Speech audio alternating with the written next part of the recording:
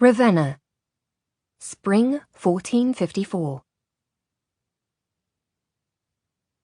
The 4 horse riders halted before the mighty closed gates of the city of Ravenna, the snow swirling around their hunched shoulders, while the manservant Freeze rode up to the wooden doors and, using his cudgel, hammered loudly and shouted, "Open up!" "You won't forget what to say," Luca reminded him quickly. Inside, they could hear the bolts being slowly slid open.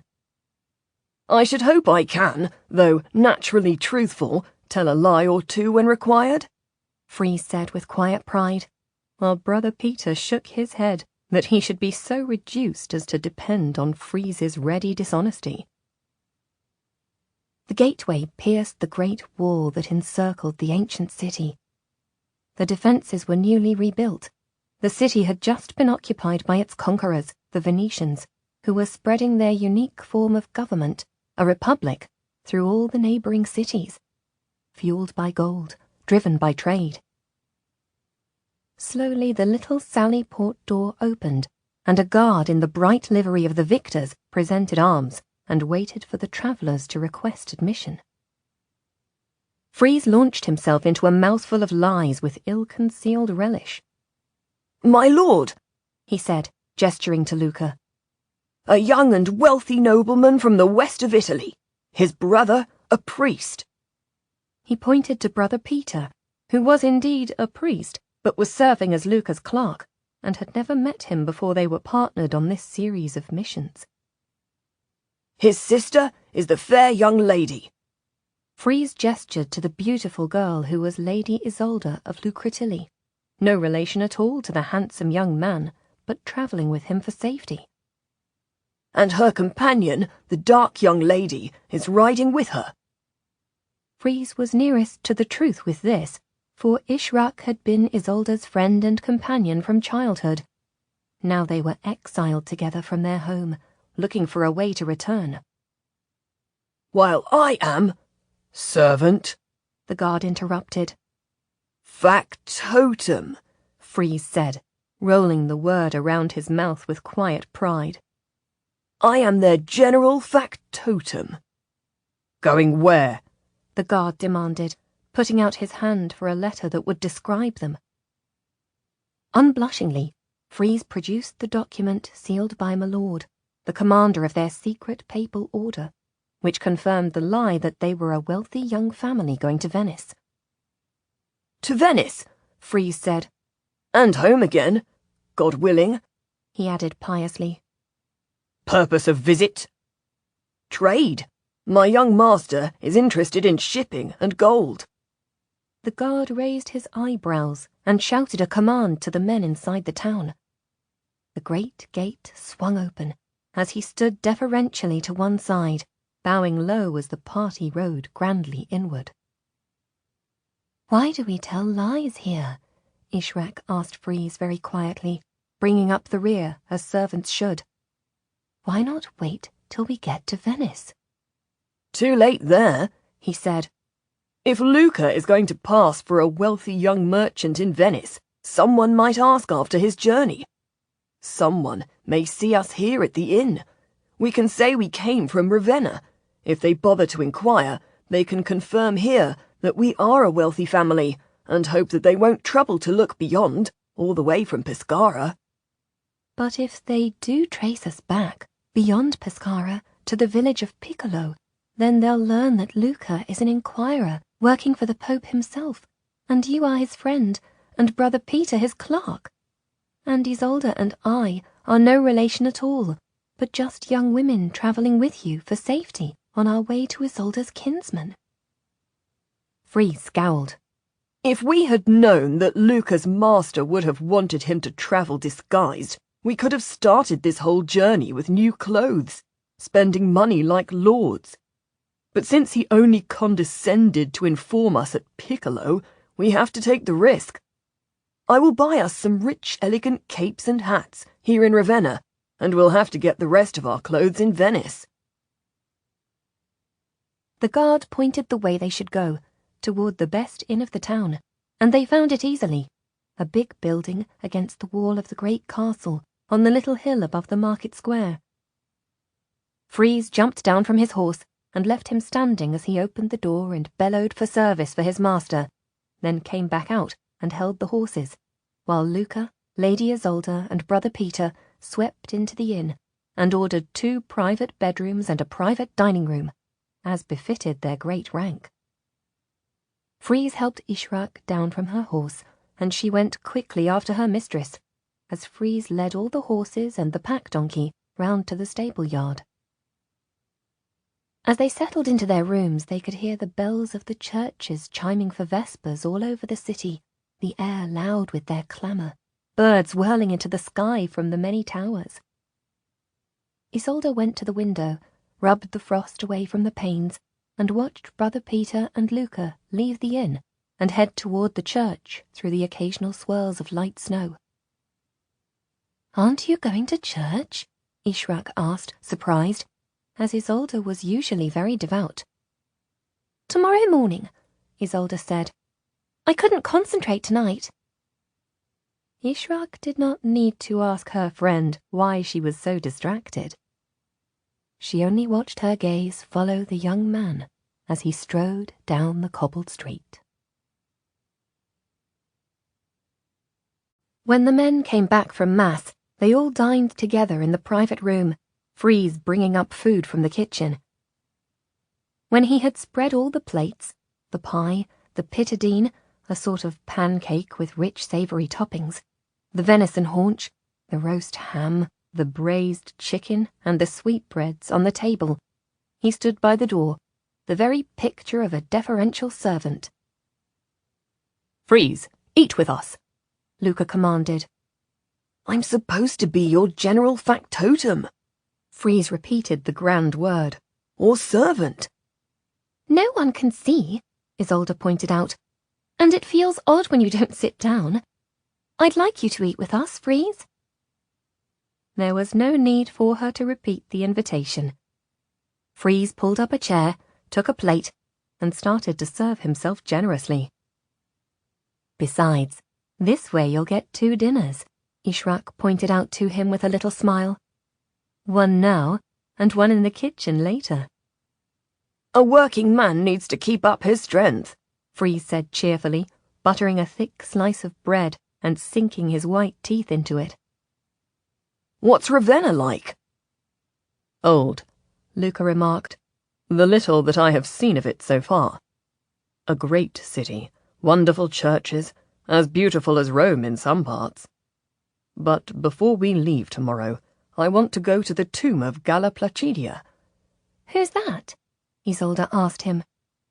"She was a very great lady in ancient times, and she prepared herself a great tomb that the priest at church told me to go and see. He says it is very beautiful inside, with mosaics from floor to ceiling." "I should like to see that," Ishrak remarked, and then flushed, anxious that Isolde would think she was trying to get into Luca's company. As soon as Isolde saw her friend's embarrassment, she blushed too, and said quickly, "Oh, but you must go. Go with Luca, while I pack our bags for the journey. Why don't the 2 of you go in the morning?" Brother Peter looked from one red-cheeked girl to another, as if they were troubling beings from another world altogether. "What on earth is the matter with you now?" he asked wearily. "If you are to pass as my sister, and Ishrak as your servant, then you had both better come and see the tomb," Luca said, quite blind to the girl's embarrassment. "And surely Ishrak should always accompany you, Isolde, when you are walking around a strange city. You should always have a lady-in-waiting." "And in any case, we can't go halfway across Christendom with you 2 carrying on like this," Freeze said gently. "Why? What's the matter?" Luca looked from one to another, noticing their confusion for the first time. "What's going on?" There was an awkward silence. "We had a disagreement," Isolde said awkwardly, "before we left Piccolo. Actually, I was in the wrong." "You 2 quarrel?" Luca exclaimed. "But I've never known you to quarrel. What is it all about?" Freeze, who knew that they had quarrelled over Luca, stepped into the silence. "Lasses," he said generally to the table. "Often upset about one thing or another, highly strung, like the little donkey. Think they know their own mind, even when it's not quite right." "Oh, don't be ridiculous," Ishrak said crossly. She turned to Isolde. "I should want everything to be as it was between us, and anything else will work itself out." Isolde, her eyes on the table, nodded her fair head. "I am sorry," she said, her voice low. "I was utterly wrong." "That's all right, then," Freeze said, with the air of a man having brought about a diplomatic compromise in a difficult situation. "Glad I settled it. No need to thank me." "You had better pray for patience," Brother Peter said crossly to the two girls. "God knows that I have to." He rose from the table and went solemnly out of the room. As the door closed behind him, the four young people exchanged rueful smiles. "But what was the matter?" Luca persisted. Freeze shook his head at him, indicating he should be silent. "Best left alone," he advised, "like the little donkey when it has finally settled itself down." "Anyway, it's over," Isolde ruled, "and we should go to bed as well." As soon as she rose to her feet, Luca held open the door for her and followed her out into the hall. "You're not upset with me about anything?" he asked her quietly. She shook her head.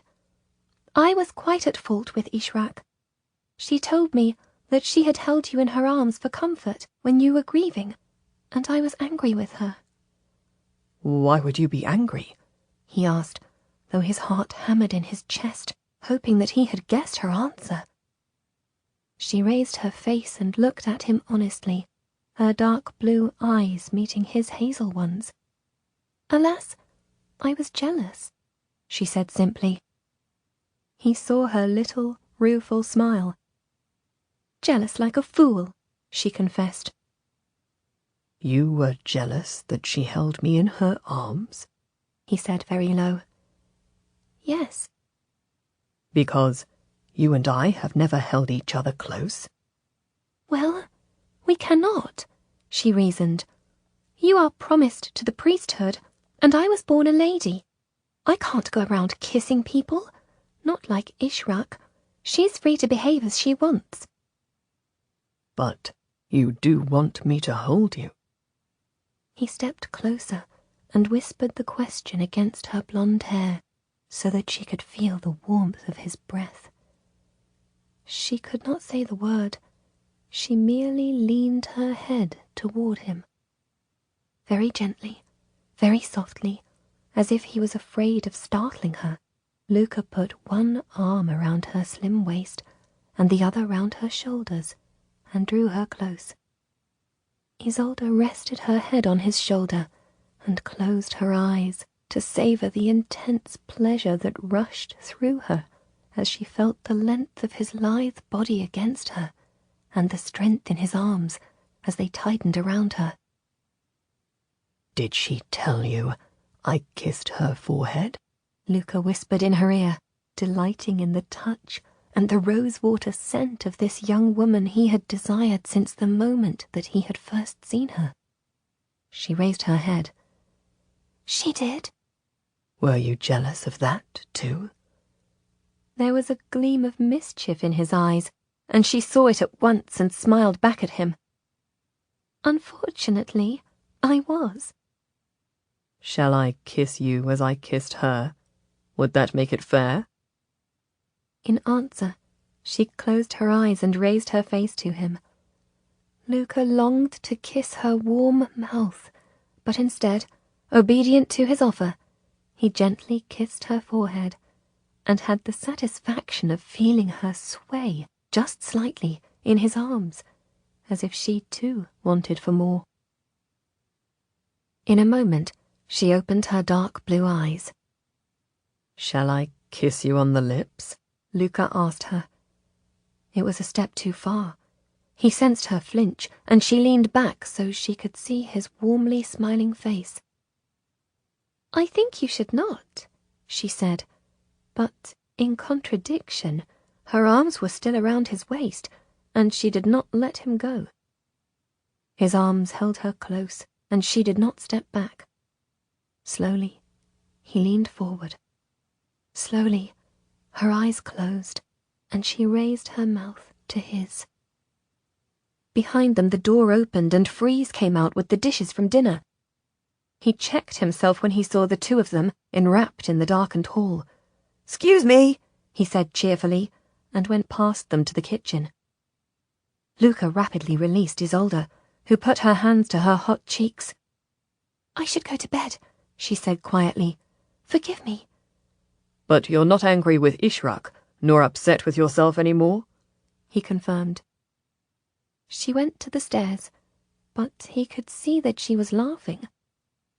"I scolded Ishrak like a fishwife," she confessed.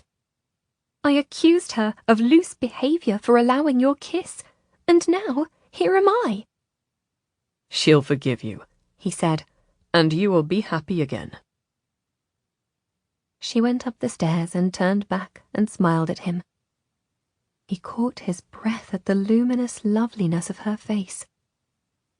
"I am happy now," she said. "I think I have never been as happy in my life as I am now." In the morning, as Freeze went out to buy new and beautiful capes and hats for their sea voyage to Venice, Brother Peter and Luca, holding to their pretense of being merchant brothers, and Isolde and Ishrak, as their sister and her companion, went to walk in the town of Ravenna. It was a small city, tightly enclosed within the encircling walls, the great castle dominating the jumble of shabby roofs around the castle hill. The morning was bright and sunny, the early frost melting from the red tiled roofs. Rising to the blue sky, at every street corner, were the tall bell towers of great churches. A shallow canal flowed into the very centre of the town, where a market sold everything on the stone-built quay. The city had been the capital of the ancient kingdom, and the great stone roads running north and south and east and west across the whole of Italy crossed at the very heart of the old city. The two girls hesitated beside the great church that towered over the area, admiring the rose-coloured brick. "The church is what takes your eye, but the tomb I want to see is just here," Luca said, and led the way to a modest little building set to one side. "This little place?" Isolde ducked under the low opening. Ishrak followed her, Brother Peter behind her.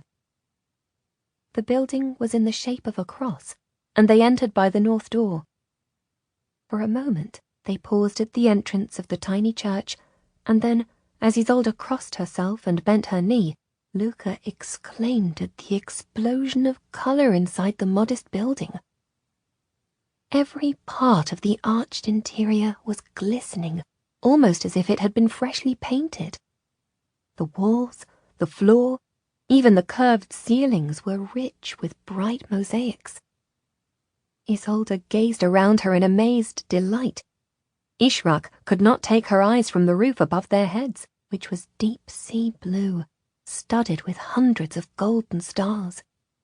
It was like a silk scarf sweeping over their heads and down into the arches on all four sides.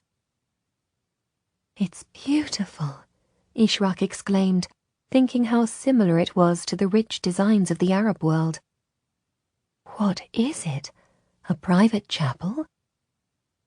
"It's not a church at all.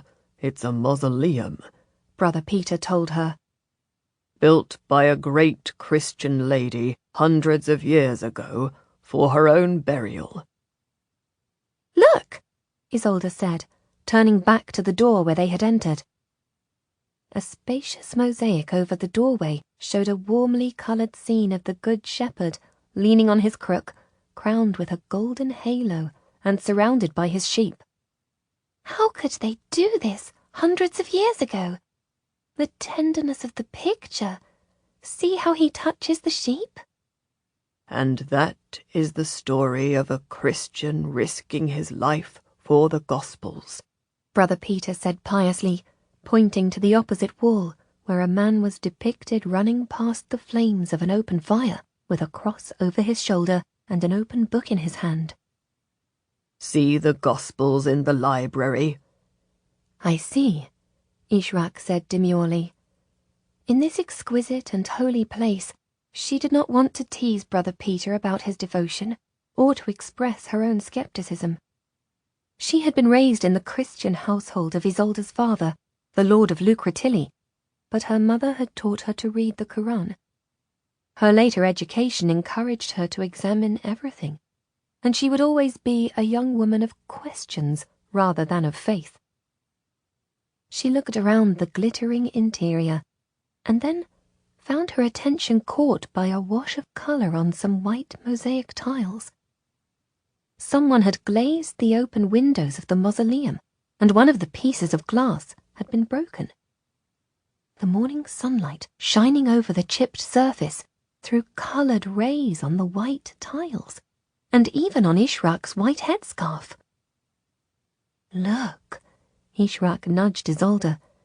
Even the sunlight is coloured in here. Her words caught Luca's attention, and he turned and saw the brilliant spread of colours. He was dazzled by the rainbow shining around Ishrak's head.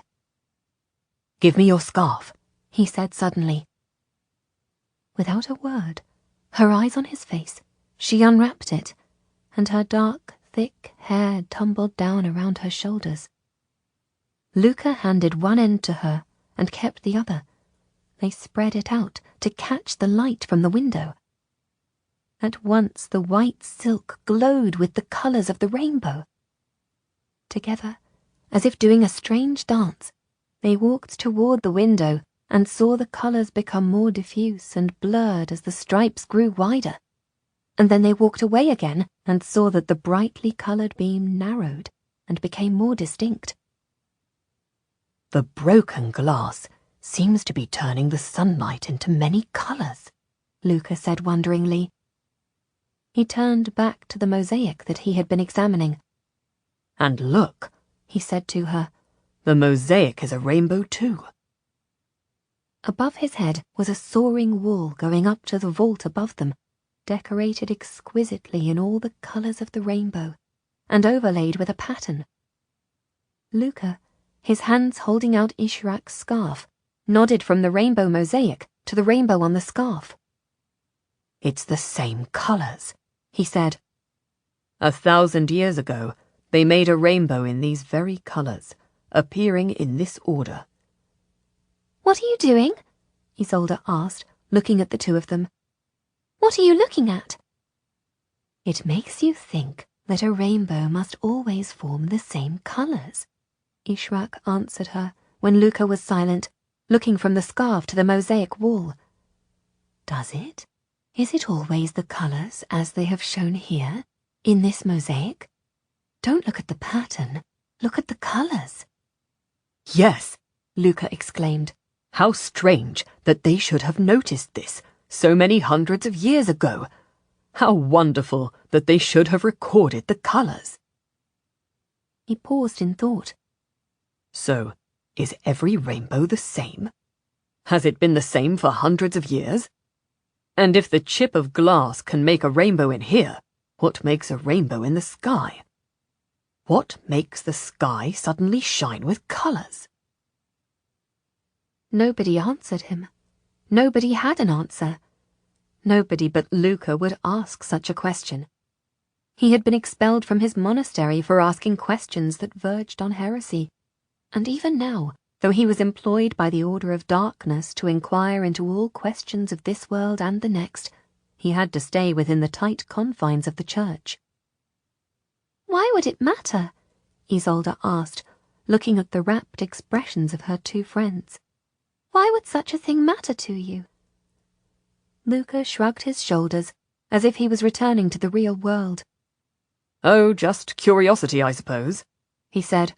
Just as we didn't know the cause of the great wave in Piccolo, we don't know what makes thunder, We don't know what makes rainbows. There is so much that we don't know, and while we don't know the answer, people think that these strange tricks of nature are carried out by witchcraft, or devils, or spirits.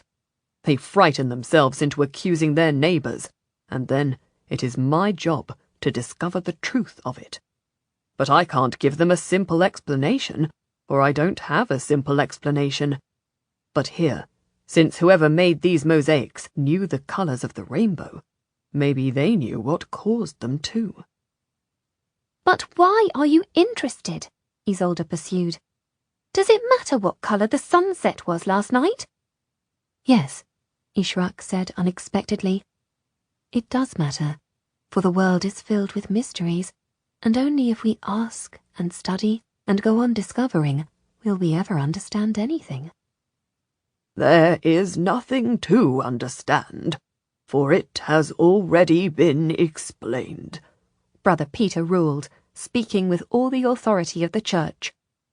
God set a rainbow in the sky as his promise to man after the flood. I will set my bow in the clouds, and it shall be the sign of a covenant between me and between the earth.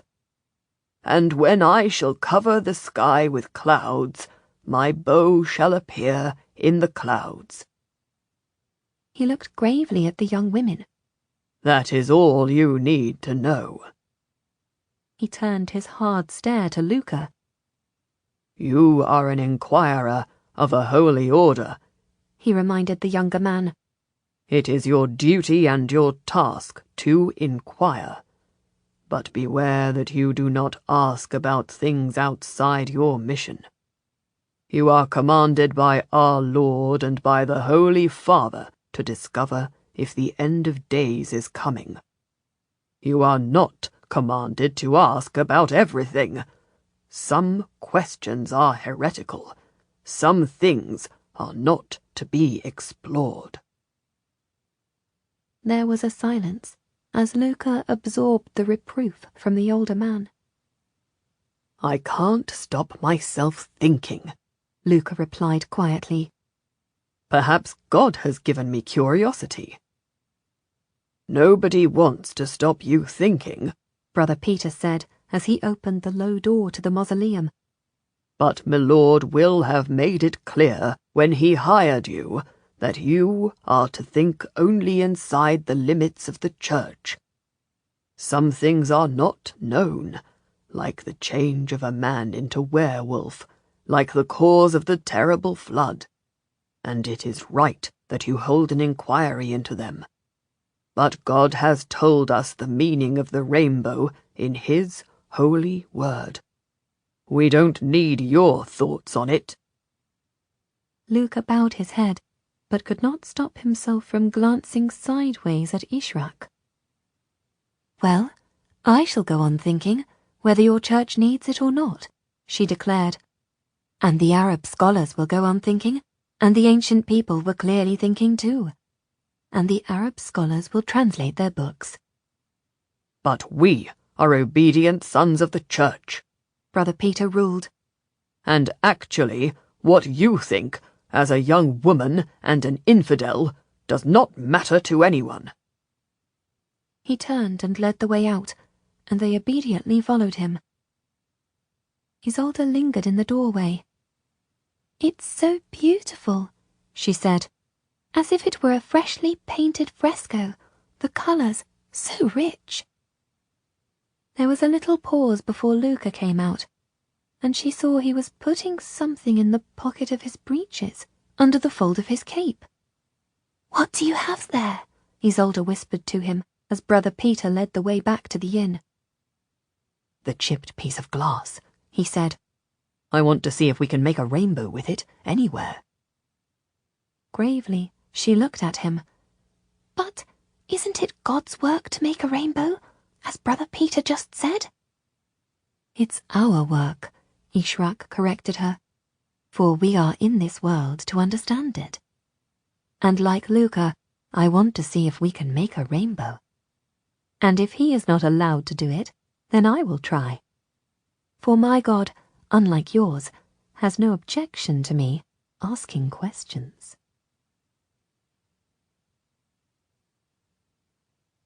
Freeze was waiting for them back at the inn, and they mounted up and rowed the little way out of Ravenna alongside the silted-up canal to the port of Classe. The ferry boat was waiting for them at the stone harbour wall. Other merchant ships and the famous Venice galleys were tied up alongside. "But do you have the courage to get on board?" Ishrak teased Freeze, who had not been on board a ship since he had been swept away by a terrible storm. "If Rufino my horse can do it, then I can do it," Freeze answered. "And he is a horse of rare courage and knowingness." Ishrak looked doubtfully at the big, skewbald cob, who looked more doltish than knowing. "He is?" "You need to look beyond ordinary appearances," Freeze counselled her. "You look at the horse and you see a big, clumsy lump of a thing. But I know that he has courage and fine feelings." "Fine feelings?" Ishrak was smiling. "Has he really?" "Just as you look at me and you see a handsome, down-to-earth, straightforward sort of ordinary man.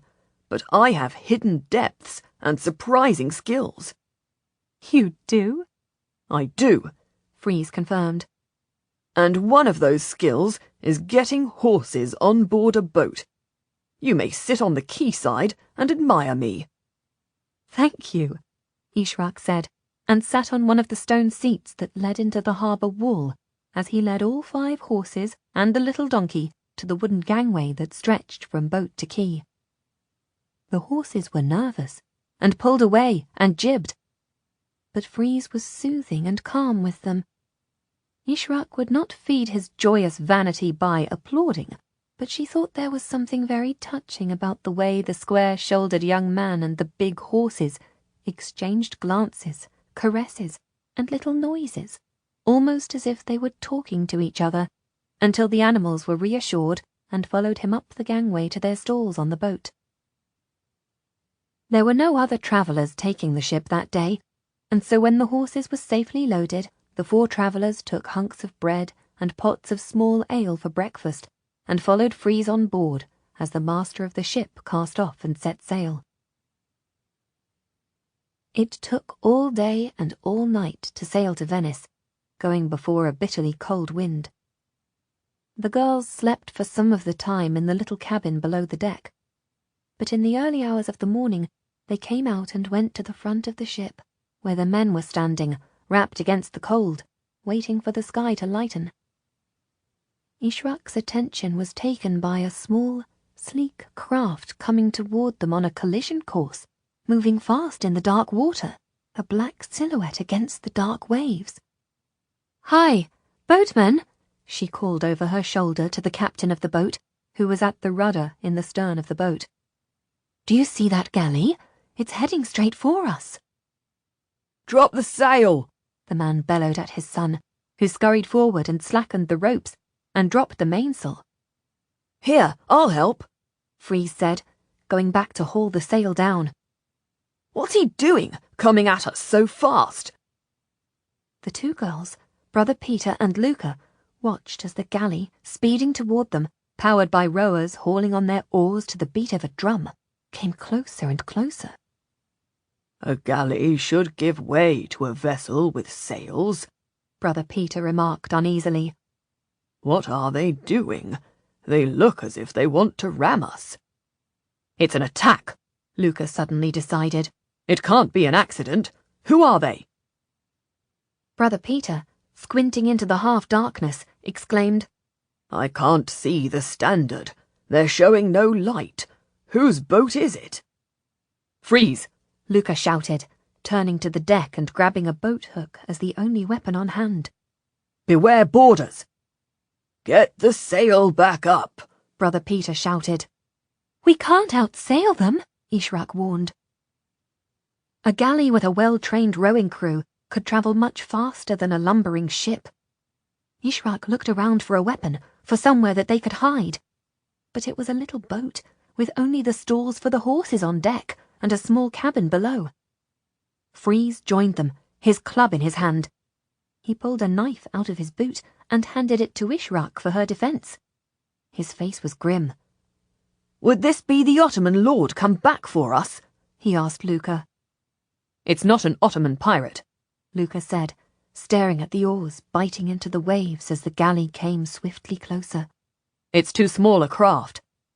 "Then someone else is very eager to speak with us," Freeze said miserably, "and it looks like we can't avoid the pleasure." Slowly, as their little caravel came to a halt and wallowed in the water, the galley changed course and drew up alongside them. Two of the rowers got to their feet and threw grappling hooks upward at once, gripping the rail of the boat. Isolde resisted the temptation to throw them off as the rowers in the mysterious galley hauled on the ropes and drew in close. Summoning their courage, Luca and Isolde looked down into the galley at the rowers, who were free, not chained, and at the man who stood in the stern. "Who are you, and what do you want with us?" Luca demanded. The commander at the back of the boat had drawn his cutlass. The cold light glinted on the hammered blade. He looked up at them both, businesslike. "I am commanded by the Lord of Lucretilli to take that woman into my keeping," he said, pointing at Isolde. "She is the runaway sister to the great lord, and he has commanded her to come home." "Your brother!" Ishrak exclaimed under her breath. "I'm not her," Ishrak said at once, in the strong accent of a woman from the south. "I don't know who you are talking about." The man narrowed his eyes. "We have followed your trail, my lady," he said, "from the convent where the lord your brother entrusted you to the good sisters, to when you fell in with these men of God, to the fishing village, to here. You were charged with witchcraft." "She was cleared," Luca interrupted. "I am an inquirer for the church, commanded by the Pope himself to discover the reasons for strange happenings in this world, and to see the signs for the end of days. I examined her, and I sent my report to the lord of my order. I have cleared her of any wrongdoing. She's not wanted by the law of the land, nor of the church." The man shrugged. "She can be innocent of everything, but she's still the Lord of Lucretilli's sister," he said flatly. "She's still his possession. If he wants her back, then no one can deny his rights to her." "What does he want her for?" Ishrak asked, joining the two of them at the rail of the little ship. For he was quick enough to get her out of the house when her father died, and quick enough to make an accusation that would have seen her burned to death. "Why does he want her back now?" "You too," the man said shortly. "The slave, Ishrak. I am commanded to take you back too." He turned to Luca. "You have to give that one to me, because she is a runaway slave, and the Lord is her master. And the lady has to be given to me, because she is the Lord of Lucretilli's sister, and as much a part of his property as his chair or his horse." "I am a free woman," Ishrak spat, "and so is she." He shrugged, as if the words were meaningless. "You're an infidel, and she is his sister. She was at the disposal of her father, and then, on his death, her brother. He inherited her like the cows in his fields. She's his property, just like a heifer." He turned his attention to Brother Peter. "If you prevent her coming with me, then you have stolen Lord Lucretilli's property, his slave and his sister, and I will have you charged as a thief. If you keep her, you are guilty of kidnap." Freeze sighed. "Difficult," he remarked into the silence. "Because legally, you know, he's right. A woman does belong to her father or brother or husband." "I don't belong to my brother any more," Isolde suddenly asserted. She slipped her hand in Luca's arm and gripped his elbow. "We are married. This man is my keeper. I am his." He looked from her determined face to Luca's set jaw. "Really? Is this so, inquirer?" "Yes," Luca said shortly. "But you are a man of the church, tasked to inquire into the end of days and report to your order?" I have broken my vows to the church and taken this woman as my wife." Brother Peter choked, but said nothing. "Wedded and bedded?" "Yes," Luca said, gripping Isolde's hand. There was a moment, and then the man shook his head. He smiled disbelievingly, looking up at them both. "What? You bedded her? Took her with lust? Had her beneath you? Made her cry out in joy? You two kissed with tongues, and you caressed her breasts? You held her waist in your hands, and she gladly took you into her body?" Isolde's face was blazing red with shame. Ishrak looked furious. "Yes," Luca said, unblinking. "We did all that." "Kiss her!" "You can't," Isolde began, but Luca turned to her and put a finger beneath her chin to raise her face, and then he kissed her, slowly and deeply, as if he could not bear to move his mouth away from hers. Despite her embarrassment, Isolde could not stop herself. Her head tipped back, her arms came around his shoulders. They held each other, her hand on the nape of his neck, her fingers reaching into his hair. Luca raised his head. "There," he said, a little breathlessly, when he finally let her go. "As you see, I do not hesitate to kiss my bride. We are husband and wife. She is my chattel now. Her brother has lost all his rights over her. She belongs to me." Freeze nodded sagely. "A wife must go with her husband. His rights come first." Brother Peter's face was frozen with horror at the lies spilling out of Luca's mouth, but he said nothing. The Lucretilli man turned to him. "Am I supposed to believe this? What about you, priest? Are you going to tell me you are married to the other one? Are you going to kiss her to prove it?" "No," Brother Peter said shortly. "I live inside my vows." "But these two are truly husband and wife, in the sight of God?" Brother Peter opened his mouth. A little swell rocked the boat, and he put his hand on the rail to steady himself. "You are their witness before God," the man reminded him. "I conjure you, in his name, to tell me the truth." Brother Peter gulped. "On your oath as a priest," the man reminded him. "The truth in the sight of God." Brother Peter turned to Isolde as she stood, her arms still around Luca's waist. "I am sorry," he said, his voice very low. "Very sorry. But I can't lie on God's name. I cannot do it." She nodded.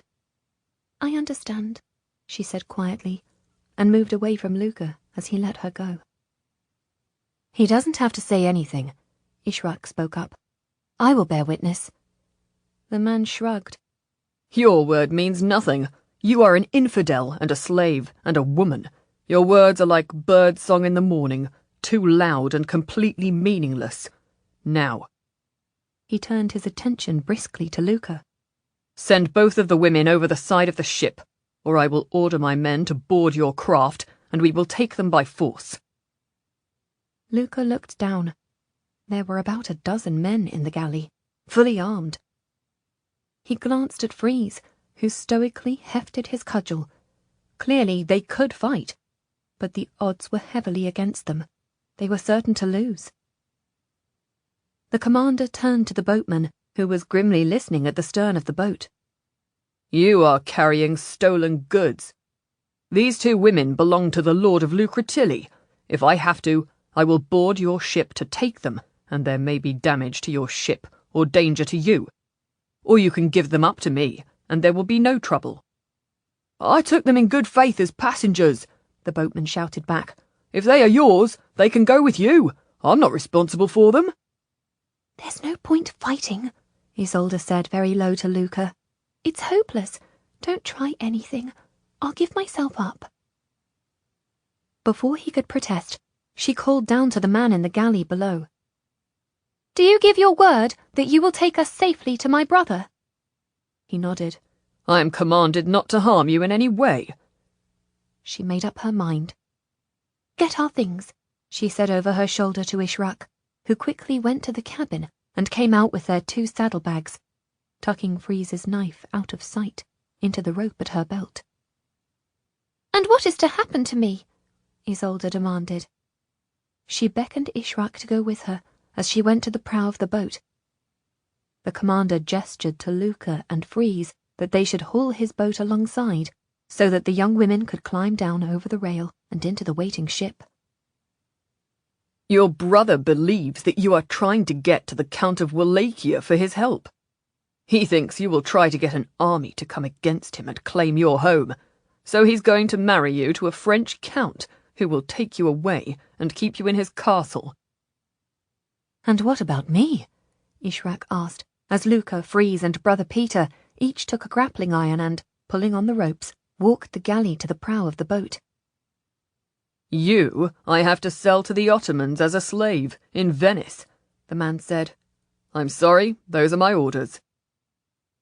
Luca, whose father and mother had been captured by an Ottoman slaving galley when he was just a boy, went white and gripped the rail for support. We can't allow this, he said to Freeze. I can't allow it. We can't let this happen. But Freeze was watching Isolde, who had suddenly halted at the news that Ishrak would not be with her. No, she comes with me, she said. We are never separated. The man shook his head. My orders are clear. She is to be sold to the Ottomans. Be ready, Freeze whispered to Luca. I don't think she'll stand for that. Isolde had reached the front of the ship. Stowed at her feet was an axe kept for emergencies, if a sail came down in a storm, or if fishing nets had to be cut free. She did not even glance at it as she stepped up on the tightly knotted anchor rope so that she could look down over the rail at the man who had come for her. Sir, I have money, she pleaded. Whatever my brother is paying you, I will match, if you will just go back to him and say that you could not find us. Your men, too, can have a fee, if you will just go away. He spread his hands. My lady, I am your brother's loyal servant. I have promised to take you back to him and sell her into slavery. Come down, or I will come and get you both, and your friends will suffer. She bit her lip. Please, take me and leave my friend. You can tell the Lord my brother that you could not find her. Wordlessly, he shook his head. Come, he said bluntly. Both of you, at once. I don't want any fighting, she said desperately. I don't want anyone hurt for me. Then come now, he said simply. For we will take you one way or another. I am ordered to take you dead or alive. Freeze saw her shoulders set with her resolve. But all she said was, Very well. I'll throw my things down first. The commander nodded and put a hand on the grappling iron's rope and drew his galley closer to their gently bobbing ship. Isolde leaned over the rail, holding the heavy saddlebag. Come closer, she said. I don't want to lose my things. He laughed at the acquisitive nature of all women, that Isolde should be such a fool as to be still thinking of dresses while being kidnapped, and hauled the galley in even closer. The moment that it was directly under the prow of the ship, Isolde dropped the saddlebag down to him. He caught it in his arms and staggered back slightly at the weight of it. And at the same time, she snatched up the hatchet and, with 3 or 4 quick, frenzied blows, hacked through the rope which held the heavy ship's anchor against the side of the boat. Solid, hammered iron, it plunged downward, monstrously heavy, and crashed straight through the galley's light wood deck, and straight through the bottom of the galley, smashing an enormous hole, and breaking the sides of the craft, so the water rushed in from the bottom and from the sides. In a second, Ishrak had jumped to be at her side, and had thrown her knife straight into the man's face. He took the blade in his mouth and screamed as blood gushed out. Luca, Freeze, and Brother Peter took the grappling irons and flung them onto the heads of the rowers below them, as water poured into the galley, and the waves engulfed the ship. "Hoist the sail!" Luca yelled, but already the boatman and his lad were hauling on the ropes, and the sail bellied, flapped, and then filled with the light wind, and the ship started to move away from the sinking galley. Some of the rowers were in the water already, thrashing about and shouting for help. "Go back!" Isolde shouted. "We can't leave them to drown." "We can," Ishrak said fiercely. "They would have killed us." There were some wooden battens at the front of the boat. Isolde ran to them and started to haul on them. Freeze went to help her, lifted them to the rail and pushed them into the water to serve as life rafts. "Someone will pick them up," he assured her. "There are ships up and down this coast all the time, and it will soon be light." Her eyes were filled with tears. She was white with distress. "That man! The knife in his face!" "He would have sold me into slavery!" Ishrak shouted at her angrily. "He was taking you back to your brother. What did you want to happen?" "You could have killed him." "I don't care. I won't care. You're a fool to worry about him." Isolde turned, shaking, to Brother Peter. "It is a sin, isn't it, to kill a man, whatever the circumstances?" "It is," he allowed. "But Ishrak was defending herself." "I don't care," Ishrak repeated. "I think you are mad to even think about him. He was your enemy. He was going to take you back to your brother. He was going to sell me into slavery. He would have killed us both. Of course I would defend myself. But if I had wanted to kill him, I would have put the knife through his eye, and he would be dead now, instead of just missing his teeth." Isolde looked back. Some of the crew had clambered back aboard the wreckage of their boat. The commander, his face still red with blood, was hanging onto the battens that she and Freeze had thrown over the side. "The main thing is that you saved yourself and Ishrak," Luca said to her, "and they'll have to report back to your brother, so you should be safe for a while. Ishrak was wonderful, and so were you. Don't regret being brave, Isolde. You saved all of us." She laughed shakily. "I don't know how I thought of it." Ishrak hugged her tightly. "You were brilliant," she said warmly. "I had no idea what you were doing. It was perfect." "It just came to me when they said they would take you." "You would have gone with them rather than fight?" Isolde nodded. "But I couldn't let you be taken, not into slavery." "It was the right thing to do," Luca ruled, glancing at Brother Peter, who nodded in agreement.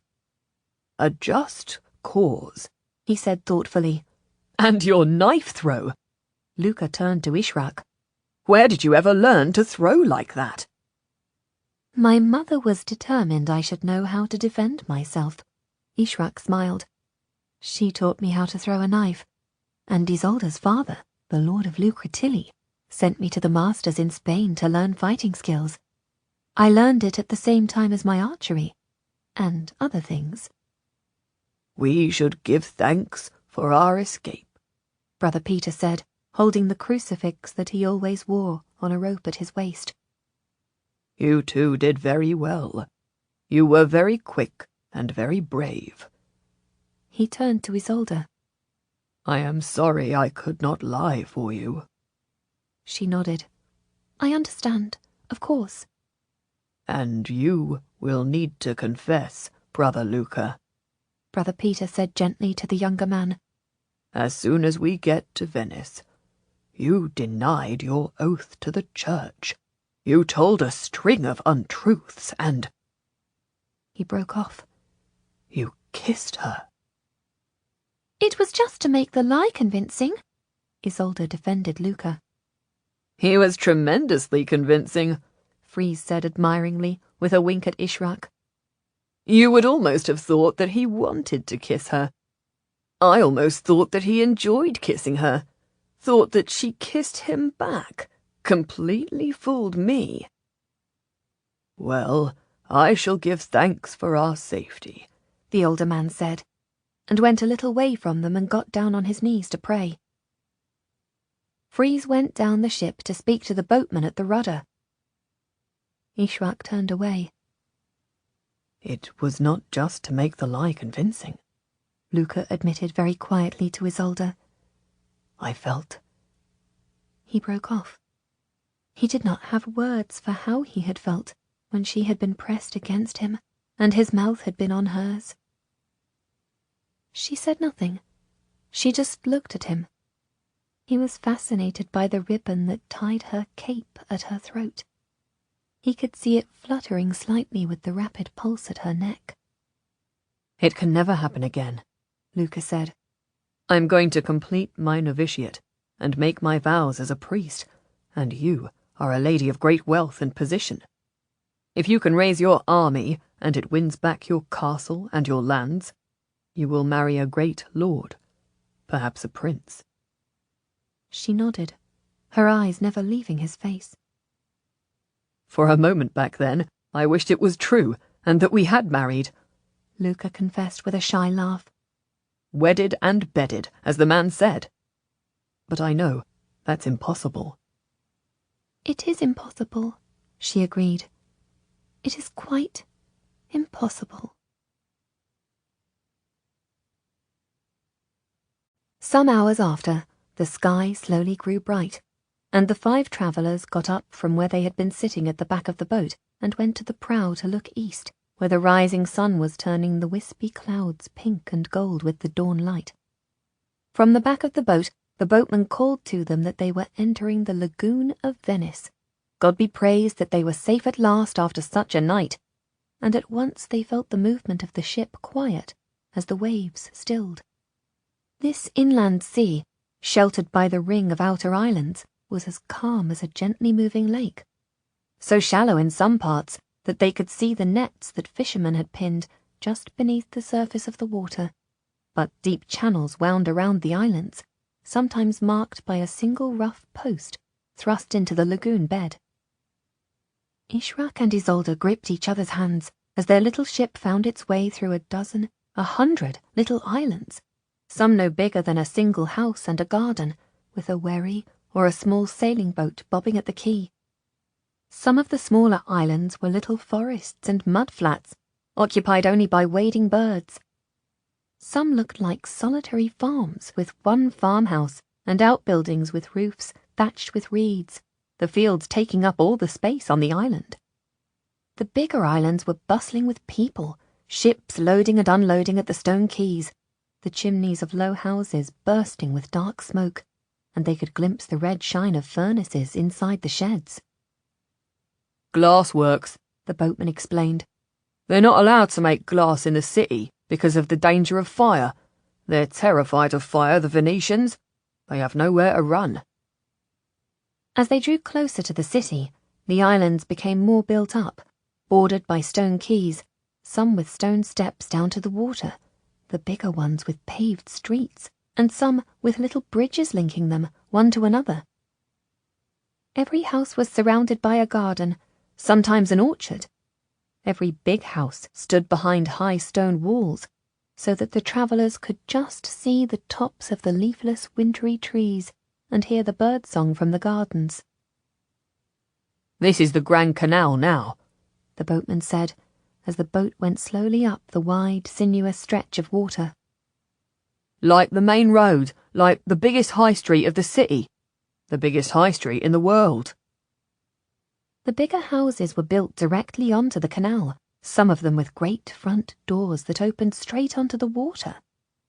Some of them had a gate at the front of the house to allow a boat to float directly into the house, as if the river were a welcome guest.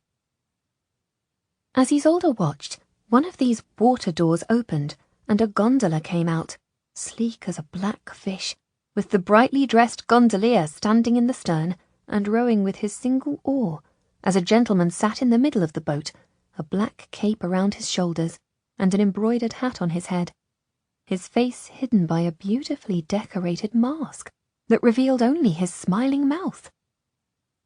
"Oh, look!" she exclaimed. "What a beautiful little boat! And see how it came out of the house." Called a gondola, the boatman explained. The Venetians have them like land dwellers have a litter or a cart to get about. Every big house has a water gate so that their gondola can come and go."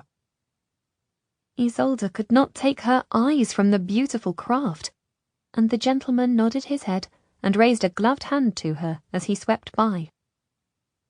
"Carnival," Brother Peter said quietly, as he saw the magnificently coloured waistcoat under the gentleman's dark cape, and the brilliantly coloured mask that covered his face. "We could not have come to the city at a worse time."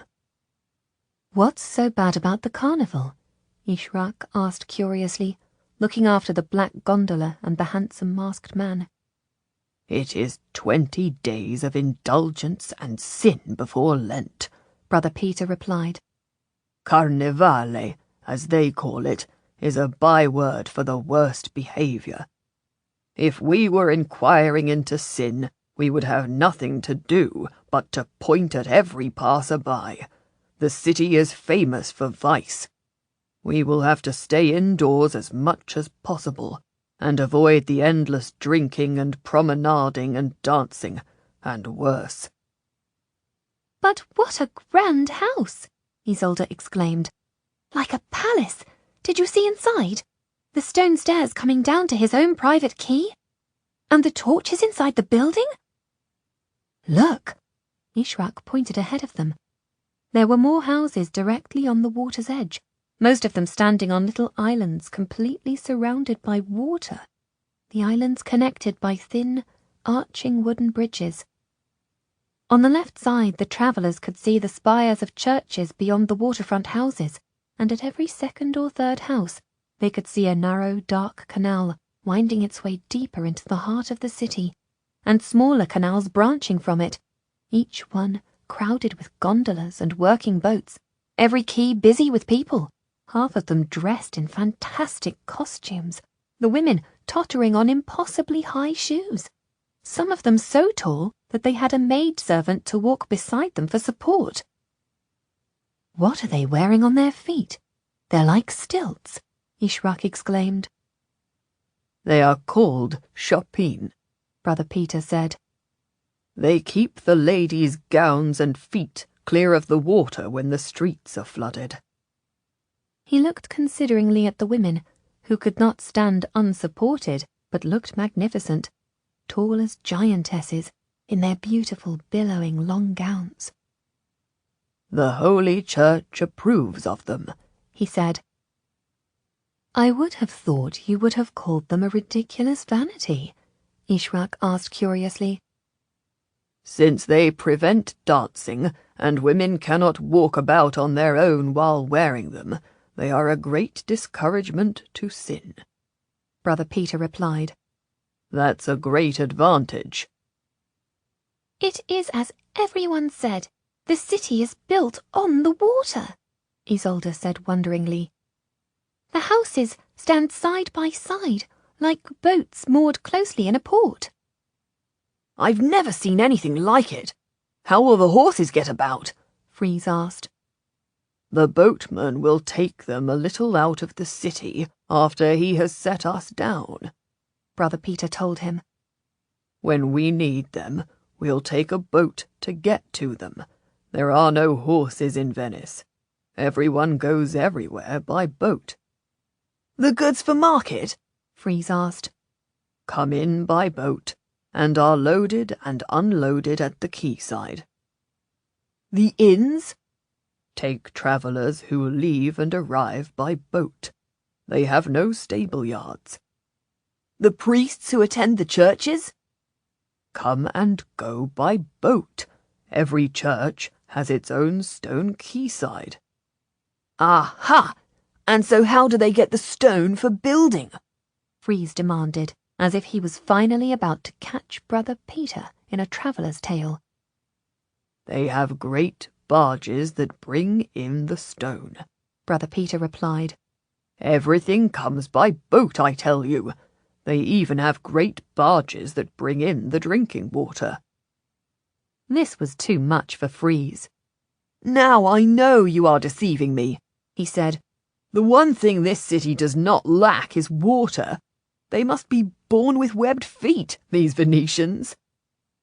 They are a strange and unique people, Brother Peter conceded. They govern themselves without a king. They have no roads, no highways. They are the wealthiest city in Christendom. They live on the sea and by the sea. They are expanding constantly, and their only god is trade.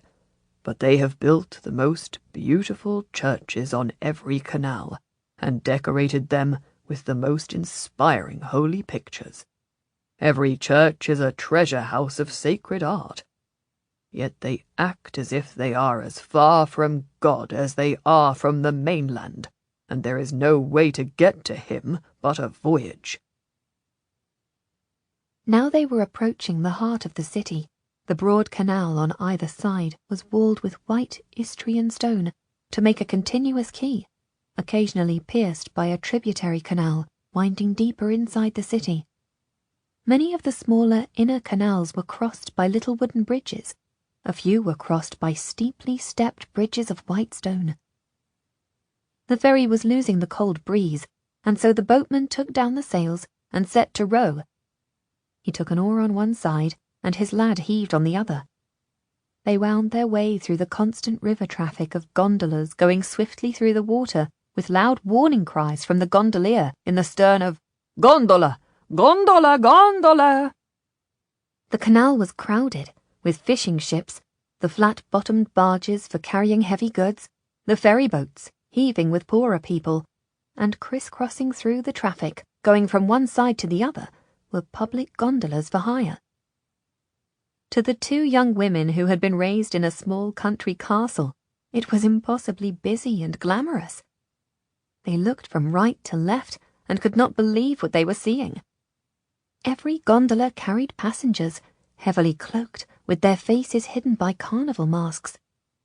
The women wore masks adorned with dyed plumes of feathers, the eye-holes slit like the eyes of a cat, a brightly coloured hood covering their hair, a bejewelled fan hiding their smiling lips. Even more intriguing were the gondolas where the little cabin in the middle of the slim ship had the doors resolutely shut on hidden lovers, and the gondolier was rowing slowly, impassive in the stern. Sometimes a second gondola followed the first, with musicians playing lingering love songs for the entertainment of the secret couple. Sin everywhere, Brother Peter said, averting his gaze. There's only one bridge across the Grand Canal, the boatman told them. Everywhere else you have to take a boat to cross. It's a good city to be a ferryman. And this is it, the only bridge, the Rialto. It was a high wooden bridge, many feet above the canal, arching up so high that even masted ships could pass easily beneath it, rising up from both sides of the canal, almost like a pinnacle, crowded with people, laden with little stalls and shops.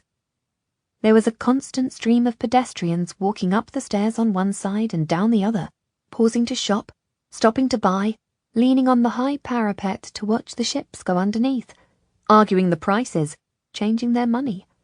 The whole bridge was a shimmer of colour and noise. The square of San Giacomo, just beside the bridge, was lined with the tall houses of the merchants. All the nations of Christendom and many of the infidel were shown by their own flag and the national costume of the men doing business at the windows and doorways. Next to them stood the great houses of the Venetian banking families, the front doors standing open for business, absurdly costumed people coming and going, trading and buying in all seriousness, though dressed as if they were strolling players, with great plumed hats on their heads and bright jewelled masks on their faces. In the square itself, the bankers and gold merchants had their tables laid out all around the colonnade, one to every arch, and were trading in coin, promises, and precious metals. When money was changing hands, the masks were laid aside, as each client wanted to look his banker in the eye. Among them were the Ottoman traders, their brightly coloured turbans and gorgeous robes, as beautiful as any costume. Venice had all but captured the trade of the Ottoman Empire, and the wealth of the East flowed into Europe across the Venice traders' tables. There was no other route to the East. There was no easy navigable way to Russia. Venice was at the very centre of world trade, and the riches of East and West, North and South, poured into it from every side. "The Rialto," Luca reminded Freeze. "This is where that infidel, Radu Bey, said that there was a priest, Father Pietro, who ransoms Christian slaves from the galleys of the Ottomans. This is it. This is the bridge. This is where he said. Perhaps Father Pietro is here now. Perhaps I will be able to ransom my father and mother." "We'll come out as soon as we are settled in our house," Freeze promised him. "But, Sparrow, you will remember that the Ottoman gentleman, Radu Bey, seems to be the sworn enemy of the lord who commands your order, and he himself did not exactly inspire me with trust." Luca laughed. "I know, you do right to warn me. But, Freeze, you know I would take advice from the devil himself if I thought I could get my father and mother back home. Just to see them again. Just to know they were alive." Freeze put his hand on his friend's shoulder. "I know," he said, "and they will have missed you too. They have missed your growing up. If we can find them and buy them out of slavery, it will be a great thing. I'm just saying, don't get your hopes up too high. They were captured by the Ottoman slavers, and it was an Ottoman general who told us that we might buy them back. Just because he was well-read and spoke fair to you does not make him a friend." "Ishraq liked him too, and she's a good judge of character," Luca objected. A shadow crossed Freeze's honest face. "Ishraq liked him better than she liked the lord of your order," he told Luca. "I wouldn't trust her judgment with the foreign lord, myself. I don't know what game he was playing with her when he spoke to her in Arabic that only she could understand. Come to that, I don't know what game she was playing when she swore to me that he said nothing." "And here is your palazzo," the boatman remarked. "Ca' de Longhi, just west of Piazza San Marco. Very nice." "A palace?" Isolde exclaimed. "We have hired a palace?" "All the grand houses on the canal are palaces, though they are all called casa. Only the Doge's house is called a palace," the boatman explained. "And the reason for that is that they are each and every one of them the most beautiful palaces ever built in the world." "And do princes live here?" Ishraq asked. "In all these palaces?" "Better than princes." He smiled at her. "Richer than princes and greater than kings. The merchants of Venice live here, and you will find no greater power in this city or in all of Italy." He steered toward the little quayside at the side of the house, leaned hard on the rudder, and brought the boat alongside with a gentle bump. He looked up at the beautiful frescoes on either side of the great water door and all around the house, and then at Luca with a new level of respect. "You are welcome, Your Grace," he said, suddenly adjusting his view of the handsome young merchant, who must surely command the fortune of a prince if he could afford such a palace to rent. Freeze saw the calculating look and nudged the boatman gently. "We'll pay double for the trouble and danger," he said shortly. "And you'll oblige us by keeping the story of the galley to yourself?" "Of course, sir," the boatman said, accepting a heavy purse of coins. He jumped nimbly onto the broad steps, tied the boat fore and aft, and put out his hand to help the ladies on shore. Glancing at each other, very conscious that they were playing a part, Ishraq and Isolde, Luca and Brother Peter, stepped onto the stone pavement before their house. The door for pedestrians was at the side of the house, overlooking the smaller tributary canal.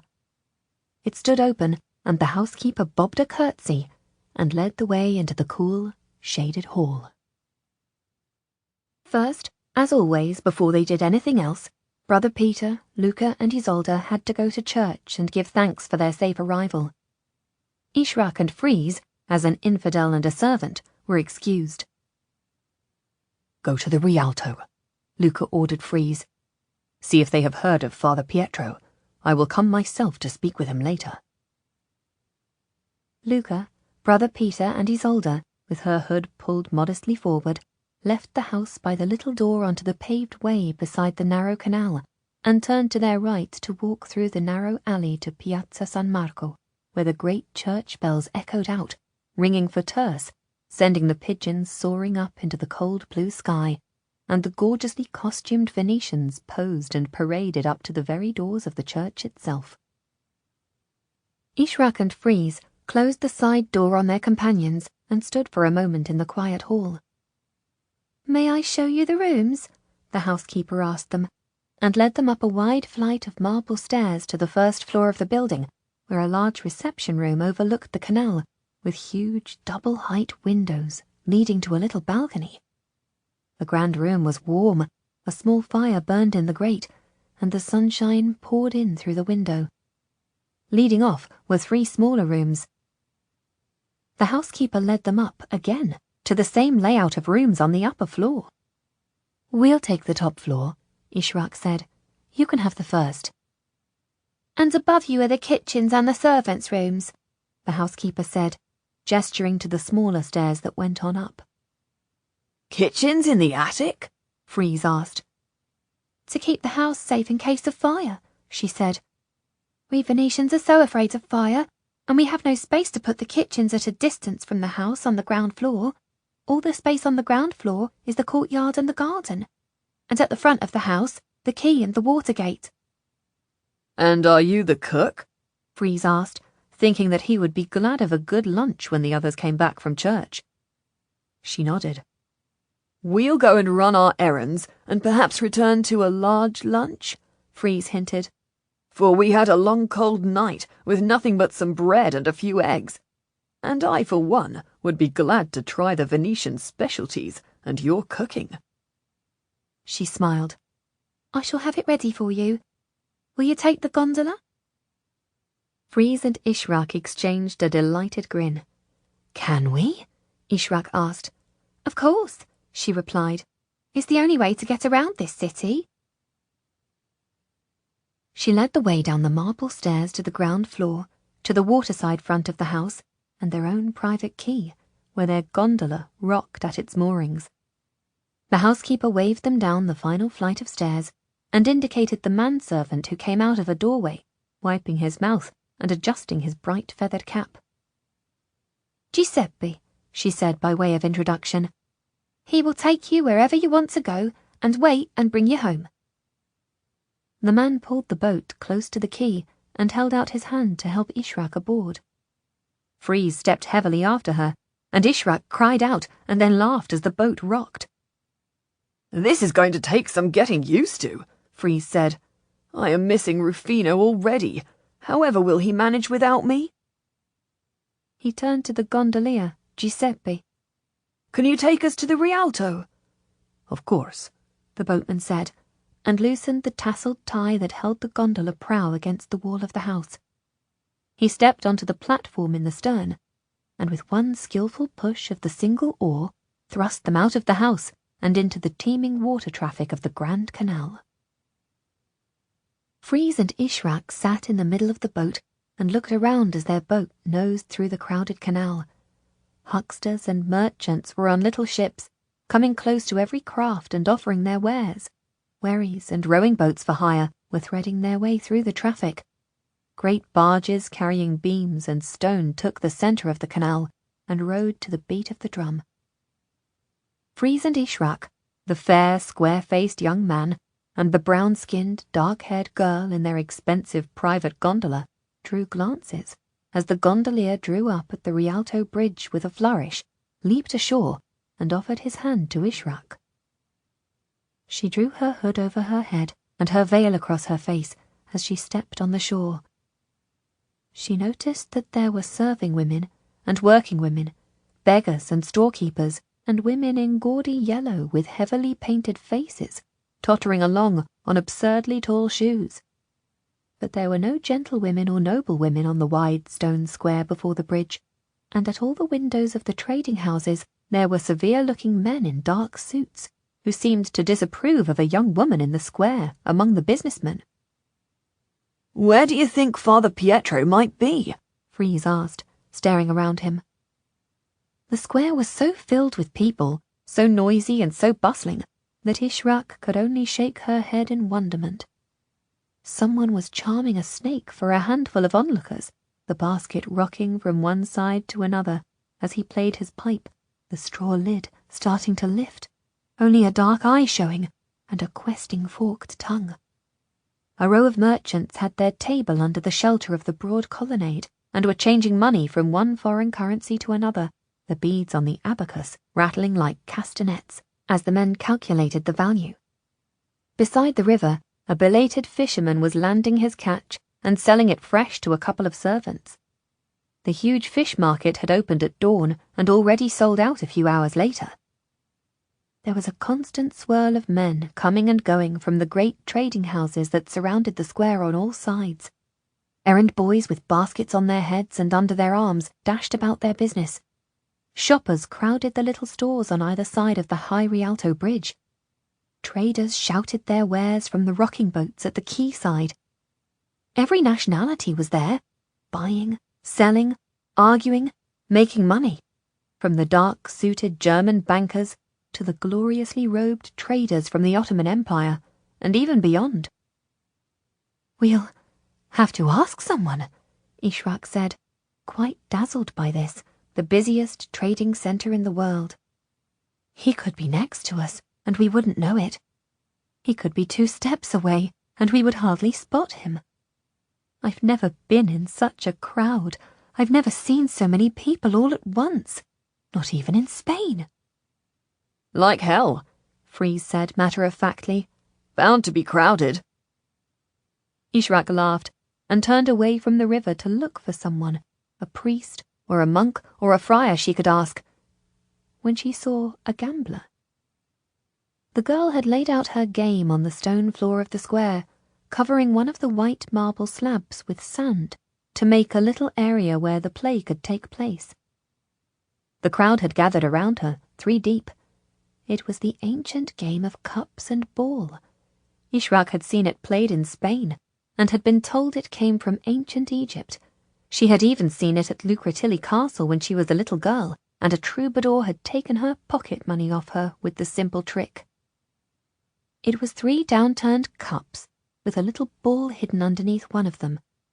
The game player moved the cups at dazzling speed, then sat back and invited the onlookers to put down their coins before the cup where they had last seen the ball. It was the simplest game in the world, since everyone knew where the ball was. Everyone had watched as the cup was moved. Then the player lifted the cups and voila! The ball was not under the one that the crowd had picked. The player lifted another cup, and it was under the second one. The player picked up the pennies of the bet, showed the empty cups, showed the little ball, but in this case it was a most beautiful translucent glass marble. Put the ball under the cup again, bade the onlookers to watch carefully, and moved the cups around 2 or 3 times. At first very slowly, and then a dozen moves very fast. What attracted Ishrak to this game was the game player. She was a girl of about 18 years old, dressed in a brown gown with a modest hood.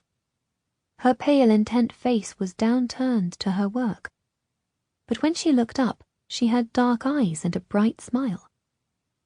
She sat back on her heels when she had moved the cups, and looked up at the crowd around her with an air of absolute trustworthiness. "My lords, ladies, gentlemen," she said sweetly, "will you bet?"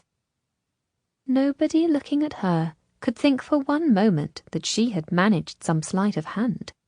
Not while they were all watching, not in broad daylight. The ball must be where she put it first, under the cup on the right, which she had slid to the left, swirled to the centre, back to the right. Then there had been some moving of the other cups, as a rather obvious diversion, before she had finally moved it again to the centre. "It's in the middle," Freeze whispered in Ishrak's ear. "I'll bet you that it isn't," Ishrak said. I was following it, but I lost it. I watched it all the while. It's plumb in the middle. Freeze fumbled with coins and put down a piccoli, a silver penny. The girl waited for a moment until everyone had put down their bets, most of them, like Freeze, favouring the central cup. Then she upturned the cup and showed it empty. She scooped up all the coins that the gamblers had put down on the stone before the empty cup and put them in the pocket of her apron, and then showed them the empty cup on the left, and then finally the glass marble beneath the right-hand cup. Nobody had guessed correctly. With a merry smile that encouraged them to try their luck again, she smoothed the sand with her hand, placed the marble under the left-hand cup, and swirled the cups around once more. Ishrak was not watching the cups this time, but observing an older man who was moving among the crowd, standing close to the group of gamblers. He looked like a betting man himself. His gaze was bright and avid, his hat pulled low over his face, his smile pleasant. But he was watching the crowd, not the fast-moving hands of the girl. "That's the shill," Ishrak said to Freeze. The what? The shill, her partner. He might distract the crowd at the exact moment that she makes the switch, so that they don't see where the ball has gone. But I think she's too good for that. She doesn't need anyone to distract the gamblers. So all he has to do is watch the crowd and prepare for trouble. Certainly, he'll take the money when she has finished and walk her home. Freeze hardly glanced up. He was so fixed on the game. This time, I'm certain I know where the marble is. Ishrak laughed and cuffed his bent head. "You will lose your money," she predicted. "This girl is very good. She has very quick hands and excellent poise. She looks at her calmest when her hands are going fastest. And she smiles like an honest child." Freeze pushed Ishrak's hand away, confident of his own skill. He put down a second piccoli before the cup on the left, and was rewarded with a little gleam from the girl in the brown gown. She lifted the cups. The marble was under the right-hand cup. "Well, Freeze exclaimed. Ishrak's dark eyes smiled at him over her veil. "How much money do you have?" she asked. "For they will happily take it all day, if you are fool enough to put it down." I saw it, I'm sure, Freeze exclaimed. I was completely sure. It was like magic. The girl in brown glanced up and winked at him. It's a clever game, and you are a clever player, Freeze said to her. Do you ever lose? Of course, she replied with a slight Parisian accent. But mostly I win. It's a simple game, good for amusement and for a few pence. More than a few pence, Ishrak observed to herself, looking at the pile of small silver coins that the girl scooped up. Will you try your luck again? The girl invited Freeze. I will, Freeze declared, but I cannot bet my lucky penny. With great care, he took a penny from the breast pocket of his jacket, kissed it, and put it back. The girl laughed at him, her brown eyes twinkling. I hope it works for you this time, she said, for it has not done much for you so far. It will, he promised her, and this time I shan't take my eyes off you. She smiled and showed him the 3 empty cups. Freeze squatted down so that he was opposite her and nodded as she put the marble on the ground and then the central cup on top of it. Watching carefully, he saw she slid it to the right and then round to the extreme left. She hopped another cup around it and then she took it back out to the left again. There was a dizzying swirl of cups as she slid one and then another, and then she was still. Which one? She challenged him. Freeze tipped all the small coins from his purse into his hand and put them down before the cup on the left. All the men around him, who had been watching, put their coins down too. With a little laugh, the young woman lifted the left-hand cup. It was empty. She lifted the middle cup, and there was the shining marble stone. Freeze laughed and shook his head. "It's a good game, and you outwitted me completely," he admitted. "It's a cheat," someone said in a hard voice behind him. "I have put down the best part of a silver lira and watched for half an hour, and I can't see how it's done." "That's what makes it a good game," Freeze said to him, smiling. "If you could see how it was done, it would be a trick for children, but she's a bonny lass with the quickest hands I've ever seen. I couldn't see how it was done, and I practically had my nose in the cups." "It's a cheat, and she should be thrown out of the city as a trickster," the man said harshly. He looked like a sulky fool in his masking costume of bright blue, with a dancing cap on his head, and a dangling bell that tinkled as he thrust his face forward. "And you're probably part of the gang." "The gang?" Freeze repeated slowly. "What gang would this be?" "The gang who are using her to cheat good citizens out of their hard-earned money." Freeze looked past the angry man to his friends. "Best get him home?" he suggested mildly. "Nobody likes a bad loser." "I should report her to the Doge," the man insisted, getting louder, his bell jingling as he nodded his head. "I have friends in the palace. I know several of the Council of 40. I can write a denouncement and put it in the box as easily as the next good citizen. The city depends on honest traders. We don't like cheats in Venice." Freeze rose to his feet and let the man see his height, his broad shoulders, and his honest, friendly face. Ishraq noticed the girl gather her money into a purse and tuck it under her robe, and the swift glance that passed between her and her accomplice in the crowd. Quietly, her partner moved so that he was between her and the disgruntled gambler. For a girl working as a gambler in the streets, she looked surprisingly apprehensive at this minor trouble. Ishraq would have expected her to be accustomed to brawls. "It's really nothing to do with us," Ishraq suggested quietly, putting a hand on the back of Freeze's jacket. "And we don't want to draw attention to ourselves. Why don't we just go now?"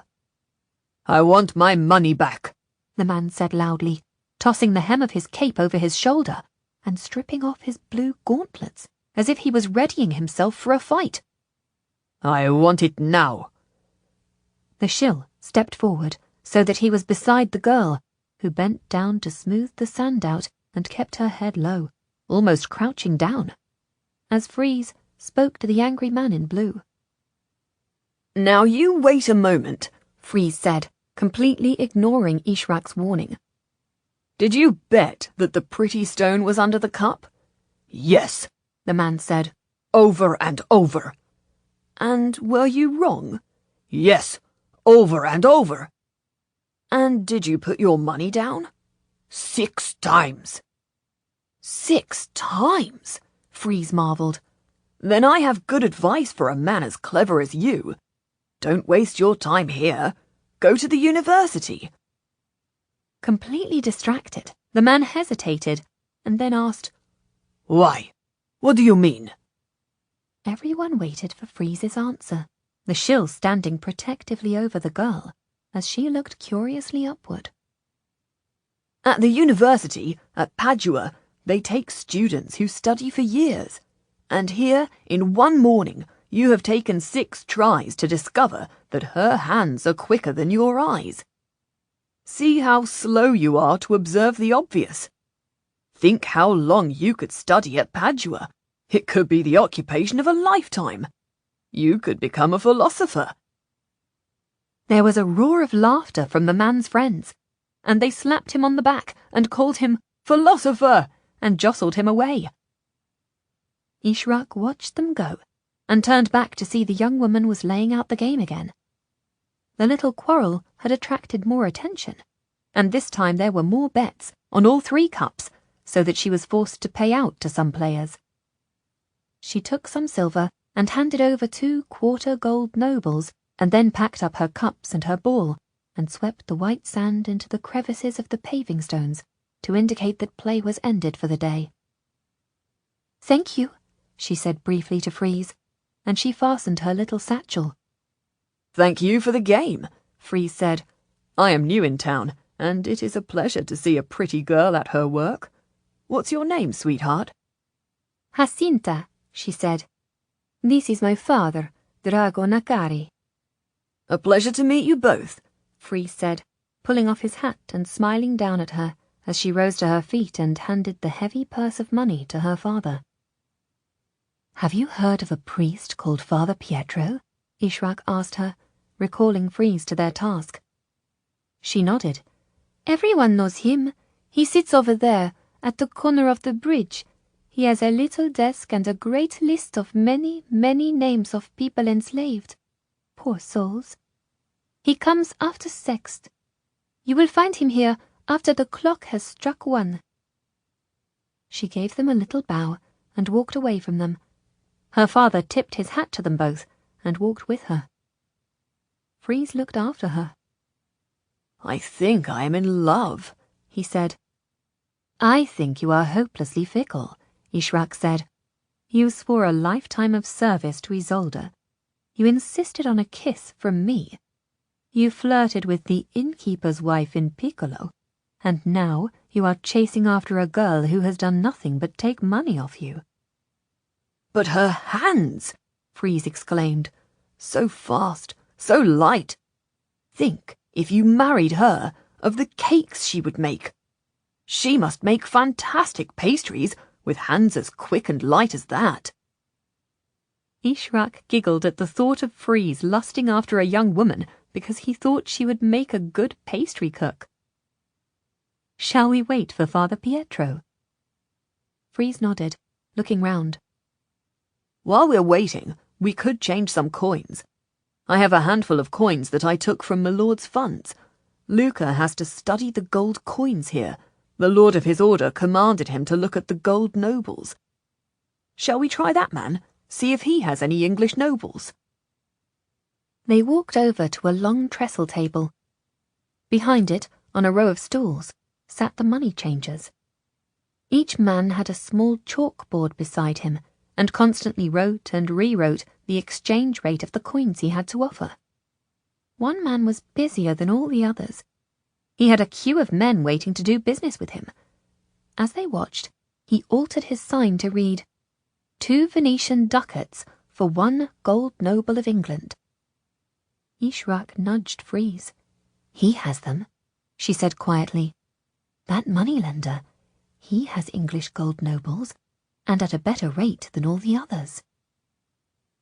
Freeze stepped up to the man, who was dressed all in black, except for a bright, round yellow badge that he wore on his chest, his dark hair plaited away from his clean-shaven face, a small black cap, the kippa, on the back of his head, his fingers busy with a small worn abacus, 2 locked boxes on the table before him, a young man standing for protection behind him.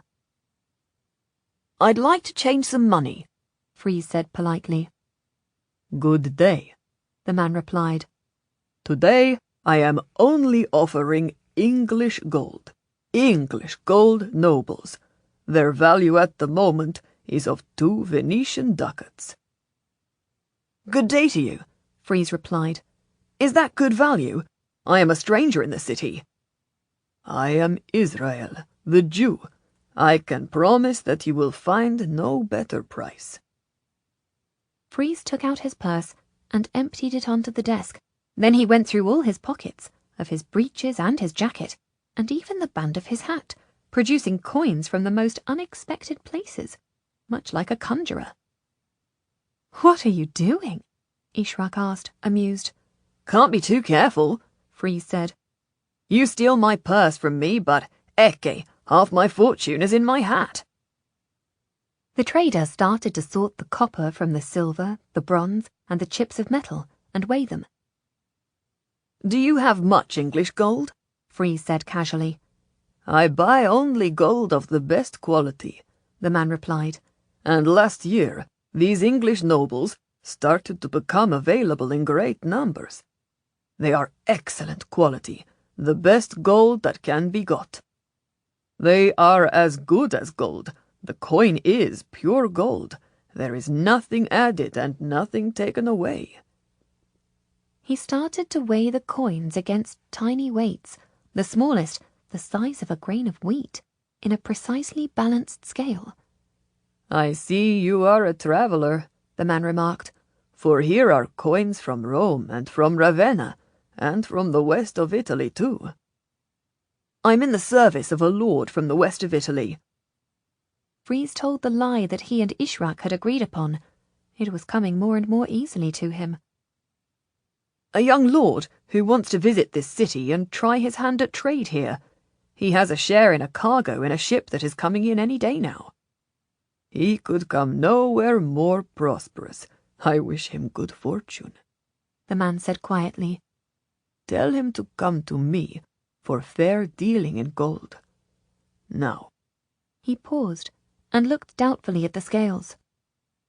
"I am sorry to have to tell you that some of your coins are not very good. Some of them have been clipped to make them into smaller coins, and some of them have been shaved and the value stolen from them." Freeze shrugged. "It's the luck of the road. I trust you to deal fairly with me." "Oh," he exclaimed, "I had forgotten." He leaned over the table and picked out one copper penny coin. "I should not have put this among the others," he said. "It's my lucky penny. I don't want to change it. I keep it for good fortune." "Since when did you have a lucky penny?" Ishrak asked him. "I thought you were just telling that girl a story. What's so lucky about it?" "I had it in my pocket when I was snatched by the sea, and when everything else was washed from my pocket, I still had this one penny," Freeze said. "And do you see? It was minted by the Pope himself, in the Vatican, in the year of my birth. It's practically an amulet. What could be luckier than that?" The merchant bowed slightly and put the rest of the copper coins in his set of scales, balanced a weight against them, and showed Freeze the result. "That's your copper." "No worse than I expected," Freeze said cheerfully. "Try the silver." "I can give you a half-noble for it all," the trader said, weighing the handfuls of coins and chips of coins in his scales. "I'll take it," Freeze replied. The man tipped the copper coins into a little sack and the silver into one of the boxes at his side. He opened the other box and, before Ishrak could glimpse more than the gleam of gold, took out an English half-noble and handed it over to Freeze. "You don't weigh it?" Ishrak asked the man. "You trust the weight of the English noble?" He made a little bow to her. "This is why everyone wants the English noble coins.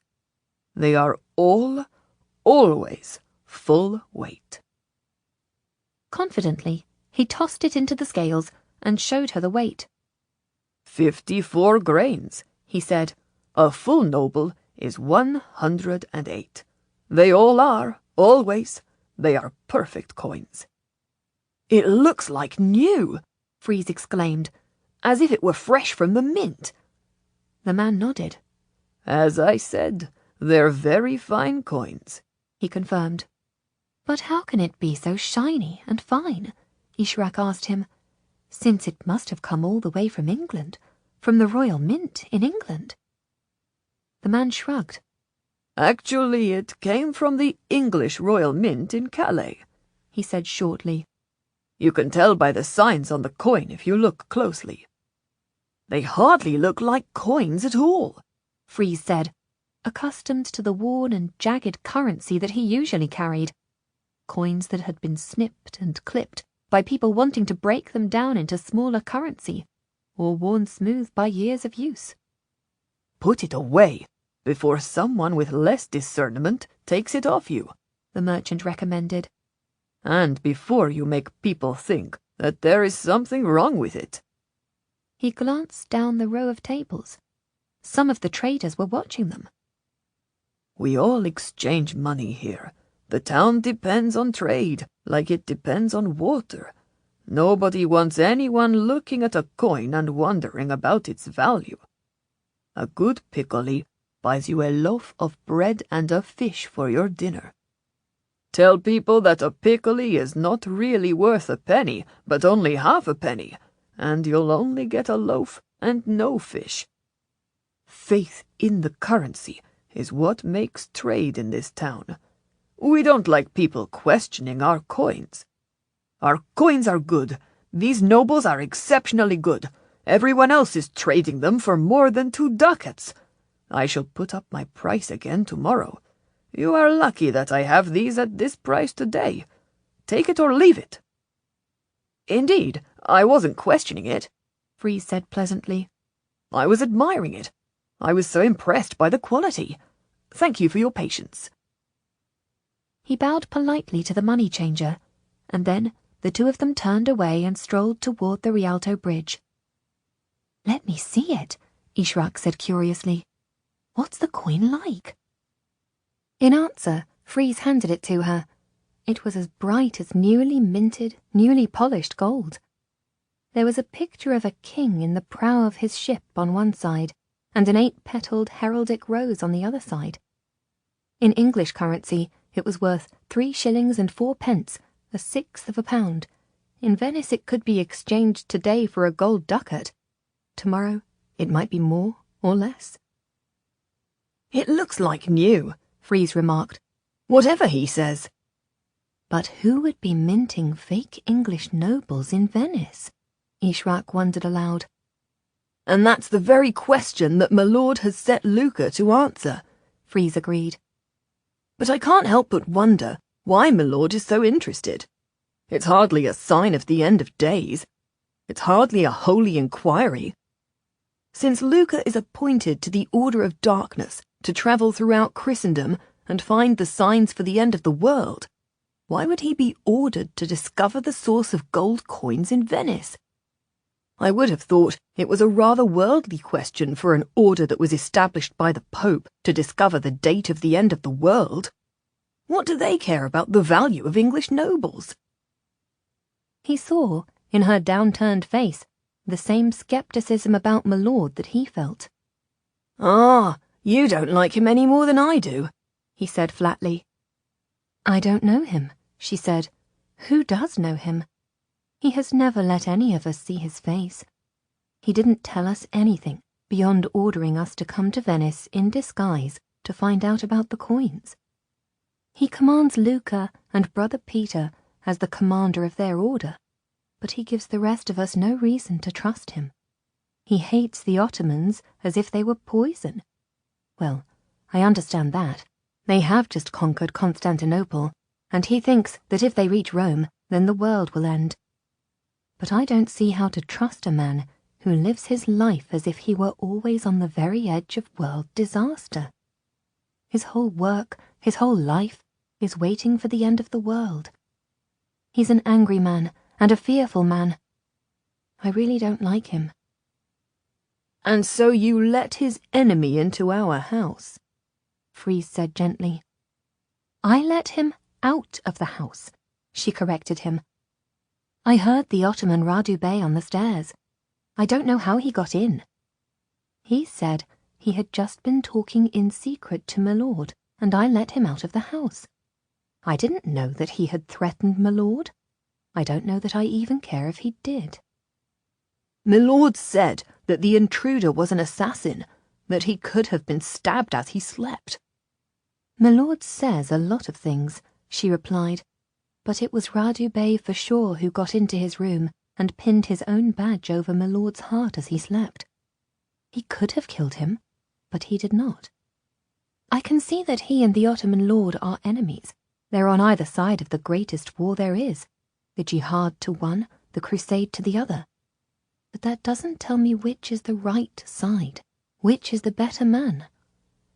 She had shocked him. "We're Christians," he exclaimed. "We serve Luca, who serves the church. The crusade is a holy war against the infidel." "You are," she pointed out. "You four are. But I'm not. I want to make up my own mind, and I simply don't know enough about Luca's lord or about the Ottoman lord either." "We have to follow Luca's lord," We can't desert Luca, Freeze pointed out. I love him as a brother, and your lady won't leave him unless she has to. And you? He gave her a quick sideways smile. You're head over heels in love with him, aren't you? She laughed. I'm not head over heels for anyone, she said. I keep my 2 feet on the ground. He makes my heart beat a little faster, I grant you that. But nothing in this world would send me head over heels. I like to be right side up. One day, Freeze warned her solemnly, one day you will find that you are head over heels in love. With me. I pray that you don't leave it too late. She laughed. What a mistake that would be. Look at how you run after other women. And on that day, Freeze predicted without paying any attention to her laughter. On that day, I will be kind to you. I will take you in my arms. I will allow you to adore me. I'll remember that, she said. Remember this too, Freeze said more seriously. Luca is sworn to obey the lord of his order. I have promised to follow and serve Luca. You are travelling with us. You can't support our enemies. And what of your friends? She challenged him. And Luca's mysterious errands for his lord? A servant of the church coming to Venice in Carnival time, ordered to speculate in gold and trade in cargo? Is this holy work in your church? The church bell of San Giacomo started to ring over their heads, and flocks of pigeons fluttered from their roosts in the church tower, interrupting them. 1 o'clock, said Ishrak. And here, I think, is Father Pietro. The 2 of them watched as an elderly, grey-haired man, wearing the undyed wool robes of the Benedictine order, came from the church, still crossing himself, his forehead damp with holy water, and walked across the crowded square. Traders, merchants, and passers-by greeted him by name as he threaded his way through the crowd, making the sign of the cross over a child who said hello, until he arrived at the foot of the Rialto Bridge, where a small stone pillar, usually used for hitching boats, served as his seat. He took his place, and the servant who had followed him through the crowd set up a small table for writing, unfurled a long, rolled manuscript, and presented the priest with a pen. Father Pietro looked around him, bowed his head briefly in prayer, and then dipped his pen in the inkwell, and waited, pen poised. Clearly, he was open for business. But before Ishrak or Freeze could speak to him, a little crowd had gathered around him, shouting out the names of missing relatives, or asking for information. As Ishrak and Freeze watched, the friar looked through his list, noted down new names, reported on ones he could find, and advised the supplicants. For one young man, he had great news. His cousin had been located in the occupied lands in Greece, and the master was ready to sell. Much of Greece had been invaded by the Ottoman Empire, and the Greeks had to serve the Ottoman lords and pay an annual tribute. This man was labouring as a slave on a farm of one of the Ottoman conquerors. The lord had named his price, and Father Pietro thought it was a fair one, though it was a lira di grosso, 10 ducats, a year's pay for a labouring man. Where am I to get that sort of money? The man demanded. Your church should make a collection for your kinsman, the friar advised. And His Holiness the Pope makes a donation every year for the freeing of Christians. If you can raise some of the money, I can ask for the rest. Come back when you have at least half, and we will convert it into the English gold. The slave owners only want to be paid in English gold nobles this year. Even the tribute from the occupied lands has to be in English nobles this year. But I will get you a fair rate from the money changers. God bless you! God bless you! The young man said, and darted away into the crowd. A few other people drew near and had a muttered consultation, and then Freeze and Ishrak were before the friar's little table.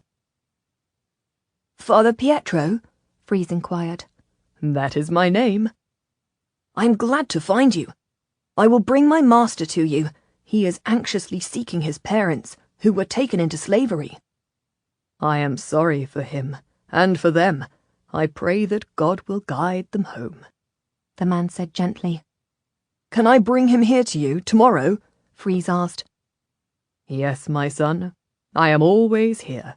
It is my life's work to seek out the poor lambs stolen from the flock." "What is the name of his father and mother?" "Their family name was Vero, and he has had news of his father. His father was Guillaume Vero, said to be a galley slave on a ship, owned by—" Freeze slapped his hand on his broad forehead. "Baid," Ishrak prompted. "But we were told that was some years ago. We are not certain where he is now." Father Pietro inclined his head. "I know of this Baid. I will look through the lists I keep at home and ask some newly released slaves tonight," he said. "Baid sold one of his slaves to me a little while ago. Perhaps that man will know of Guillaume Vero. I hope I will have some sort of answer for you tomorrow." "Baid himself sold a galley slave to you?" Ishrak queried. "He is a merchant," Father Pietro said calmly, as if nothing in the world could surprise him.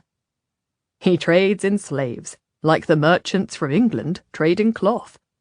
Christian souls are a form of merchandise to him, like any other, God forgive him. He sold a slave to me for 10 ducats, though he insisted on being paid in English gold. So we sent him 8 English nobles. They were worth less then than they are now." "Why don't they take their ransom in ducats?" Ishrak asked. "That's the currency of Venice, surely?" "They always want either solid gold or a currency that they can trust. This year they want the English nobles, because there are always 108 grains of gold in each coin. They know what they are getting when they get English gold. Some coins of other countries are made with very impure metal. You will find the piccoli here contain hardly any silver at all. They are almost all tin. Beware of forgeries." The priest turned his gentle gaze on Ishrak. "And you, child, what are you doing so far from home? Are you enslaved or free?" "I'm free." Ishrak blushed behind her veil. "My mother came to this country of her own free will, and I was born here." "Your father is a Christian?" "I don't know my father," she said, her voice muffled with embarrassment. "My mother never told me his name, but she said they were married. My father was a Christian, and my mother was free." "And what is your faith?" "My mother taught me the Quran, and the Christian lord who brought us to his home read me the Bible. But now they are both dead. I practice no religion. I am afraid that I have no faith." He gave a little gasp of dismay at her lack of godliness, and shook his head. "My child, I shall pray for you, and hope that you can find your way to the true faith. Would you come to me for instruction?" "If you insist," Ishrak said awkwardly. "But I am sorry to say, Father, that I am not a good student of religion." He smiled at her, as if her boldness amused him. "Because you are such a good student of other studies? What do you read, my learned daughter?" She nodded, ignoring the gentle sarcasm. "I really am a student, Father. I'm interested in the new scholarship," she said. "The learning of the Greeks that the Arab scholars are starting to translate, so that we can all learn from them." "God bless you, my child," he said earnestly. "I will pray that God moves your heart to come to him, and that you become content to learn through revelation, not through study. But don't you want to go to your home again?" She hesitated for a moment. "I don't really know where I would call home now.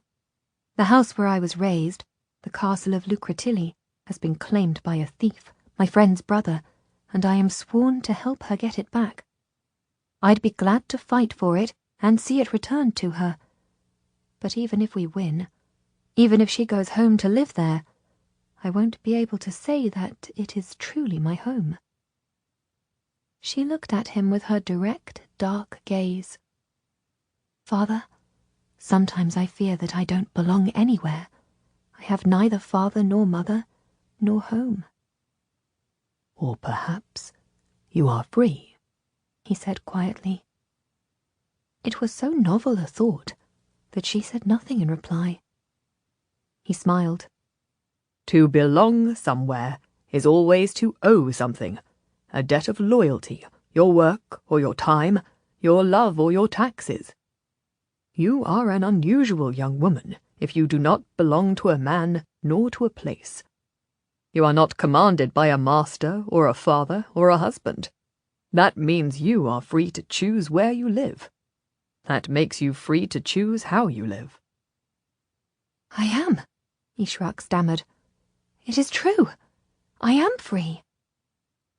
He raised a finger. "So make sure you choose rightly, my daughter. Make sure that you walk in the way of God. You are free to live freely inside his holy laws." He turned to Freeze with a gentle smile. "And are you, my son, in Christ?" "Oh, I'm of no interest to anyone," Freeze said cheerfully. "First a kitchen boy in a monastery, now a servant to a young master. Never enough money, always hungry, always happy. Don't you worry about me." "You attend church?" the father prompted.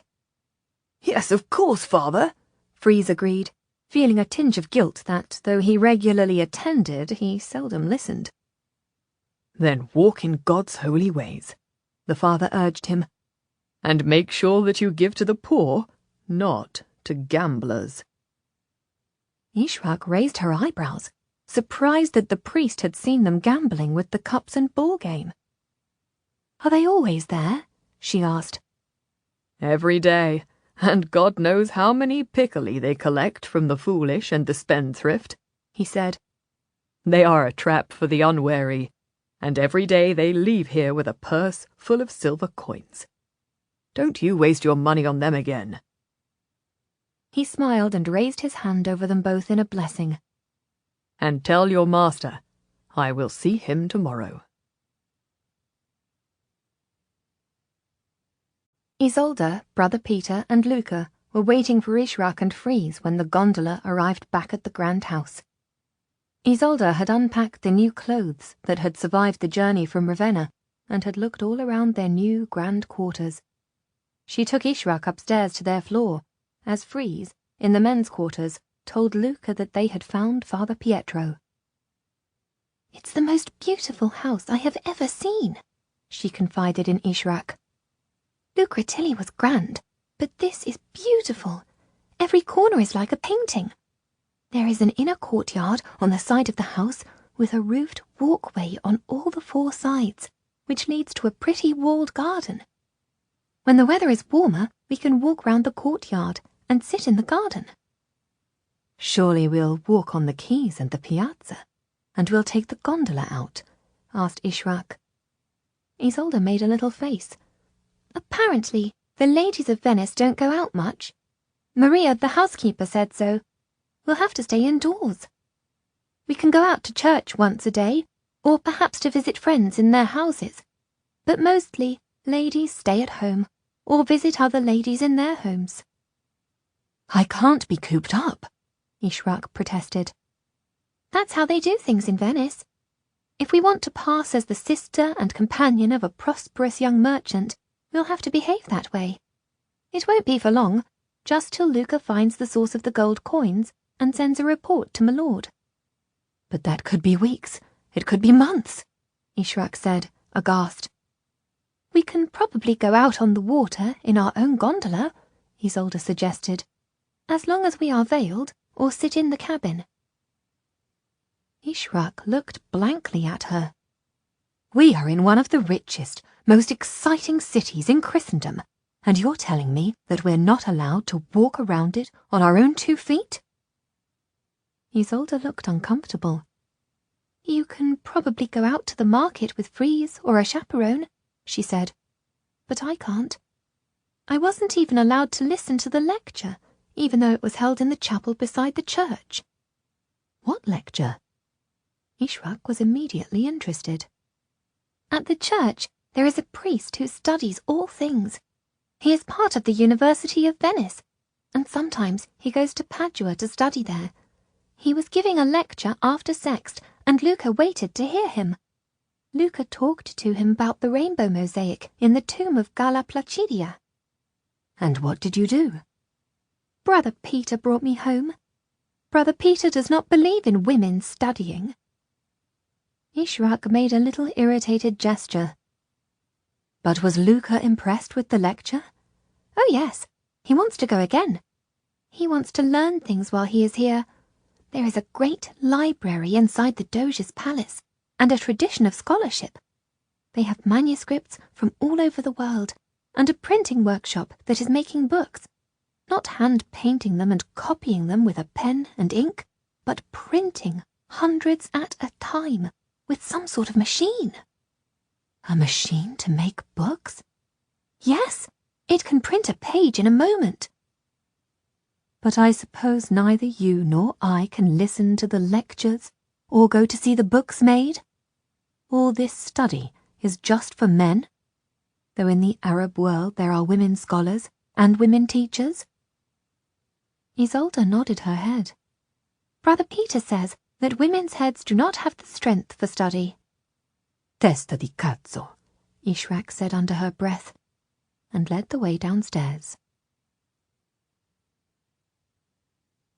They found Luca and Brother Peter in the dining room overlooking the Grand Canal. Luca had the shutter on the tall windows closed, and had opened one of the laths a tiny crack, so that a beam of light was shining onto the piece of glass he had taken from the chapel at Ravenna. He looked up as they came in. I spoke to one of the scholars at San Marco, he remarked to Ishraq. He says that before we even think about the rainbow, we have to consider how things are seen. Ishraq waited. He said that the Arab philosopher Al-Kindi believed that we see things because rays are sent out from our eyes and then bounce off things and come back to the eye. Al-Kindi? She repeated. Have you heard of him? When I was studying in Spain, she explained. He translated Plato into Arabic. Could I read his work? Luca rose up from the table and put down the piece of glass. She nodded. He's been translated into Latin, for certain. You would have to be sure it was not heretical writing, Brother Peter pointed out. Coming as it does from the ancient Greeks who knew nothing of Christ, and through an infidel thinker. But everything has been translated from the Greek to the Arabic, Luca exclaimed impatiently. Not into Italian or French or English, and only now is it being translated into Latin. Ishraq showed him a small, smug smile. It's just that the Arabs were studying the world and thinking about mathematics and philosophy when the Italians were... She broke off. I don't even know what they were doing, she said. Was there even an Italy? When? Isolde asked, pulling out her chair and sitting at the table. About 900 AD, Ishraq answered her. There was the Byzantine Empire and the Muslim occupation. There wasn't really an Italy, I don't think. Freeze helped to carry the dishes down from the kitchen, but once the dining room door was shut, he dropped the pretense and sat down to table with them. Isolde, looking around the table, thought that they could very well pass as a loving, happy family. The affection between the four young people was very clear, and Brother Peter was like a stern, slightly disapproving older brother. They invented gorgonzola cheese, Freeze announced, carving a large ham and passing out slices. What? Luca choked on a laugh, genuinely surprised. They invented gorgonzola cheese in the Po Valley, Freeze said again. I don't think the Italians were studying the meaning of the rainbow in the year 960. They were making cheese. He turned to Luca. Don't you remember Giorgio in the monastery? came from the Po Valley, very proud of their history, told us about Gorgonzola cheese, said they'd been making it for 500 years. Good thing, too. Probably more use than rainbows. He served himself 2 great slices of ham and sat down and buttered some bread. You are a source of endless surprises, Luca told him. Glad to help, Freeze said smugly. And I have more. You'll be interested in this. Freeze put down the bread, wiped his fingers on his breeches, and brought the gold half-noble coin out of his pocket. I exchanged some of my smaller coins for this, a gold half-noble from England. Isn't this one of the coins that my lord wanted you to investigate? Luca held out his hand and looked at the bright coin. Yes, an English half-noble. It's perfect, he said. Not a mark on it. He passed it to Brother Peter, who studied it, and then handed it on to Isolde. Why is my lord so interested in these coins? She asked. Ishrak and Freeze exchanged a hidden look as Isolde named the very question that was troubling them. He believes that someone may have opened a gold mine and is minting them in secret, Brother Peter said. Such a man would be avoiding tax and avoiding the fines he should pay to the church. My lord would want to see that the church reclaimed those taxes. It would amount to a fortune, or some criminal may be forging them. So, do you think the coins are forged, made to look like English nobles, but made from lesser metal? Luca asked. The money changer said they were from the English mint in Calais, Freeze explained. But he was very stern with us when I asked him about them. He warned me not to ask questions. He didn't want anyone saying anything that might spoil the value of the coins. Is the value good? They might be overvalued, if anything, Freeze volunteered. They were rising in price as we stood there. He said he would put up his exchange rate tomorrow. Apparently, everyone wants to trade in them. There were men queuing behind us. Everyone says they are solid gold, without any alloy. That's very unusual. Most coins are a mixture of precious metal and something lighter. Or good ones are shaved and clipped. But these seem to be perfect. There's only one way to be sure.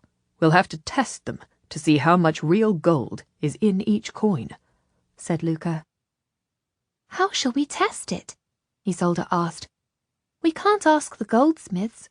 As Freeze said, they won't welcome questions about the quality of their coins. Brother Peter looked slightly uncomfortable. He put his hand to the inner pocket of his jacket. You've got orders, Freeze said accusingly, eyeing the small scroll. My lord honoured me. More secret orders, Freeze exclaimed. Where do we have to go now? Just when we are settled and have discovered fegato alla veneziana? When Luca is studying at the university and is going to see Father Pietro? Just when he might find his father? Don't say we have to leave. We haven't completed our mission. We've not even started. The girls haven't even bought their carnival clothes. Peace, peace. We don't have to move yet, Brother Peter said. And if it was an order from my lord, then the fact that you have discovered a Venetian culinary specialty of liver and onions, and that the girls want new dresses, would not prevent us. This is vanity, Freeze, and greed. No, my lord simply gave me instructions for our time in Venice, how we are to go to the Rialto when our ship comes in, and claim our share of the cargo, how we are to sell it at a profit, a manifest of the cargo it is carrying, and here, a list of the tests we were to make on the gold coins when we had them. He looked at Ishrak. The instructions are in Arabic, he said awkwardly. This is infidel learning. I thought you might read them to Brother Luca, and he would test the gold. Ishrak beamed at him in gleeful triumph. You need my learning, Brother Peter? The older man gritted his teeth. I do.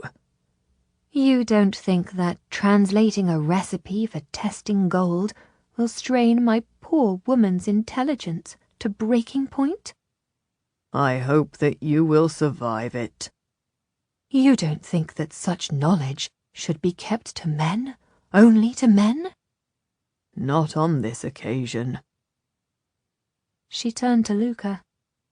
Do you want me to translate the recipes for you? Will you test the gold? Of course, Luca said. We can use the spare room next to mine. We will have our own goldsmith's assay room. Only Freeze caught the shadow that crossed Isolde's face at the thought of the two of them working all day together in the small room. And tomorrow I will go out and exchange some more coins for gold, Brother Peter said. We will have to test a number of coins to be sure. And the lasses can buy new gowns, Freeze said happily, and masks and hats. And I shall look through my boxes and see if I can't find some more coins to turn into English gold nobles. A man could make a small fortune in this town by doing nothing but buying at the right time.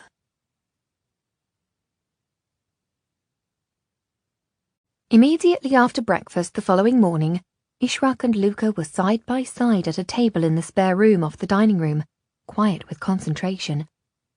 Luca was staring at half a dozen beautiful golden coins, purchased by Brother Peter from the money changers. Ishrak had a scroll of manuscript before her. Carefully, she unrolled it, weighted the top and bottom so it could not roll up, and started to translate from the Arabic into Italian. It says first you have to look to see if it has been stamped or marked by the goldsmith or mint. Luca squinted at the coins, one after another. Yes, he said. They're all marked as English nobles, minted by the English at Calais. They're all marked in exactly the same way, identical. He made a note on a piece of paper beside him, and then carefully put the paper over the coin and gently rubbed a coloured stick of sealing wax over it. The image on the coin showed through. Now what? Ishrak tucked a curl of dark black hair behind her ear. Check for discoloration, especially where, she read. If another metal is showing through the gold, then this is gold plate, a gold veneer laid over a cheaper metal. Obediently, Luca turned over every coin and looked at the beautifully beveled edges of the whole coins. They're perfect, all of them. Same colour all the way round. Bite it, she said. What? She giggled, and he glanced at her and smiled too. It's what it says here. Gold is soft. Bite it, hold it in your mouth for the count of 100, and then look at it. If it is gold, your teeth should mark it. You bite it, Luca replied. I'm the translator, she said modestly. You're the assayer. I am a mere woman. In your faith, I think it is me who tells you to bite the apple. Besides, I'm not cracking my teeth on it. You're the one that wants to know. You bite it. God himself tells us your sex bit the apple first, Luca pointed out. So we'll both bite one, he decided, and handed her a half-noble and kept a whole coin for himself. Solemnly, they both put the coins at the side of their mouths, bit down, held the coins, counted to 100, and then looked at the result. I'm amazed, she said. I can see my teeth marks, he agreed. Gold, then. Write it down, Luca instructed her. What's the next test? We have to scratch it with an earthenware plate. Luca went to the door, opened it, and yelled down the stairs. Freeze! bring me a bowl from the kitchen. Hush, Freeze said, labouring up the stairs. Lady Isolde has half of Venice in her room above us, fitting her with gowns, creating headdresses for her and Ishraq. I need a bowl from the kitchen. Pewter? Freeze asked, preparing to go on, up the narrow stairs to the attic. No earthenware. Earthenware, he says, Freeze complained to himself. They could hear his footsteps going the long way up to the kitchen and then coming back down. Earthenware, as you asked, he said, peering cautiously into the room. And now go away, Luca said hard-heartedly, though it was clear that Freeze was aching to join in. To Ishraq he said, Now what? You have to break it. We need a smashed piece of earthenware. Luca slammed the bowl against the edge of the table, and it shattered into 100 pieces. Oh, fine, just break it, came Freeze's voice from behind the closed door. Don't worry about it for a moment. Shall I fetch another for your lordship? And take a piece and scratch the gold with it, Ishraq translated. A black scratch means the gold is not real, but a gold scratch shows the metal is true. Luca drew the earthenware shard across the face of the gold noble. It's good, he said tersely. He pressed down hard and then looked again. Definitely good. Now we have to saw it in half. He raised his eyebrows at the thought of damaging the coin. I'll saw one of the quarter nobles, he said. I won't touch the full noble. She shook her head. Oh, for heaven's sake, saw one of each, a noble and a half noble and a quarter noble. Go on, Luca, it's not as if it's your money. My lord is paying for all of this. You have expensive ideas, he said. If you had been brought up as a farmer's son like me, you would not willingly be sawing coins in half. She laughed at him, and he did as she requested, and soon the coins lay halved on the bench before them. Are they the same colour all the way through? Luca picked up a magnifying glass and scrutinised the coins. Yes, he said. There's no skin on any of them, nor any trace of a different colour inside. They're yellow all the way through, like pure gold. So now it's the last test. We have to weigh the coins, she said. Weigh them very accurately. Luca paused. All right. What weight should they be? A full noble is 108 grains, Ishraq said, scowling at the manuscript, trying to understand the symbols. It says that density is equal to mass divided by volume. Hang on a minute, Luca said. Say that again. Density is equal to mass divided by volume, she repeated. The test is to weigh pure gold and then weigh the test gold to find the mass. Then the second test is to put it in water and see how much the water level rises. That gives the volume. Mass, Luca repeated.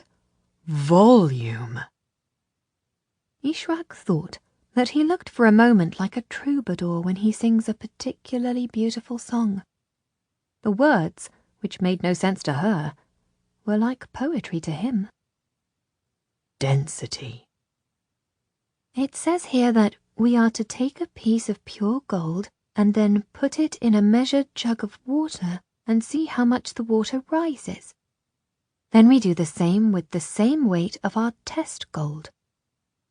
Gold which has been mixed with other lighter metals will move less water. Gold that is pure is more dense. It will displace less water. She broke off. You know, I'm reading the words, but I feel like a fool. I don't understand what we are to do. Do you understand what is meant? Luca looked transported. Density is equal to mass divided by volume, he said quietly. I do see. He did not bother to shout for Freeze, but ran up to the kitchen himself and came back down with a clear glass of water. "We'll have to go out to a goldsmith and buy some pure gold," he muttered. "What for?" "So that I know how dense pure gold is. So that I know how much the water rises, so that I can compare it with the coins." "Oh, I see," Ishrak exclaimed, suddenly understanding. "I have a gold ring that I know is pure gold." "It's hollow. It's in the shape of a ring," Luca said, thinking furiously aloud. "Doesn't matter. The central hole has no weight. We are weighing the gold of the ring, not measuring the area. Get it." "It's Isolde's mother's ring," Ishrak explained. "I have carried it and her family jewels for her ever since we left home." "Are you sure it is pure gold?" She nodded. "The Lord of Lucretilli would have given his lady nothing less," she said. He did not even hear her. He was looking from the gold nobles to the water in the glass. Ishrak ran from the room, up the stairs to the girls' rooms, and lifted her gown to rip at the hem of her linen shift. "What on earth are you doing?" Isolde asked. She was standing on a wooden chair, a dressmaker kneeling before her, hemming a gown. On one side a tire woman was making a magnificent headdress, and there were carnival masks all around the room, silks, satins, and velvets thrown everywhere in a jumble of richness and colour. "Getting your mother's gold ring," Ishrak said tersely, tearing at the delicate hem stitches, "for Luca to weigh against the gold nobles." "Still?" Isolde said irritably. "You've been locked in all morning, and I heard you drop a plate." "Smashed it," Ishrak said cheerfully, retrieving the ring and pulling down her dress again. "Make sure he doesn't damage it," Isolde said disagreeably. "That ring is valuable." Ishrak said nothing but raced back to Luca. He was pacing up and down, scowling in thought. He hardly noticed her come in until she put the ring into his hand. At once he turned and put it on the delicate spice scales that Freeze had brought them from the kitchen. He added the tiny weights. The smallest was 1/2 grain of wheat. Isolde's mother's ring was just over 121 grains. "Write it down," Luca ordered Ishrak. "The ring is pure gold, 121½ grains. Now, how much water does it move?" Luca lifted it from the scale and put it into the water glass. At once the water rose within the glass. With a sharp piece of chalk, Luca marked where the water level rose, and then hooked the ring out with a fork and held it over the water, so that every drop fell back into the glass, and the water level was the same as before. "You are certain this is pure gold?" he asked quietly. Ishrak was impressed with his concentration. "Certain," she whispered. "Well, the noble should be 108 grains, Luca said, "and the noble plus half of one of the quarter nobles should be exactly 121½ grains. So the mass is the same. If it is less dense, then it has been mixed with tin or something lighter than gold, and the water will rise higher." Gently, without making a splash, he dropped the full coin into the glass of water, and then dropped the sword half of the quarter noble on top of it. They both held their breath as the water level rose, sticking to the side of the glass, but definitely rising up and up until it reached the mark set by the ring. "The coins are pure gold," Luca said in quiet triumph. "Someone, somewhere, is either stealing English nobles fresh from the mint in Calais, or else they are mining the purest gold and forging their own." The 5 of them were elated, as if they had found the gold mine itself. "So what next?" Isolde asked. "How will we find the mint? How will we find the forgers?" "Could we buy so much gold that the money changer cannot serve us from his own store?" Luca suggested. "Then we'll ask him where we can go to collect it. If he won't say, We'll have to watch him, see where he goes to get a chest of gold." "We can take it in turns to watch," Ishrak started. Luca shook his head. "No, not you," he said. He glanced at Isolde and saw her nod in agreement. "I am sorry, Ishrak, but you can't. If we want to pass as a wealthy family, then you two have to behave like ladies. You can't come to the Rialto and spy on the gold merchants." "Really, we can't," Isolde told her. "I could go dressed as a common girl, or dressed as a boy. Isolde has bought a roomful of costumes and masks. It is carnival time. Almost everyone is disguised." "It's not worth the risk," Brother Peter ruled. "And besides, you should not be wandering the streets exposed to danger. It happens that we are here in the only time of year that women are allowed out of their homes at all.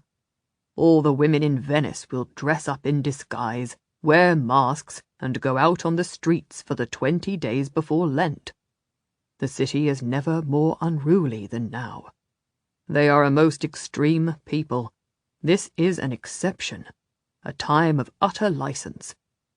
The rest of the year they only go out to visit privately in each other's houses or to church." "But as it's carnival, surely we can go out masked and disguised?" Ishrak insisted. "Even if it is only for these weeks." "Only if you want to be mistaken for the whores of the city," Brother Peter said crossly. "You would be advised not to go out at all. It is a time of great sin and debauchery. I would advise you to stay indoors. Indeed, I have to request that you stay indoors." He glanced at Luca for his agreement. "Since you are travelling with us and have agreed to enact the pretense that we are your guardians, I think it is right that you should give us the power to decide your comings and goings." "Nobody has that power over me," Ishrak said quickly. "I don't give it to you. I don't give it to anyone. I didn't leave home and then run away from the nunnery to be ordered about by you and Luca." Luca flushed. "Nobody is ordering you," he said. "But if we are to keep up the pretense that we are here as a noble family, you will have to behave like the companion of a noblewoman. That's simply what you agreed to do, Ishrak." "I'll go out masked," she promised herself. "As long as someone goes with you," Luca compromised. "Apparently, the whole city goes quite mad for the days of Carnival. But if Freeze goes with you, or the housekeeper, you should be all right." "So, can I come with you to the Rialto this afternoon?" she asked. "To see Father Pietro, if I am masked?" Luca shook his head. "This is my quest," he said. "I go alone." Freeze beamed. "I go alone too," he said. "I'll go alone with you." The two young men left the house together. Ishrak and Isolde, at the upper floor window, watched the black gondola nose into the middle of the Grand Canal and swiftly cut through the busy waterway. "I'm going out," Ishrak said. "I'm going to get us boys' clothes so that we can walk around as we please." Isolde brightened. "Do we dare?" "Yes," Ishrak said firmly. "Of course we dare. We've come all the way across Italy. We're hardly going to be stuck indoors now because a couple of priests think that Venice is too sinful for us to see." "I have ordered us both gowns from the seamstress." "Yes, but I don't want gowns. I want costumes. I want disguises. I want boys' clothes so that we can go where we like, so no one knows who we are." "Go then," Isolde said excitedly. She put her hand into the pocket of her modest grey gown and pulled out a purse. "Here, Brother Peter gave me this, for alms for the poor, and for candles at church, and for other things, who knows what, that he thought we might need. Trinkets that ladies of a noble family might have. Go and get us breeches and capes and big masks." Ishrak laughed, pocketed the money, and went from the room. "And get me a big hat." Isolde slipped from the room and leaned over the marble staircase to call to her friend. "One that will hide my hair." "And I'll trade with some of your mother's jewels," Ishrak called softly up the stairs. Isolde hesitated. "My mother's jewels? Which ones?" "The rubies," Ishrak insisted. "This is our chance to make a fortune. We'll trade in the jewels and buy English gold nobles and watch them rise in price. When they've doubled in value, we'll buy the rubies back, and you'll still have them plus a fortune to hire your army to march on your brother." "We could make so much money just by trading in the nobles?" Isolde asked, tempted at the thought. "We might," Ishrak said. "Shall I do it? Shall I go to the money changer and buy gold nobles with your rubies?" "Yes," Isolde said, taking a chance, tempted by the thought of a fortune easily made, which might win her back her inheritance. "Yes, take them." At the Rialto, the two young men found Father Pietro in his usual place, the bustle of the crowd all around him, someone juggling with daggers nearby, and a performing dog circling slowly and mournfully, a small ball balanced on his nose, his clown-faced owner passing the hat. They did not notice Ishrak, dressed as a boy, hat pulled low over her pinned-up hair, a black mask over her eyes, transacting her business with Israel, the money changer. They did not see her get into a hired gondola and quietly go away. "This is my master," Freeze introduced him, elbowing his way through the crowd to get to the priest. "This is Luca Vero." "You are seeking your father," the friar said gently, "and I am glad to tell you that I have news of him." He looked at Luca's sudden pallor. "Ah, my son, are you ready to hear it?" Luca bent his head and said a swift prayer. "Yes," he said. "Tell me at once." "A slave that I ransomed from Baiid last year told me that Guillaume Vero was serving on his ship then," Father Pietro said quietly. "He was alive and strong then, only last year. It may be that he is still slaving on the ship now." "He might be alive?" Luca repeated, as if he could not believe the news. "Now? This very day?" "He might. I can send a message to Baiid and ask if your father is alive, and if Baiid would accept a ransom for him." Luca shook his head to clear his whirling thoughts. "I can't think. I can't believe it." Freeze put a gentle hand on his back. "Steady now," he said, as if he were soothing a horse. "Steady." "Yes, of course," Luca said to the priest. "Please, do it at once. When would we hear back?" "If Baiid were at Constantinople," the priest corrected himself. "Istanbul, as they call it now. God forgive them for taking our city, the Rome of the East, the home of God. Well, if Baiid was there, it would take about 2 weeks to get a message to him. But you might be lucky. I heard he had come into Trieste. If that's true, then we might get a message to him within a few days. He may even be coming to Venice." "Days?" Luca repeated. "He might be coming here?" The priest put his hand gently over Luca's clenched fist. "Yes, my son, you might have an answer in days. If he is in port at Trieste, and my messenger can find him, and get a ship back to us with Baiid's price." Luca and Freeze exchanged one amazed glance. "Days," Luca repeated. "I might see my father within the week." "Usually Baiid will reply at once, but it won't be cheap. He will ask around a lira di grosso for a working slave. That's 10 ducats. He paused. That's about 5 nobles. Luca nodded. He had mentally converted the currency in a moment, even while Father Pietro was speaking. He could not help but think of the fortune that he was carrying on this mission, but did not own. the wealth that my lord had entrusted to him to pretend to be a trader in Venice, the gold coins that he had tested, the suspect coins made with real gold that he was ordered to buy, the share of the cargo of the ship that was even now, sails spread, coming across the seas from the east to bring a small fortune to him, the money he had been given to lay around to make the illusion of wealth. "I have that," he said quietly. "I have a fortune. I can pay. For the freedom of my father, I would pay that willingly." Freeze leaned toward his ear. "It's not really yours," he reminded his friend. "How will it be when my lord wants you to account for it?" "I have to use it," Luca said fiercely. "For my father's freedom, I would steal it outright. But this is just borrowing. I will explain to my lord. I will make it up to him with the profit I will make trading in the English nobles." The priest nodded. "I will write tonight, then, and send Bede an offer to pay.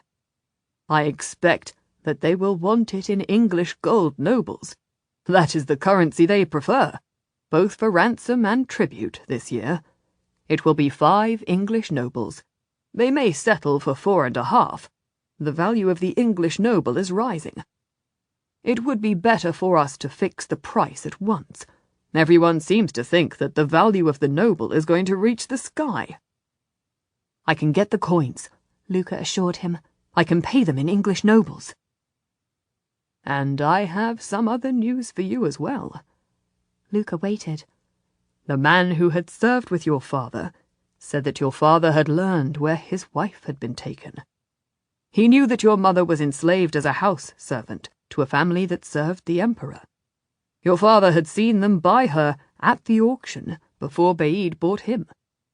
It may be that she lives, that she is working for them still. If they have moved with the court, then they will be in Istanbul now. God forgive them for stealing our city." Luca almost staggered under the news. Freeze took his arm. "Steady," he said. "Steady now." Carefully, he put Luca on his feet, patted his back. "You all right, Sparrow?" Luca brushed his hand away. "My mother?" "This is old news," the friar cautioned. "Your father said that he saw her sold to a man who looked like he might be a good master years ago. But of course, she might not still be with them now." "But you said that she was sold to a family who were connected to the emperor's court?" "Yes, and that is a good service, easy work. I could write to one of the court officials and inquire for her." The priest said quietly. He lifted his pen. "What is her name?" "Clara," Luca said. "Clara Vero." "I can hardly believe this. I cannot believe this." "I was told they were dead when I was no more than a boy of 14. They were taken from our farm, just a little place. Nobody even witnessed the raid. For 4 years I have given up all hope of ever seeing them again. I have grieved for them ever since. I have feared that I was an orphan without parents." "God is merciful," the old priest said gently. "Praise him." "It's quite a miracle," Freeze confirmed. "Amen. Bear up, Sparrow." Luca bowed his head and whispered a prayer. "When shall I come to you again, Father?" he asked. "I will send for you as soon as I have news. Any news at all," the priest said gently. "It will be a few days before we know of your father, months before we can trace your mother. You will have to learn patience. Your servant tells me you are living in the palazzo of the De Longhi family?" "Yes," Luca nodded. "Yes, send for me there." "You have come a long way from a little village, from your farm," the priest remarked. "Clearly, you have enjoyed much worldly success." Luca, shaken by the news of his parents, was quite at a loss. He could not find a ready lie. "My master has been lucky in trade," Freeze interrupted swiftly. "We have come to Venice to trade in gold, for it is his specialty. and we have a share in a cargo that is coming in from Russia. But he was determined to see you and ask you if you could find his father. He's a most devoted son." The priest smiled. "Perhaps you will give some of your wealth to the church," he said to Luca. "There are many Christians who could be ransomed back to their family, just like your father and mother, if we only had the money for their ransom." "I will," Luca promised, shaken with emotion. Freeze saw that he hardly knew what he was saying. "I will. I would want to be generous. I would want others to come home too. God knows, if I had my way, there would be no men and women in slavery, and no fatherless children waiting for them." "God be with you then, my son." The priest drew the sign of the cross in the air. "And may he guide your way as you trade in gold and sell your cargo. For that is a very worldly business, and you will need to guard yourself against criminals." "And no need to tell all of Venice our business," Freeze said quietly.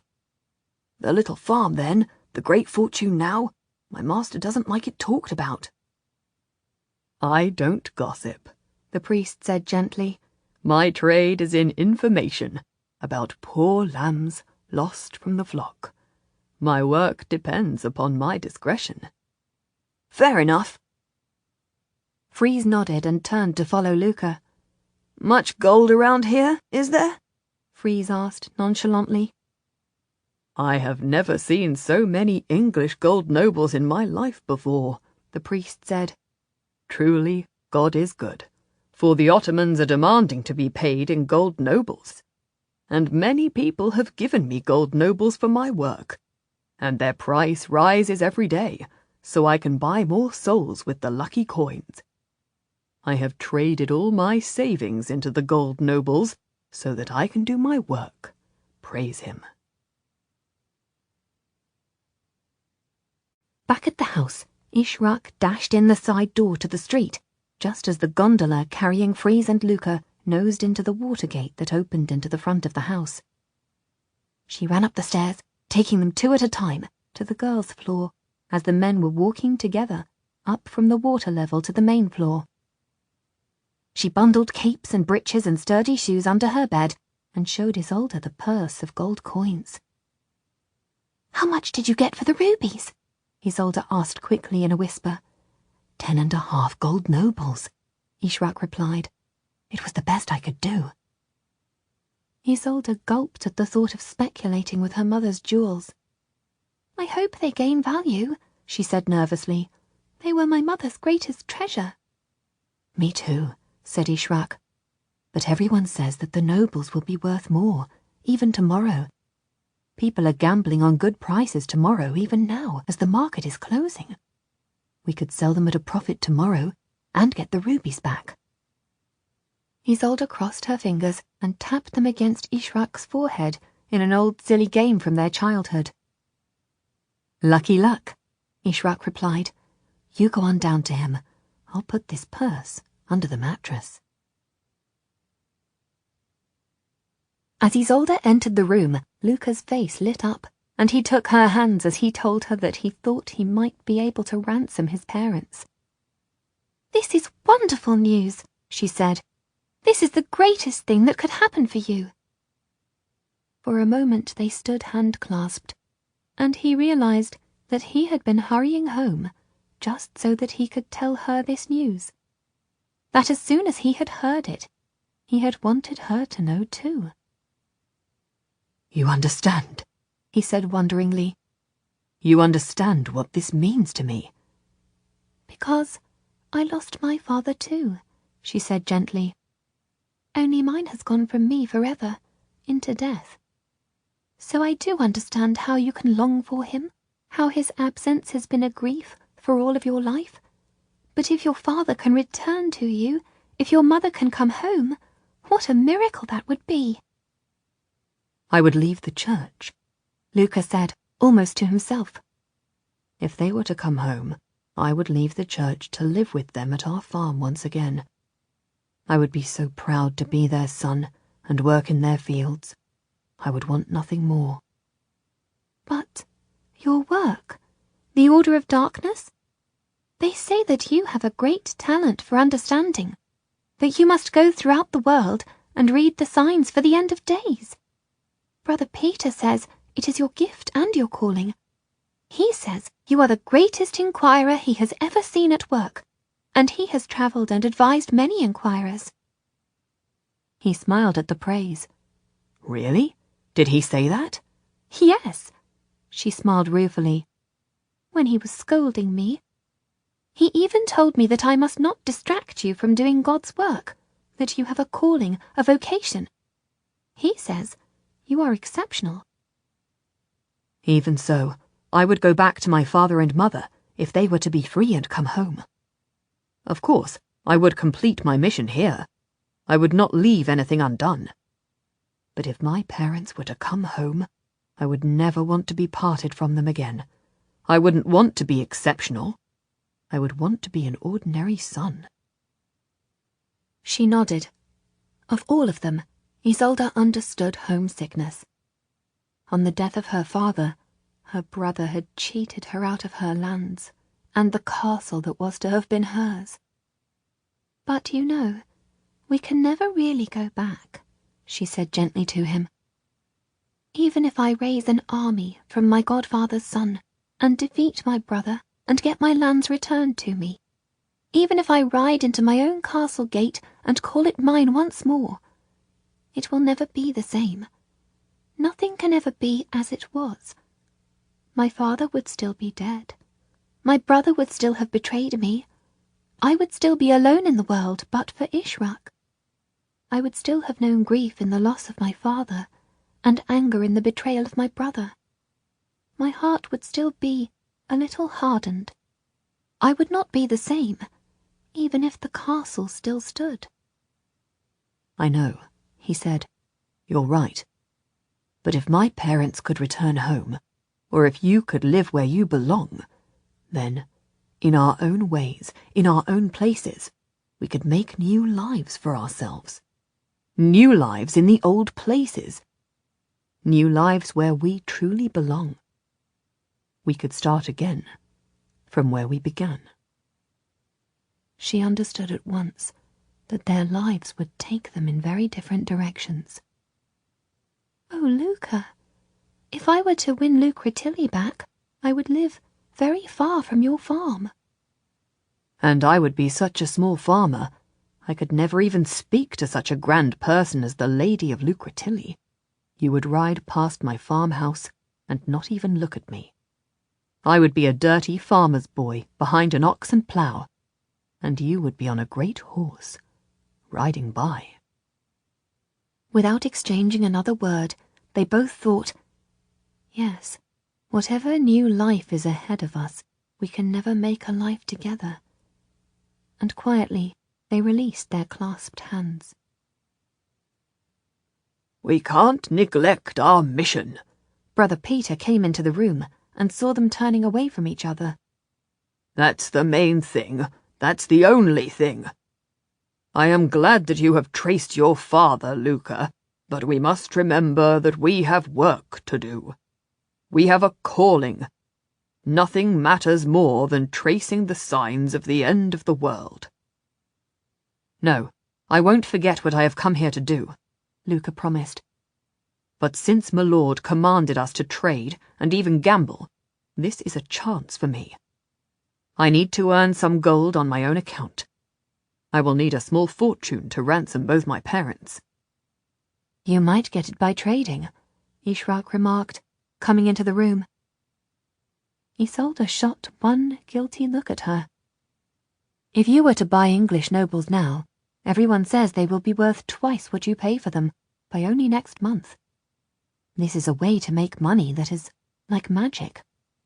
You buy now, and you sell in a month's time, and someone gives you twice what you paid. But how? Isolde asked nervously, directing the question to Luca. I see that it happens. I see that half of Venice is counting on it happening. Every day, a little profit is added. But how does it happen? Because everyone wants the English nobles, and they think that there are more buyers than coins to be bought. Luca said. It is like a dream. Everyone buys, expecting to make a profit, and so the value goes up and up. It could be anything that they are running after. It could be nobles, or shells, or diamonds, or even houses. Anything that can be exchanged for money, so that its value can be seen to increase. If more people want it, they outbid each other, and the price rises. But one day it will burst like an overfull bladder, Ishrak predicted. The trick is to make sure that you have sold before that day arrives. And how do you know when that day comes? Luca asked her, and was surprised to see the anxious look that passed between the two young women. Why, I was hoping you would know, Isolde confessed. We have bought some nobles. You have? Luca laughed. You are speculators? The girls nodded, wide-eyed as if they had frightened themselves. How much? Luca asked, sobering as he saw how serious they were. 10.5 nobles, Isolde confessed. He made a soundless whistle. How did you get them? I sold my mother's rubies, Isolde confessed. Now, of course, I'm afraid that I will never be able to buy them back. Will you tell us when you think we should sell? Ishrak asked him. He nodded. Of course. I'll do my best, and we'll be in the market every day, watching the prices. And they are gold, solid gold. We tested them, Ishrak reminded him. Whatever happens, they can't fall below the value of gold. Perhaps Luca will win his fortune, Brother Peter said, turning to them with a letter in his hand, deaf to their conversation. Luca, you have been invited, actually, we have all been invited, to an evening's gambling in a neighbouring palace the day after tomorrow. A letter of invitation came while you were out. Our name seems to have gotten about already, and the lies we have told to pass as a wealthy family. There was an invitation to a banquet also. The two girls looked up. Shall we go? Luca asked. I think we have to, Brother Peter said heavily. We have to mix with people who have these gold nobles to discover where they come from and how much English gold is circulating. My lord himself said that we would have to gamble to maintain the appearance of being a wealthy, worldly family. I shall pray before we go out, and when we come back, I shall pray that the Lord will keep me from temptation. For any woman is certain to fling herself at him, whispered Ishrak to Isolde, prompting a smile. And shall we come? Isolde asked, since I am to play the part of your sister? You are invited to visit with the ladies of the house. Brother Peter handed over a letter addressed to Signorina Vero. They think I have your name, Isolde exclaimed to Luca, and then suddenly flushed. Of course they do, Brother Peter said wearily. We are all using Luca's name. They think I am called Peter Vero, his older brother. It just sounds so odd, as if we were married, Isolde said, red to her ears. It sounds as if you are his sister, Brother Peter said coldly, as we agreed that you should pretend to be. Will you visit the ladies while we go gambling? Ishrak should accompany you as your servant and companion. Yes, Isolde said, though gambling and a banquet sound like much more fun than visiting with ladies. We are not going to have fun, Brother Peter said severely. We are going to trace false gold, and to do this, we will have to enter into the very heart of sin. Yes, indeed, Isolde agreed, but did not dare look at Ishrak, whose shoulders were shaking with suppressed laughter. And we will do our part. We can listen for any news of gold while we are talking to the ladies. We can ask them what their husbands are paying for the gold nobles on the Rialto, and where they are getting them. The next morning, Freeze, Luca, and Brother Peter went again to the Rialto Bridge to see the money changers. How will we know how much gold they keep by them? Brother Peter asked anxiously, as the gondola wove its way through the many ships. We need to demand enough to make them go to their suppliers so that we can see where they go. But how shall we know how much to ask for?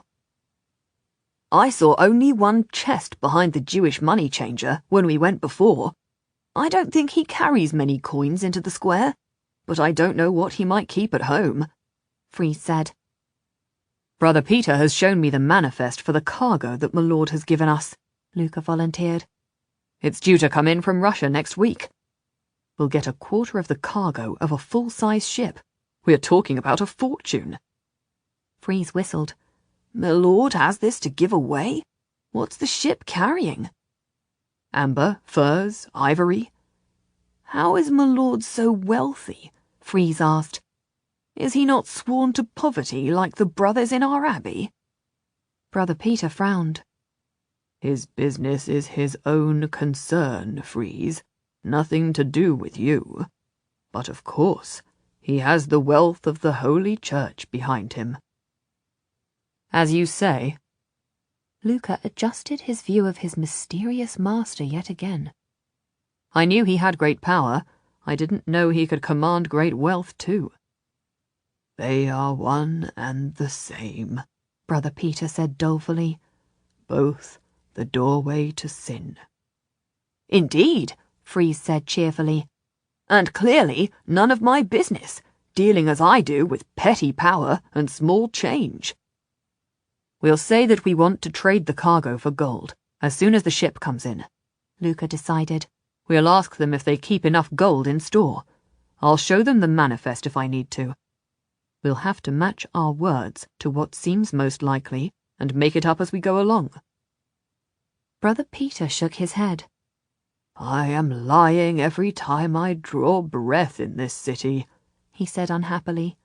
Me too, Freeze said, without any sign of discomfort. Terrible. The gondolier drew the craft up to the steps and held the boat alongside the quay. Shall I wait? Yes, Luca said as he stepped ashore. The ladies will not need the gondola? The ladies will not go out, Brother Peter ruled. They could only go to church in our absence, and they can walk to San Marco. The gondolier bowed in obedience as the men went up the quay's steps to the busy square. Freeze looked around at once for the pretty girl who gambled with the cups and ball. She was kneeling before the game, a square of pavement sprinkled with white sand, the 3 cups tipped upside down before her. Her taciturn father was standing nearby, as always.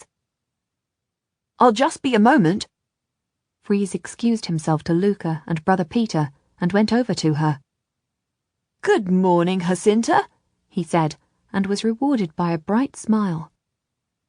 Good morning, Drago Nakari, he said to her father. Are you busy today? Busy, as always, she said, smoothing the sand and resetting out the cups. Freeze watched as she put the cloudy marble under one cup and then swapped them round and round, swirling them quickly until they came to rest.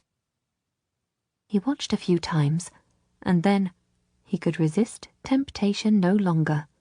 That one, Freeze said with certainty. That one, I would put my life on it. Just put your pennies on it, she said with a quick upward flash of her brown eyes. I don't want your life.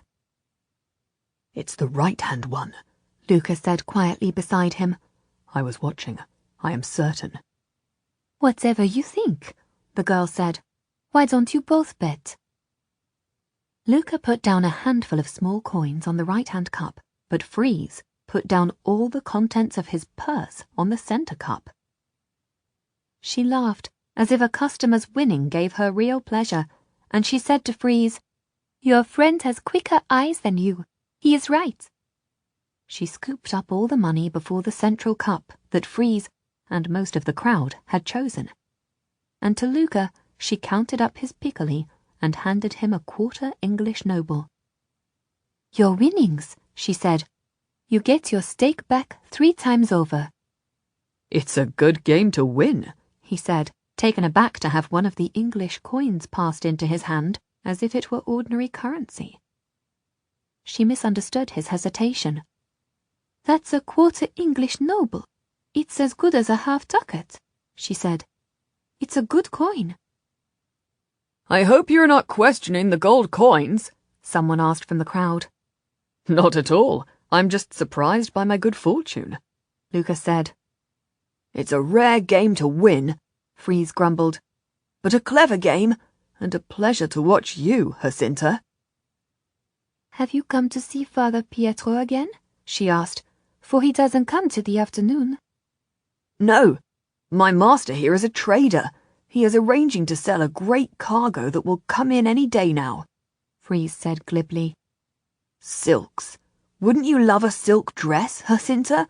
Or ribbons for your shiny brown hair?" She smiled. "Oh, very much. Shall you gamble them on my cups and bowl? A dress for me if you lose 3 times over?" Freeze grinned at her. "No, I shall not. You would get a wardrobe full of dresses, I am sure. A ship full." She laughed.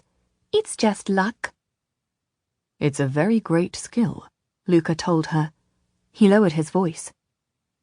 "But I will tell you a secret." She leaned forward to listen. "I did not see that the marble was under the right-hand cup. Your hand moved too swiftly for me to see. I should think you are too quick for almost anyone, but I guessed that it would be the right-hand cup." Her eyes narrowed as she looked at him. "A lucky guess?" "No, a guess based on what I could see." "And what did you see?" "You're right-handed," he told her. "And the strongest move is to push away, not pull toward.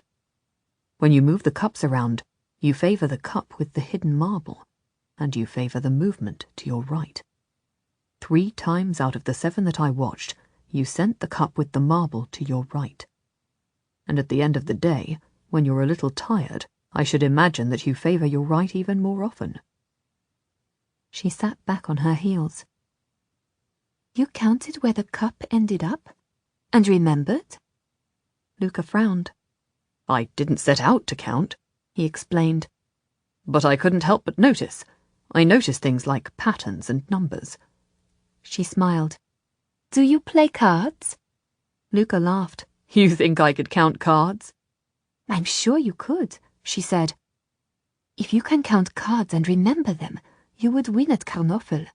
You could play here, on the square. There is a fortune to be won. Everyone here has money in their pockets. Everyone believes that they might be lucky." Luca glanced back to Brother Peter, who was waiting for them with an air of wearied patience. "I don't gamble. My brother would not like it. But it is true that I would be able to remember the hands." "If you learned a set of numbers, how many would you be able to remember?" she asked. He closed his eyes and imagined that he was a boy running down a portico with colonnades of numbers flicking past him. "I don't know. I've never tried. Thousands, I think." "Sir, do you see numbers in colours?" It was such an extraordinary question that he hesitated and laughed. "Yes, I do," he confessed. "but I think it is a rare illusion, an odd trick of the eye, or perhaps of the mind. Who knows? Of no use as far as I know. Do you see numbers as colours?" She shook her head. "Not I, but I know that some people who can understand numbers see them in colours or as pictures. Can you understand languages at first hearing?" He hesitated, shy of boasting, remembering the bullying he suffered when he was a child for being a boy of exceptional abilities. "Yes," he said shortly, "but I don't regard it." She turned and summoned her father to come closer with a toss of her head. Drago Nakari came over and shook Luca's hand in greeting. "This is my father," Jacinta introduced him. To her father she spoke in rapid French. This young man has a gift for numbers and for languages, and he is a stranger new come to Venice, and he came to us today." Drago's grip on Luca's hand suddenly tightened. What chance! I have been hoping and praying that such a man like you might come along, he said. "Last night I had a dream," the girl said quietly to Luca.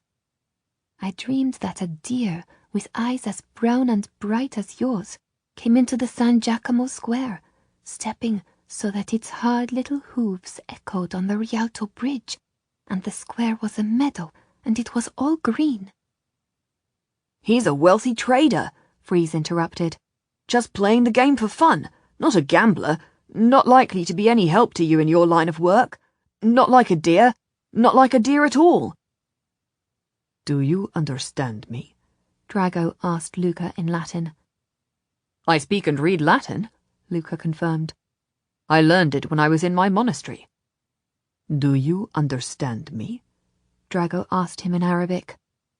Luca frowned. "I think that is the same question," he said tentatively.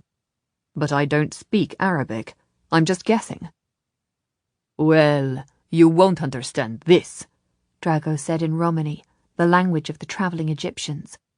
"Not one word of what I say." Luca laughed. "Now this is just lucky, but some gypsies came to my village when I was a child," he said. "I heard them speak and understood at once." "Do you know the language of birds?" Drago asked him very quietly in Italian. Luca shook his head. "No, I've never heard of it. What is that?" "I am studying some manuscripts that puzzle me," Drago Nakari remarked, without answering the question. "There are numbers and strange words, and something that looks like code. I said only last night that I must pray that God sends me someone who can understand numbers and languages, for without some help I will never make head nor tail of them. And then my daughter dreamed of a deer walking over the Rialto Bridge, and today you come to us." "Why would the dream mean me?" Luca asked. Jacinta smiled at him. "Because you are as handsome as a young buck," she said boldly. "And the deer walked like you do, proudly and gracefully, with his head up, looking round." Freeze leaned forward. "I too am a young buck," he said quietly to her. "Perhaps it was me that you dreamed of. A buck, or at least a horse, or a handsome ox, steady and well made. When he was a boy, I nicknamed him Sparrow because he was so slight, long-legged and half-starved." "You do indeed resemble a handsome horse," she said with a sweet smile. "And I liked you the moment we met." "What sort of manuscripts?" Luca could not hide his interest. "This is like a book with pictures and writing, but the pictures are of no plant nor person that I have ever seen, and I cannot understand the language of the writing around them." "Have you taken them to the university here or in Padua?" The man spread his hands. "I am afraid to do so," he admitted. "If these manuscripts contain secrets and are profitable, then I should like to be the one who profits from them. If they are heretical, then I don't want to be the one to bring them to the church and be punished for it. They will ask me where I got them. They will ask me what they mean. They may accuse me of forbidden knowledge when I know nothing. You see my dilemma?" "Are these on the list of banned books?" Freeze asked cautiously. "My master can't read anything that might be heresy." The man shrugged. "As I can't even translate their titles, I don't know what they are." "Why would you trust me?" Luca asked. Drago smiled. "If you translate them, you will be translating a few pages of a very long book. They would make little sense to you. You'd have to be a philosopher to begin to understand them. You say you're a trader. It's a quicker way to a fortune than studying the wisdom of the ancients. but I would promise you a share in anything I discovered through your scholarship." "I would certainly be most interested to see them," Luca said eagerly. "And we are travelling with a lady—" "His sister's companion," Freeze added, trying to maintain the fiction of their identity. He leaned his shoulder heavily against Luca. "And see, your brother is waiting for us and getting impatient."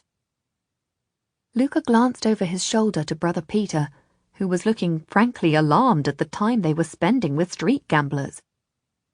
"Yes, just a moment. The lady that I mean is my sister's companion.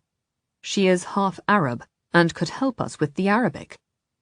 She studied in Spain at the Moorish universities and is very well read. She was educated as a true scholar." "An educated woman?" Jacinta asked eagerly, as if it were not a contradiction in terms. "Shall I bring the manuscript to your house?" Drago Nakari asked him. "Come," Luca invited him. "Come this afternoon.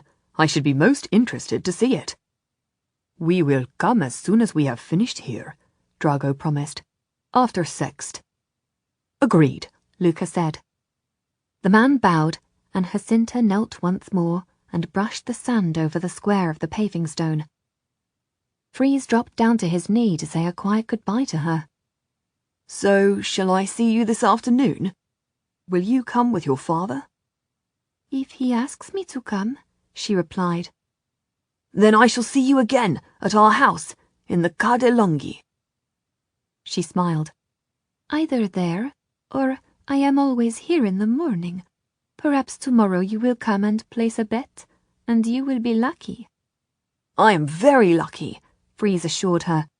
"I was snatched by a terrible flood, and I came home safe. I was in a nunnery where everyone was half mad, and I came out unscathed. And before all of that, I was apprenticed as a kitchen lad in a country monastery, and the only boy that I liked in the whole world was summoned to Rome and turned into a lord, and he took me with him. That's when I got my lucky penny." "Show it to me again," she demanded, smiling. He produced it from a pocket in his shirt. "I keep it apart from my other money now, so I don't spend it by accident. See, it is a penny minted by the Pope himself in the year of my birth. It survived a flood with me, and I didn't spend it as I found my way home. Lucky through and through." "Will you not bet with it?" she asked. "If it's so lucky?" "No, for if it were to fail just once, and I were to lose it, it would break my heart," Freeze said. "And all my luck would be gone. But I would give it to you, for something in exchange." "Lend it to me," she said, smiling. "Lend it to me, and I promise I will give it back to you, as good as before, but a little better." "A keepsake?" he asked. "A sweetheart's keepsake?" "I won't keep it for very long," she said. "You'll have it back, I promise." At once he handed it over. "I shall want it returned with a kiss," he stipulated. Shyly, she kissed her fingertips and put them against his cheek. "See how lucky I am already!" Freeze beamed, and was rewarded by a flash of her eyes from under her dark eyelashes as he jumped up and followed Luca. Luca led Brother Peter and Freeze across the busy square to the line of money changers whose long trestle table was set back under the portico, each trader seated with a young man with a stout cudgel or a menacing knife under his belt, standing behind him. "That's the one, on the left," Freeze prompted him. Luca went toward the man, whose tall hat and yellow round badge showed him to be a Jewish money changer. He sat alone, at the end of the row, separated from the Christian money men by a little space, as if to indicate his inferior status. "I would talk business with you," Luca said pleasantly. The man gestured that Luca might sit, as his boy brought a second stool. Luca sat, and Brother Peter and Freeze, stood behind him. "I am an honest man of business," the money changer said a little nervously. "Your servant will confirm that I gave him a fair exchange for his coins when he came the day before yesterday. And actually, the value has risen already. I would buy the English nobles back from him and give him a profit." Freeze nodded and smiled his open-faced beam. "I have no complaint," he said cheerfully. "I'm hanging on to them and hoping they will rise in value again." "I have a share in a ship coming in from the east, carrying Russian goods," Luca said, leaning toward the money changer so that no one else could hear. "I want to prepare for the sale of the cargo as soon as it comes into port." "You have borrowed against it?" the money changer asked acutely. "No!" Brother Peter exclaimed. "Yes," Luca said, speaking simultaneously. They exchanged an embarrassed look. "My brother denies it, for he hates debt," Luca explained quickly. "But yes, I have borrowed against it, and that is why I want to sell it quickly, as soon as it enters port, and for gold nobles." "Of course," the man said. "I would be interested in buying a share, but I don't carry that many nobles to hand.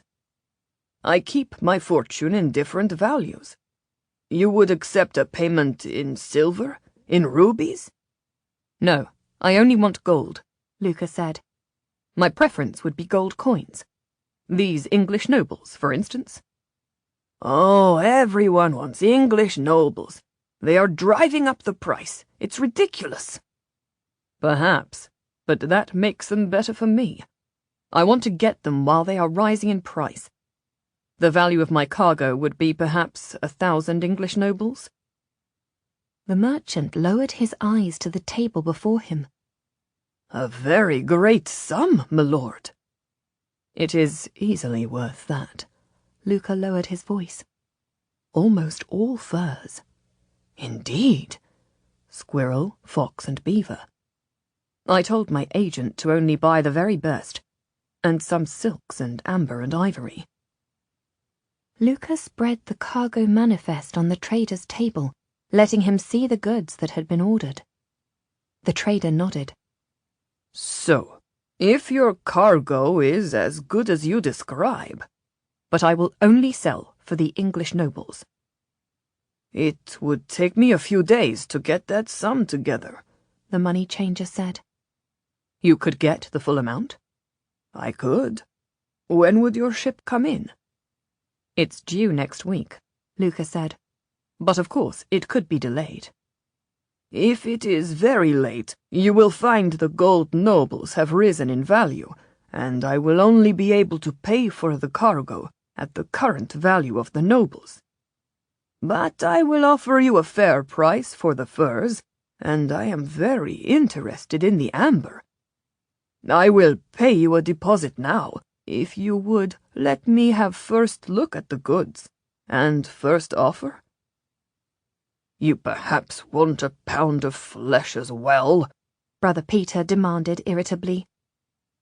The merchant bent his head, ignoring the insult. "I will offer in English nobles." "But where will you get so many coins?" Brother Peter asked. "From these other money changers?" The trader looked along the row of little tables. "They don't like to work with me, except for an extreme profit," he said. "And it is not always good for a man of my religion to do business with Christians." "Why not?" Brother Peter asked, bristling. The Jewish money changer gave him a rueful smile.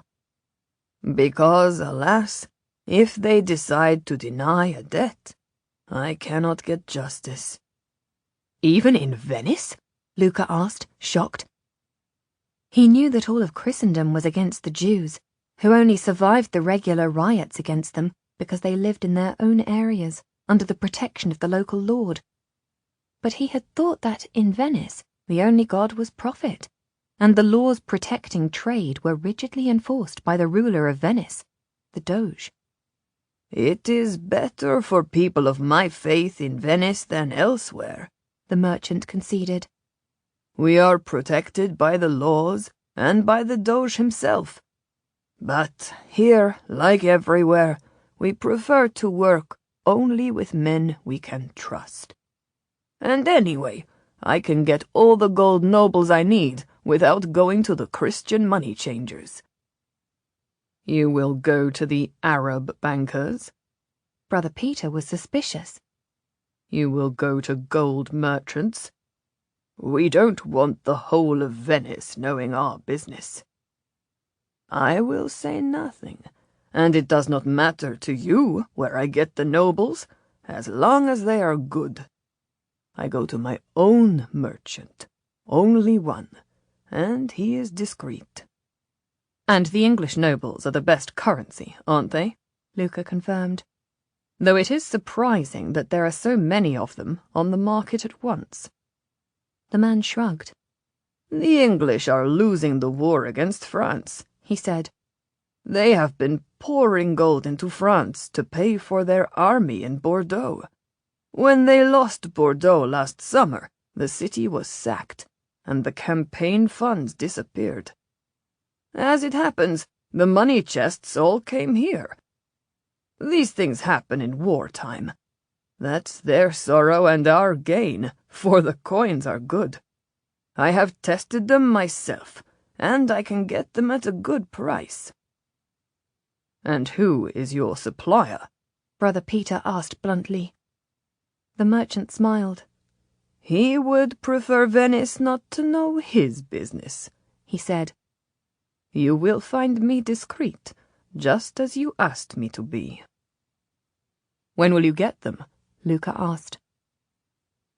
No one but Luca would have noticed the swift, almost invisible glance that went from the money changer toward the street gambling girl's father, who was helping her pack up her game, quite unaware of the money changers. But Luca was watching the Jew as closely as he had watched Jacinta playing the cups and ball game. "By tomorrow," the man said, "or the next day." "Very good," Luca said pleasantly. "I'll come again tomorrow. Perhaps I'll have news of my ship then." "I hope so." The merchant rose from his stool and bowed to the three men. "And please, do not speak of your ship with others till we have concluded our business." They crossed the square together and got into the gondola, Freeze throwing a casual smile and salute to Jacinta as they went by. The gondolier steered out into the middle of the canal, as Freeze said quietly, "Put me down on the far side. I'll stick to the merchant like glue and come home to report later." "Take care you're not seen," Luca cautioned him. "Carnival," Freeze said. "I'll buy a mask and a cape." "Just follow him," Luca said. "Don't try to be a hero. Just follow and watch and then come home. I don't expect us to solve the mystery in one step. Things might not be as they appear." "This is Venice," Brother Peter said miserably. "Nothing is as it appears."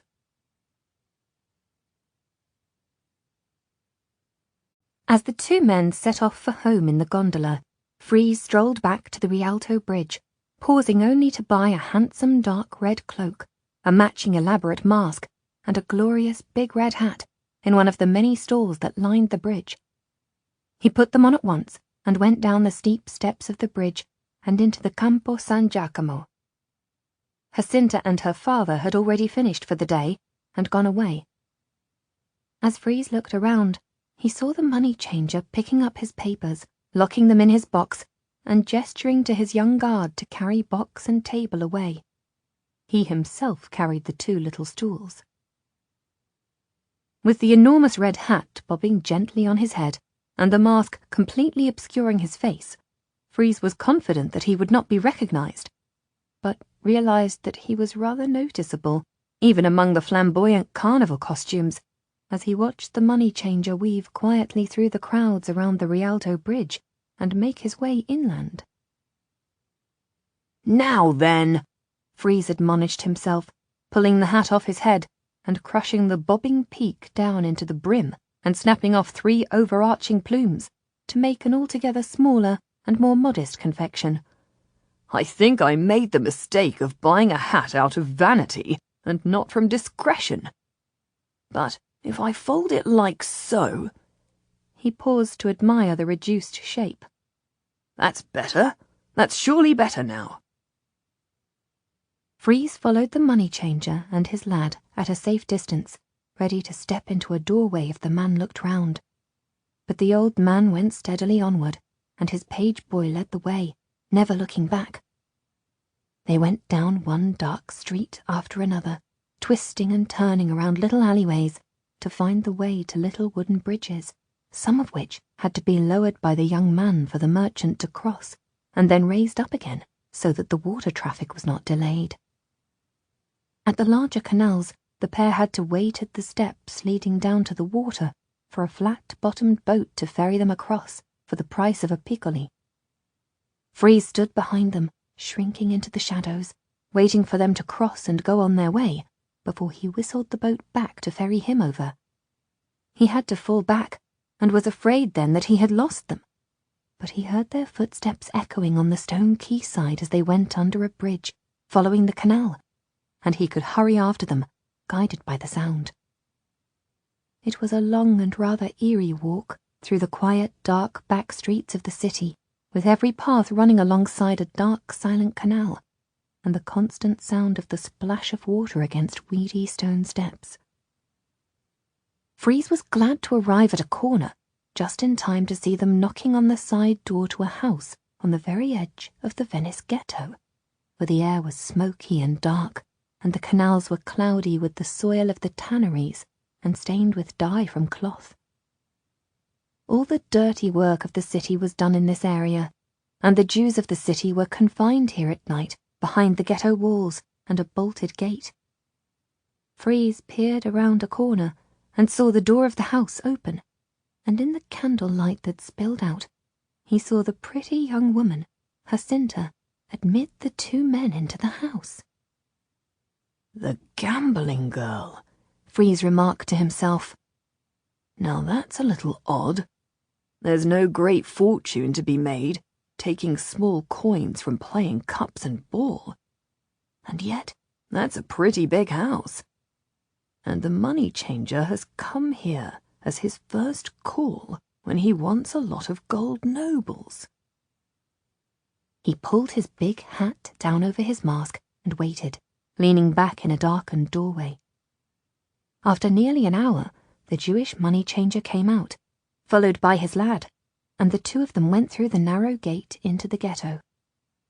Freeze did not dare follow, knowing that he would be conspicuous among all the dark-suited men who wore the round yellow badge. But he waited outside the gate and watched as the money changer and his boy turned sharply right into a tall, thin house that overlooked the dark canal. Over the doorway swung the 3 balls, the ancient insignia of the money changer and lender. "Hi, lad, tell me, who lives in there?" Freeze asked a passing errand boy who was clattering along the street with some newly forged metal rings for barrels, slung like hoops over his shoulder. Freeze pointed at the house behind the ghetto gate, and the boy glanced back over his shoulder.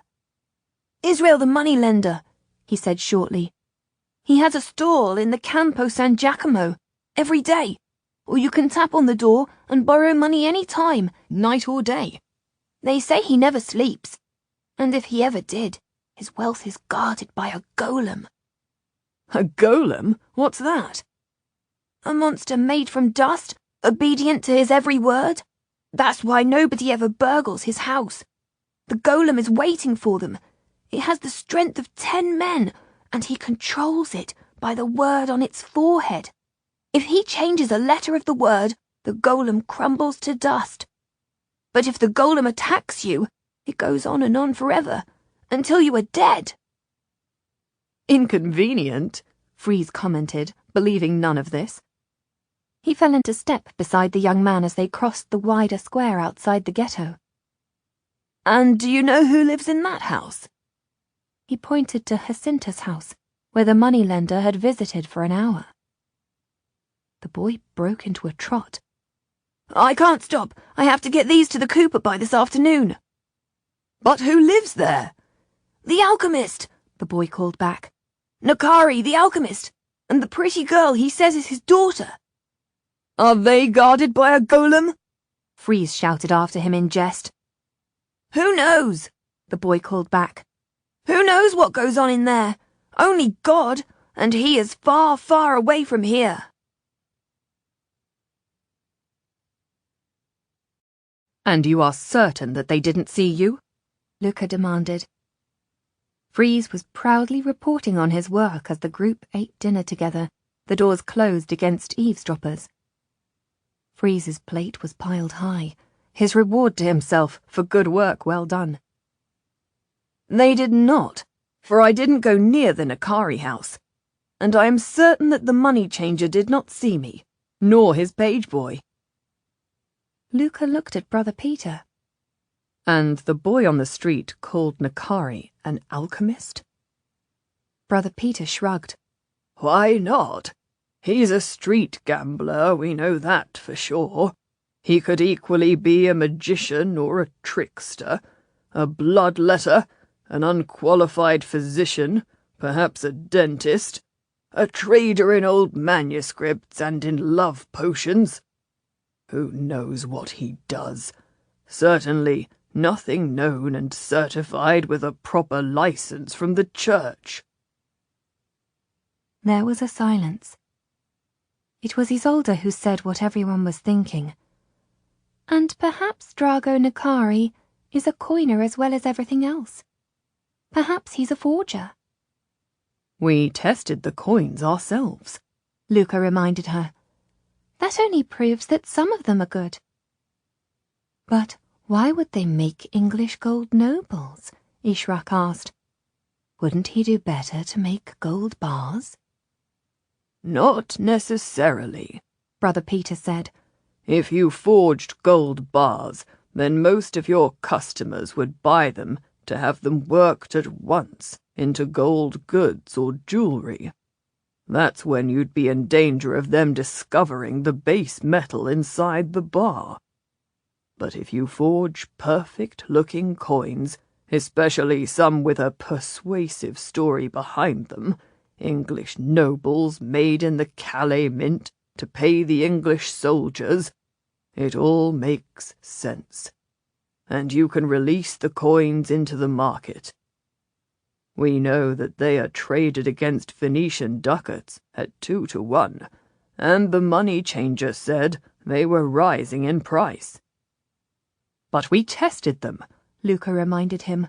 Others must test them and find them good. Perhaps they are very good forgeries, Brother Peter said suspiciously. At any rate, no one says anything against them. They're still rising in price, Ishrak confirmed. I looked today. They're up again. Isolde shot her a quick smile. You are a trader, she whispered. But what would such a man buy instead? Luca wondered aloud. If you sell your forged gold coins, what do you buy with the profit? How do you take the profit? Jewels? Isolde guessed. Small things that you can easily take away if you get caught? Books, Ishrak volunteered. Alchemy books, so that you can practice your art. Old manuscripts, as we know he has. Precious ingredients for your craft. Horses, Freeze said, so you can get away. Luca exchanged an affectionate glance with his friend. And because you'd always buy horses. Freeze nodded. What would you buy? He asked Brother Peter curiously. I'd buy masses for my soul, Brother Peter answered. What matters more? There was a brief, respectful silence. Well, they don't look like wealthy people, Freeze said. There's the daughter working every morning in the street for handfuls of silver, and she's not wearing gold bracelets. She said she would gamble with me for a silk dress. She answered the door as if they didn't have a maid. But they have that big house. It doesn't add up." "How can we find out more?" Luca puzzled aloud. "How can we find out what they're doing?" "We could break in," Ishrak volunteered. "We know that they are out every morning, gambling at the Rialto. The father is always there with her, isn't he? And Freeze thinks they have no maid." "They've been there every morning that we've seen so far," Freeze said cautiously. "And he is coming here this afternoon. They have a manuscript to show Luca." "They asked me if I would look at it. I said you might be able to read it, if it is in Arabic," Luca said to Ishrak. "Is it about alchemy?" "He said it was a mystery to him, but obviously it is something strange. He does not want to take it to the university, nor to the church." "Well, I can try to read it with you this afternoon. And tomorrow morning, why don't you go to the square and gamble with them, keep them there, while I go to the house and break in?" "You can't go alone," Isolde said. "I'll come with you." "No, that would be to walk straight into danger." Luca was instantly against the idea. "And immodest to go wandering round the streets of Venice in Carnival time," Brother Peter said crossly. "We have already agreed that it shouldn't be done. The young women must stay indoors like Venetian ladies." "Carnival time is the very thing that makes it possible," Ishrak replied.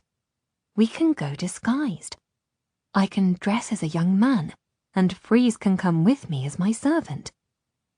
You and Brother Peter go and gamble, and since they have never seen Isolde, she can go separately from both of us and act as lookout. If they pack up early or start to come home, she gets ahead of them, runs ahead of them, and brings us warning at their house, so we can get out and away." "You'll just go in, have a look round, and come away again," Luca ruled. She nodded. "I'll get in through a window and open the door for Freeze." Luca hesitated. "Can you do that? Can you climb up a house wall and get in through a window?" Isolde smiled. "She climbs like a cat," she said. "She was always getting in and out of the castle without the sentries knowing." Luca glanced uncertainly at Brother Peter, whose face was dark with disapproval. "We are to go gambling in the square, while a woman in our care is breaking into a house?" Brother Peter demanded. "And no doubt thieving, while a young lady, a noblewoman, the Lady Isolde of Lucretilli, acts as a lookout, like some kind of gang of thieves?" "So that we can write Milord's report," Luca reminded him. "He told us we were to find out where the English gold nobles were coming from. We're on the way to discovering the source." Brother Peter shook his head sadly. "It's hard for me to countenance sin," he said, "even for a great cause. Milord is our commander, and the Order of Darkness is pledged to understand the rise of heresy, the signs of darkness, and the coming of the end of the world. Often in this work I have had to study terrible sin, but never before have I had to be a party to it." "It's hardly terrible sin. You're only gambling for Piccoli," Freeze said cheerfully. "You might have to do far worse. And anyway, look on the bright side. You might win." The five of them waited in their grand palace for the arrival of the alchemist and his daughter. Isolde was confined upstairs, and so she peered down the great marble staircase, hoping to glimpse the stranger when he came up the steps from the water gate. Ishrak was waiting on the first floor in the dining room, which they had equipped as a study, with paper and pens laid out on the dining table. Freeze, dressed in a dark suit and looking like a servant, was ready to greet the alchemist as his boat came into the private quay, and to usher him upstairs. Brother Peter had shut himself in his room to write the report to Milord, and Luca was holding his chip of glass up to the light and idly measuring and drawing half arcs of rainbows while gazing out over the Grand Canal. "I think that's him," he said to Ishraq, as a small gondola detached itself from the seething traffic of the Grand Canal and turned toward the water gate of the palazzo. Luca crossed to the door with 3 swift steps. "Freeze! Ready!" came the shout from the lowest level of the house. Luca turned and looked upward to the 2nd floor and caught a glimpse of Isolde's smile before she stepped back out of sight. It was as if she had sent him a message of encouragement or blown him a kiss.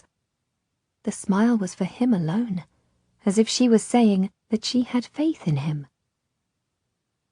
He heard Freeze greet the man and, looking down, saw him leading the dark-robed man up the stairs to the 1st floor. Luca went forward to greet him with his hand held out. "Drago Nakari," he said. "Thank you for coming." "Luca Viro," the man replied formally. "Thank you for inviting me to your home." They entered the room, and Ishraq rose up from her seat behind the table. She was wearing her Moorish dress, tunic and pantaloons, her scarf covering her hair and half veiling her face. She bowed to Drago Nakari, and he took off his hat and swept a bow to her. "This is my sister's companion, Mistress Ishraq," Luca introduced her. "I thought she might be able to help us with your manuscript. She speaks Arabic and Spanish, and she is a scholar." "Of course," the man said. "I am honored to meet you." "Did you not bring your daughter with you?" Ishraq asked. "No," he said. "She is studying at home." The 3 of them sat at the great table, Drago at the head, and Luca and Ishraq on either side of him. He was carrying a satchel, and he put it on the table, unfastened the ties, and slid out a sheet of parchment painted with beautiful symbols and plants, and closely written with a clerk's well-wrought handwriting. "Where did you study?" he asked Ishraq politely. "Do you recognize any of this?" "I was in the service of the Lord of Lucretilli," she said. "He was a great Crusader lord, and he took an interest in the people and the learning of the Moors.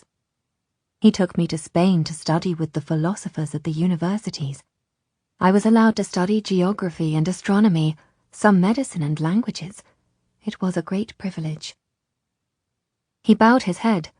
"I have studied in Egypt," he said. "I read Arabic, but I cannot understand this. It is definitely an alchemy text. I know that much for certain, so we may expect certain things." "What things?" Luca said. "A mixture of symbols and numbers and words," the man answered. "Alchemists have symbols, special signs for many elements and for many processes." He pointed to one symbol. "That means to heat gently, for instance. Any alchemist would recognize it." "Do you think this is a recipe?" Luca asked. "An alchemy recipe?" Drago spread his hands. A small gold ring on his finger caught the light. "That I don't know," he said. "I hope so, of course. I hope it is a recipe for the one thing, the greatest thing, the thing we all seek." "And what is that?" Luca asked. He was scanning the first page of the manuscript, trying to see what words stood out. Nothing was recognizable. He could not even see a pattern. "Of course, we all seek the stone," the man said quietly. "The Philosopher's stone." "What is that?" Luca asked. Drago glanced at Ishraq to see how much she knew of the stone. "It is the stone that changes base material to gold," she said quietly. "And water thrown on the stone when it is hot becomes the elixir of life. It can prolong life perhaps forever. It can make the old young. It can make the sick well. It is the one thing that all alchemists hope to make. It would solve all the troubles of the world. And you trust me to translate this with you? Luca asked Drago Nakari. If we could understand it, this document might mean the end to death and the beginning of limitless wealth for any one of us, for all of us. For a moment he thought what he would do if he had the stone and could command a fortune, an unstoppable fortune. He thought he would buy the freedom of his parents, of all slaves. Then he would buy the castle of Lucretilli and give it to Isolde. Then he would ask her to marry him. He would be a man so rich that he could propose marriage to her. He broke off from his dream with a short laugh. Already I am dreaming what I would do if I had the stone and could make gold, he said. Why would you trust us strangers with this? This is only one page of many, Drago said. And it's not a recipe for stewing oysters. It's not easy. Even if you were to read every word, you would still be far from making the stone. To make the stone, you would need to study for years. You need to purify yourself and everything you touch. I have been working for decades, and only now am I starting to be ready. You may be very clever. Jacinta says that you have quick eyes and a good ear. And of course, she dreamed of you. But you have not studied for years, as I have done. Ishrak smiled. And also, there is the question of desire, she said. Desire? Luca repeated the single, inviting word. Drago Nakari nodded. You are learned, then, he confirmed to Ishrak. If you desire wealth, if you are bound to the world by greed, then you cannot find the stone, for you are not pure in heart, Ishrak explained. The only man or woman who can find such a thing would be he or she who wanted it for others, someone who did not want it for themselves. It is the purest thing in the world. It cannot be discovered by someone with dirty hands. It cannot be snatched in a greedy grasp. Luca nodded. I think I understand. So let's have a look at it. It's not Arabic, Ishrak said, though some of the symbols are like Arabic symbols. She pointed to one sign. This one, and perhaps these. It's no language that I recognize, Luca said. Have you shown it to a Russian, or to someone from the East? Drago shook his head. Not yet. I hoped to be able to understand it on my own, but I have studied it for months now, and I see that I need help. I don't recognize these plants, Ishrak said. I've never even seen them. Not in the garden, not in an herbal. Do you know them? Luca did not answer her. He was looking at the writing and scribbling something down. Ishrak immediately fell silent and looked from Luca's notes to the manuscript. It might be a cipher, he said.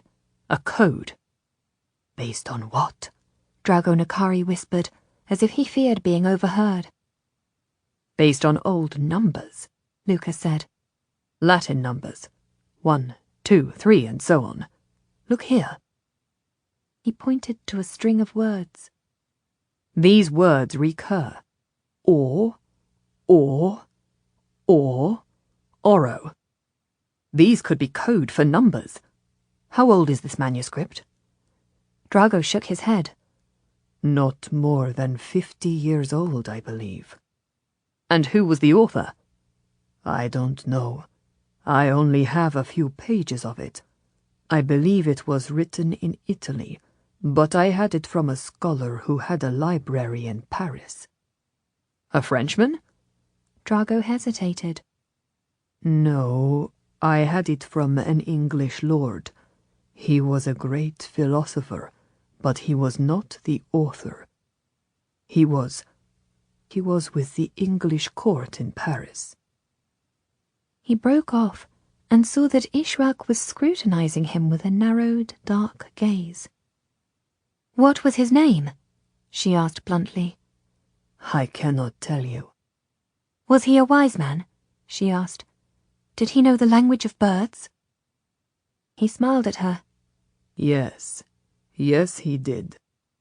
What is the language of birds? Luca asked curiously. Drago answered him. It is the coded speech of alchemists. So this book was owned by an alchemist, and it is not likely to be written in either English or French. More likely to be based on Italian, or perhaps Latin? "And it is not a chimera?" Ishrak asked the alchemist directly. "You spend your mornings helping your daughter deceive people. This is not another deceit, not simply a pretense. We cannot waste our time on a sleight of hand."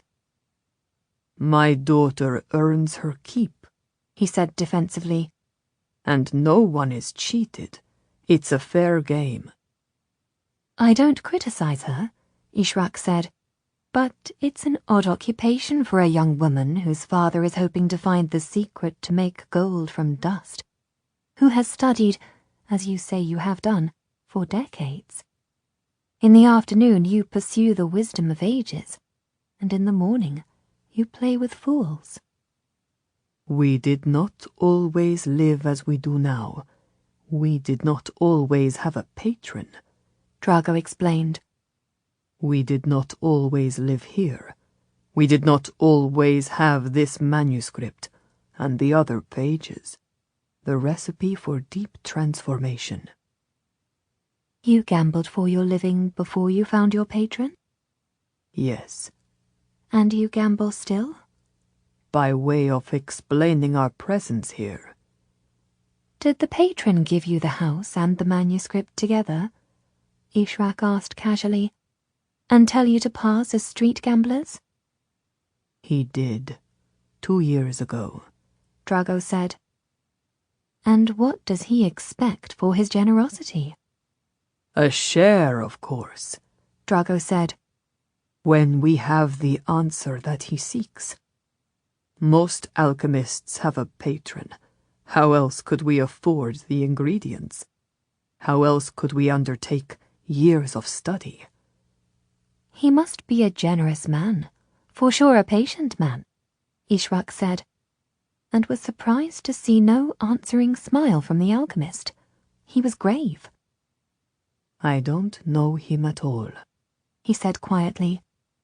He is my patron. He is my lord. He gives me sealed orders, often through a third person. I have only met him twice. He is not a friend. You don't like him?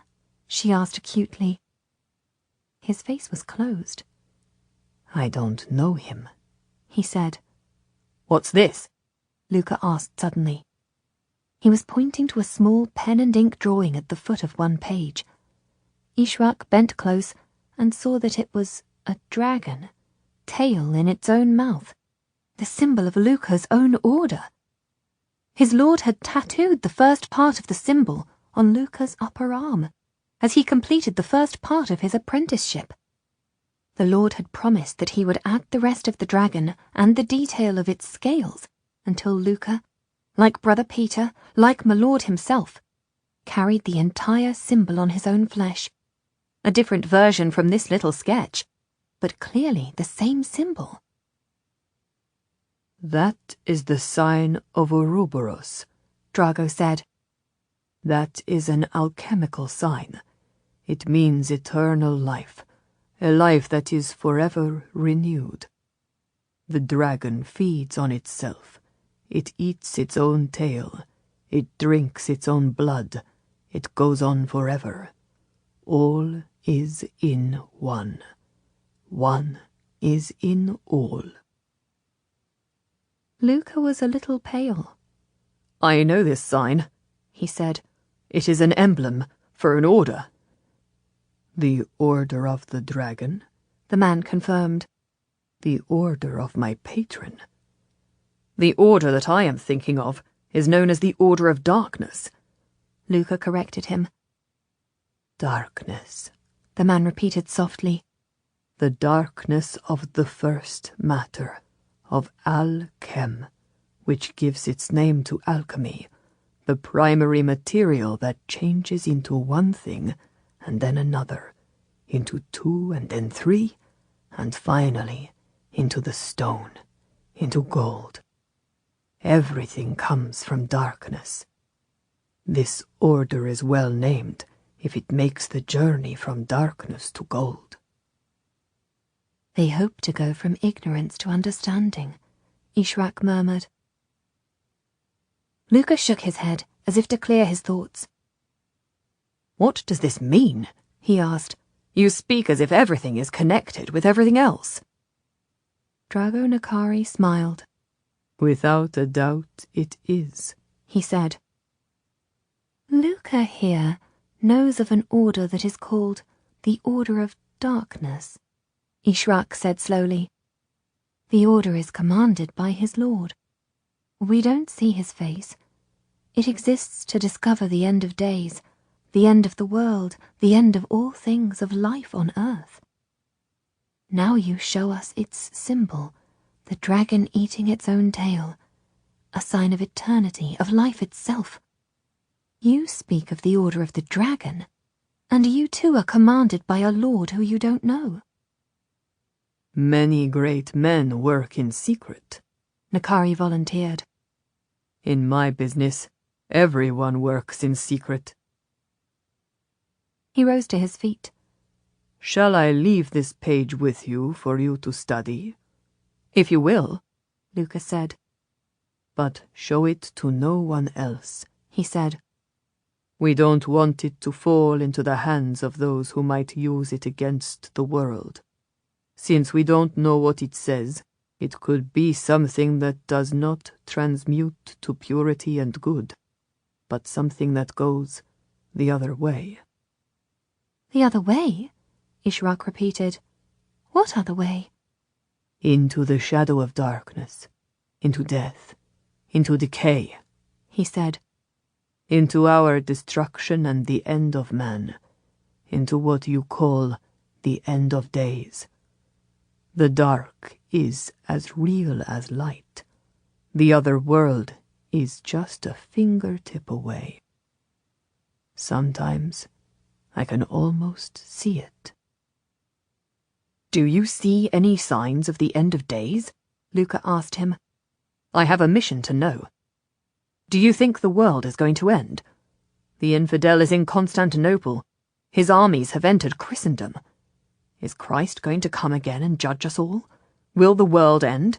And will he harrow hell? Have you seen signs of it in your work, in the world that you say is just a fingertip away? The man nodded as he turned toward the door. I think the time is now, He said. I see it in everything that I do. And every day I have to conquer. Conquer what? Ishrak asked him when he broke off. My own fears. He said simply. He looked at her directly, and she was sure that he was speaking the truth. These are dark times, He said frankly.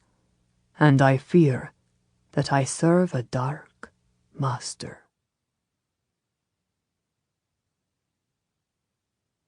Next morning, the little group divided. Ishrak, dressed in the costume of a young man about town, with a dark black cape around her shoulders, her long hair pinned up under a broad black velvet hat, and a black and silver mask on her face, set out with Freeze in attendance as her squire, taking a passing gondola to the quay near to the Nakari house at the edge of the ghetto. Luca and brother Peter took the house gondola to the Rialto Bridge, and Isolde, dressed as modestly as a nun, with her face hidden beneath a great winged hood, walked down the alleyways and over the little bridges to the San Giacomo church on the square beside the Rialto Bridge. She took up a position under the portico of the church and watched as brother Peter and Luca strolled into the square and went to watch the cups and ball game. Have you come to try your luck, my masters? Jacinta asked, as pleasantly as always. She smiled at Luca. My hands are quick today. I think I shall outwit you. Luca chinked silver piccoli in his hand. I think I am certain to win, he said. She laughed. Watch carefully, then, she invited him. And as a small crowd gathered round, she put the gleaming marble ball under an upturned cup and moved the cups slowly, and then at dazzling speed, until they came to rest. And she sat back, smiled, and said, Which cup? Isolde glanced out of the square, down the maze of streets and waterways, so that she should be certain which way she would have to go if she had to run before the Nakaris to warn Ishrak and Freeze, and then bowed her head as if saying her prayers. She found she was truly praying for them all. She prayed for her own safety, that her brother's men had gone back to Lucretilli, and her brother would give up his pursuit. She prayed for Luca's quest to find his parents, and for her own mission to get back to her home. Please, she whispered, please let us all be safe, and not exposed to danger, nor be a danger to others. She tried to concentrate, but she found her mind strayed. She fixed her gaze on the image of the crucified Christ, but all she could think of was Luca. His face, his smile, the way that she could not help but be near him, lean toward him, hope for his touch. Guiltily, she shook her head and pinched her clasped hands. She closed her eyes and bowed her head again to pray for the safety of Ishrak and Freeze as they went, disguised, to the Nakari house. Ishrak and Freeze were far from needing prayers, gleefully excited by their mission as they approached the tall, crowded houses just outside the Jewish ghetto. Ishrak loitered behind as Freeze went boldly up to the side door, which stood on the quayside, and hammered on the knocker. There was silence from inside. Anybody in? Freeze shouted. A woman from the far side of the narrow canal threw open her shutters and called down. They're at the Rialto. They're there every morning. Can their maid not let me in? Don't they have a page boy? They have no maid. They have no servants. You'll have to go to the Rialto if you want them. I'll go there then and find them, Freeze called back cheerily. I'll go now. Thank you for your help. Pipe down, the woman advised rudely, and slammed her shutters. Freeze exchanged one wordless glance with Ishrak and set off, apparently in the direction of the Rialto Bridge. As quiet as a cat, Ishrak tried the handle of the door in the garden wall. She felt it yield, but the door would not open. Clearly the Nakaris had locked it behind them when they left the house. Ishrak dropped back, took a short run at the garden wall and leaped up, her feet scrabbling to find a purchase on the smooth wall, until she got her knee on a branch of ivy and heaved up to the top of the wall and dropped down on the far side. She was on her feet in a moment, looking alertly all around the garden in case anyone had heard her. Already she had identified the tree that she would climb if a guard dog came rushing toward her, or a watchman. But there was silence in the sunlit garden, and a bird started to sing. On tiptoe, Ishrak went toward the house and tried the door that led from the garden to the storeroom. It was locked, and the shutters were closed on the inside. She turned to her right and tried the shutters on the windows. They too were firmly bolted from the inside. She looked up. Overlooking the garden was a pretty balcony with a spiral stone staircase that led down to the lawn and a peach tree. Quiet as a ghost, Ishrak slipped up the stairs and found the window to a bedroom had been left latched open. She put her slim hand into the gap beneath the window and flicked the catch. As the window swung open, Ishrak went head first through the opening and landed as quietly as she could in a heap on the floor. At once she was on her feet, listening. Sensing that the house was empty, she tiptoed from the room to the landing, head cocked, looking down the well of the stair. Nothing moved. There was no sound. Lightly, she ran down the stairs and unbolted the door just as Freeze was walking briskly, a man with business to attend to, past the house. One swift sideways step, and he was inside the house and the door was closed behind him. They beamed at each other. Ishrak slid the bolts across the door, locking it against the street. "In case they come back unexpectedly," she said. "Come on." They went first into the big room at the front of the house, which overlooked the canal, and found a table piled with rolls of manuscripts and some hand-copied bound books. Ishrak looked at them without touching. "Philosophy," she said, "astronomy, and here, alchemy. These are a lot of books.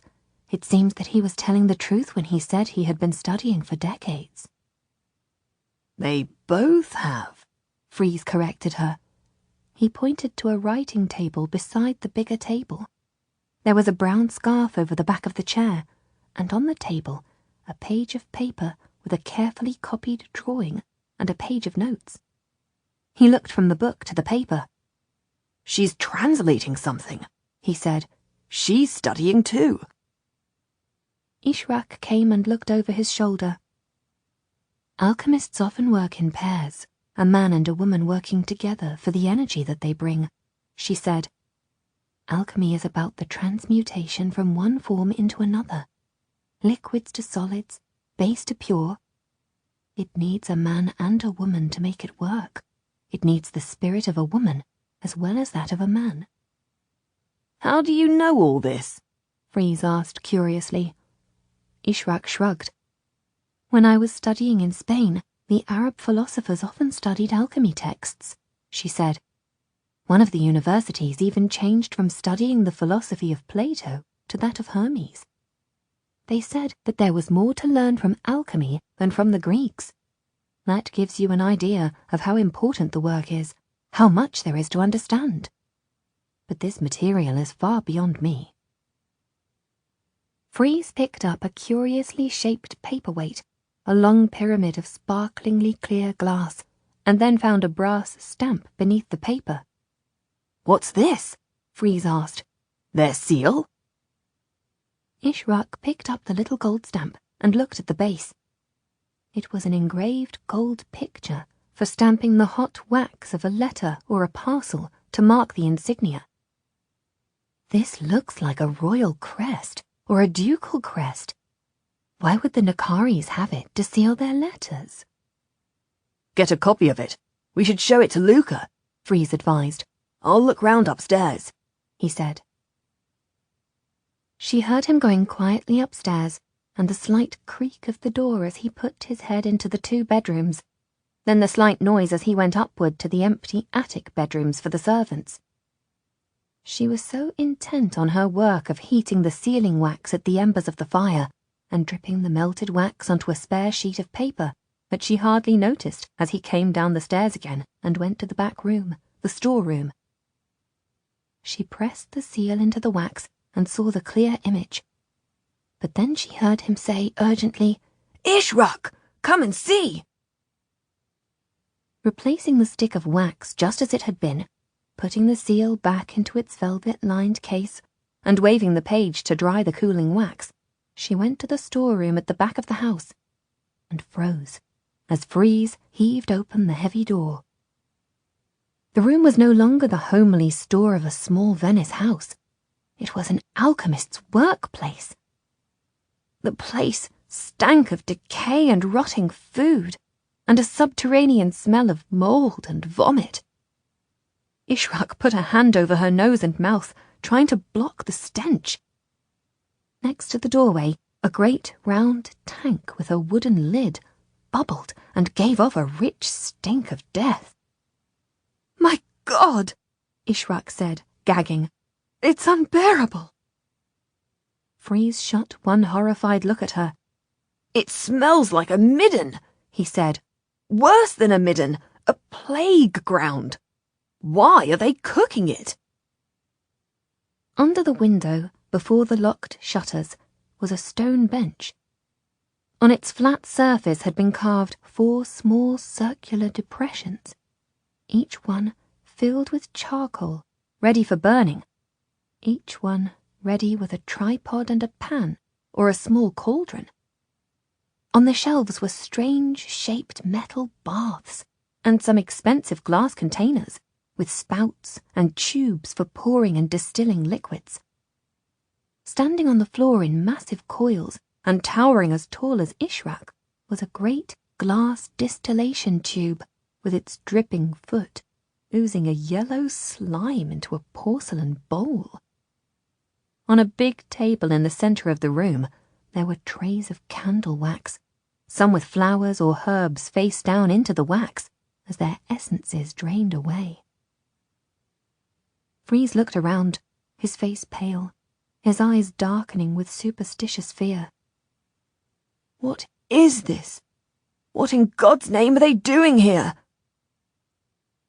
Under an airtight bell jar that stood in a shallow bath of water, there was a small brown mouse on a platform, sitting up and cleaning its whiskers beside a burning candle.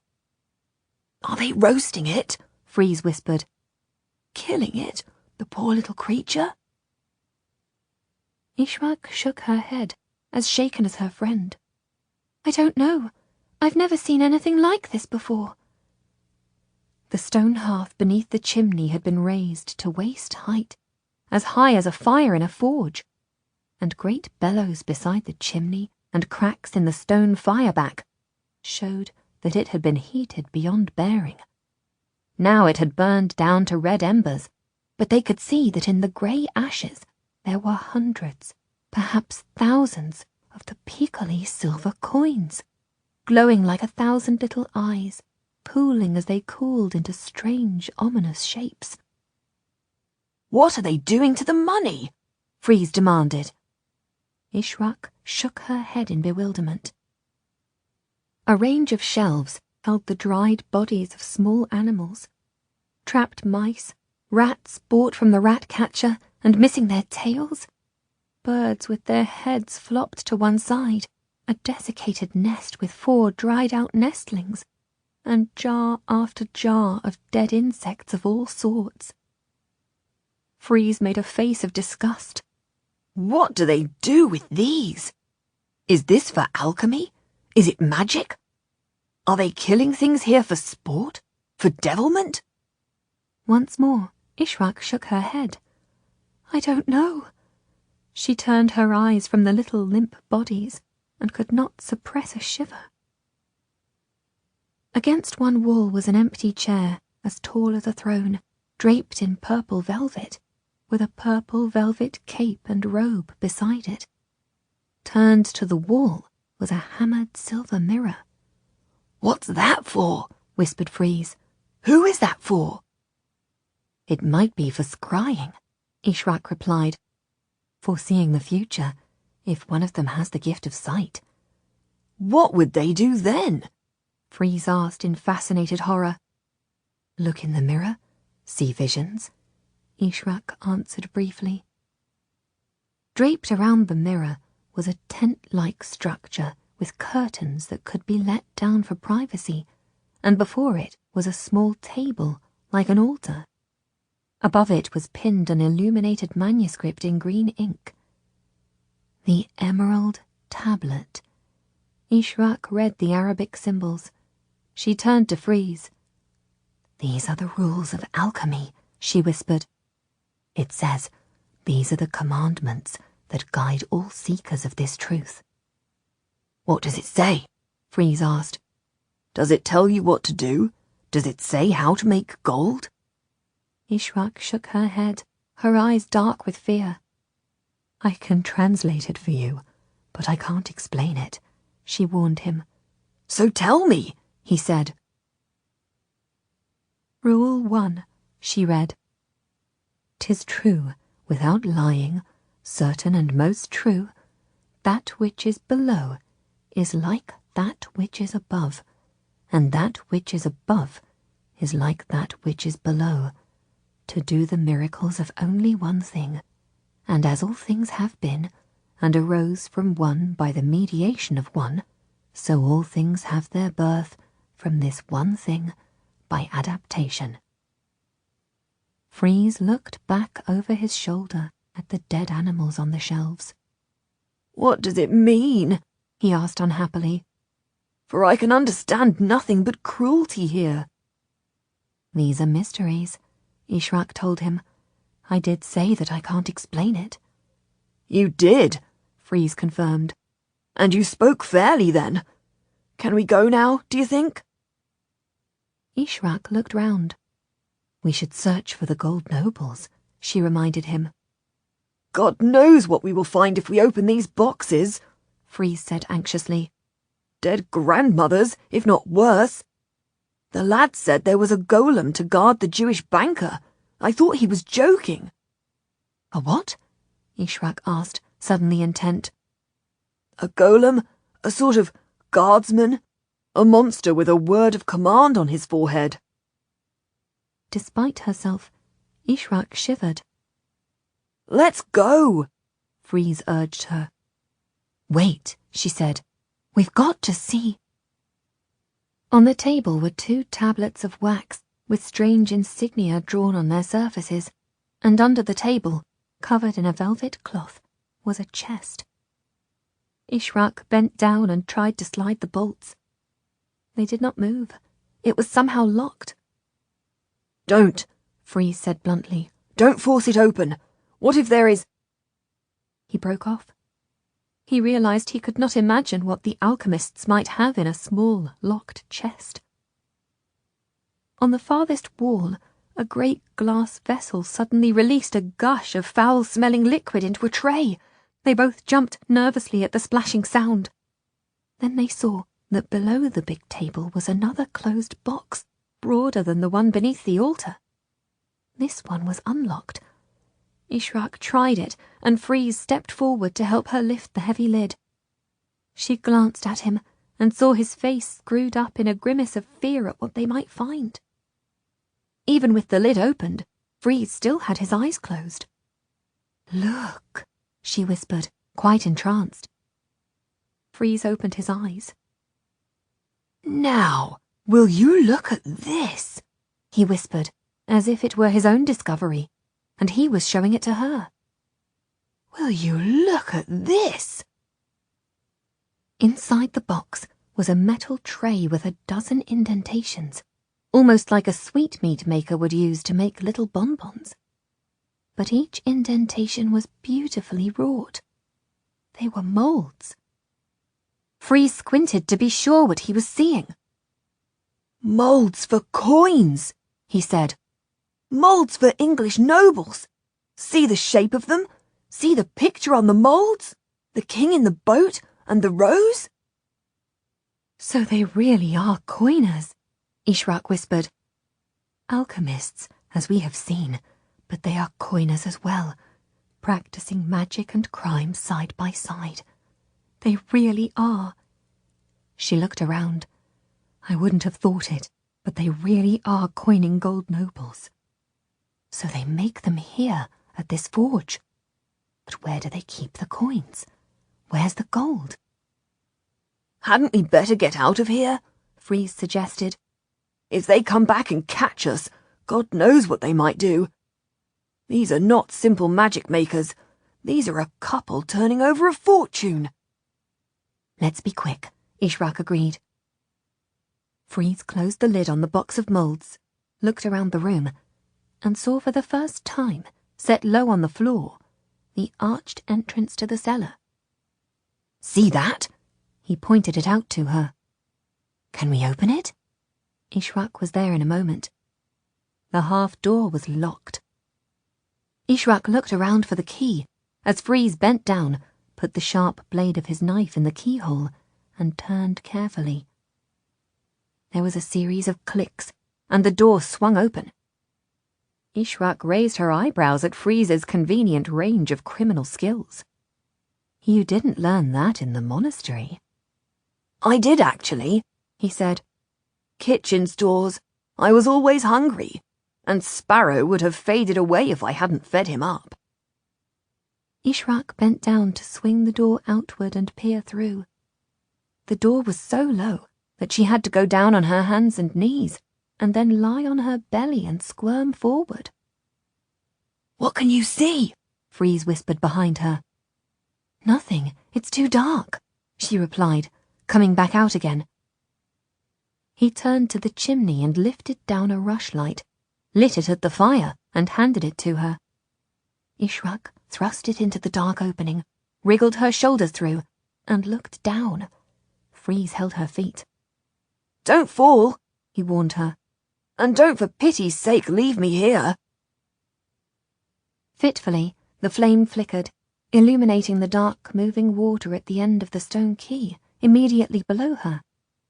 And on the stones, a glint here, a blaze of reflected light there, and then finally a cold draught of air blew the light out altogether, and left her in damp blackness, with nothing but the eerie slap of the dark waters to warn her of the edge of the quay. "What can you see?" Freeze's voice whispered from the room behind her. "Come back! What can you see?" "Gold," Ishraq said, her voice quiet with awe. "An absolute fortune in sacks and sacks of gold nobles."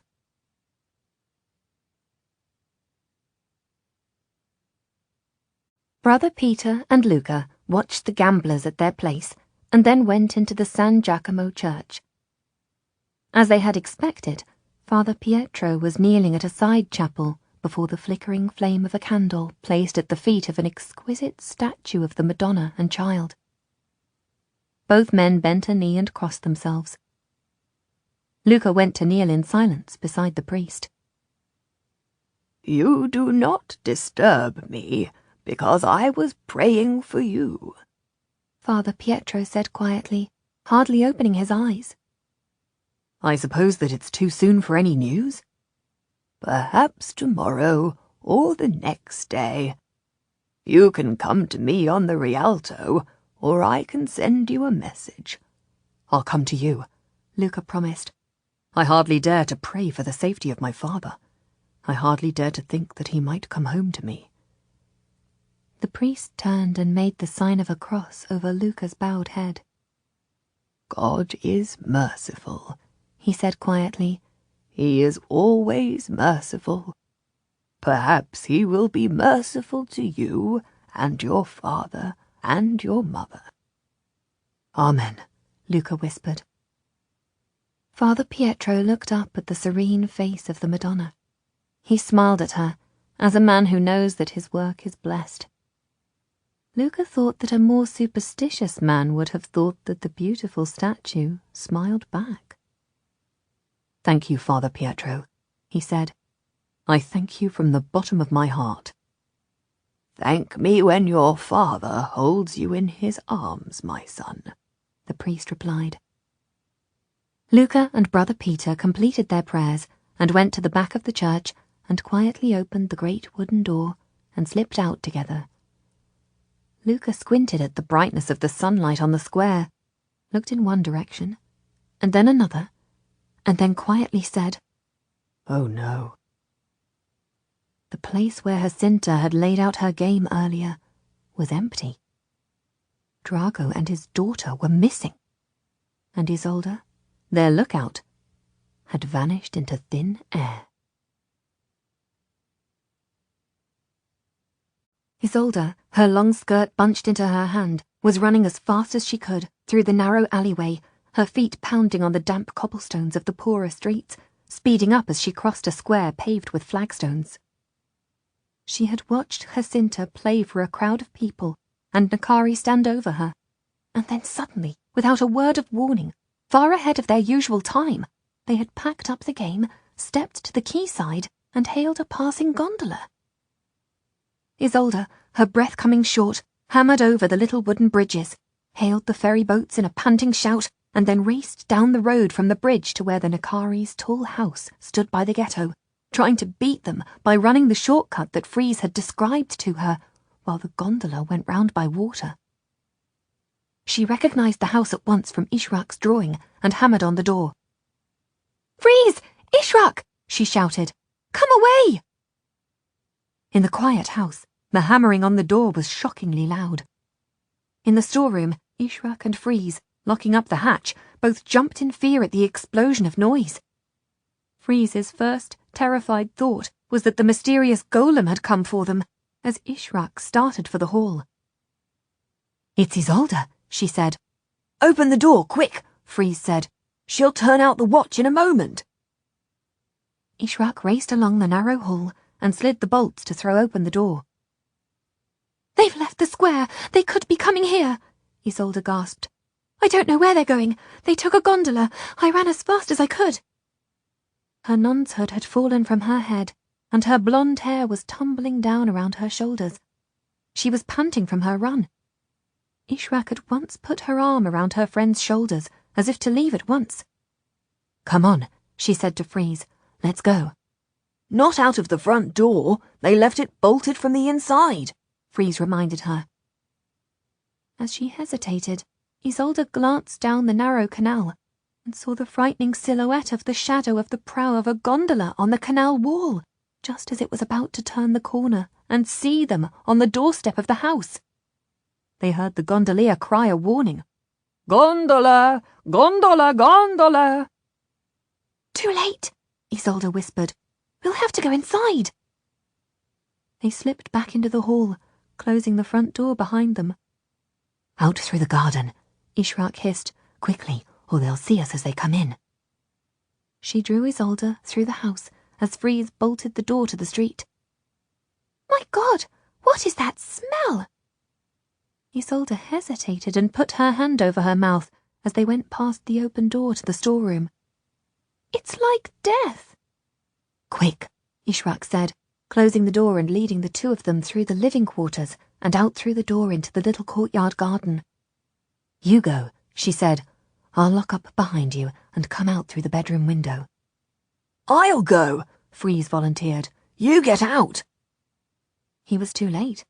Ishrak was already racing up the stairs to the upper room. Freeze turned to Isolde. "We'll have to get over the wall," he whispered. "The garden door is locked, and they have the key." He cupped his hand for Isolde's shoe.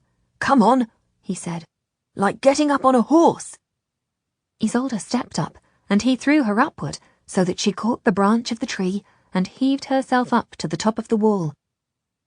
Arduously, Freeze hauled himself up beside her, and then paused. They both clung to the top of the wall and watched, horrified, as below them the Nakaris, father and daughter, walked to the garden door, produced a key, and let themselves in. They opened the door to the house and went inside. "What can we do?" Isolde whispered. "We have to get her out." "Wait," Freeze advised. Ishrak, in the house, went swift-footed silently up the stairs. She heard the garden door open and the Nakaris come in. She heard Jacinta remark on the coldness of the day. And then she heard, frighteningly clear, Drago say, "What's that noise?" Silently, Ishrak slid across the treacherous floorboards to the bedroom window and eased herself out. She flung herself down the spiral stone staircase to the garden and saw her two friends poised on the top of the wall. "Get down!" she hissed. "They're in the house. They'll see us if they look out of the window." Freeze jumped down into the street and reached up for Isolde, who dropped down into his arms as Ishrak stretched for a low-bending bow and swarmed her way upward. As soon as she was at the top of the wall, she too lowered herself down and then jumped clear. They were facing a small tributary canal, and farther down the water was a little wooden swing bridge. "This way," Isolde said, pulling up the hood of her robe over her blonde hair and leading the way at a brisk walk. She wiped her face with her sleeve. "I haven't run so fast since we left Lucretilli," she remarked to Ishrak. "You always were fast," her friend said. "Faster than me. Now I should teach you to fight." Isolde shook her head in a smiling denial. "She doesn't like the thought of hurting people," Ishrak explained to Freeze. The three of them crossed the bridge and started along the quay on the far side. "I don't think I will ever have the stomach for fighting," Isolde remarked. "I can't bear it. Even that scramble has left me trembling. And now I'd better walk home on my own." "Will you be all right?" Freeze asked, torn between his desire to escort her to safety and maintaining the deception of being Ishrak's servant. "Oh yes," she said. "I tremble very easily, but I'm not a coward." "I should go with you." He hesitated. Ishrak laughed. "If there's any trouble, she can run," she said. "She can certainly run faster than you." Isolde smiled. "I'll go on ahead and see you at home." Freeze and Ishrak strolled home together along the Grand Canal, Ishrak careful to swagger ahead of Freeze like a young prince, right until the moment when they came to the quay, which ran to the side door of their house. Then she glanced left and right, checked that there was no one at the windows and no one on the canal, and slipped down the street and scurried into the side door. Isolde leaped up from where she had been sitting at the door and hugged her friend. "Good! I was waiting for you. The others are home too." She called across the stone hall, "They're back!" as Freeze came through the side door, and Luca and Brother Peter opened the doors to their rooms. "Come in," Luca said. "How did you get on?" Brother Peter recoiled in horror from Ishrak's young prince costume. "She should change her clothes," he said, covering his eyes. "It's heresy for a woman to dress as a man." "I'll be one moment," Ishrak promised. She raced up the stairs, taking them two at a time just like a boy, and they could hear her hurling her clothes into a chest and scrabbling into a gown. She came running downstairs with her dark hair tumbling down, and only at Brother Peter's scandalized glare did she twist it into a casual knot and pin it at the nape of her neck. Lucas smiled at her. Anyone but the old clerk would have been struck by her agile grace in boy's clothes and her careless beauty when she was dressed once again as a girl in a conventional gown. "I like you in costume," he said. "It's against God's will and the teaching of the church," Brother Peter said. "And certainly a doorway to sin." "Well, it was useful," Ishrak defended herself. "So tell me about the square. Was everything all right?" "Everything," Luca said shortly. "We gambled, she won, as usual, took a small purse of silver coins for the morning's work, and gave them to her father. We spoke to the money changer, and he said he would have enough nobles for us when the ship comes in. He says he has made an arrangement and has about 1,000 gold nobles to hand. We saw Father Pietro in church. He's had no reply yet. Then it was dreadful when we came out of church and saw that they had left early, and then Isolde was gone too. But I see you're safe. How did you get on? Did you have to break into the house?" "I got in through an open window," Ishrak said, "and then I let Freeze in. They may have suspicions. They might have thought that they heard something, but they can't be sure that anyone was ever inside. They don't have a servant. Well, they can't have one. They daren't have one. The storeroom is completely devoted to alchemy. It reeks of magic and decay. Any servant would report them at once. In the main room, where they study, there were more pages like the one they brought to us. There were about 10 pages that I could see. I couldn't read any of them. Plants that are unknown, language that you can't even spell out. And I copied this." She put the piece of paper in front of Luca. "I thought it was odd that they should have such a seal." He scrutinized it. "I wouldn't know whose seal it is," he said. They both turned to Isolde, whose family had their own crest. She recognized it at once. "Oh, that's the seal of one of my godparents," she exclaimed. "Count Vladislav of Wallachia?" Brother Peter asked respectfully. "No," she said. "Another one, my godmother." "How many do you have?" asked Freeze. How many does a girl need? She shrugged with a smile. My father was very, very well connected. This godmother was very grand indeed. She was the wife of John, Duke of Bedford, Regent of France. She was Jacquetta, the Dowager Duchess. Who? Freeze asked. Her husband was brother to the great King of England, Henry V, who conquered France for England. John the Duke was regent in France when the little Prince of England came to the throne, she said. When the French rose up under their king, Charles VII, he fought them, and he captured their leader, Joan of Arc. Yes, Luca said, recognizing a part of the story that he knew. I know who you mean. I've heard of him. He burned Joan of Arc as a witch.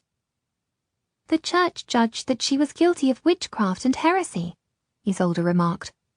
But I never met the Duke. He died when I was still a baby. They say that he ruled France like an emperor. He maintained a huge army.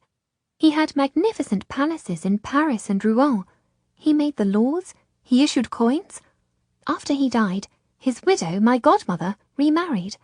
She lives in England now, at the court of Henry VI. But why would these street gamblers have the Duke's seal? Brother Peter asked. They have forged it, presumably, but why would they want it? Would it be to seal the chests of gold? Isolde asked. That, they say, is English gold. Chests from the English mint would have the regent's seal on them, wouldn't they?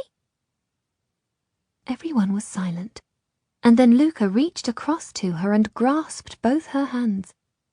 Ishraq rescued the paper with the copied seal as it slipped from Isolde's grip. Brilliant, he said. That's so brilliant. They seal it with his crest so that it gives credence to the forged gold being genuine English nobles. Because the Duke would have been in charge of the mint at Calais. He would have commanded them to make gold. He would have shipped the gold out to the soldiers. If a chest, or even 100 chests, went astray, they would all have had his seal on them. Then, years later, if someone forges gold and wants to pretend that it came from the mint, they mark each coin with the mark of the mint at Calais, and they sell it in boxes sealed with the regent's seal. Isolde glowed as he held her hands, the two of them standing quite still, as if they had forgotten the others in the room. But are they really making gold? Brother Peter asked dryly. Before we get so excited about these imaginary chests, sealed so cleverly with this imaginary seal, and this brilliant guess as to why they have the seal, is there any gold there? Oh, yes, Freeze said smugly. Don't you worry about that. There's sackfuls of the stuff. Sackfuls of it. And Ishraq found it. You did? Luca turned to her. We went to the storeroom. The whole place is used for alchemy, Ishraq said. The fireplace is like a forge. We saw silver still in the fire.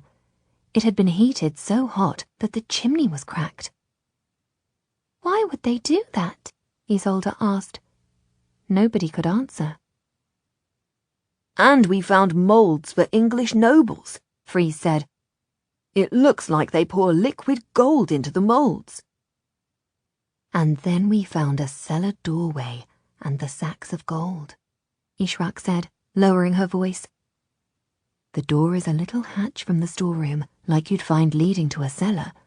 But instead of a cellar, the half door leads down to the quay. The sacks of gold are on a quay. Beyond is the canal and a water door. I should think that they drop the sacks from the storeroom through the hatch onto the quayside, and then a boatman comes and loads the gold onto a boat. How much gold? Brother Peter asked. How much did you see? I saw 2 sacks that were open, and perhaps 4 behind them that had been sewn up. A fortune, Ishraq said. Luca dropped into a seat at the window. Great work, he said to Ishraq and Freeze. Great work. He turned to Brother Peter. So, is our mission complete? He asked doubtfully. We were told to find the source of the gold and answer whether it was a theft or gold mined from a new source. We can tell my lord it is a forger and that we have found the forge. But we don't know how they actually make the nobles, Freeze pointed out. We saw the moulds, but we didn't see any gold ore. Do you think that it's possible that they have found a way to refine it from silver? Isolde asked. From the silver they had in the forge. She wins a lot of silver every day. Every day they go home with pursefuls of little silver coins. The coins in the fire. Ishrak nodded at Freeze. We must write our report, Brother Peter decided. And we will have to turn them into the authorities. My lord was clear to me that we must inform the Doge's officials as soon as we had identified the forger. Awkwardly, he turned to Ishrak. I was ungracious about your disguise, he said. You have done great work for the Order. You were brave and enterprising. He hesitated.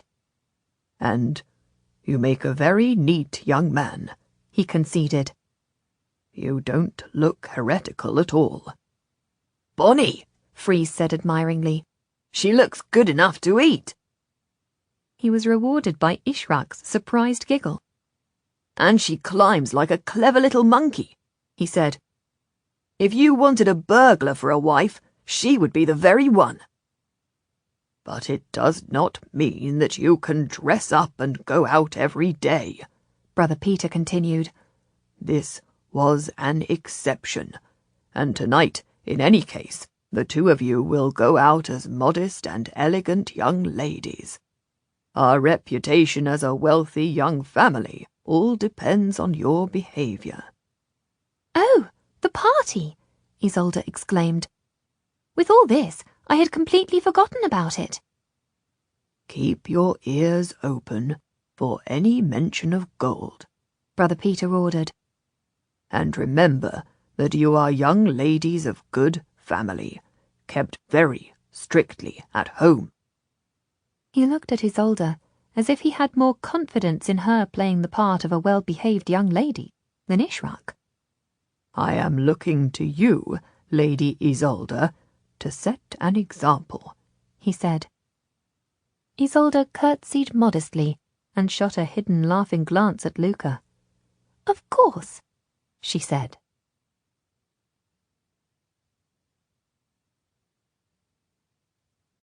The five of them set out all together in the gondola.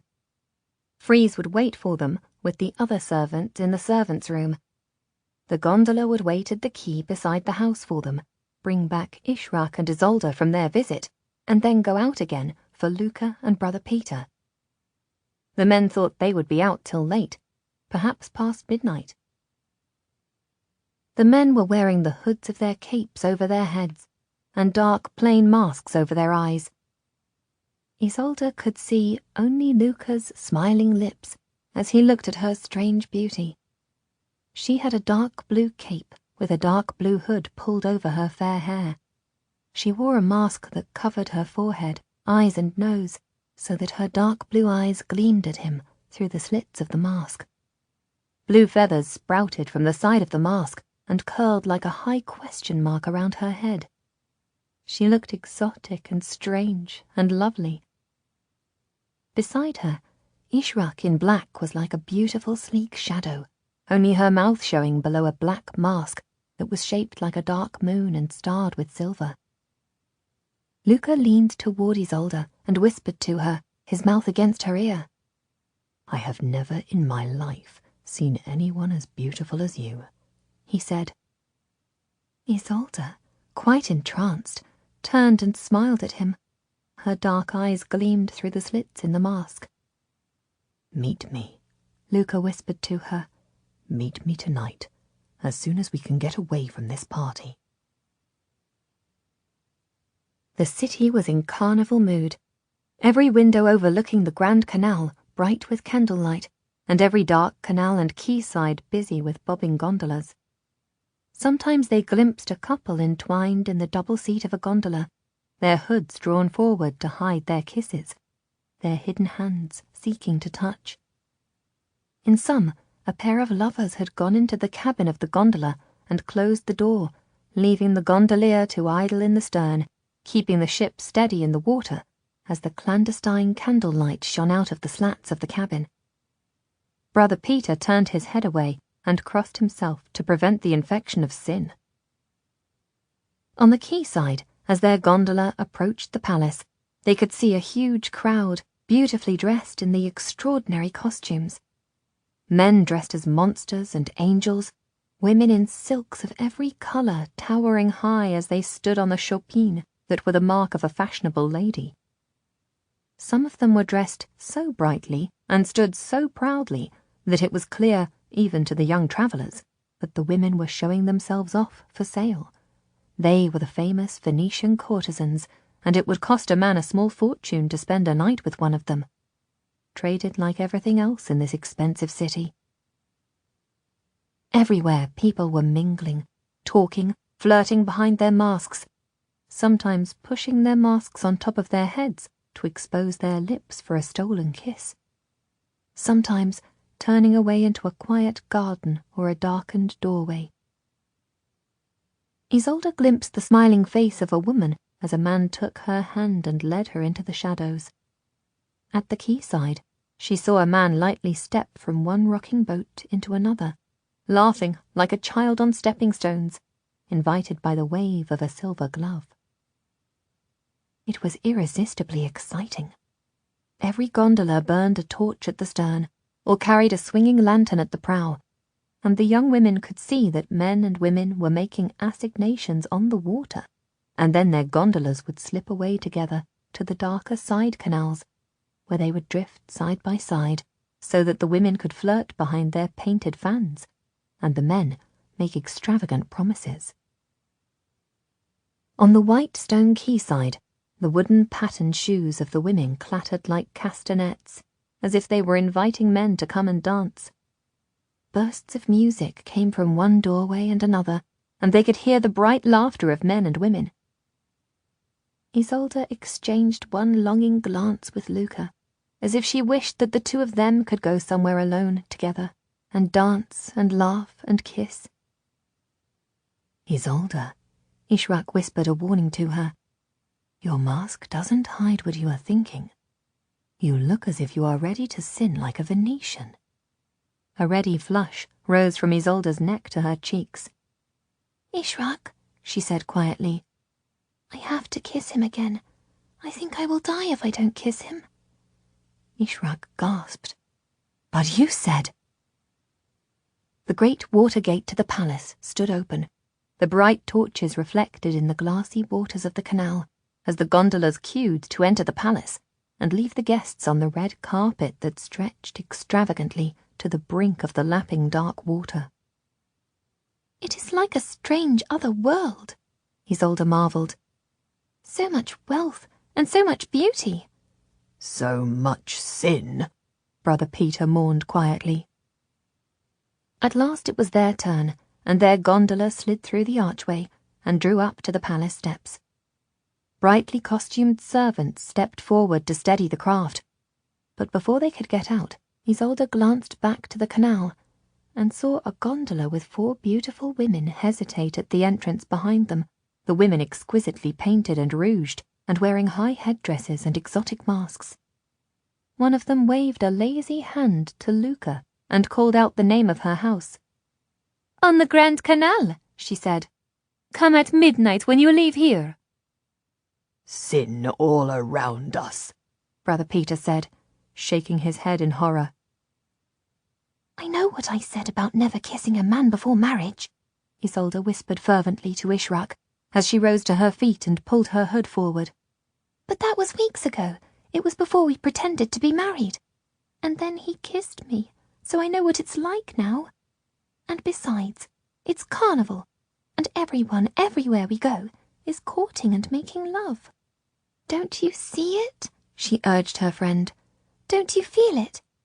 It's as if the very air is caressing the skin of my neck, is touching my lips. Don't you feel it? I can hardly breathe for it. Isolde stepped out of the gondola and stood at the water's edge.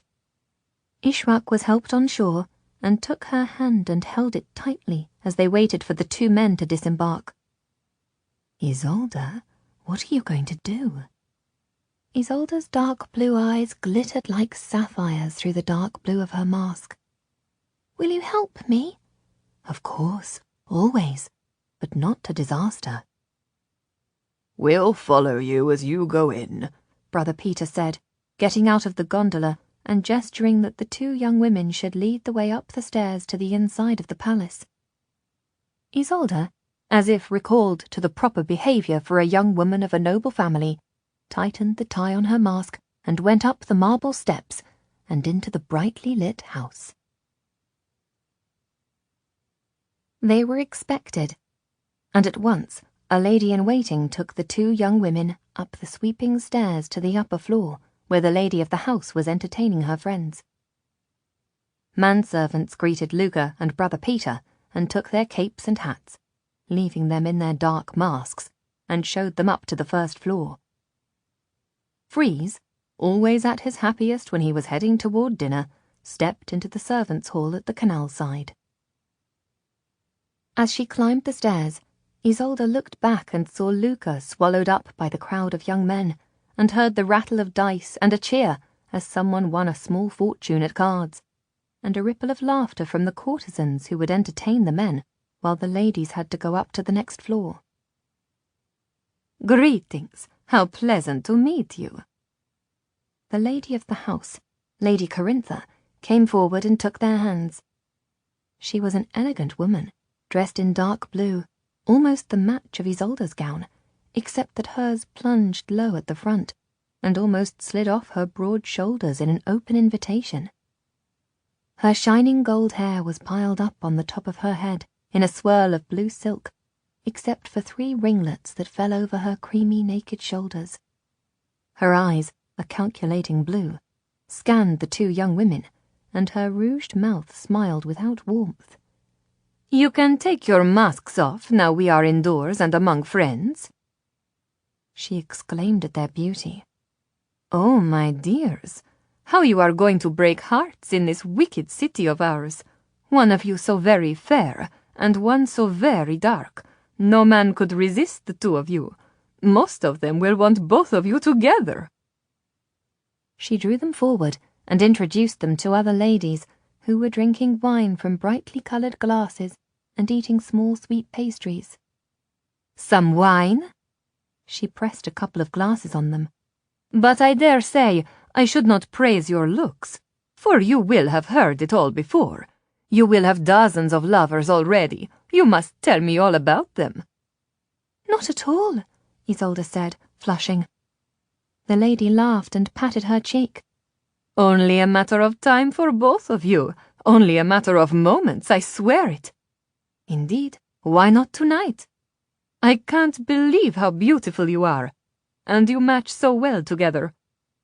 You must always go around together. You are each a perfect foil for the other." She turned to Ishrak.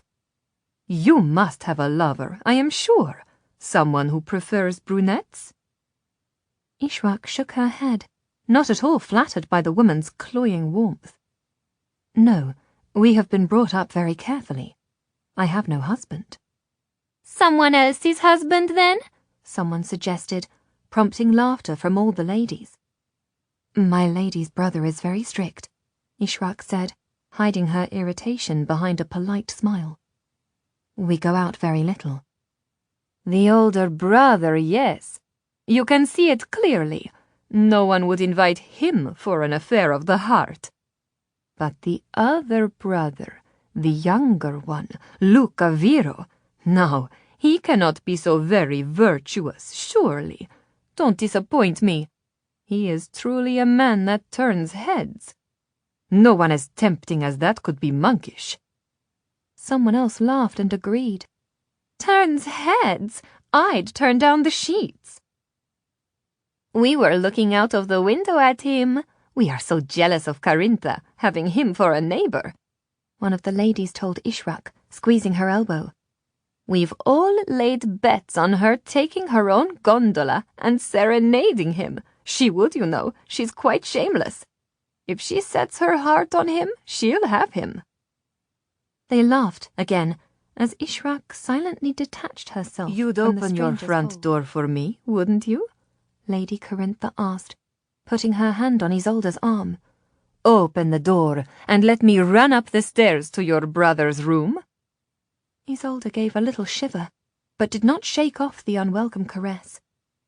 "I am sorry, I would not be allowed," she said shortly. "Then he'll have to give me a key himself." Her ladyship smiled and turned to take a glass of wine. Ishrak saw Isolde grit her teeth and tweaked her sleeve to remind her to be polite to her hostess. "Make sure you tell him that I shall visit."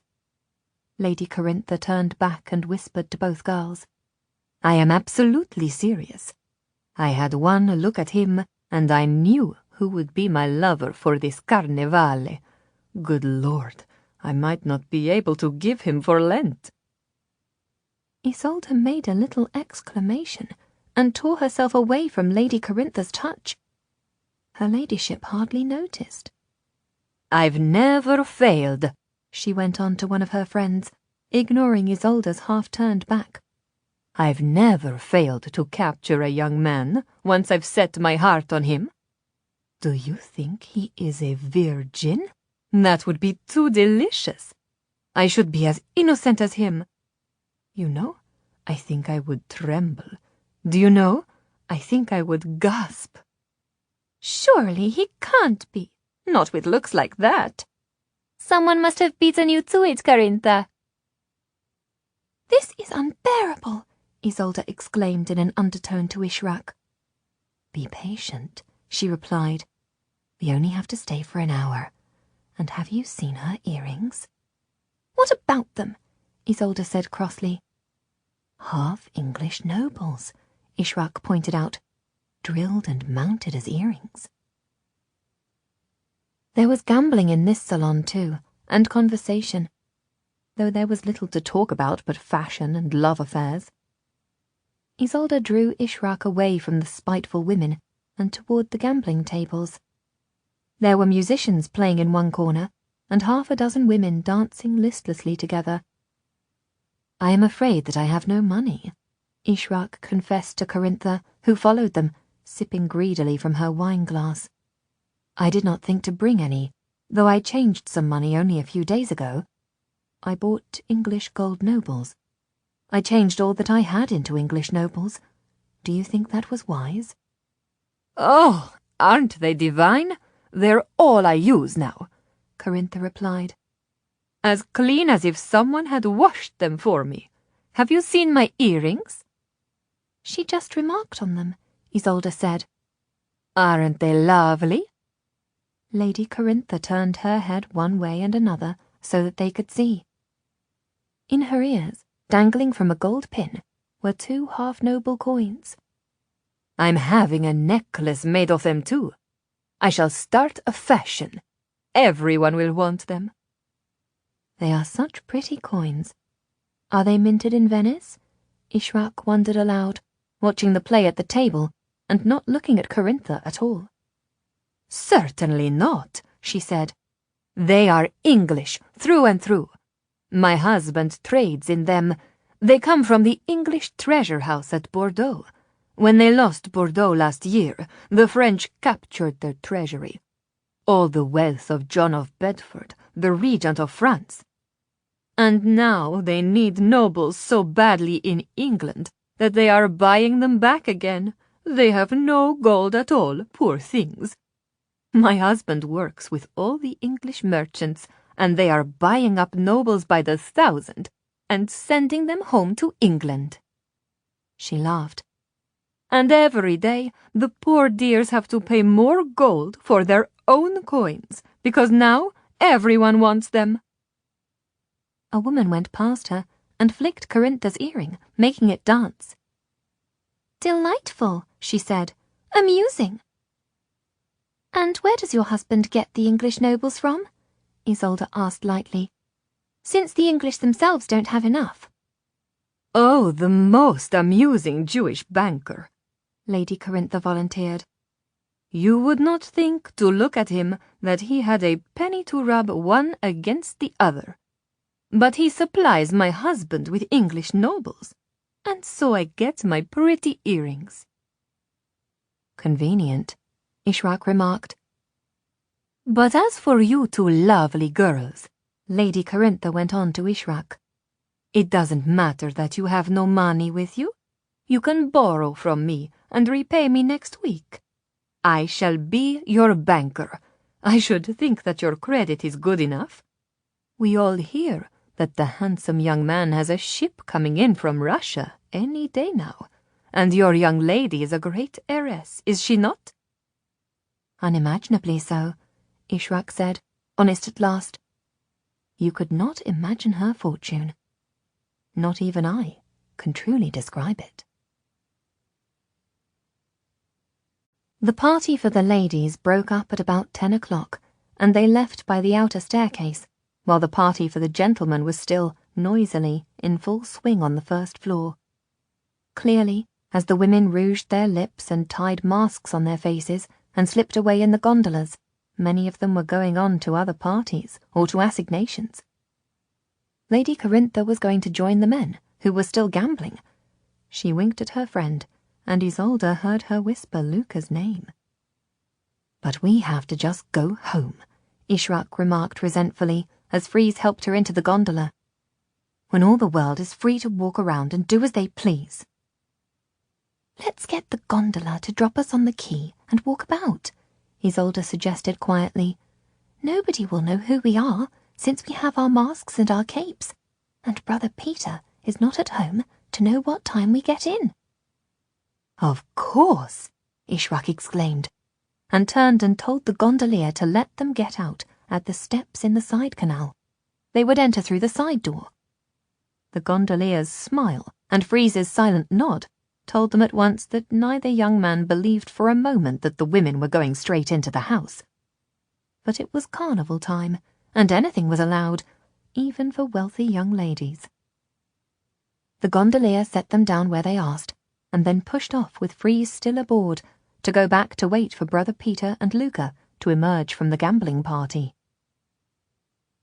Arm in arm, the girls sauntered around the streets, revelling in their sense of freedom, in walking along the shadowy quays with the silk of their gowns swishing around their ankles, their masks hiding their faces, knowing that they looked strange and exotic and beautiful in this strange and beautiful city. Almost every doorway stood open, and there were lights and parties inside. Every so often, someone called to them and invited them to come in and take some wine, come in and dance. Laughingly, Isolde refused, and they walked on, loving the sense of excitement and adventure. What a horrible woman Lady Corintha is, Isolde remarked as they turned their steps homeward again. Because she said that she wanted Luca and asked you to let her into his room? Ishrak teased. She thinks you're his sister. She was not to know that you... That I... What? Isolde asked, coming to a standstill. Ishrak was not at all intimidated. That you would be so offended at the thought of taking her to him. I was offended. Anyone would be offended. She's old enough to be his mother. Oh, with those ridiculous coins in her ears. It's not because of her age or her appearance. Besides, she's not more than 30. You were upset that she wants to take him as her lover because you want him for yourself. For a moment, she thought that Isolde would take offence, for her friend had stopped still. And then she suddenly admitted, It's true. I can't pretend to you or myself any longer. I want him so much it's like a fever. I can think of nothing else but what it would be like if he were to hold me, if he were to touch me, if he were to kiss me. I know I am mad to think like this, but I can't think of anything else. He asked me to meet him, and I didn't answer, but I was longing to say yes. It's Carnivale, Ishrak said comfortingly. It's Venice. As you said, the whole city seems to think like this. The whole city has gone mad for pleasure. And he is the most handsome young man that either of us has ever seen. Do you desire him too? Isolde asked, hesitating, almost as if she were frightened of the very word. Seriously? Like I do? Are you in love with him, Ishrak?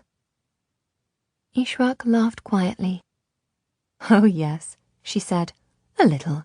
He's very attractive, I don't mind admitting it. But I don't think of him as you do. It's not as hard for me as it is for you. I can just look at him and think him absolutely desirable and utterly handsome, and then I can look away. Because he's not for me. I know that. He doesn't see me in that way. And there is no possibility of any sort of honourable love between us. And actually, very little chance of dishonourable love either. He is sworn to the church, and I am an infidel. He is in the order to stamp out heresy, and I am born to question. We could not be more different. But you... She paused. What? Isolde urged her on. Me what? He's in love with you, Ishrak said quietly. He can't take his eyes off you. I think if you said the word, he would give up the church for you and marry you in San Marco tomorrow. I can't. Isolde gave a little moan. I can't. And anyway, he can't. He is a novice at his monastery, and Brother Peter told me that I must do nothing that would distract him from the Order of Darkness. He's one of the few men appointed to trace the signs of the end of the world and warn the Pope himself. If the world is going to end this year, it is vital that he does his work and reports to his lord in Rome. His order is our only defence against the rise of heresy and magic and the end of the world. I should not think of him in any way except as a soldier of the church, a crusader like my father was. I should honour him for his work. I shouldn't be thinking of him like this at all. Ishrak shrugged. But you are, and so is he. I can't stop myself thinking, Isolde exclaimed. And I dream of him almost every night. But I can never do anything. I would be ruined completely if I did more than kiss him. If I ever get back to my castle, I would never be able to marry any man of honour or position if it was known I had been in love with Luca. There's no point in all the danger we are risking to win back my inheritance if I have lost my honour. I could never go home to be Lady of Lucretilli if I was dishonoured. If no one ever knew, Ishrak suggested. I would know, Isolde exclaimed. I would be utterly dishonoured. I would never be able to offer my love to another man. I would never be able to marry. I would know always that I was dishonoured, that I was not fit to be a great man's wife. I have to be able to promise my future husband an untouched heart in an untouched body. But can you go on like this? What shall I do? Isolde demanded with a wail. What shall I do? When I heard her speak of coming to our house, I thought I would kill her. I can't bear to let her near him. I can't bear to think of her touching. Isolde clapped her hand over her mouth to prevent herself speaking, but nothing could stop her thoughts. She closed her eyes as if she could not bear to imagine what she might see. Luca and Lady Corintha together. If no one ever knew, Ishrak repeated slowly. If you could love him, kiss him, even lie with him, and no one ever know? How could no one ever know? I would know, he would know, you would know. If it only happened once, just once, and we were all three sworn to secrecy? There was a long silence between the two girls. Isolde took her hand down from her mouth and whispered, What? If it only happened once, and nobody knew about it, if you and I never ever spoke of it, If you could do it, and yet let it be like an unspoken dream, would you be satisfied if you were his lover, his first ever lover, and he yours? But he never saw your face, he never said your name, and you never admitted what you had done, not even to me. It was a secret of the night of Carnivale, and nobody remembered it after Lent. Isolde put a trembling hand on her friend's arm.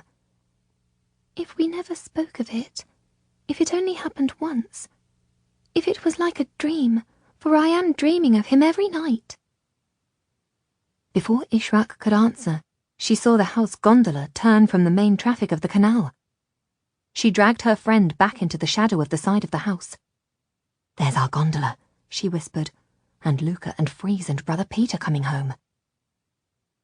They watched the gondola as it pulled up once again in the side canal at the side steps. "I want to walk," Luca explained, his voice slightly slurred from wine. "I want to walk around." "You had much better come home and say your prayers and go to bed," Brother Peter said. "In an hour or so," Luca insisted. "You go in."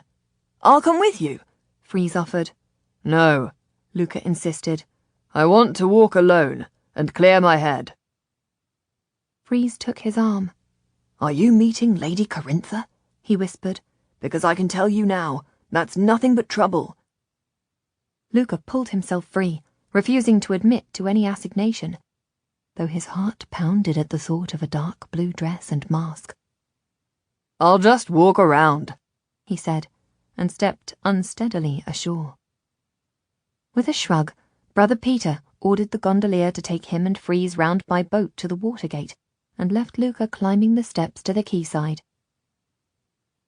Isolde and Ishrak shrank back against the wall as Luca got to the top of the steps and turned and looked back over the Grand Canal, a big yellow moon high above, the bright stars shining in the darkness of the sky.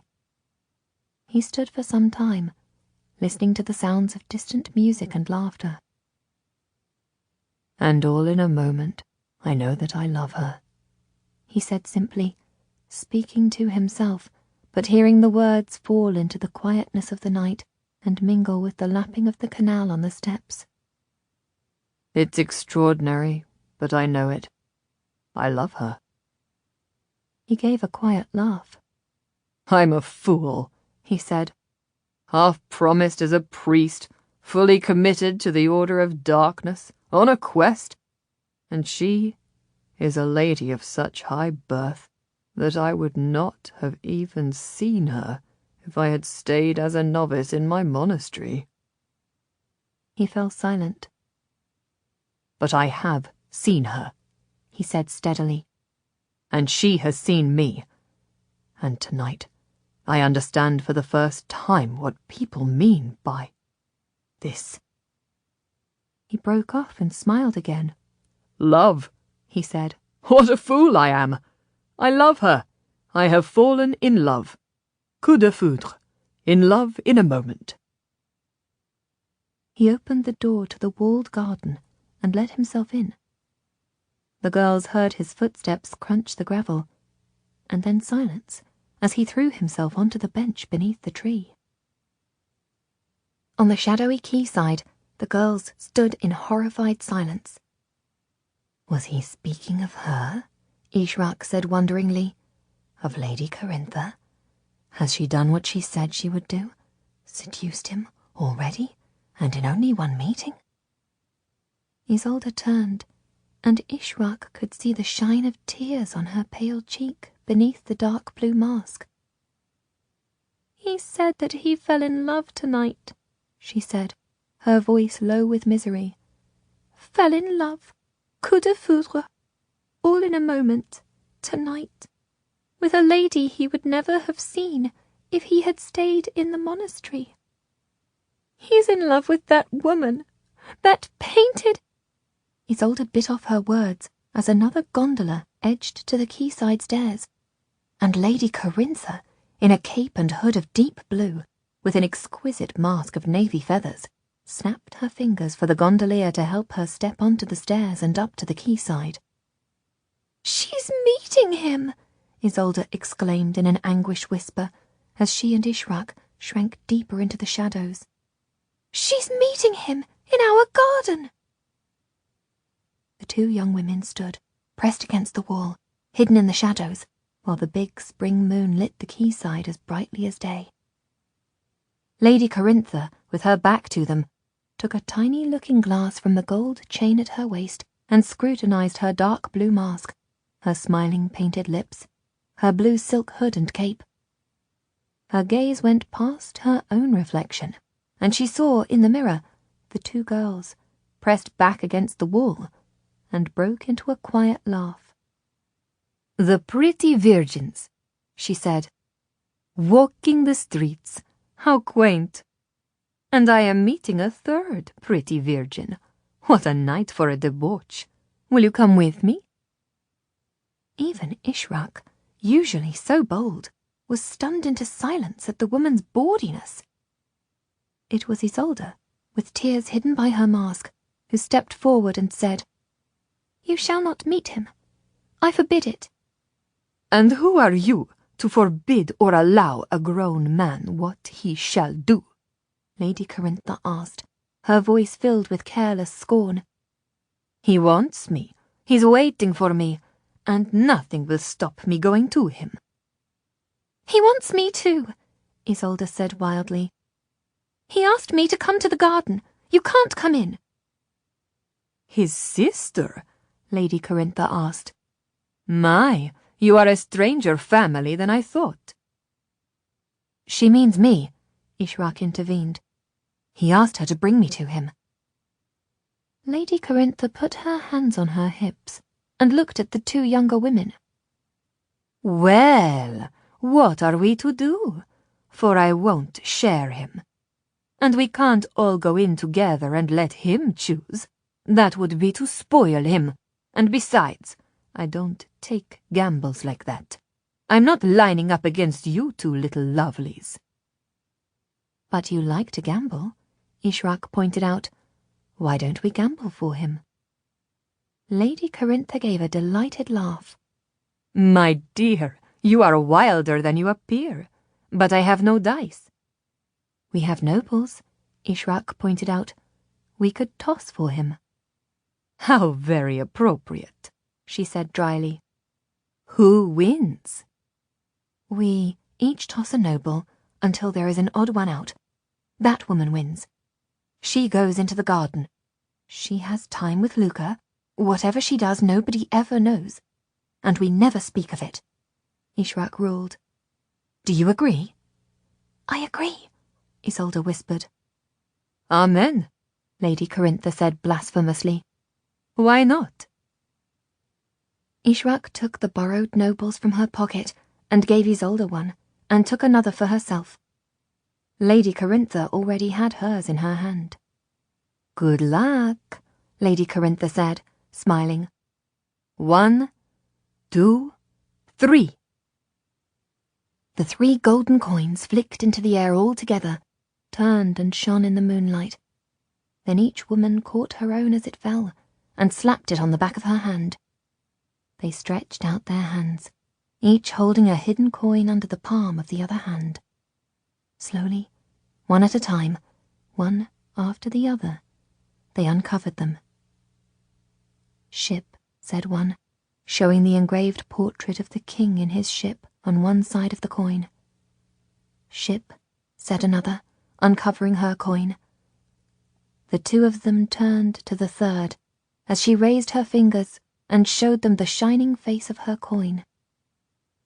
"Rose," she said, and without another word, turned to the door in the high wall, turned the heavy ring of the latch, and went quietly in. The light of the moon suddenly dimmed as a cloud crossed the broad yellow face.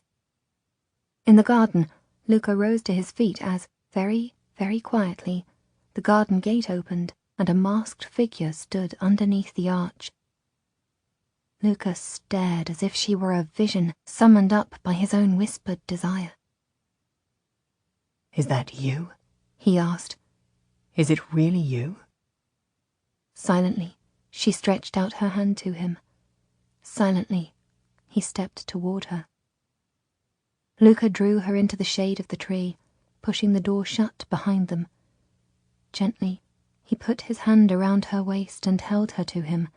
She turned up her face to him in the darkness, and he kissed her on the lips. She made no protest as he led her under the roof of the portico, and they sat on the bench in the alcove. Willingly, she sat on his knee and wound her arms around his neck, rested her head on his shoulder, and inhaled the warm male scent. Luca drew her closer, heard his own heart beating faster, as he unlaced the back of her gown and found her skin, as smooth as a peach beneath the dark-coloured silk. Only once did she resist him, when he went to untie her mask and put back the hood of her robe, and then she captured his hand to prevent him from unmasking her, and put it to her lips, which made him kiss her again, on her mouth, on her throat, on the warm hollow of her collarbones, until he had spent the whole night in kissing her, the whole night in loving her, in learning every curve of her body, until the first light of dawn made the canal as dark as pewter, and the garden as pale as silver, and the birds started to sing, and she rose up, gathered her shadowy cloak around her, pulled the hood to hide her hair, shading her face when he would have kept her and kissed her again, stepped silently out of the garden gate, and disappeared into the Venice dawn.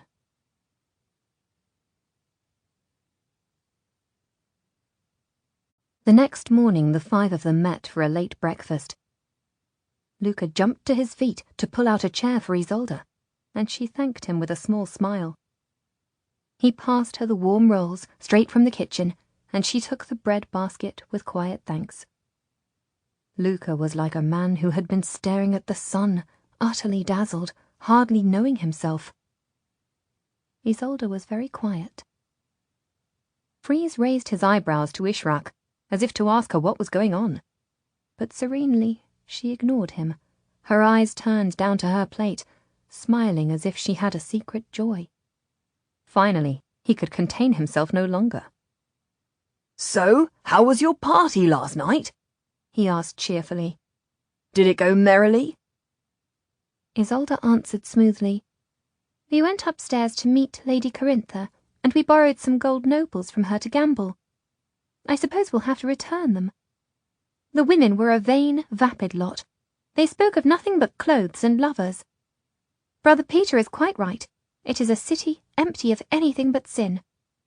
We came home about 10 o'clock, and strolled about for a few minutes, and then went to bed." Luca was staring at his plate, but he looked up just once as she spoke. He stared at her, as if he could not understand the simple words. She did not glance at him as he pushed back his chair from the table and went to the window. "So, what are we to do today?" Freeze asked. "As soon as Luca and Ishraq have completed work on the manuscript and returned it to the alchemist and his daughter, then we must report them to the authorities," Brother Peter said firmly. "If you could return it today, we could report them today. I would prefer that. I don't want them coming to our house again. They are criminals, and perhaps dabbling in dark arts. They should not visit us. We should not be known as their friends." "How do we report them?" Ishraq asked. "Who do we tell?" "We'll denounce them," Brother Peter said. "All around the city, and in the walls of the palace of the Doge, there are big stone letterboxes with gaping mouths. They call them La Bocca di Leone, the mouth of the lion. Venice is the city of the lion. That's the symbol of the apostle, St. Mark. Anyone can write anything about anybody and post it into the Bocca. All Luca has to do is to name the pair of them as alchemists. Freeze and I will sign as witnesses, and they will be arrested as soon as the council reads the letter." Isolde blinked at the Venetian way of justice. "When will the council read the letters of denunciation?" "The very same day," Brother Peter said grimly. "The boxes are constantly checked, and the Council of 10, reads all the letters at once. This is the safest city in Christendom. Every man denounces his neighbour at the first sign of ill-doing. But what will happen to Drago and Jacinta? Freeze asked, when this council reads your accusation. Brother Peter looked uncomfortable. They will be arrested, I suppose, he said. Then tried, then punished. That's up to the authorities. They'll get a fair trial. This is a city of lawyers. But surely alchemy isn't illegal, Isolde objected. There are dozens of alchemists working in the university here, and even more at Padua. People admire their scholarship. How else will anything ever be understood? Alchemy isn't illegal if you have a license, but some applications of alchemy are illegal, and forgery is a most serious crime, of course. Brother Peter explained. Anyone making gold English noble coins anywhere outside an official mint is a forger, and that is a crime that is very heavily punished. Punished how? Freeze interrupted, thinking of the pretty girl and her bright smile.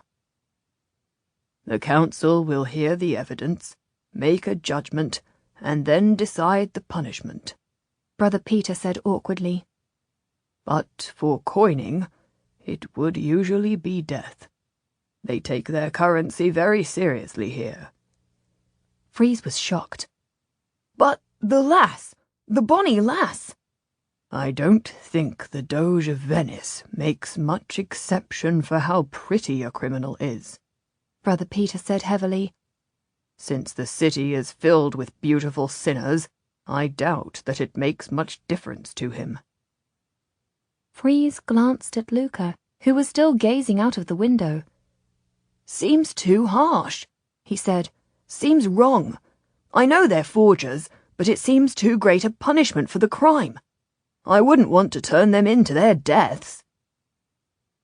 Luca, hardly listening, glanced up from his silent survey of the canal.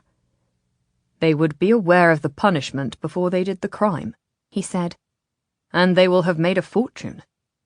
Didn't Ishrak say they had 6 sacks of gold on the quayside? And didn't you see the moulds for making the gold yourself, and their furnace? I don't say they're innocent. I just think they shouldn't die for it, Freeze persisted.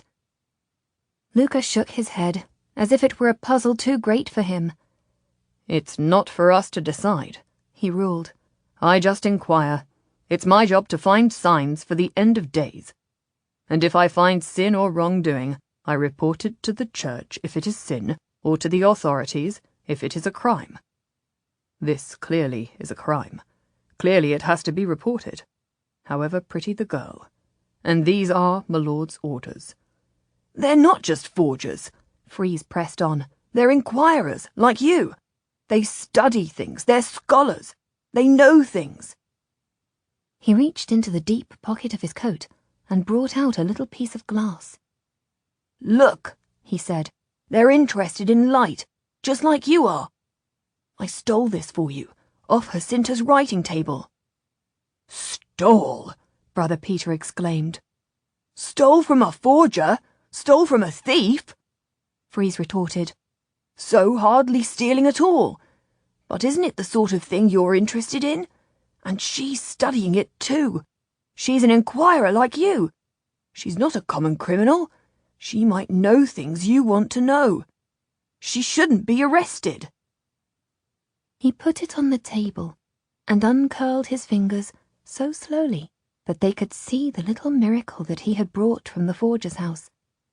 It was a long, triangular-shaped piece of perfectly clear glass, and as Freeze put it on the breakfast table between Isolde and Ishrak, the sun, shining through the slats of the shutters, struck its sharp spine and surrounded the piece of glass in a perfect fan of rainbow colours springing from the point of the glass. Luca sighed in intense pleasure, like a man seeing a miracle. The glass turns the sunlight into a rainbow, he said, just like in the mausoleum. How does it do that? He reached into his pocket and brought out the chipped piece of glass from Ravenna. Both of them, side by side, spread a fan of rainbow colours over the table. Ishraq reached forward and put her finger into the rainbow light. At once they could see the shadow of her finger and the remnants of rainbow on her hand. She turned her hand over so that the colours spread from her fingers to her palm. "I am holding a rainbow," she said, her voice hushed with wonder. "I am holding a rainbow." "How can such a thing be?" Luca demanded, coming close and taking the glass piece to the window, looking through it to see it was quite clear. "How can a piece of glass turn sunshine into a rainbow arc? And why do the colours bend from the glass? Why don't they come out straight?" "Why don't you ask them?" Freeze suggested. "What? Why don't you ask them to show you their work, or tell you about rainbows?" Freeze repeated. "He's known as an alchemist. He'll be used to people coming to him with questions. Why don't you ask him about the rainbow in the tomb of Galla Placidia? See what we can learn from them before we report them. Surely we should know more about them. Surely you want to know why she has a glass that makes a rainbow?" "You're sweet on the girl," Ishraq accused bluntly, "and you're playing for time for them."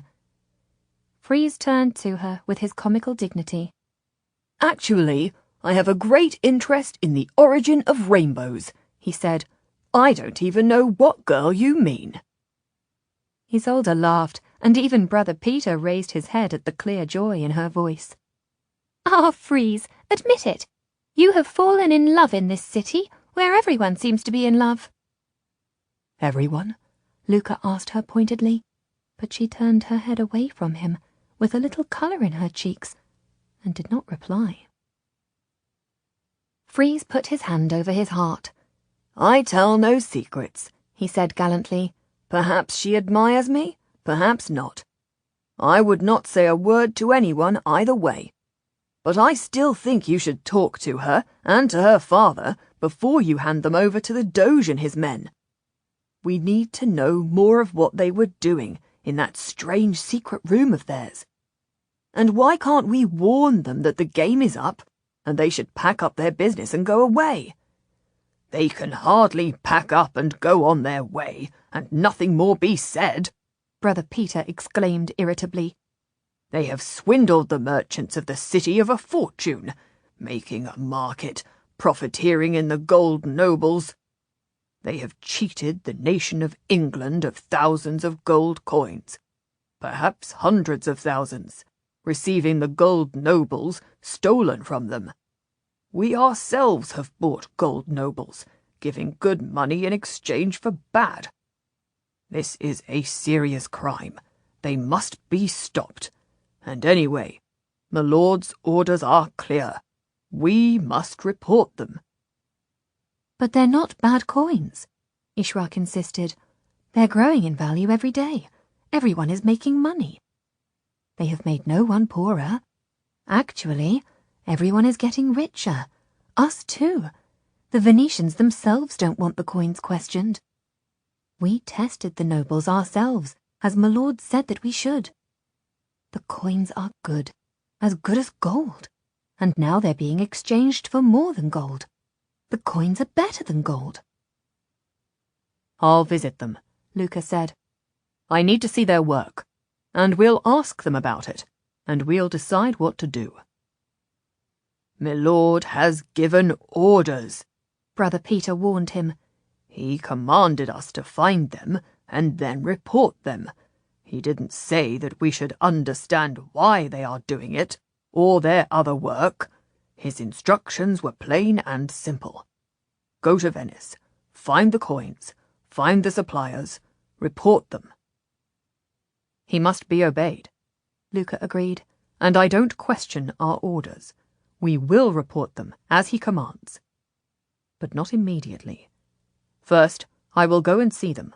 I'll take Freeze and—" He turned to Ishraq. "Will you come too? And bring the manuscript page." He hesitated for a moment, clearly wondering if he could ask Isolde to come. If Ishrak is to come, she'll have to be masked and hooded and travel from door to door by gondola, Brother Peter ruled. And, in her absence, Lady Isolde will have to stay at home or go to church. I'll stay at home, Isolde said rapidly, almost as if she wanted to avoid the confessional at church. Almost as if she wanted to avoid Luca. I'll wait for you to return. You'll wait for me? Luca said, so quietly that only she could hear him. The glance she directed at him was very cool. I only meant I would wait for Ishrak to come back with the gondola, she said, with a sweet smile that told him nothing. In the name of all the saints, what have I done? Have I offended her?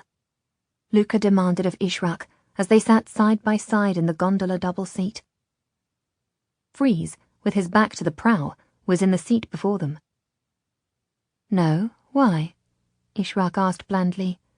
Because I thought, last night, she was so beautiful. At the party? Ishrak prompted him. On our way there, yes. I thought that she was so light-hearted and so warm. She smiled at me and wished me good luck as we were in the gondola, and her eyes were shining through her blue mask, and I thought that perhaps after the party we might meet, and then after the party I thought... And then today she hardly speaks to me. Lasses! Freeze leaned forward to make his own contribution to the low-voiced conversation. Like the little donkey, easily set on one course, hard to disturb once they have chosen their own willful path. Oh, nonsense, Luca said. To Ishrak he said more pressingly, Has she said nothing about me? Did she say nothing to you about last night? About the party? Ishrak said again. After the party? Luca hinted tentatively. After... Ishrak shook her head, her face utterly blank. She has said nothing, for there is nothing to say. It was an ordinary party, and we came home early. We walked for a few minutes, and then we went to bed. We had nothing to say. She paused, lowered her voice, and looked directly at Luca. And you had better say nothing too. He looked astounded. I should say nothing? She looked at him and nodded her head. Nothing. Left in the quiet house, Brother Peter had the breakfast things cleared and put his writing desk on the table to start the long task of preparing the coded report to the Lord of the Order to tell him that the forgers had been discovered, that they would be reported to the authorities at once, and asking for instructions for their next mission. Their work would go on. The Lord would command them to go to another town, another city, to discover more signs of the unknown world, of the end of days.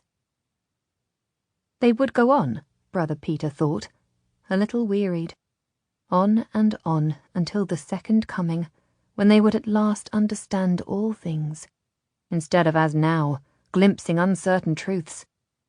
The world was going to end, that at least was certain, and it would happen soon, perhaps in this year, perhaps in this very month. A man in holy orders must keep watch, be ready. And his companions, his funny, endearing travel companions, must be gathered in, supported, taken with him, as they went together on their journey from now to death, from here to the end of everything. Isolde went up the stairs to the girls' floor and watched the house gondola with Luca, Ishrak and Freeze pull out of the palace water gate and join the traffic on the Grand Canal. She put her hands to her lips and sent a kiss after the boat, but she made sure she was far back from the window, so that even if Luca looked up, he would not see her. Her attention was taken by another gondola that seemed to be coming directly to their house, and she went to the head of the stairs to listen. She could hear the housekeeper send the maid down to the water gate to greet the visitor, and then, looking down the well of the stairs, she saw a slim, heavily ringed hand on the banister coming up the stairs. Lady Corintha, Isolde said with distaste. For a moment she wondered if she could say that she was not at home, but the impossibility of getting Brother Peter to condone such a lie, or the housekeeper to make her excuses, convinced her that she would have to face her ladyship. She glanced around their room, straightened a chair, closed the doors to their bedrooms, and seated herself, with as much dignity as she could manage, on the window seat. The door opened. Lady Corintha, the housekeeper exclaimed. Isolde rose to her feet and curtsied. Your ladyship? My dear, the woman replied. Please, do sit. Isolde indicated the hard chair by the fireside, where a little blaze warmed the room. But Lady Corintha took the window seat, with the bright light behind her, and smiled, showing her sharp white teeth. A glass of wine? Isolde offered, moving toward the sideboard. Some cakes? Her ladyship nodded, and the half-nobles in her ears winked and danced. Isolde noticed that now she had a necklace of big fat nobles wound around her white neck, the gold very bright against her pale skin, the weighty coins hanging heavily on the gold chain. Isolde poured the wine and handed Lady Corintha a plate of little cakes. I must repay you for our gambling debts, Isolde said pleasantly. You were so kind to lend us the money. She went into her bedroom and came out with a purse of gold coins. I am grateful to you, and thank you so much for inviting us to your lovely party. Nobles? Lady Corintha asked, weighing the purse in her hand.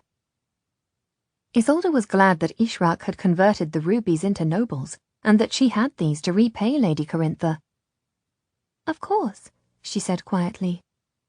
Aha, then I will have made money, Lady Corintha said gleefully, for they are worth more this morning than they were last night. I have stolen from you by just lending them to you for a night. You are repaying me with the same coins, but they are of greater value.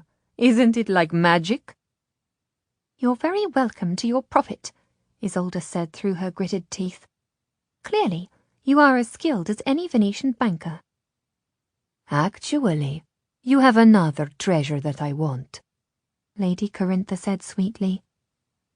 Isolde's expression was beautifully blank. Surely, I can have nothing that your ladyship desires. Surely you have only to ask your husband for anything that takes your fancy.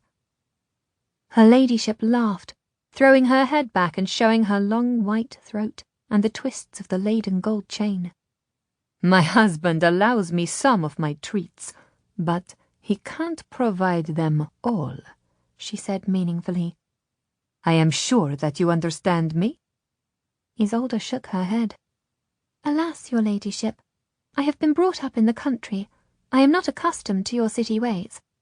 I can't imagine what agreement you have with your husband, except to honour and obey him.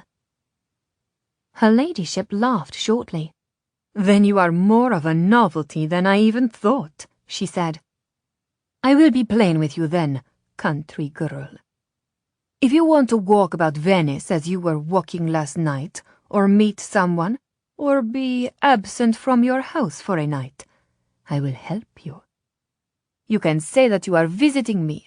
You can borrow my gondola. You can borrow my cape and my mask, even my gowns. If you concoct a story, you can rely on me to support it. You can say that you spent the night with me, and I will tell everyone that we sat up and played cards. You can lie your pretty head off, and I will back you up, no questions asked. Whatever it is that you want to do, however unusual. Do you see? I think I see, Isolde said. You will cover up lies for me. Exactly. Lady Corintha smiled. And if I wanted to lie, and go out of the house in secret, then this would be very useful to me, Isolde said crushingly. But since I don't, It is largely irrelevant. I know what I know, Lady Corintha remarked. That would be the very nature and essence of knowledge, Isolde replied smartly. Everyone knows what they know. I know what I saw, her ladyship persisted. You saw me, or perhaps Ishraq, go into our garden. Or perhaps we saw you go into our garden. Perhaps we would swear to it. What of it? Your ladyship, this is meaningless. You had better be plain. What do you want of me? I will tell you simply then, country girl. Tonight you will open your water gate to my gondola. You will lead me up the stairs to your brother's room. You will let me out again at dawn. And you will say nothing of this to anyone, and even deny it if you are ever asked. She put a hand on Isolde's knee. No one will ever ask, she promised. I am always beautifully discreet. But what if my brother does not want you brought to his room? Isolde was a little breathless. She could feel her temper rising beyond her control. What if he thinks you too old, or too well worn? What if he does not desire you, and wishes you far away? Lady Corintha laughed and smoothed her blue gown over her hips, as if she were remembering Luca's caress from last night. He won't be the first young man who has woken up to find me in his bed. He won't be the first young man to be glad of it. He is not an ordinary young man, Isolde warned her. He is not like any other young men that you have met before. I agree. He is quite extraordinarily handsome, Lady Corintha said, and I have a quite extraordinary desire for him. I think I am going to have a quite extraordinary love affair. Isolde jumped to her feet, as if she could not sit still for a moment longer. On my honour, you will not, she swore. Why should you mind? If I help you in turn, or if you don't want an alibi for your own love affair, shall I help you meet young men, or shall I just give you gifts? Her ladyship put her hand to the dancing coins in her ears. Do you want these? You can have them. But be very sure that I am going to have your brother. I shall take him as if he were my toy, and I shall leave him besotted with me. That's how it is. I shall leave him like an addict for a drug. He will spend the rest of his life longing for me. I shall teach him everything he needs to know about women, and he will never find a better lover than me. He will spend the rest of his life searching. I will have spoiled him for any ordinary woman. No, Isolde said flatly. He will not long for you. And don't offer me your disgusting money or your repellent cast-offs, for I don't want them. I must ask you to leave. You won't come back. Indeed I will come back, the woman swore.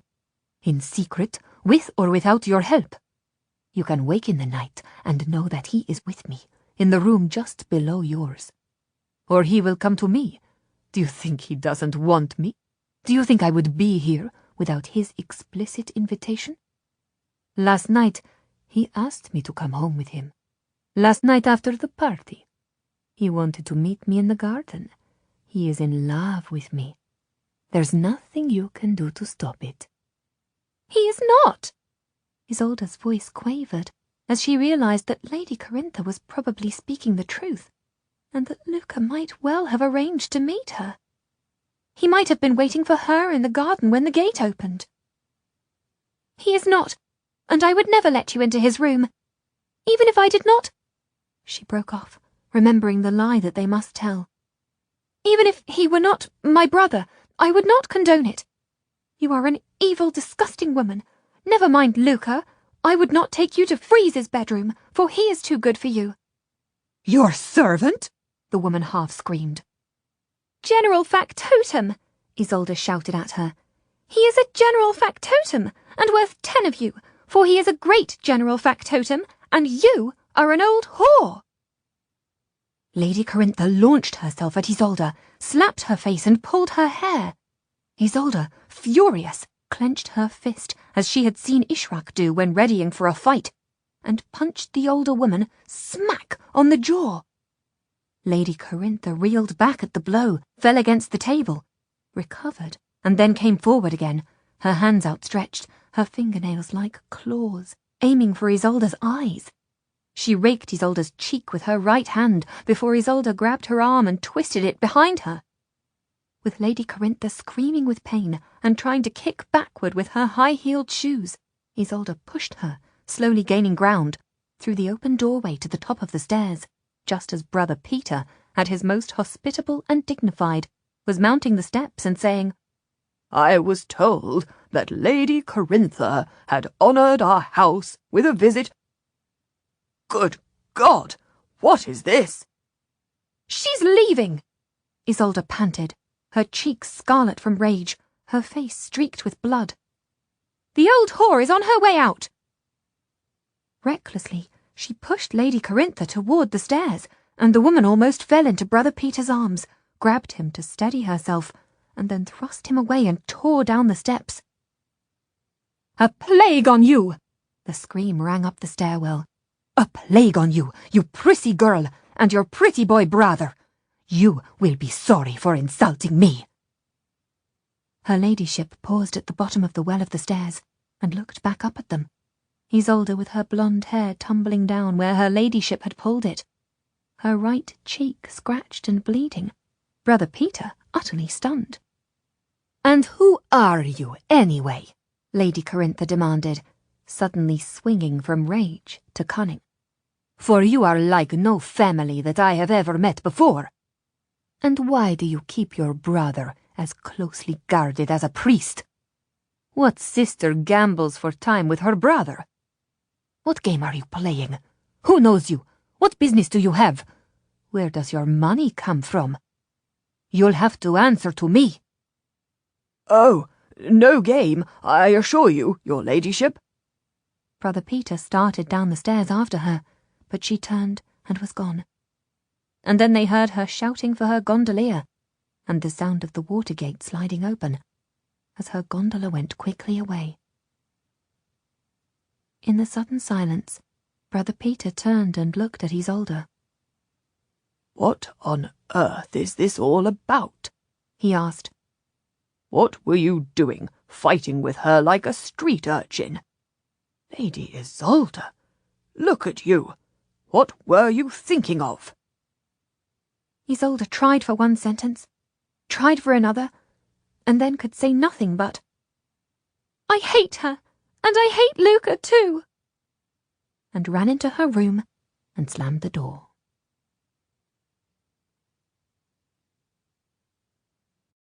Luca, Freeze, and Ishrak waited at the quayside outside the alchemist's house until the bell for Nones rang, and they saw Drago Nakari and Jacinta coming toward them from the direction of the Rialto Bridge. Freeze went forward to greet the girl and to bow to her father, and then they came toward the front door, Jacinta producing a giant key from the purse under her outer robe. "This is a surprise and a pleasure," the alchemist said warily. Luca nodded. "I wanted to return to you the page of manuscript. I can't see how to make any progress with it. I was hoping that there would be a code that I could understand, but whatever I try, it doesn't come out." The man nodded. "Would you discover more if you had the entire book?" "I might," Luca said cautiously, "but I couldn't be sure of it. The more words you had to compare, the more likely to discover their meaning. And some might recur that would tell you they were commonly used words. But I couldn't promise it. I've made no headway. I don't have enough skill." He broke off as the alchemist opened the door and ushered them inside. "Come into my study." The alchemist showed them into the large room where the table was heaped with papers. Quickly, Jacinta closed the big double doors to the storeroom, but the guests could smell the strange, sweet smell of rotting vegetation, and beneath the smell of decay, something more foul, like excrement. "That's the smell of dark matter," the alchemist said matter-of-factly. We get used to it, but for strangers it's a disturbing scent. You refine dark matter? Luca asked. The man nodded. I have the recipe for refining. He paused. To the ultimate point. I am guessing that is why you have really come today. You could have sent the page back by a messenger. I am assuming that, really, you wanted to see our work. The girl stood with her back to the storeroom door, as if she would bar them from entering. She looked at her father, as if she would stop him from speaking. The alchemist glanced at her and smiled, returning his attention to Luca. Jacinta is anxious for me, for our safety, he said. But I too have had a dream about you, and it prompts me to trust you. Shall I tell you what it was? Luca nodded. Tell me. I dreamed that you were a babe in arms. You were somehow shining. Your mother brought you to me and told me that she had found you. You were not a child born of man, he said quietly. Does that make any sense to you? Ishrak drew a quick breath and glanced at Freeze. Luca's unhappy childhood, when his whole village had called him a changeling, was known only to Freeze and the travelling companions, but they would never speak of it outside the group. I have spent my life denying that I was a changeling, Luca said with quiet honesty. My mother told me that it was only ignorant, frightened people who would say such a thing, and that I should deny it. I have always denied it. I will always deny it for her sake, for her honour, as well as my own. Your mother would have her reasons, Drago Nakari said gently, but in my dream you were fairy-born, and to be fairy-born is a great privilege. Jacinta stepped forward from the door and put her hand on Luca's arm. I knew that you could see the cups move, she said gently. Then you told me that you could calculate where they would stop. No ordinary man can see them move. It's too fast, and nobody could calculate the odds of them stopping in one place or another. You are gifted. Perhaps you are gifted in a way that is not of this world. Dr. Nakari, too, is a gifted seer. He is speaking a truth from his dream, perhaps even a truth that cannot be understood in this world. Doctor? Ishrak asked. Jacinta turned to her. This is not my real father, she said. We are partners in this venture. He is a great alchemist. I am his equal. In the world we pass as father and daughter because the world likes to place women in the care of a man, and the world likes a woman to have an owner. But in the real world, the world beyond this one, we are equal seekers after truth, and we have come together to work together. Not his daughter? Freeze said bluntly, grasping the one fact he could be certain of in this talk of one world and another. She smiled at him. And not a young woman, either, she said. I am sorry to have deceived you. Dr. Nakari and I have worked together for many, many years, and we have discovered many things together, among them an elixir that prolongs life itself. I am an old, old soul in a young body. You, Freeze, make this heart beat faster, but it's only fair that I should tell you that it is a very old heart. I'm an old woman behind this young face. Freeze glanced at Luca and raised his shoulders. This is beyond me, Sparrow, he said. Someone is mad here. It might be me or them. But it was Ishrak who spoke next. It's about the gold, she said frankly. We have come about the gold. We have come to warn you. The alchemist smiled. Was it you who broke into our house, daughter? Freeze shook his head in instant denial, but Ishrak met the older man's eyes fearlessly and nodded. I am sorry. We are commanded to find the source of the gold nobles. Our master demanded that we pretend to be a wealthy young family and investigate. We followed Israel, the money changer, and he came to your door. So we knew you had a store of gold nobles. We knew as soon as we came home that someone had been into the inner room. And the things, the dark matter, the mouse in the jar, the coins in the fire, they were all disturbed, just a little, by your presence. Things are not the same when they are watched. Something changes when it has been seen. You knew we had been in the room? Freeze asked skeptically.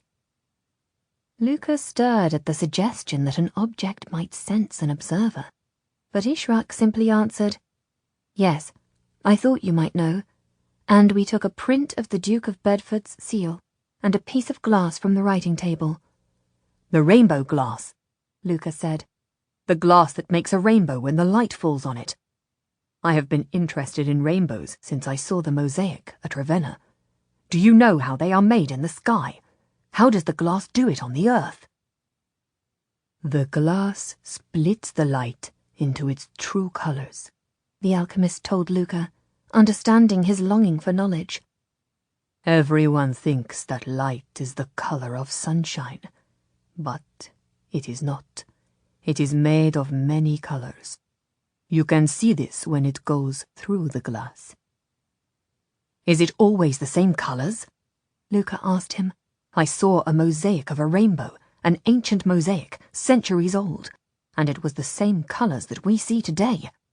The ancients must have somehow known that light made a rainbow." "Always the same colors," Jacinta confirmed, "and always following the same order. Light appears as clear brightness when all the colors flow together. But if you allow a beam of light to fall on a piece of glass, cut in the right way, it will split the light into its colors, and you can see them. Put another piece of glass on the rainbow, and you can make them meld together again, and become invisible once more. One piece of glass can split the light, and then another makes it whole again."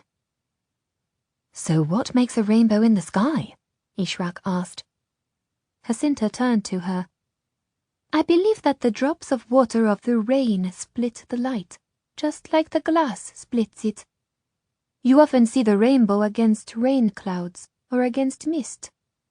Luca nodded. "That's true, you do."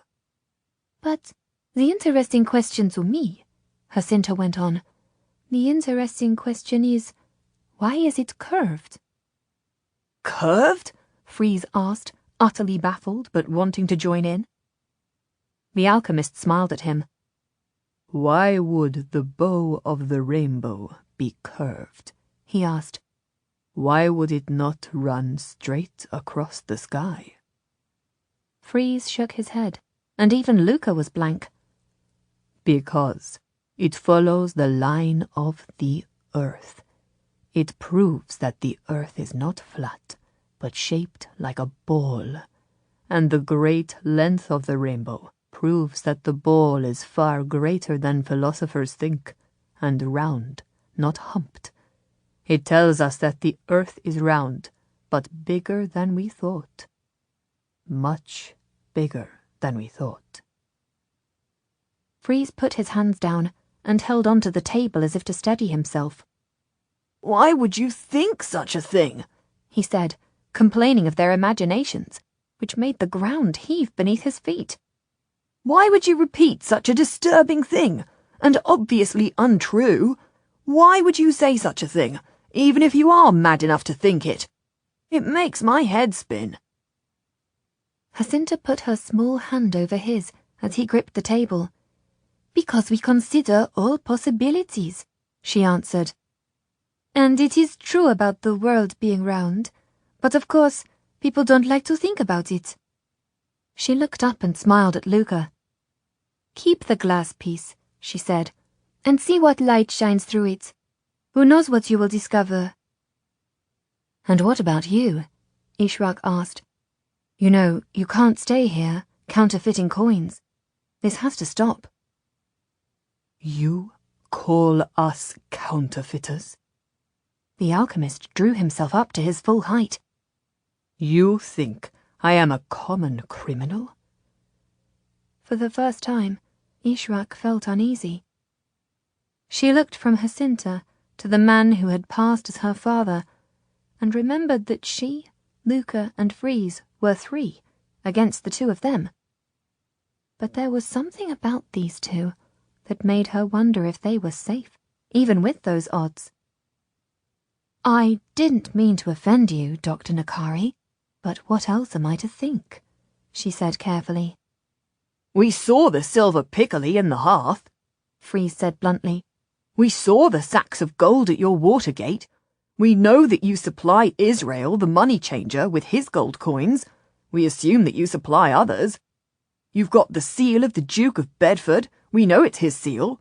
Altogether, it looks very bad. He turned to Jacinta. It looks as if you are counterfeiting gold. You may be as old as my great-grandmother, and the world may be round, though I have to tell you that I doubt it. But I would not have any harm come to a lass with a smile like yours. At once she beamed, as radiant as a girl. Ah, Freeze, she said intimately. You have a true heart. I can see that as clearly as I can see anything. The alchemist sighed. Come in here, he said. He opened the door to what had once been the storeroom in the house, and the warm, rotting smell intensified.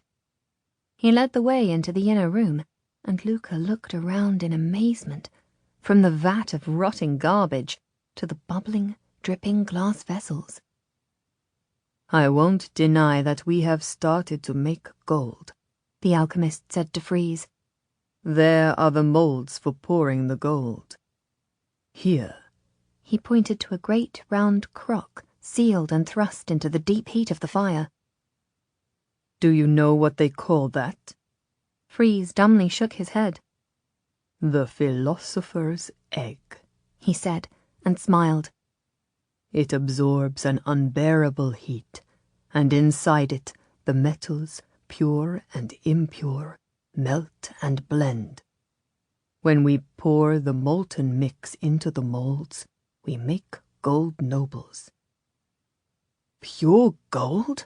Luca confirmed, hardly able to believe it. Because we tested some coins when we first arrived in Venice. Those would have been the first we ever had from our patron. We didn't make them. Those were real gold nobles from the Calais Mint.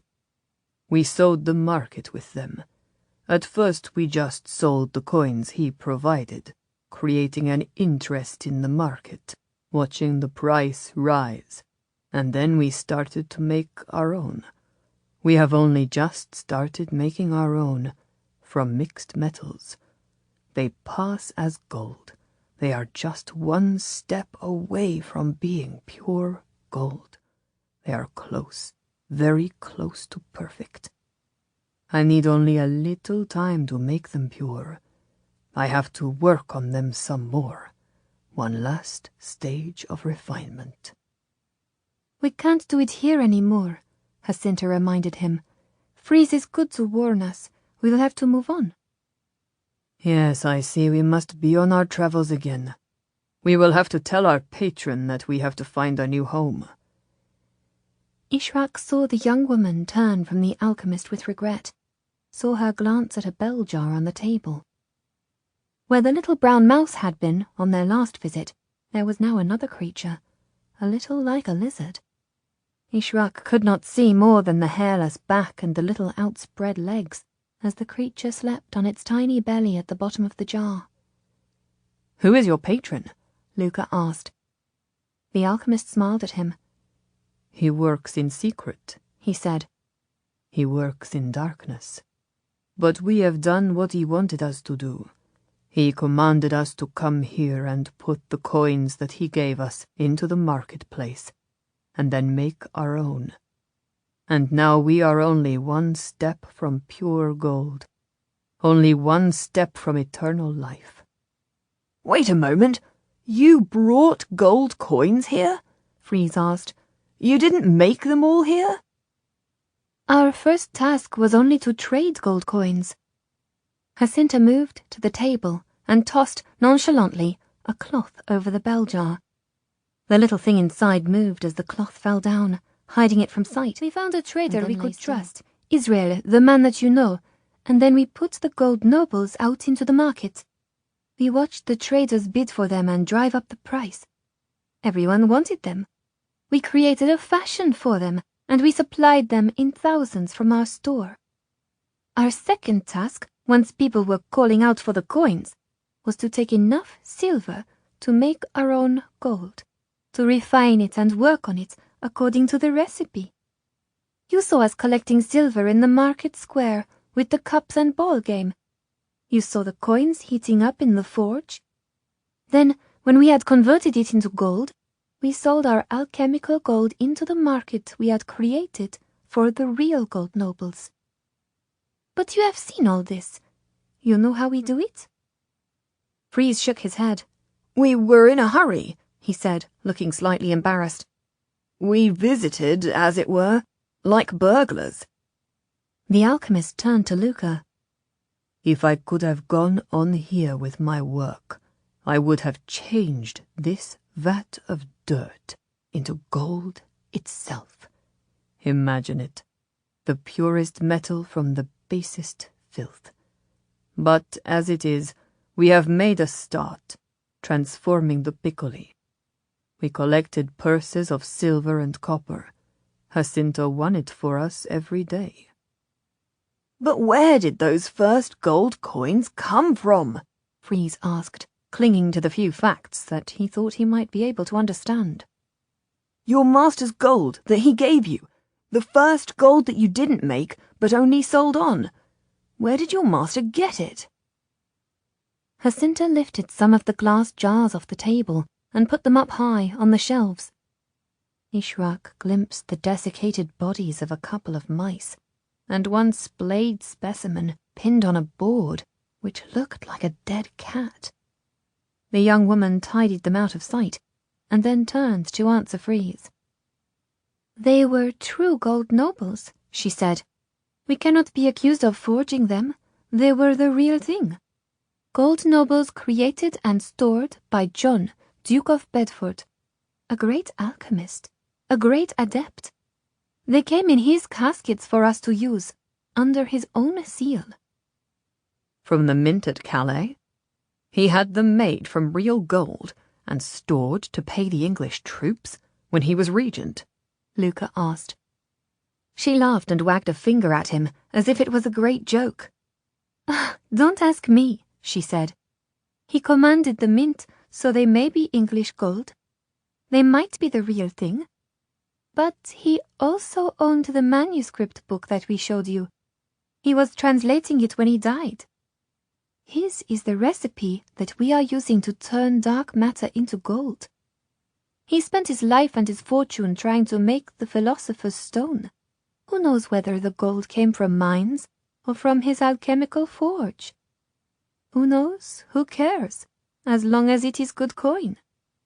Because if it's alchemy gold, then he had found the secret of life. And you have it, even if you can't read it yet, Ishraq exclaimed. You are working toward it. In the pages of the manuscript, in your forge here, in your still. You have the secret of how to make gold from nothing. How to make eternal life. Jacinta smiled. Of course we do. But if we had stolen the gold and all that we have made is a clever forgery, then we are counterfeiters, and we will confess it to no one, Jacinta replied steadily. So don't ask me which it is, because I won't say. Freeze sat down heavily on one of the stools.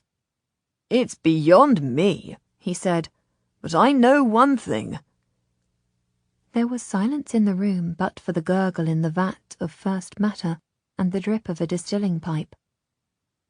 No, I know two things, Freeze said, thinking furiously. The world is flat, of course, for if not, how could hell be below and heaven above? And that I was taught in the monastery, and they even had a picture of it on the wall of the church that I saw several times a day and many times on Sunday, so I am sure of that at least. Hell below, earth in the middle, and heaven above. And the other thing is something that I know, but you do not. Something that you should know and be warned. Our master, that is to say, Luca's master, my lord, has ordered that we find the counterfeiters and report them. Our travelling companion, Brother Peter, will obey him whether we agree or not. If you want to save your skins, you had better pack and go. It doesn't matter if you confess to alchemy, or confess to counterfeiting, or deny them both, for Brother Peter will report you, and I, for one, would rather not see the Doge's men come here and take you off to boil you in oil." "They boil forgers?" the girl asked with a horrified shudder. "God knows what they do to them," Freeze said to her. "But, sweetheart, you don't want to find out." Solemnly, the alchemist nodded. "You are right to remind us that we are in danger. We will take the most precious things and leave tomorrow at dawn." "Better go tonight," Freeze prompted him. "I am sorry for it," Luca said. "I see that you have been doing great work here. I should have loved to work with you. I should have been honored to see the transformation from first matter to gold." The man shrugged. "We will have to start again, but this time we start with a proven recipe. Making gold is for the greedy criminals of this world. We wanted to make life itself. That is the point of alchemy. Translation from the lesser to the greater, till the purest point of all. Gold is nothing. Life is the great secret." Luca shook his head at the waste of them packing their treasures and leaving, when they were on the brink of discovery. "I wish to God you could tell me all that you know," he said. "Then we are equal, for I wish to God that you could tell me what you know, for I think you have it in you to be a great adept," the alchemist said gently. "Mortal born or changeling boy, you have the third eye." "What?" Freeze asked. "What do you say he has got?" Drago Nakari put his forefinger to the center of his own forehead, between his eyebrows, and then pointed to Luca's forehead. Luca flinched, as if at a touch. "The third eye," Drago said. "the gaze that can see the unseen things. I think you are indeed of fairy blood. You are a changeling." "We've got to go," Freeze decided, disturbed by this talk about his friend. He got to his feet and took Jacinta's hand and kissed it. "We'll do what we can to prevent Brother Peter reporting you at once. But don't you wait upon your going. Pack up and go at once, for your own safety." She took his hand and put it to her cheek in a brief, warm gesture. "Thank you," she said. "I will remember you as the sweetest thing in this extraordinary city, truer than true gold itself, a finer thing than we could refine." He flushed like a boy and turned to the alchemist and gave him an awkward nod. "Sorry," he said, "about the breaking and entering. Work, you understand?" Drago Nakari nodded in return. "Sorry about the false coins," he said. "Work, you understand." Luca went to the doorway and bowed to them both. "I wish you the very best," he said, "and we will not report you till tomorrow, after dawn at the earliest. You will have till then to get away." The young woman came after them and slipped her slim hand into Freeze's pocket. "What's this?" he asked, pausing. "Your penny," she said softly. "I promised I would return it to you. It is as true as you." She raised her face to his, and Freeze bent down and kissed her warm lips. "Good luck follow you," she said. "Blessings be." She went back to stand beside Drago Nakari, beside their bench, in the noisome laboratory among the bubbling stills. Freeze looked back to get a last sight of her, and thought that they were like a lost couple heroically going down on a little boat, sunk by their own determination. Then he caught up with Ishrak and Luca as they went quietly out the front door and closed it behind them. The waves lapped at the stone quays as their gondola went quietly down the small canals. "Drop me here," Luca said suddenly. "I want to see if Father Pietro is still at the Rialto Bridge." "We'll wait for you," Ishrak decided. The gondola took Luca to a set of stairs in the quayside, and he ran lightly up and then crossed the square to where Father Pietro was seated in his usual place with his little table before him and his tragic roll of names unfurled. "Father Pietro, do you have news?" The priest leaped to his feet and came to Luca with his hands held out. "Praise God," he said. "Praise God, I have news. My messenger saw Bede, and was able to take a passage on a fast ship back to me with the greatest of news." "My father? Chiamviro?" He is found, my son." A great darkness clouded Luca's vision, and he felt his head swirl. Out of the mist, he felt the priest grab his arm, tap his cheek. Luca Viro?" "I'm all right," Luca gasped. "I could not hear. I cannot believe what I heard. My father is alive? And can we ransom him?" The priest beamed at him. "I didn't know you had friends in high places. You should have told me that you had a great friend." "I don't," Luca stammered. "I have no great friend. I am all but friendless. Until this moment, I was all but an orphan. I don't know what you mean." A very great man had already sent a message to Bede, asking him if he had a Chiamviro on board, telling him that he must release him to his son, Luca, if requested. You know who did that?" Luca started to shake his head. "I know no one except the man who told me of you. He went by the name of Radu Bey." Father Pietro laughed delightedly. "Because that is his name, and a great name among the infidel. If you have his friendship, then you are favoured by one of the greatest men in the empire." "I had no idea. I met him only once. I asked about my father, and one of his slaves said he was with Bede. I had no idea he would think of me again. He showed no interest in me or my father. He didn't seem to care at all. And he is the mortal enemy of my lord." "Well, you are wrong. He's no enemy of yours. He took an interest, and to great effect. Bede was ready for your request. He regarded it as a request from the Sultan, Mehmet II himself, and he sends me this reply." The priest showed Luca a small piece of paper with a scrawl of black ink and a roughly stamped seal. "Chiamviro, galley slave, 5 English nobles." Father Pietro frowned a little. "He's kept his price at 5 English nobles, though their value has risen, and is still rising. That'll cost you 12 ducats now. Last week it would have been 10. "It's all right," Luca said, still breathless with the news. "I have funds. I have nobles." He shook his head again.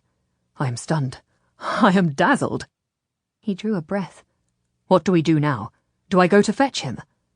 Father Pietro shook his head. "No, certainly not. You give me the money, and I send it by my emissary to Bede. He will leave tonight, pay over the money and receive the slave, your father. He'll take him to an inn and get him a wash and some food, and some clean clothes. I find that all the men want to take a moment to return to life." He smiled. "It's a shock, you know. the rolling back of the rock from the tomb.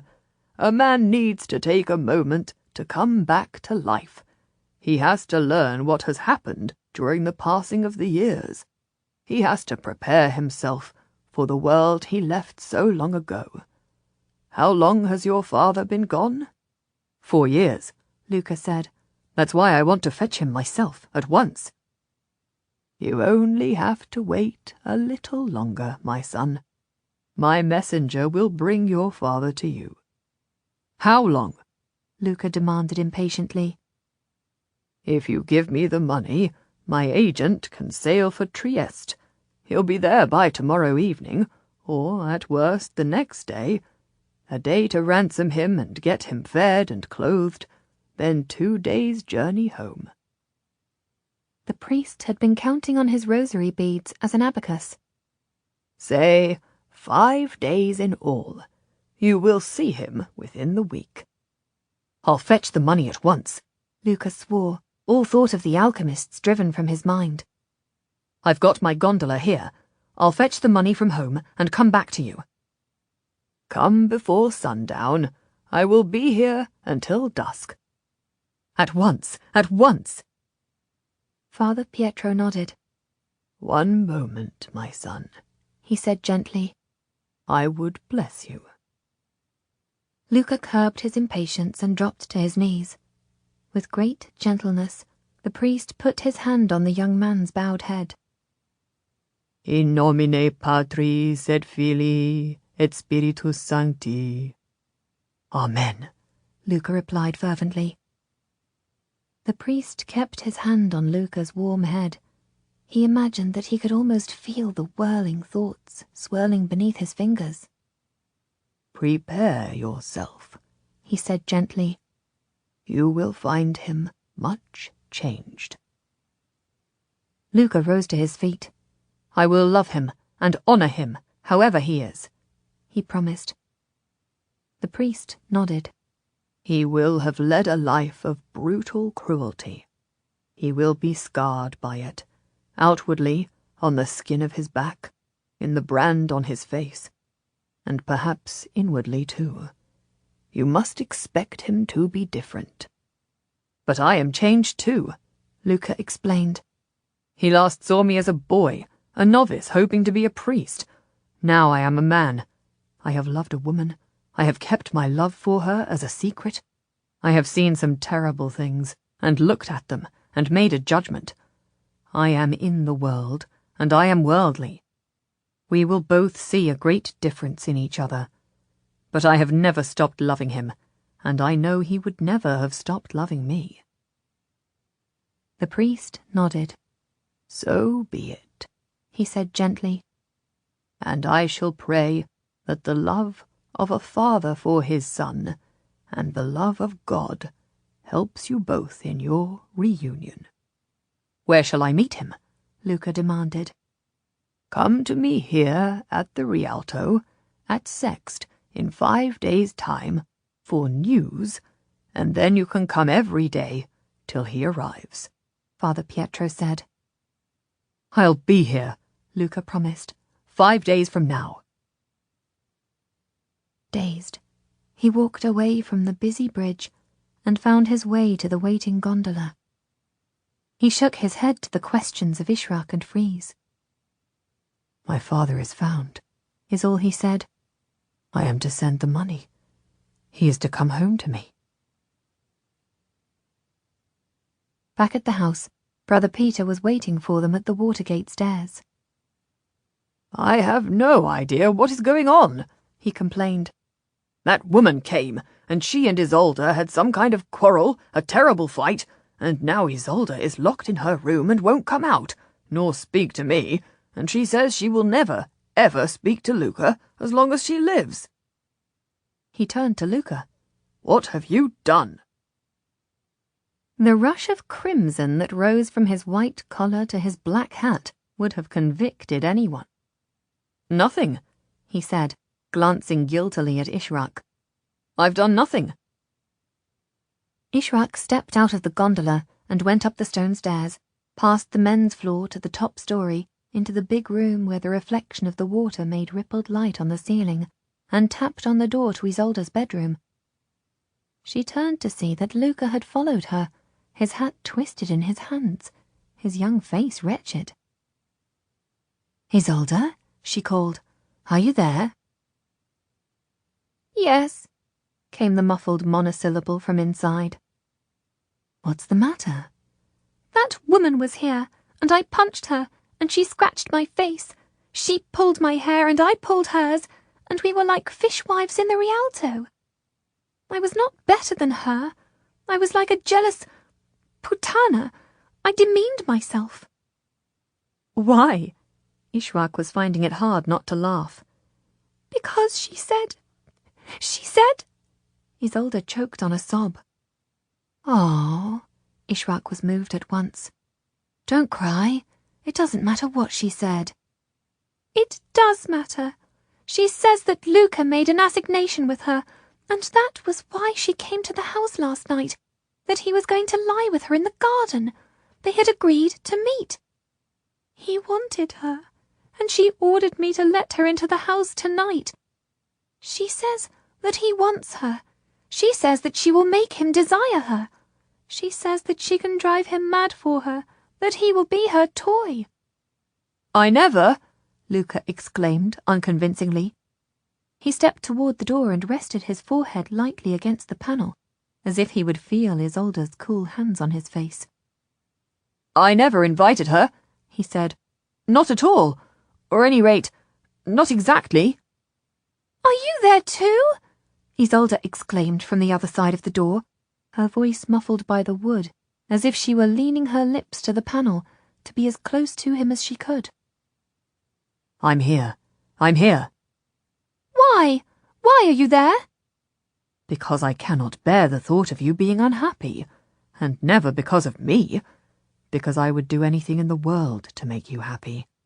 I would give everything I own to prevent your distress. There is only one woman for me. There has only ever been one woman for me.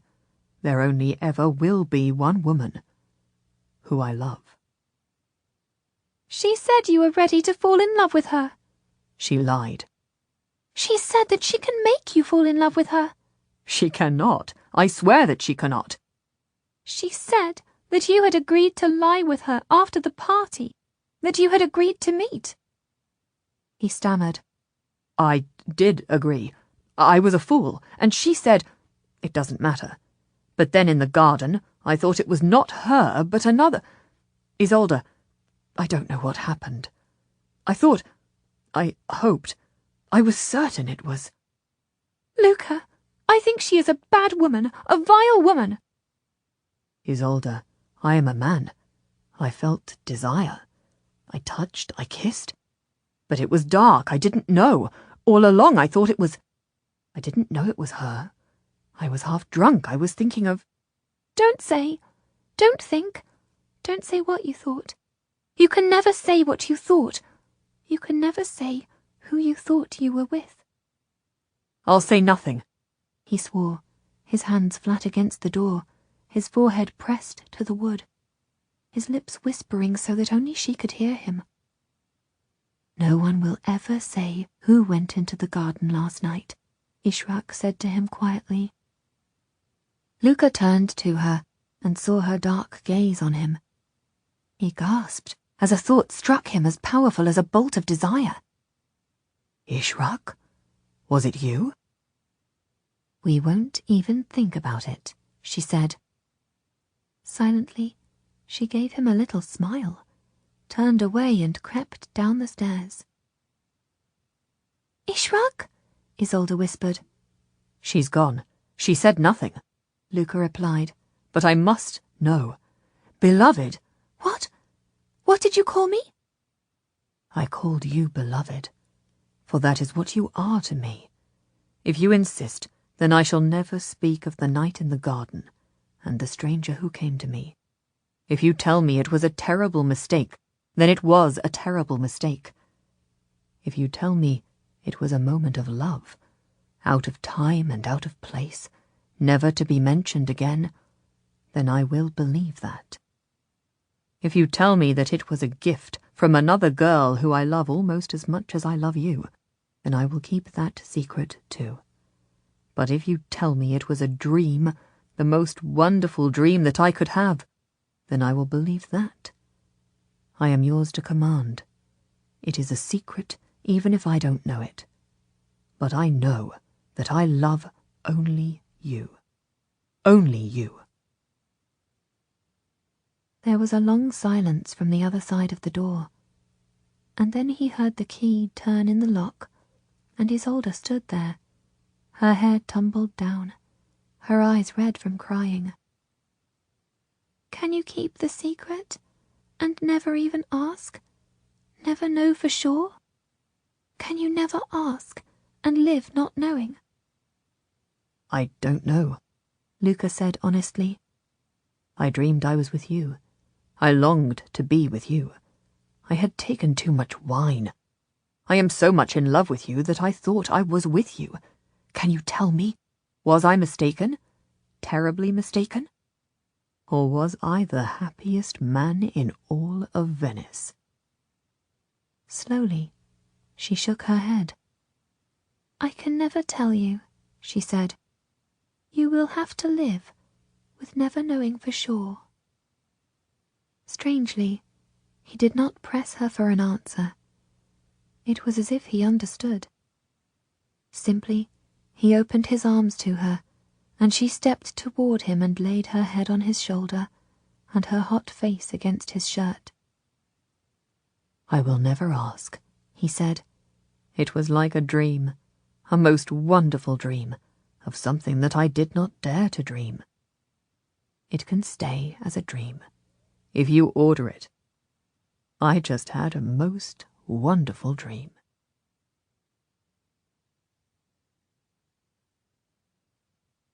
Brother Peter and the two young women were waiting for Luca and Freeze to come home in the gondola from the Rialto Bridge. Luca had dashed out of the house with a purse of gold nobles, a hurried kiss on Isolde's hand, desperate to get the money to Father Pietro at once. "It is money that my lord gave us to support our lie that we are traders," Brother Peter said anxiously, standing at the window and looking down at the busy canal. "It's not for Luca to use to ransom his father." Milord must have known that Luca would use the money to save his father, and Luca might be lucky and earn it back with trades and gambling. Aren't the nobles worth more today than when we first bought them? "Usury," Brother Peter said depressingly. "He should not be making money by trading in a currency." "He's supposed to," Ishraq said impatiently. "Milord commanded it. He's supposed to trade, and if he makes a profit on his cargo, he can surely spend it as he likes." Brother Peter shook his head. "A good and careful servant would make the profit for the glory of God," he said, "and then give it all back to my lord. That is good stewardship. Think of the parable of the talents." "But when Luca's father comes home, that will be to the glory of God," Isolde remarked, "and the greatest joy that Luca could have. Surely we must be glad for him." "I cannot help but fear what he is becoming when he rides around in a gondola like a young merchant prince." He glanced down at her. "I can't help but fear for you too, fighting with that woman like a fishwife. Your father did not raise you to behave like this, Lady Isolde." She nodded. "I'm ashamed of how I behaved," she said. "I am ashamed of more than you know, Brother Peter." "Have you confessed?" he asked her very quietly. Ishraq tactfully stepped to the back of the room and left Isolde to answer. She shook her head. "I am too ashamed to confess." "You were born and bred to be a lady," Brother Peter reminded her. "a lady with duties and obligations. It is your part in life to show self-control, good manners, self-discipline. You cannot be ruled by your heart in love, or by your temper and start fighting. You are meant to be better than this. Your father raised you for a great place in the world, not to be a silly girl with love affairs and fights." She looked up at him. "I know this," she said. "but I am not in a world where I can behave well and people around me behave well. I am in a world of temptation and even anger. I want to be able to fight for myself. I want to be able to feel desire and act. I want to be able to defend myself against attack." "A lady will find her defenders. The men around you will speak for you if need be," Brother Peter assured her, not realizing that he was recommending a view of women that had kept them powerless for centuries and would lead them to be victims of male anger and male power forever. She bowed her head. "I will try," she said. At the back of the room, Ishraq, who disagreed with everything that Brother Peter had said, shook her head and could not stop herself making a little tut noise of annoyance. "There they are now," Brother Peter remarked, seeing the boat swerve through the busy traffic on the canal. They heard Giuseppe call, "Gondola! Gondola! Gondola!" in his bubbling cry as he turned the gondola across the bows of the other boats and steered it neatly into the house, and then they heard Luca and Freeze talking quietly as they came up the stairs and entered the dining room. "Is everything all right?" Isolde asked Luca, going straight to his side as she saw his slight frown. He nodded. "We sent 7 nobles, in case he asked for more. It ought to be all right. It's just that the nobles are soaring against every other sort of coin. The slaver will not know what their value is in Venice when he sells my father in Trieste. It's going up so fast, you have to be at the money changer's table to see it change. It's even going up against gold." "How can a coin be more valuable than its ingredient?" Ishraq asked. "How can a gold coin be more valuable than gold itself?" "Because people trust the gold noble even more than gold," Freeze answered her. "There was a long queue before Israel, the money changer. People were changing solid gold into nobles because you can pay with a noble anywhere, and now it is worth more than its own weight.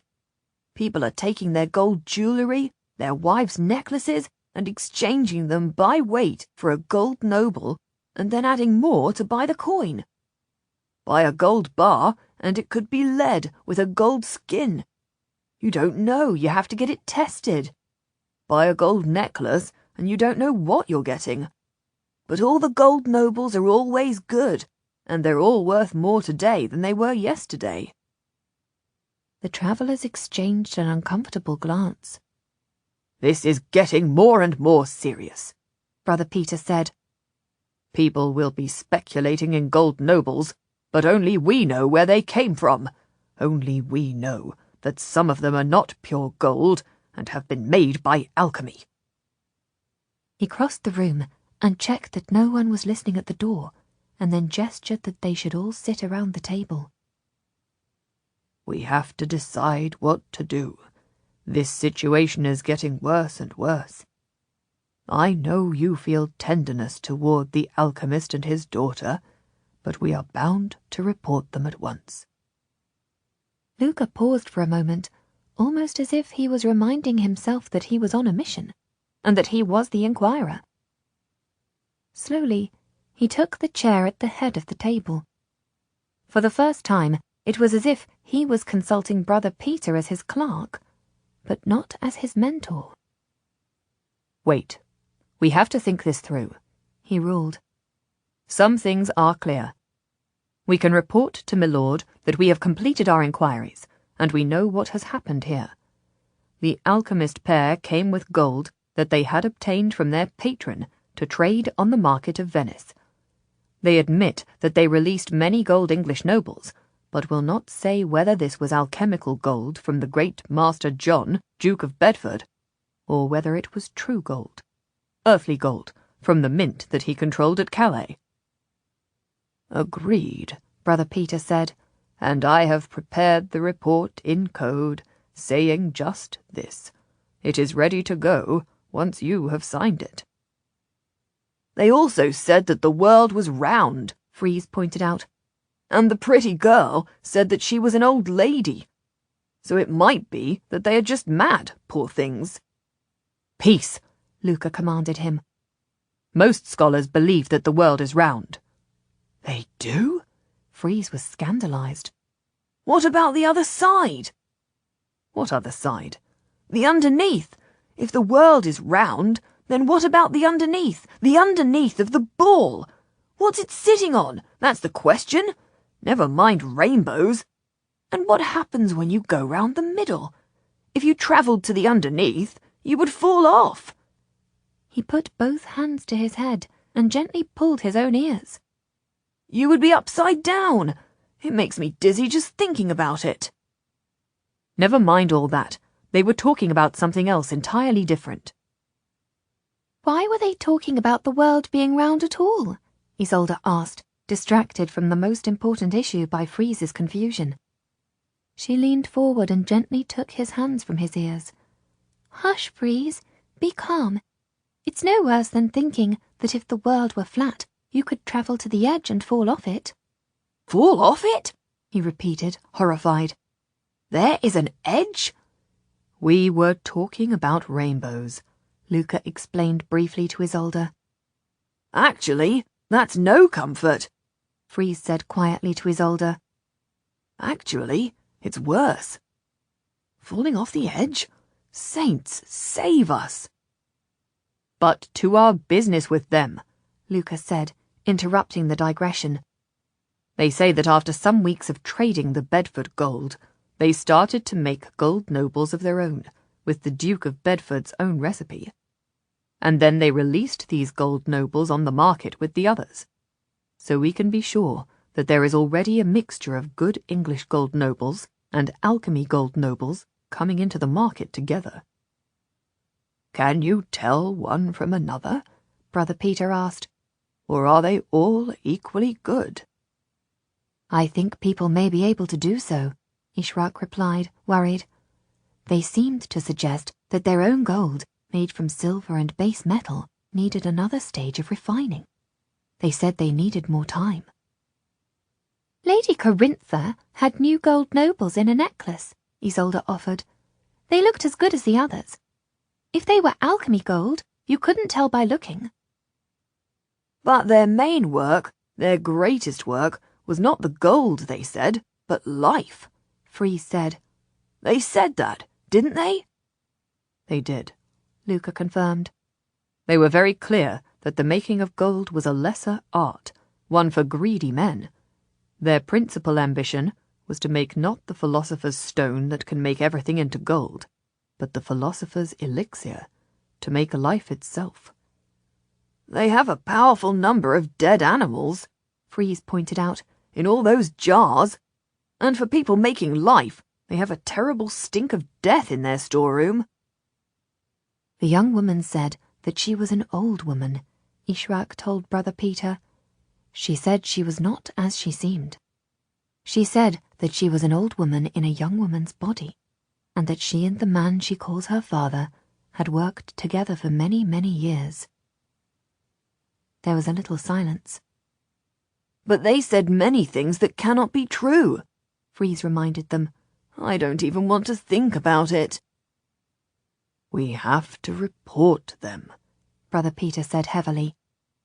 I see that they are philosophers, and their work is perhaps valuable, but Milord was clear that we had to find the counterfeiters, and this pair have admitted to making coins. He said that we must report them, and we have to do so. Give them the rest of the day to pack up and go, and we will report them after dawn tomorrow, Luca ruled. Milord said. Milord wanted Radu Bey dead, Ishrak cut in scornfully. He accused him of being an assassin.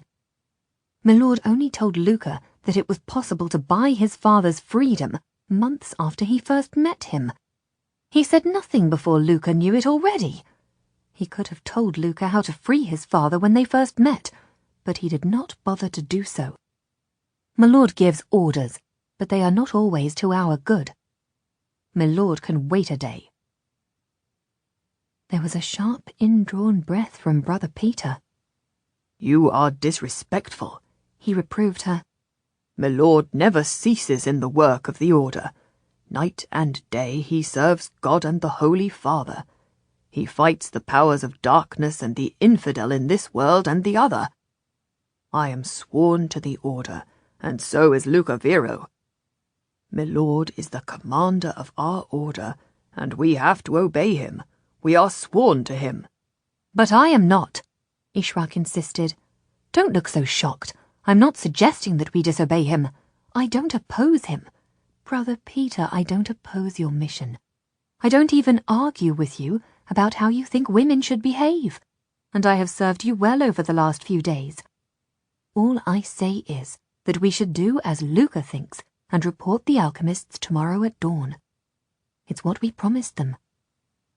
I think so too, Isolde agreed, exchanging a quick hidden glance with Luca, as if they had made a promise and would always be a partnership.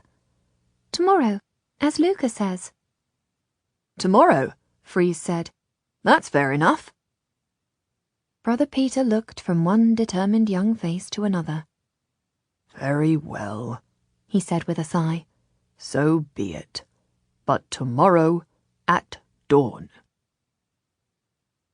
He rose from the table and walked to the door, stiffly dignified, when there was a sudden tolling of the bell in the water gate, and a sound of men, a whole brigade of men, running up the marble stairs, their boots hammering on the stone. The door banged open, was held open by the forerunners of the Doge's guard, who poured into the room, followed by an officer, beautifully dressed, holding a silver handgun, cocked and ready to fire.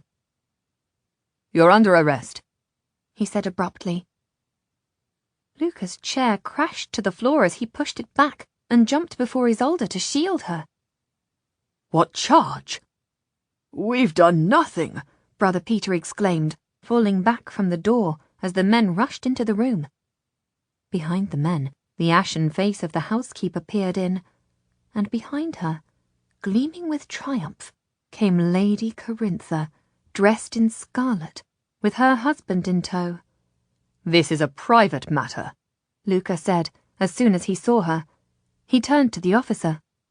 Commander, there is nothing to investigate. No crime here. There has been a misunderstanding between myself and the lady. An unfortunate quarrel between neighbours.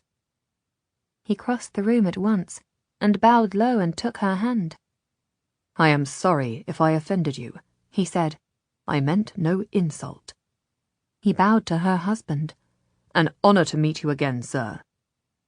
He's no traitor, she said bluntly to the Doge's officer, completely ignoring Luca. And I doubt that they are brothers. She is certainly not his sister, and God knows who the Arab slave is.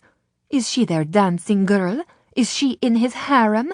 Is she their household witch? Amazingly, Ishrak did not fire up to defend herself against the insults, but meekly bowed her head and went quietly to the door. Excuse me, she said.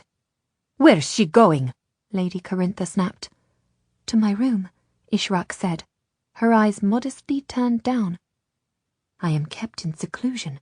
I cannot be in this room full of men. Oh, of course. The officer waved her away as she drew the veil of her headdress across her face, and the soldiers stepped back to let her go past. That's a lie, Lady Corintha exclaimed. She's not in seclusion at all. She's a bold-faced slut.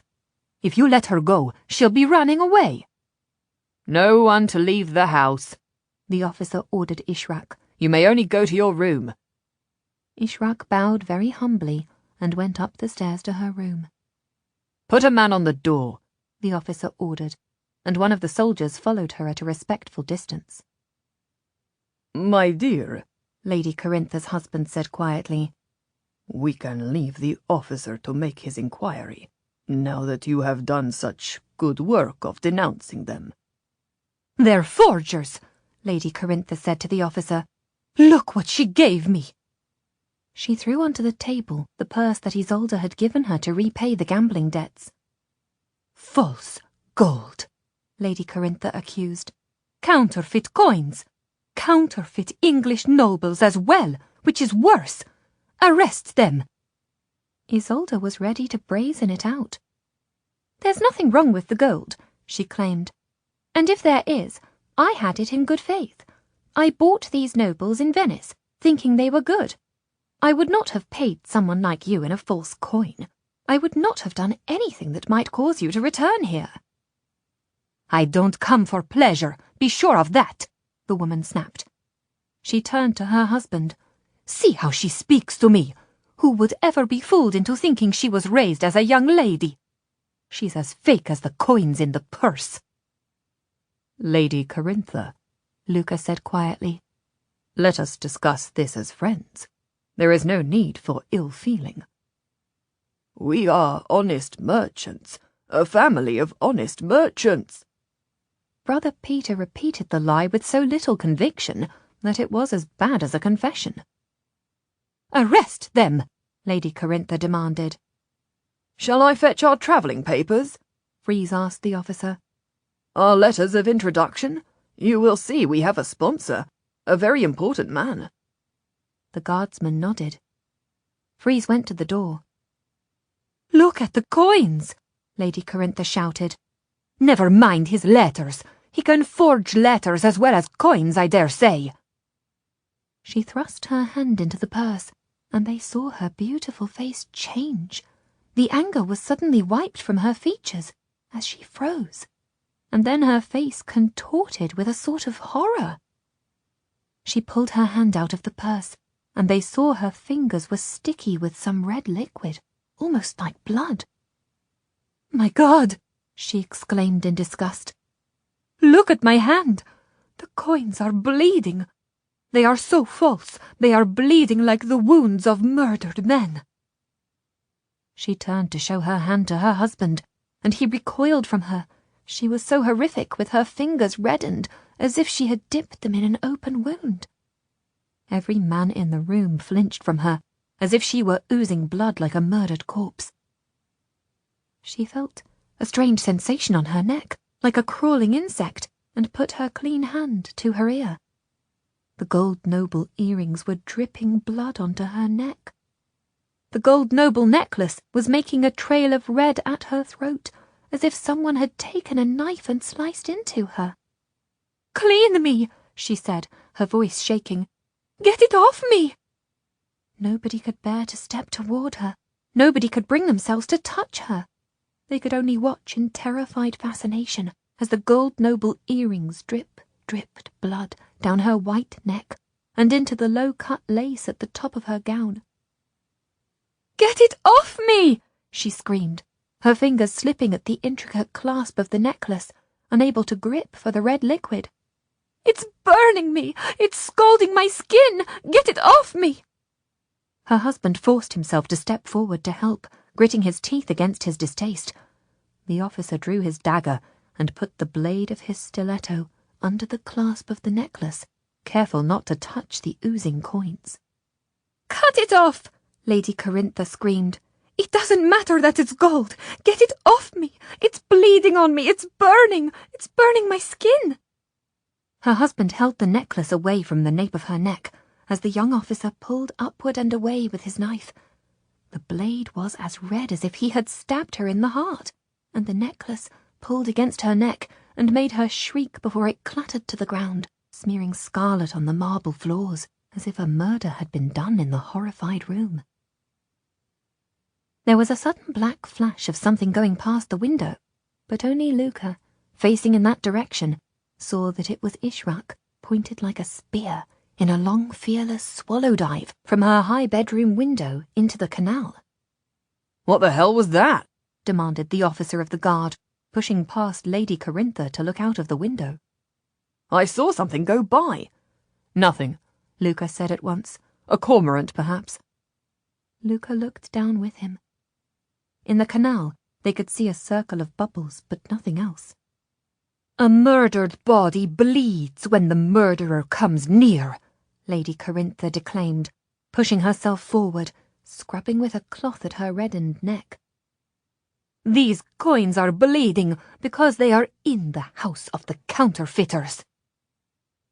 I'm going to have to search your property, the officer said, turning from the window to Brother Peter. Luca was still looking out at the Grand Canal. After what felt like a long, long time, he saw Ishrak's dark head, wet as a seal, emerging from the water. Someone pulled her on board a rowing boat, and she crouched in the prow, but they did not return to the house. The boatman leaned over his oars and rowed as hard as he could down the canal, before anyone from the palazzo could raise the alarm or come after them. They were out of sight in a moment. Luca guessed Freeze was at the oars, and Ishrak was urging him on to warn the alchemists. What was that? The officer returned to look out with Luca. Looked like something was thrown from an upper window. I'll go and see, Isolde volunteered. My slave may have dropped something. You'd better not have thrown away any evidence, The officer warned. We can drag the canal, you know. Of course not, Isolde said. Before anyone could stop her, she pushed past Lady Corintha and ran up the stairs to her room. They heard her slam the door and turn the key in the lock, as Lady Corintha poked the bleeding necklace with the toe of her satin shoes, and said, her voice shaking, "False coins, false hearts. Bleeding coins are a sign of guilt. These are wicked people. You must arrest them all, especially the young women. They must be put to the question. They must be taken to the Doge's palace and held in his prisons." Where did you get this purse from? The officer spilled the blood-stained coins onto the dinner table, and they smeared their sticky redness in a pool. Brother Peter exchanged one brief look with Luca. I can find out, The officer said. I only have to ask in the Rialto and someone will tell me. But it would be better for you if you were to answer me now. Luca nodded. Clearly they would have to tell the truth. We got our nobles from the money changer, Israel, he said, but I am certain that he thought that they were good. We certainly thought they were good. It was a simple transaction between two honest parties. The officer turned his head and spoke briefly to one of his men. At once, he left the room, and they could hear him running down the stairs. I am arresting you on suspicion, The officer said. Of what? Luca said. We may have received forged nobles, but so has Lady Corintha. Where did she get her necklace from? It was not from us. We are buyers of coins, not counterfeiters. You can search the house. We know Lady Corintha. She is a Venetian born and bred, and her husband is a great trader in this city. His name is in the gold book. He is on the council. You, on the other hand, have just arrived, and everything about you is strange. Lady Corintha says you are not what you seem. You have been arranging to buy a fortune in gold from one money changer. You speak of a ship that has yet to come in. You are often seen with Father Pietro, and you seem to be favoured by one of the greatest enemies of Christendom. Luca raised his eyebrows at the extent of the officer's knowledge. You have been watching me? Of course, we watch all strangers. Venice is filled with spies. There is a Bocca di Leone for denouncing the guilty in every square. And you have great wealth and dubious friends. You have been under suspicion from the moment you arrived. He is not a dubious friend. Radu Bey was a chance acquaintance, who chose to help me trace my father, who was captured as a slave of the Ottomans. The city of Venice itself trades with the Ottoman Empire. The Doge himself trades with Radu Bey. But the Doge does not use counterfeit coins, the man returned. He does, Lady Corintha said spitefully, pulling her earrings out of her ears and throwing them down on the table with a shudder. They sat in a little pool of redness, oozing wetly. He almost certainly does. His hands will be bloody too. What? Since this family arrived, everyone in Venice has gone mad for the English gold. Ask my husband. The price has soared. No doubt the Doge has bought them. No doubt he has sold them on. Perhaps his hands are dirty too. Perhaps we are all going to be ruined. She rubbed her stained hands against the skirts of her gown and shuddered. What is this? It looks like a sort of rust, Luca said. Perhaps the metals are breaking down and rusting away. She looked at him, and her beautiful face was twisted with jealousy and spite. "Rusting gold," she said, "against the laws of nature. You and that sister of yours, unnatural too, as unnatural as forgery, as false as counterfeit coin." "What are you suggesting?" the officer asked her. "Are you saying they are sinners as well as criminals?" "God knows what they are guilty of," Lady Corintha swore. "You should take them in at once. He is false as the most beautiful gold coin, and she passes for a lady, but fights like a cat. Who knows what they have done together?" "My dear," her husband interpolated. "I want to go home." Lady Corintha suddenly became soft and tearful. She turned to her husband. "We have done our duty here. I can't bear it here with these blood-stained coins, in this house of wicked strangers." Solemnly, he nodded. "Do your duty for the Doge and the Republic," he said pompously to the officer. "The survival of the greatest city in the world depends on our wealth and our trustworthiness. This family, if they are truly a family, and not a counterfeiting ring in disguise, have challenged both. They must be destroyed before they destroy us. Arrest them at once, and take them before the Council of 10. The two of them were too powerful to be denied. The officer looked from Luca to the stained gold nobles scattered over the table. "I am arresting you on suspicion of counterfeiting coins, trading in false gold with a Jew, and incestuous relations with your sister," he said. "You will have to come with me. In fact, I am arresting you all."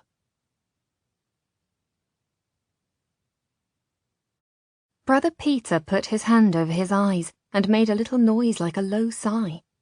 But at that moment the door opened, and Isolde came into the room. She was transformed. She was wearing her blonde hair piled high on her head, and a tall scarlet pointed headdress on top of it that made her look 6 feet tall. She was wearing one of her most beautiful Venetian-made gowns in a deep crimson, the slashed sleeves showing white silk underneath. She stood very tall and very proudly. Beside her, Lady Corintha looked old and tawdry with her dirty neck and her blood-stained ears. "This has gone far enough," Isolde ruled. "It must stop, now." At her tone of command, the officer hesitated, and Lady Corintha's husband made a half bow, halted by a sharp hidden pinch from his wife. "I am Lady Isolde of Lucretilli," Isolde said directly to the officer. "This is my mother's signet ring. You can see our family crest. I am travelling with my servant and companion Ishrak, and with this escort, my tutor, Brother Peter, a man of unquestioned probity, his scholar, Luca Vero, and our manservant and general factotum. We decided to pass as a noble family interested in trade in order to travel without being known, and for my personal safety." "Why would you do that?" the officer queried. Lady Corintha stood dumb, clearly overwhelmed by Isolde's grandeur. Isolde answered the officer, completely ignoring the woman. "My brother has usurped my place at the castle," she said. "He is passing himself off as the new lord of Lucretilli. I don't want him to know that I am going to seek help against him from my godfather's son. That is why we are travelling through Venice. That is why we assumed different names." "And who is your godfather's son, milady?" the officer asked deferentially. "He is Count Vlad Tepes III of Wallachia," Isolde said proudly. The officer and all the guards pulled off their hats at the mention of one of the greatest commanders on the frontiers of Christendom, a man who had conquered his country of Wallachia from the unstoppable Ottoman army, been driven out, and would, without a doubt, conquer it again. "You are the great Count's goddaughter?" the officer confirmed. "I am," Isolde said. "So you see, I am a woman of some importance." She took another step into the centre of the room, and looked Lady Corintha up and down with an expression of utter contempt. "This woman is a bawd," she said simply. "She keeps a disorderly house where there is gambling and prostitutes. She boasts of her own immorality, and she quarrelled with me only when I refused to join in her lascivious ways." Slowly, Lady Corintha's husband detached himself from her gripping hand and turned to look at her. "I imagine it is well known to everyone but you, sir," Isolde said gently to him. "Your wife is little more than a common whore. She has quarrelled with me because I would not let her into this house at night and lead her to the room of this young man of my household, whose spiritual well-being is my responsibility. She wanted to lie with him. She offered to buy time with him by giving me jewellery or an alibi for my own absences, or introduce me to a lover. She said she would make him into her toy. She would have him for Carnivale and then give him up for Lent." Brother Peter crossed himself at the description of sin. Luca could not take his eyes off Isolde, fighting for their safety. "She's lying," Lady Corintha spat.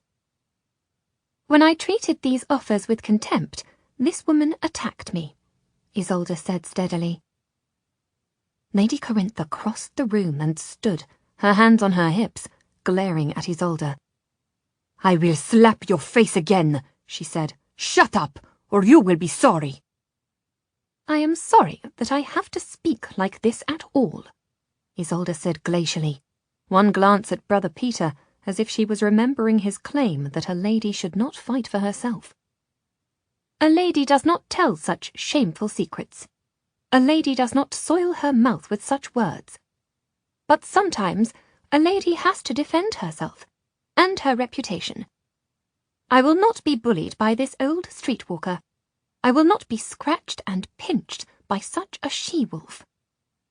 She smoothed back the veil that flowed from her headdress and showed the officer the scratch marks on her cheeks. "This is what she did to me this very afternoon for refusing her disgusting offers.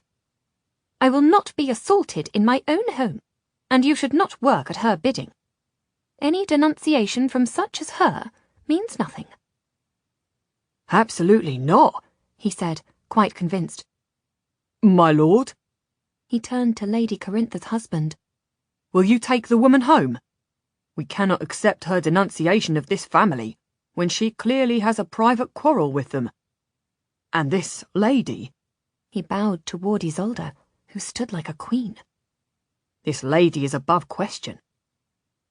"And she receives forged coins," Isolde added quietly, "and gambles with them."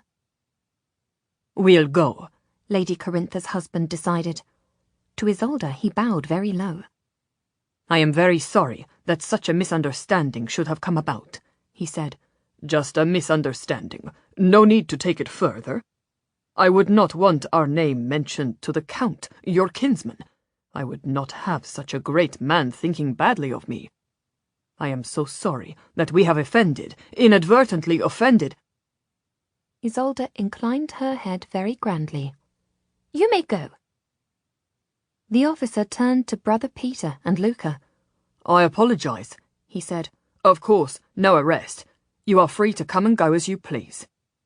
He bowed very low to Isolde, who stood very still while he ordered the men from the room, and they waited until they heard the clatter of their boots on the stairs, and then the bang of the outer door. There was a sudden, total silence. Isolde turned and looked at Brother Peter, as if she expected him to criticize her for being too bold. Brother Peter was silent, amazed at this newly powerful version of the girl he had seen before as a victim of her circumstances, clinging to a roof in a flood, or weeping for the loss of her father. "I will defend myself," she said flatly, "against her or against anyone. From now on, I am going to fight for my rights."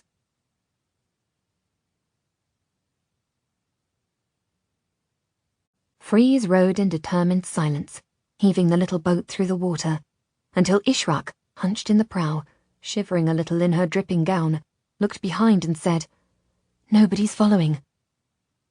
He paused then, and stripped off his thick fustian jacket. Here, he said, put this round your shoulders. Almost she refused, but then she took it and hugged it to her. You look like a drowned rat, Freeze said with a smile, and set to the oars again. She made no reply. A sodden vole, Freeze offered. She turned her head away. It was a hell of a dive, he said honestly.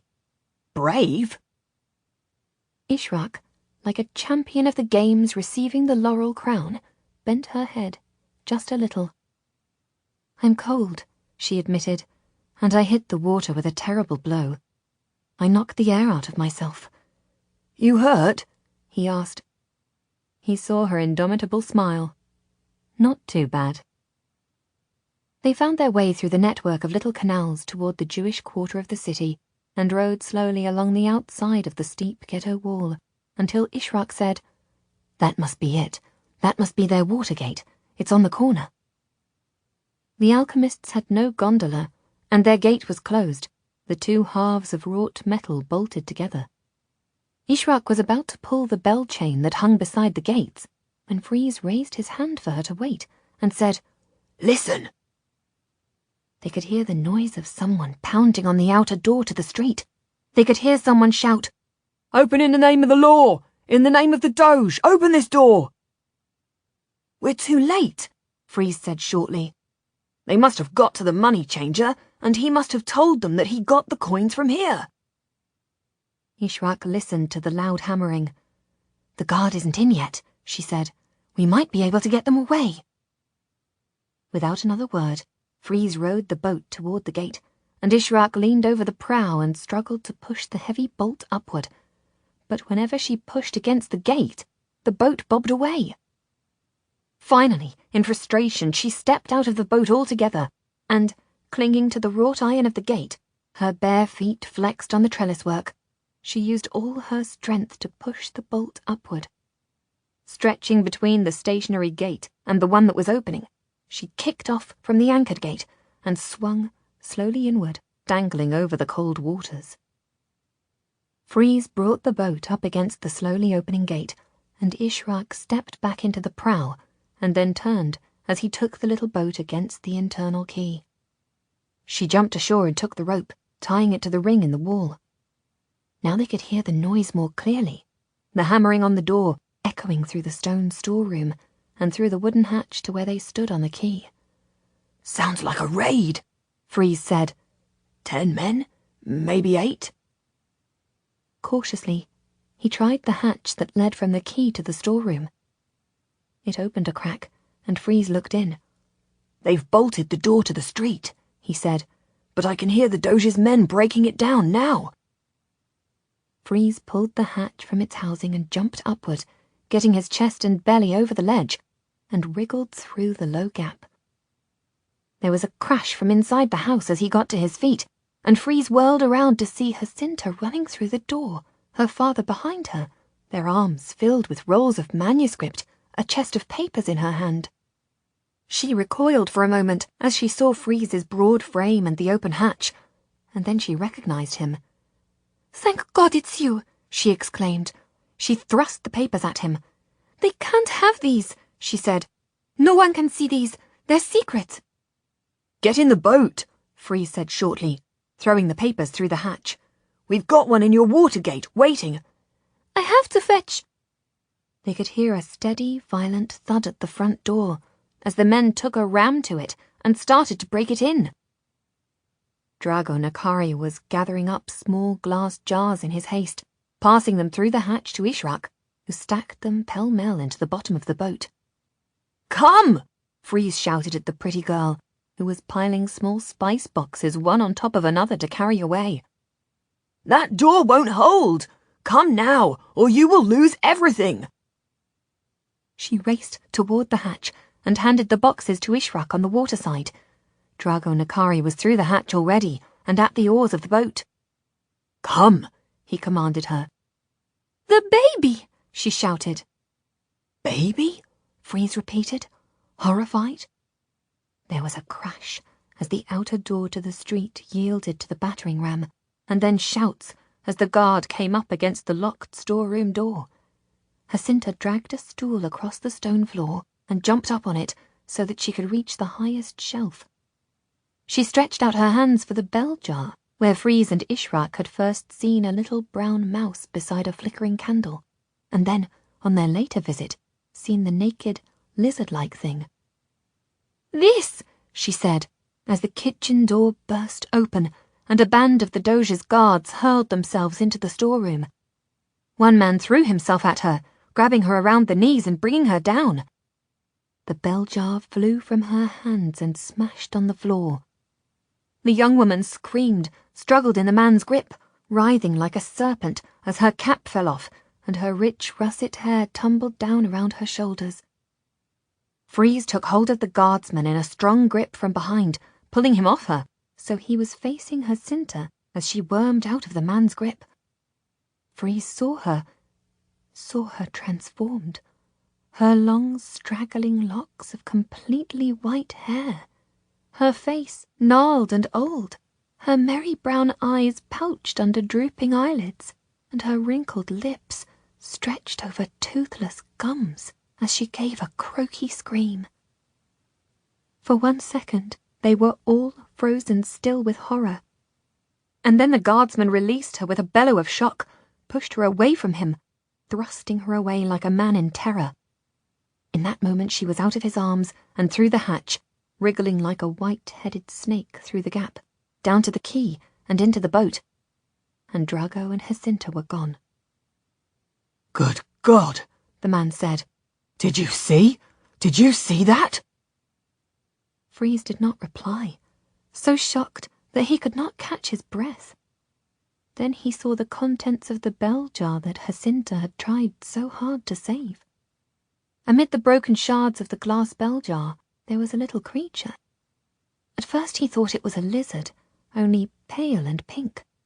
Then he thought it was a kitten that they had obscenely skinned and left to bleed. Then he saw the thing more clearly.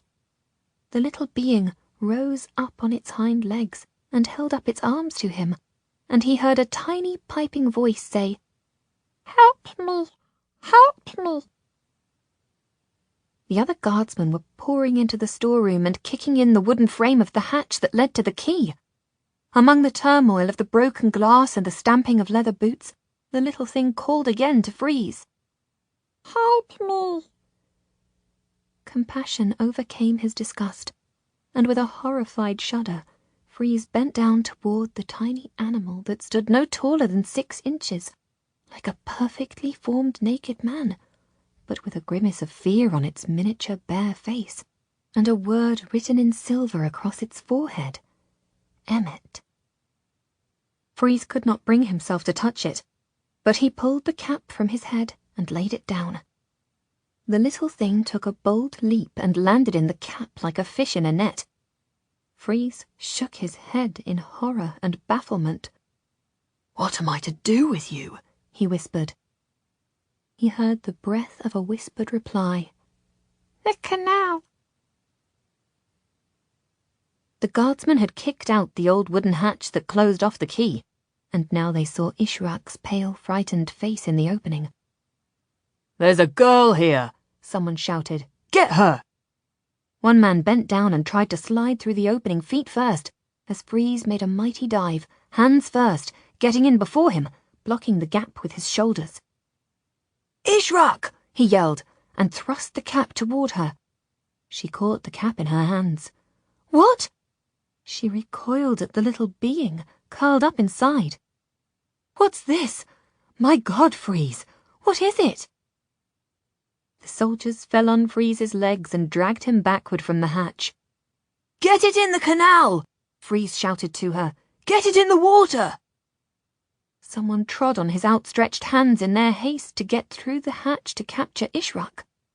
"Let it go!" Freeze yelled. "Set it free!" He saw her duck away from the hatch toward the canal, but then someone kicked him in the head, and something fell beside him with a loud clatter. And then everything was dark. Quietly dripping, Ishrak approached the garden gate of the palazzo on the Grand Canal and tried the latch. It yielded, and she stepped into the garden. It was dusk, and the waning spring moon was rising over the shadow of the wall. She was still wet, and her hair was in rats' tails down her back, her costly gown torn from hem to hip and tied out of the way. She stepped warily into the enclosed space and looked up at the house. Everything seemed quiet. Ishrak tiptoed barefoot to one of the windows and listened. There was silence. She cupped her hand over her eyes and peered in. The room was empty. Carefully, Ishrak went under the shade of the portico to the garden door and pushed it open. There was a slight creak, but in a moment she was in the stone-flagged back hall, and then picking up her damp skirts, she crossed the hall and mounted the stairs, past the main room, and up to the floor that she shared with Isolde. The door to their rooms was locked. Ishrak tapped the rhythm that they had used from childhood, and at once the door opened, and Isolde pulled her in. "I have been waiting and waiting for you. You're freezing. Are you safe? You're soaked. Did you get to them in time?" Isolde ran to her room and fetched a linen sheet and started to towel Ishrak's hair, while the girl pulled off her wet, torn clothes. "I got to them before the Doge's men came, and they got away. Their equipment was broken, and Freeze is arrested." "No! We must tell Luca!" Ishrak took a blanket and wrapped it around her bare shoulders. "Has the guard all gone?" "They left only one man behind, at the water gate. That's why I stayed locked in up here, though they have gone. They didn't see you go, so they think you're locked in here with me. Change your clothes, and nobody will ever know you are out of the house. There's nothing to connect us with the alchemists. Hurry, we have to tell Luca and Brother Peter about Freeze." Ishrak rubbed her hair dry, pulled on a dress, and tied her hair back. "Let's go," she said. The two young women hurried down the stairs and into the main room. Brother Peter and Luca were at the window, looking down to the darkening canal, as the door behind them opened, and they turned around and saw Ishrak. "Thank God you're safe," Luca exclaimed. "What a dive you made! Ishrak, what a risk you took!" He crossed the room and hugged her to him. "You're still wet," he said. Brother Peter was shaking his head. "I suppose you went to warn them," he said. "Were you seen?" "Worse," Ishrak said briefly. "I am sorry, Brother Peter. They saw me, but I got away, and they arrested Freeze." "Freeze?" "We rode there together. We went in by their water gate. We could hear the Doge's men at the front door. The alchemist and Jacinta were trying to get their things, the books and the manuscripts, and some herbs and things from their workroom. They got into our boat." Ishrak broke off at the memory of the horror of the young woman with the old face and straggling white hair who had rushed past her to get into the boat. "Anyway, they got away in our boat, but the men charged in and they got Freeze. I swam for it." She stopped again. Somewhere in the water, not far from her as she had dived off the quay, had been the little thing. Something like a baby, something like a lizard, something like a frog. She had held the cap toward the water's edge and seen it jump into the water, seen it dive, the soft skin of its back gleaming palely as it went deep down into the canal. "What happened?" Isolde asked, seeing the expression of blank horror on her friend's face. Ishrak shook her head. "I don't know what they were doing there," she said. "I don't know what they had done. I don't know what they had made in that bell jar of theirs. I don't know what sort of thing it was." "What sort of thing?"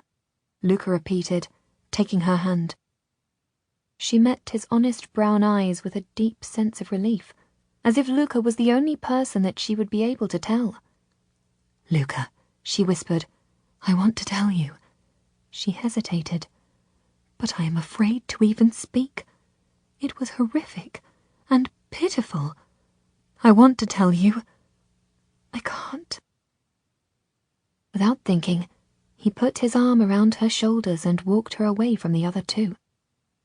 When their heads were close together and his arm was tight around her waist, he felt her lean toward him and relax against him, as if he were warm, as if he were safety for her. You can tell me, he said, whatever it was. She turned her face to his neck and then raised her mouth to whisper in his ear. She could smell the light, warm scent of his hair. He smelled of the real world, of normality, of a young man. She felt desire, as if it were the only real thing in a dangerous world filled with mysteries. It was as if the only thing that was real, the only thing that she could trust, was Luca. I think they had made a homunculus, she breathed. He froze at the word and turned to face her. Would that be what they meant by saying they were making life? Her eyes dark with fear, she nodded. Perhaps. I don't know. What was it like? Like a tiny man. Like a horrible tiny man. I thought it was a lizard, but it was a person. A tiny, tiny person. It was in the bell jar. I think they had made it in the jar. Jacinta was trying to get it away, but when the bell jar broke, Freeze took it up and passed it through the hatch to me. Why? Why did Freeze save it? A ghost of a smile touched her lips. Because that's what he's like. Because he's Freeze, she said. If it called out to him, he would have to answer. It wanted to be in the canal. Freeze had put it in his cap. I held the cap to the edge of the canal, and it jumped out. She shivered. I didn't throw it in, she said quickly. I wasn't trying to drown it. He told me to set it free. It jumped in, and then it dived down, like a fish. And then it was gone. She gave a deep shudder. What? Luca asked. Luca, it wasn't like a fish. It was just like a child. I saw its face as it bobbed in the canal. It took a breath and then dived down. I saw its rump and its feet as it went down, like a child, but tiny, as small as a rat, but swimming like a man. Horrible. He held her closer as she trembled. And then? She raised her head and spoke so that the others could hear her. I dived into the water and I swam round to the side canal beside the Nakari house. I waited in the water. I kept down low. I saw the Doge's guards bring Freeze out in manacles. He was walking all right, he was not hurt, but he looked dazed. They put him into their galley, the guards' galley, with a wooden prison at the back, and I ducked down below the water to let them go past me into the Grand Canal. Then I swam out too. I swam for a long time, until a fisherman picked me up and brought me back here. She turned her face to Luca's shoulder. It was horrible, she said with a little moan of fear. It was really terrible, Luca, being in the water and knowing that the little thing was in the water too. I was afraid he would come on the fishing boat with me. I was watching the oars, in case he climbed on board. I was afraid he would follow me home. She gave a shaky sob. I kept waiting for the touch of his little hand in my hair, she whispered. I thought he would hold on to me and make me bring him home. He tightened his grip on her. He held her close, her face against his neck, so that she could not see the horror on his own face. The fear of the unknown, the ancient fear of the creature that is not of earth or air, which is not beast, fish or fowl. What if it's a golem? She breathed. He composed himself and faced her.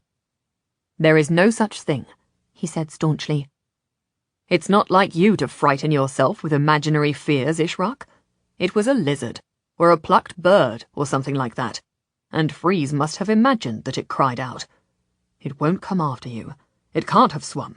It will have drowned in the canal. It's nothing. You're safe.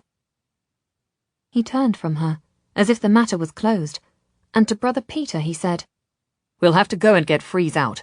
We'll probably have to say who we are to clear our names. We'll have to take our papers from my lord. Will you come with me?" Brother Peter nodded, appalled at the whole situation. "I'll get my cape. The young ladies should go to their rooms and stay there." He looked severely at them both. "If anyone comes at all, don't admit them. Don't say anything, and don't show yourselves. The Doge's guard will stay at the Watergate, but don't speak to him." He scowled at Ishrak. "Don't you go diving out of the window," he said crossly. "Just wait here till we get back, and try not to cause more trouble." The guard at the Watergate had been reinforced by a second man, and they had clearly been told to take anyone from the household if they wanted to see the city magistrates. "Do you think they were waiting for us to confess?" Luca asked Brother Peter quietly, as the two guardsmen took their seats in the gondola at prow and stern. "Yes," Brother Peter replied shortly. "They were waiting for us to ask to go to the palace?" "They would perhaps have ordered us to attend later, after midnight. They mostly work at night. They usually arrest people at night." Luca nodded, hiding his growing fear. "Do you think that they didn't believe Isolde is the Lady of Lucretilli?" "They believed her, but they would still want to question us if they know you have been working with the forgers." "They can't know that," Luca argued, denying his own doubt. "They probably do," Brother Peter said dourly. There was no sound for a moment but the slap of water against the gondola's single oar, and another boatman crying, "Gondola! Gondola! Gondola!" as he made a blind turn into a small tributary canal. "They will release Freeze to us, won't they?" Luca confirmed. "It depends on 3 things," Brother Peter said dryly. "It depends on what he has done. It depends on what they think he has done. It depends on what they think that we have done." Giuseppe rowed the gondola just a little way up the Grand Canal, and then drew up between the forest of black mooring poles in the canal at the imposing white carved front of the Doge's palace. "What's that?" Giuseppe suddenly demanded, startled, looking down at the glassy waters of the canal. "What?" Brother Peter asked irritably. He shook his head. "I thought I saw something," he said. "Something like a frog swimming beside us. Odd." "Help me out," Brother Peter said crossly. "I have no time for this." Flanked by the guardsmen, Luca and Brother Peter went up the shallow steps to the quay, where the waves were slapping like a gabble of denunciations. And then the 2 men and the guards waited before the great palace doors, where a row of burning torches showed their pale faces to the sentries. "I need to consult the Council of 10, Luca said, with more confidence than he felt. "We are on business for the Pope." Boyishly, he feared that the man would simply ignore him. But the sentry saluted and pushed open a low door cut inside the great ceremonial gate, and Luca and Brother Peter ducked their heads and went through. At once they caught their breaths. They were in a massive courtyard, big enough to house an army, as broad and wide as a square of the city, the heart of the Doge's palace. On their left was a great wall of red brick, pierced by white windows, newly built and all but completed. Ahead of them was a white stone facade, and behind that, the towering bulk of the Doge's own chapel, the massive church of San Marco. On their right was a wall as high as a white cliff, studded with windows. It was the Doge's palace, the heart of government, and all the offices. Most of the windows showed a light. The Republic never slept, business was always pressing, and spying and justice were done best at night. The whole courtyard was ringed by a square colonnade studded with huge white towers. Above the colonnade rose a series of narrow windows, placed one set on top of the other in the 3 tall stories. It was as if all four walls of the palace were staring down at them with blank, accusing eyes. Two guards came toward them and guided them to the building on their right, and led the way up the stone staircase. Luca found he was growing more and more apprehensive with every step he took. At the top of the stairs, the guard tapped on the huge wooden door, and a smaller door swung open. A man dressed in the black robes of a clerk, seated on a small plain chair at a wooden desk, beckoned them in. "I am Brother Peter. I serve the Order of Darkness under the command of the Holy Father. We are ordered to inquire into the end of days and all heresies and signs of the end of the world. This is Luca Vero, one of the inquirers." Brother Peter was breathless by the end of his introduction. It made him sound nervous and guilty. "I know who you are," the clerk said shortly. To the guards before and behind them he said simply, "Take them to the inquiry room. They're expected." One guard led the way through the narrow passage, the other followed behind. Luca was certain that they were being observed, that the lattice work in the wood panelling in the walls served as a window for another room, and that an inquisitor was watching them walk by and judging their anxious faces. Luca tried to smile and stride confidently, but then thought he must appear as if he were playing a part, as if he had something to hide. The corridor twisted round and round. Clearly they were threading between secret rooms, their footsteps muffled on the uneven wooden floors. As they walked, dozens of half-wild cats scattered before them, as if these tunnels were their home. Then they stopped before a great door, where a silent sentry stood.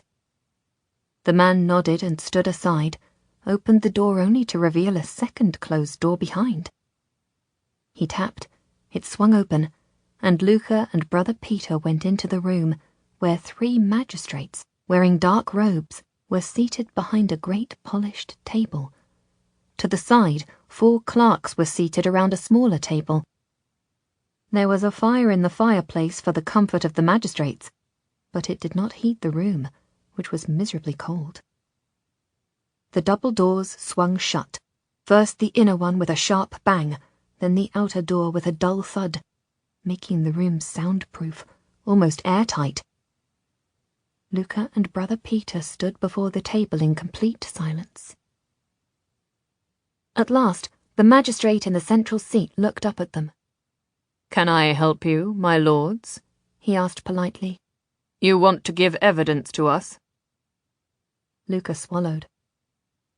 "I am Luca Vero, an inquirer for the Order of Darkness, sanctioned by the Holy Father himself to investigate the rise of heresy, the danger of the infidel, and the threats to Christendom. This is my clerk and adviser, Brother Peter." Blandly, the 3 regarded Luca. Moving as one, they turned their heads to look at Brother Peter, and then back again. "My servant was in the course of making an inquiry for me at the house of an alchemist, Drago Nakari," Luca went on. "He was arrested by the Venetian guard. He has done nothing wrong. I have come to request his release."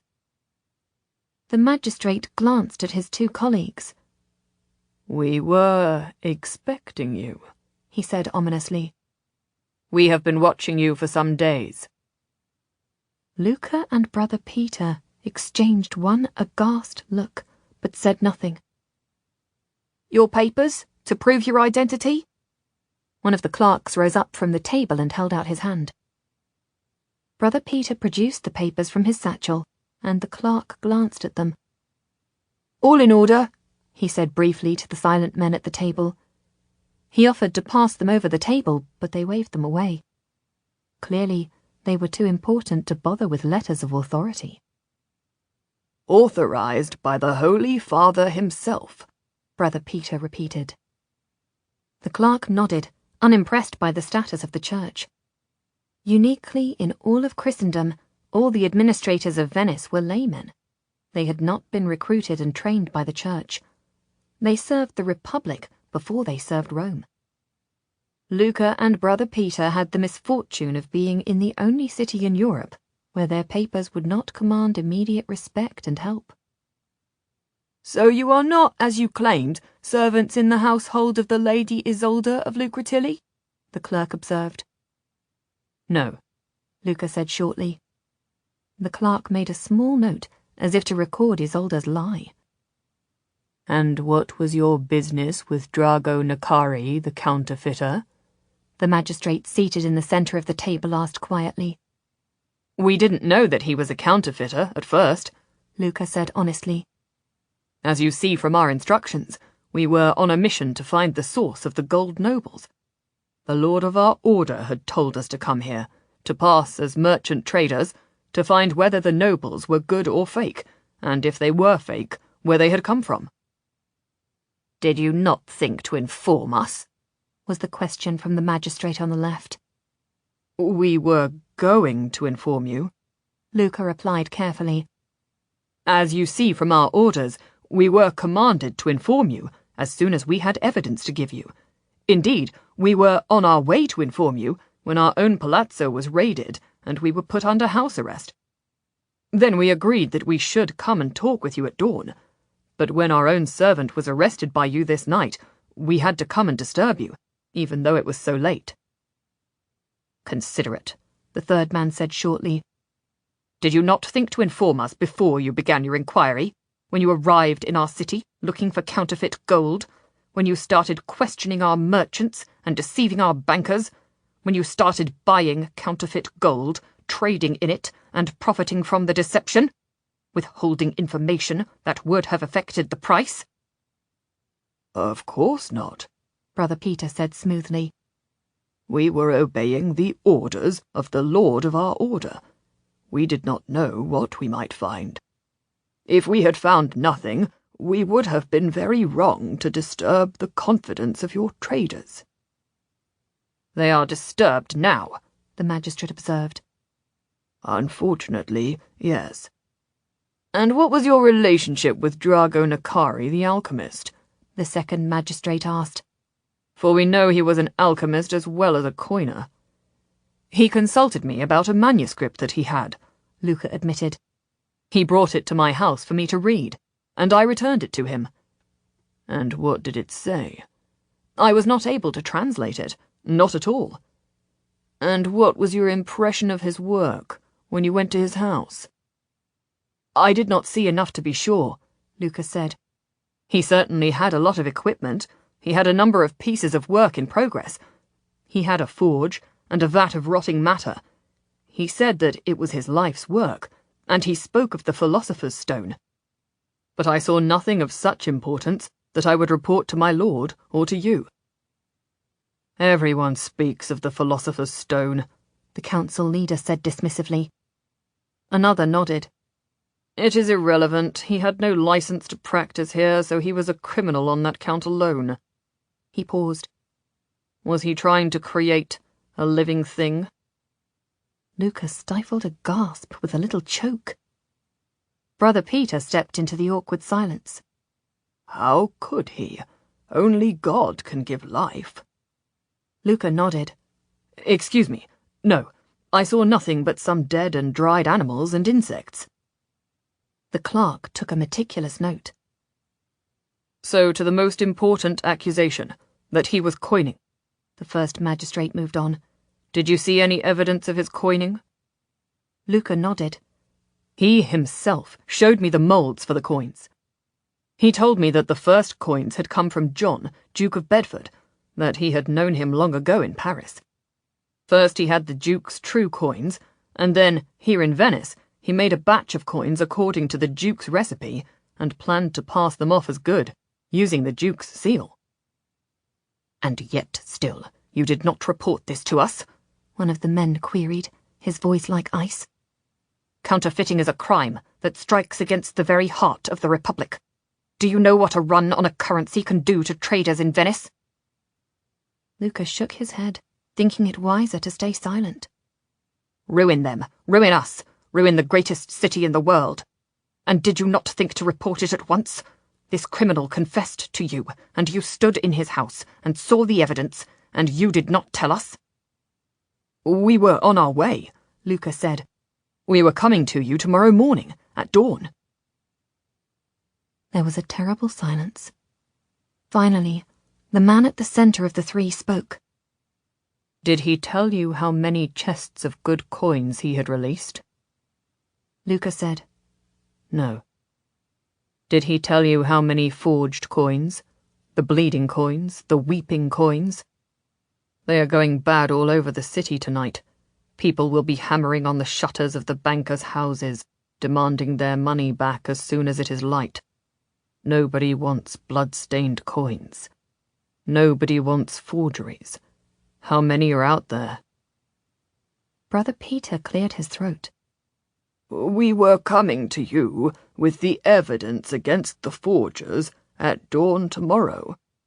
Of course, we were going to report all that we knew as soon as we had evidence. We were prevented by the charges laid by Lady Corintha, but we don't know how many coins." "But you were able to send your servant out of the house, though you were under arrest," one of the men said silkily. "In that gravest moment, you did not send him to us to warn us that the coins were melting and bleeding. In that crucial moment, you sent him to them, to the alchemists. Why did you do that?" Luca opened his mouth to speak, found he had nothing to say, and closed it again. "Your own officer saw the coins bleed," Brother Peter said feebly. "He must have reported to you. He must have sent men to arrest the money changer and the counterfeiter." The door to the right of them opened, and Freeze stood in the opening.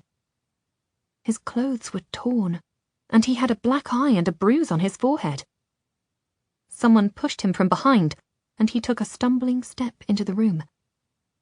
Luca exclaimed and would have gone forward, but the clerk put a firm hand on Luca's shoulder and held him back. "Freeze!" Luca exclaimed. "I'm all right," he said. "Took a bit of a kicking, that's all." "He resisted arrest," the clerk said to the gentleman at the table. "He's nothing more than bruised. He's been held in the inquiry room since his arrest. He hasn't been harmed." "Did you send him, this servant of yours, to warn the forger, so that they could get away before our men arrested them?" the head of the council asked Luca directly. And at once all the clerks paused, their pens poised, ready to write the incriminating confession. "No, of course not," Luca said quickly. He tried to smile reassuringly at Freeze, but found his mouth was too strained. "What did you send him for, then? Why did he go?" "I went," Freeze said suddenly. "I went of my own accord, to see the pretty lass." All three heads of the magistrates turned to Freeze. "You went to warn her?" one of them asked him. Luca could see the trap that Freeze was walking toward. "No," he said anxiously. "No, he didn't." "I went to see her," Freeze said. "My lord didn't send me. I went of my own accord. I didn't know they were going to be arrested. I didn't know they had done anything wrong. I didn't know anything about them at all, really. All I knew was that I had taken a fancy to her. I thought I'd make a visit." Freeze scrunched his battered face into an ingratiating grin. One of the clerks raised his head and remarked quietly to the leader of the magistrates. "He got out of the house after the guards had gone in. He must have known they would be arrested. He took a rowing boat and went straight to the alchemist." "They got away in the boat that you rowed to them," the second councilman said. "You helped them escape, even if you did not go to warn them."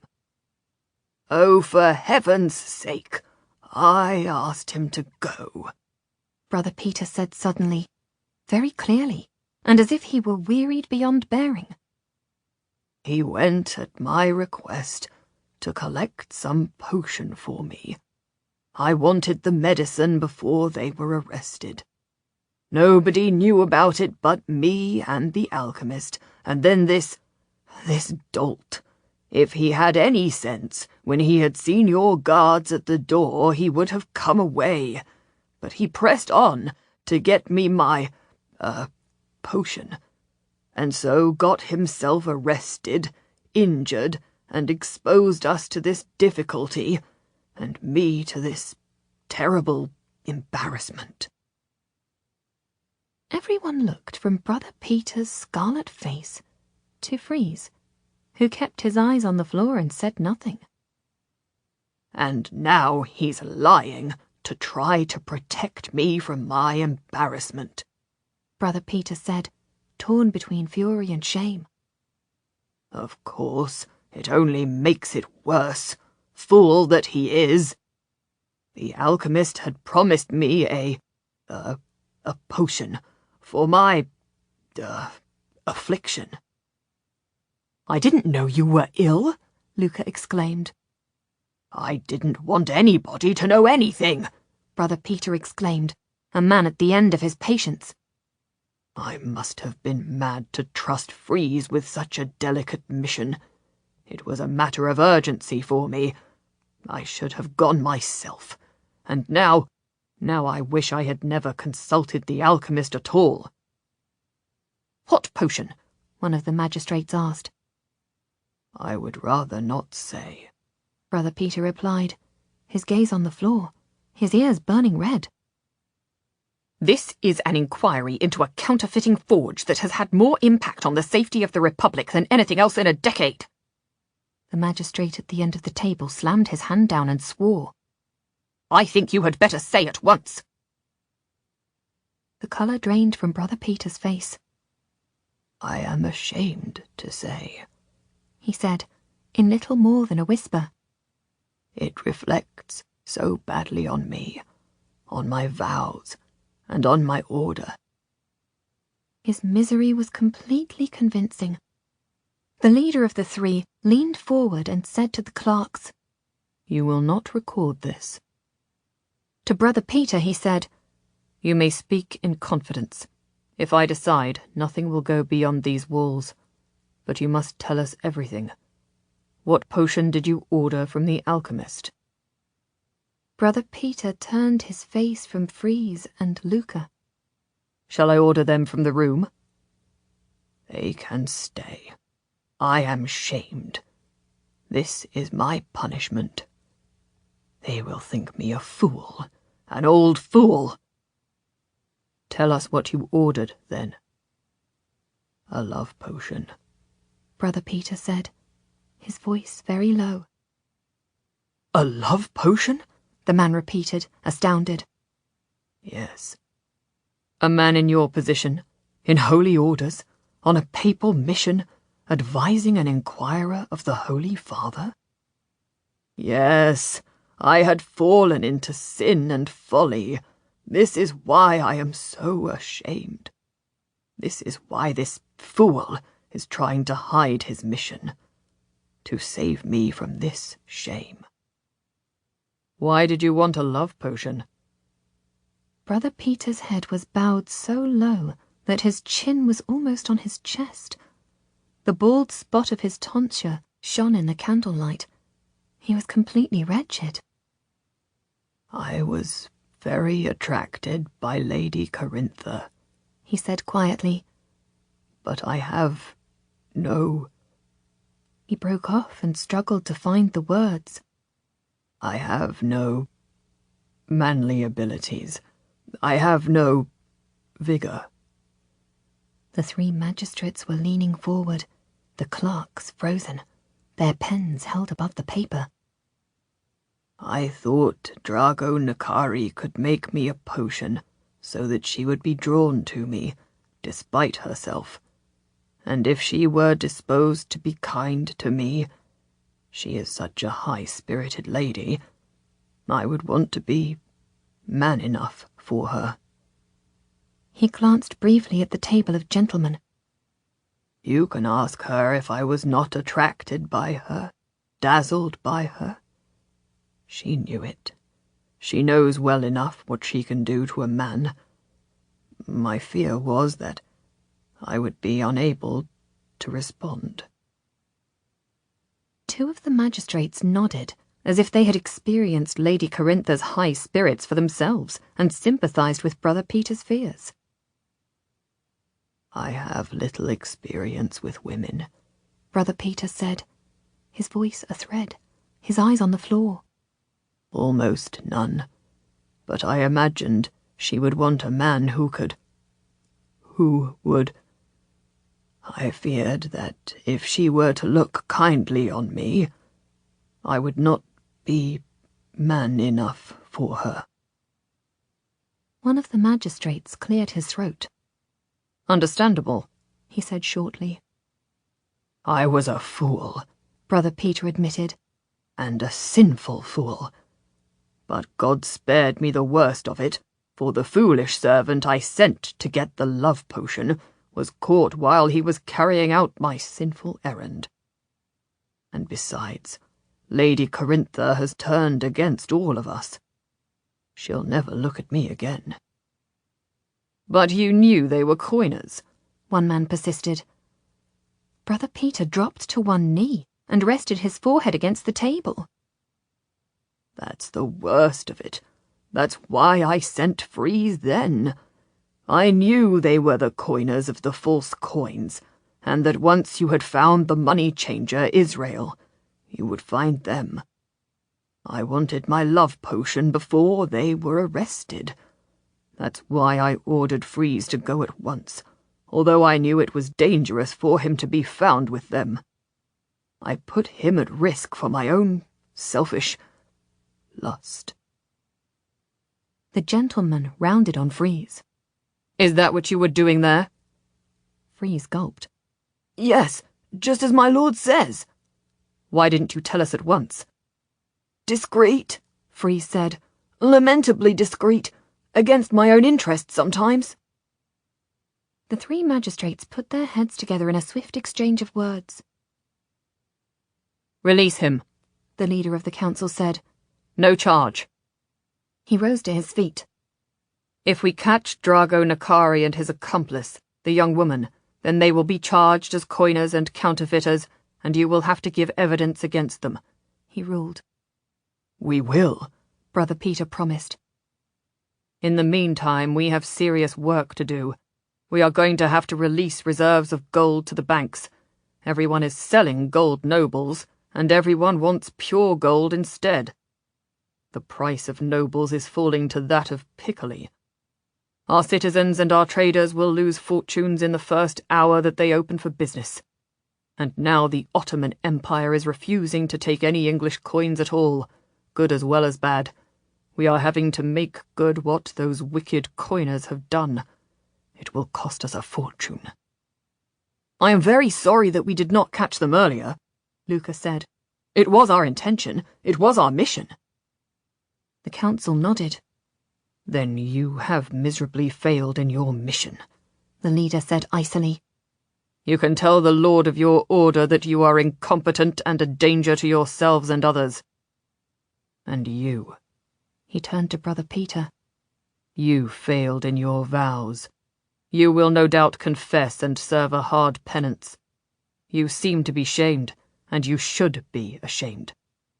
We are very displeased with all three of you, but there are no legal charges as yet. It seems that you are fools, but not criminals. You are incompetent idiots, but not wicked. Thank you, Luca muttered. Brother Peter was too shamed to speak.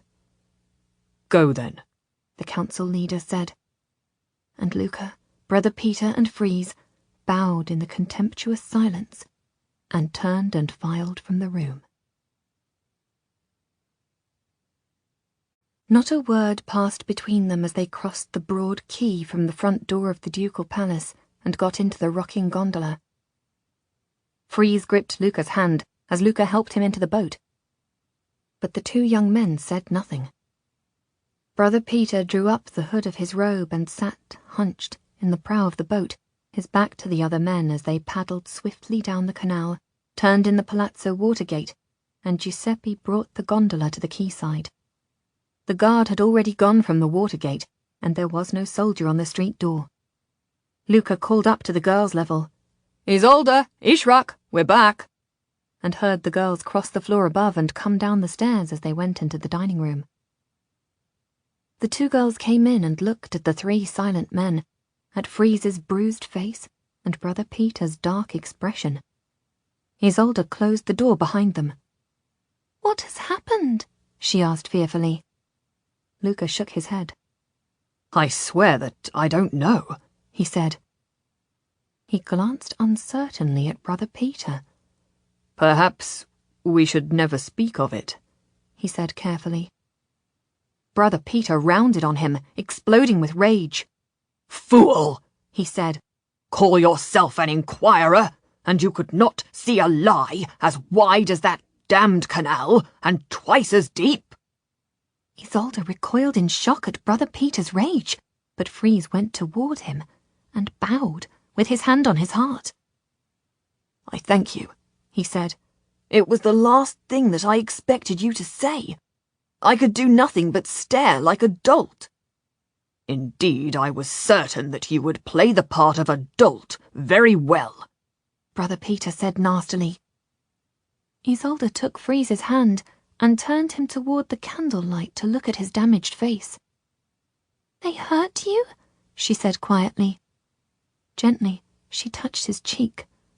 "Oh, Freeze, did they beat you?" "Not much," Freeze said. "but Brother Peter here saved me from hanging." "Saved you?" Luca asked, still shaken by Brother Peter's abuse. "Of course," Brother Peter said roundly.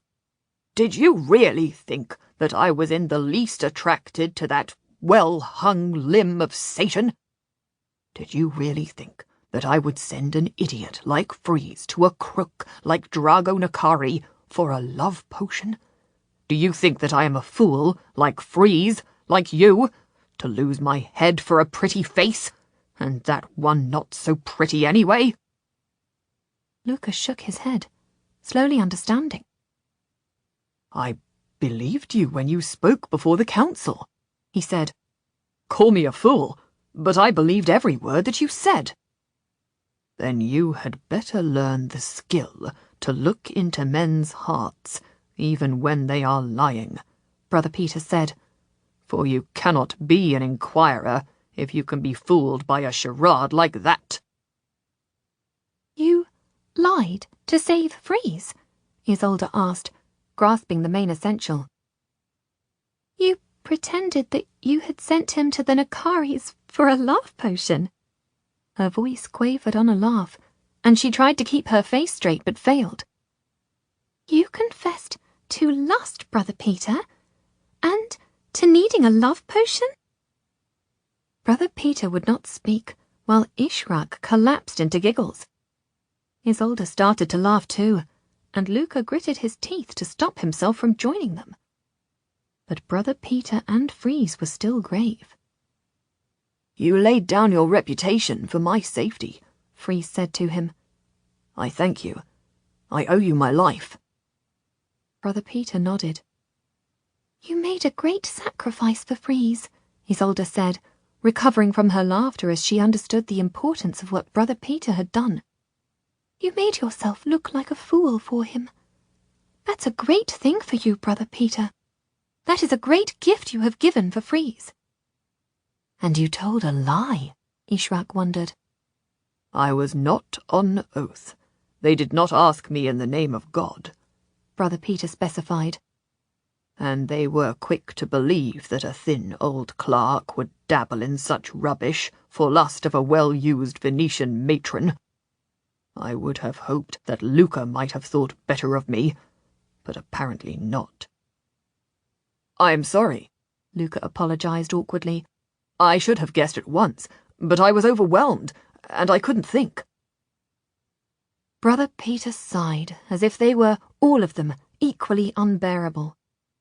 "We'll say no more about it," he said stiffly, and left the room. "He is remarkable," Isolde said, as the door closed on him. "Saints witness it, he was impressive," Luca agreed with her.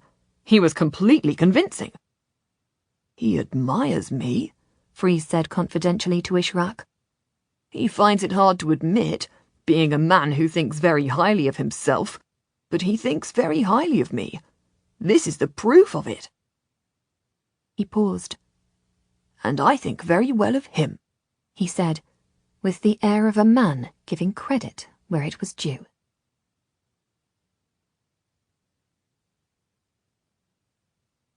Venice was seized with panic the next day as soon as the banks opened their doors and the traders set up their stalls.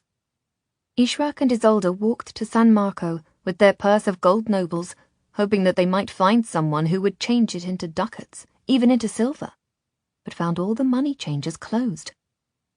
The church itself was crowded with people on their knees, praying for their fortunes, terrified of poverty, terrified that they would be stuck with the worthless gold nobles. The gold coins were sticky with a red rust like blood in every other purse. Luca, Freeze, and Brother Peter went to the Rialto by gondola and found the shops were closed and shuttered, and the money changers were absent from their stalls. Nobody wanted anything but true tested gold, and there was no gold to be had. The great banking houses on San Giacomo Square had only one shutter open at each entrance, and they were changing gold for a limited number of coins, so much for each customer, refusing anything that was stained or wet, desperately afraid that their own reserves would run out. "I have gold, I have plenty of gold," Luca heard one of the clerks say at the window. "There is no need to fear. My lord has gone to fetch more from his country estate. He will be back tomorrow. The bank is good. You need not change all your nobles now. You can change them tomorrow. There is no need to press, there is no need to panic." "Tomorrow the value of the English nobles will be as nothing," the man shouted back at him, and the crowd behind him elbowed each other out of the way and shouted for their turn. "Even worse than now." "I will pay tomorrow," the clerk insisted. "You don't have to change them today." "Now!" the people shouted. "Now! Take the English nobles! You were quick enough to sell them, now buy them back!" A band of the Doge's guards came swiftly in a galley, trumpet blowing, and marched up the steps into the square. The officer unfurled a proclamation. "Citizens, you are to disperse," he shouted. "The Doge himself promises that there is enough gold. He himself will lend gold to the bankers. Your coins will be exchanged for gold. We will bring the gold from the Doge's treasure stores this afternoon. Disperse now and go back to your homes. This unrest is bad for everyone." "The rate!" someone yelled at him. "It's no good to me that the banks have gold tomorrow if they won't buy the nobles at today's rate. What's the rate?" The officer swallowed. "The rate has been set," he said. "The rate has been set." "At what?" someone shouted.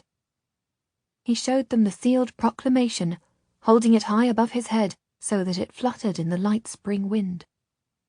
"The Doge himself has set the rate that he will pay to all Venetian citizens. He will pay 1/3 of a ducat for every English noble, and so will all the Venetian banks," he said. The crowd was suddenly silent, as if at news of a death. Then there was a long, slow groan, as if everyone was suddenly sick to the belly. It was a moan, as everyone in the crowd realized that the fortune they had made in speculating in the English nobles was gone, had gone overnight. Each English noble was now valued at 1/3 of a ducat, though it had been 3 ducats only yesterday. The merchants who had bought hundreds of English nobles, trading in good gold, other currencies, and even goods, were staring at ruin. So, they think that between the good nobles and the bad, only 1/9 of the coins will be found to be real gold? Luca whispered to Brother Peter. "They have to buy back the English nobles one way or another. They have to set a rate, or nobody will trade at all. The people will bring down the banks with their demands for gold. This crowd isn't far from riot." "This is terrible," Luca said.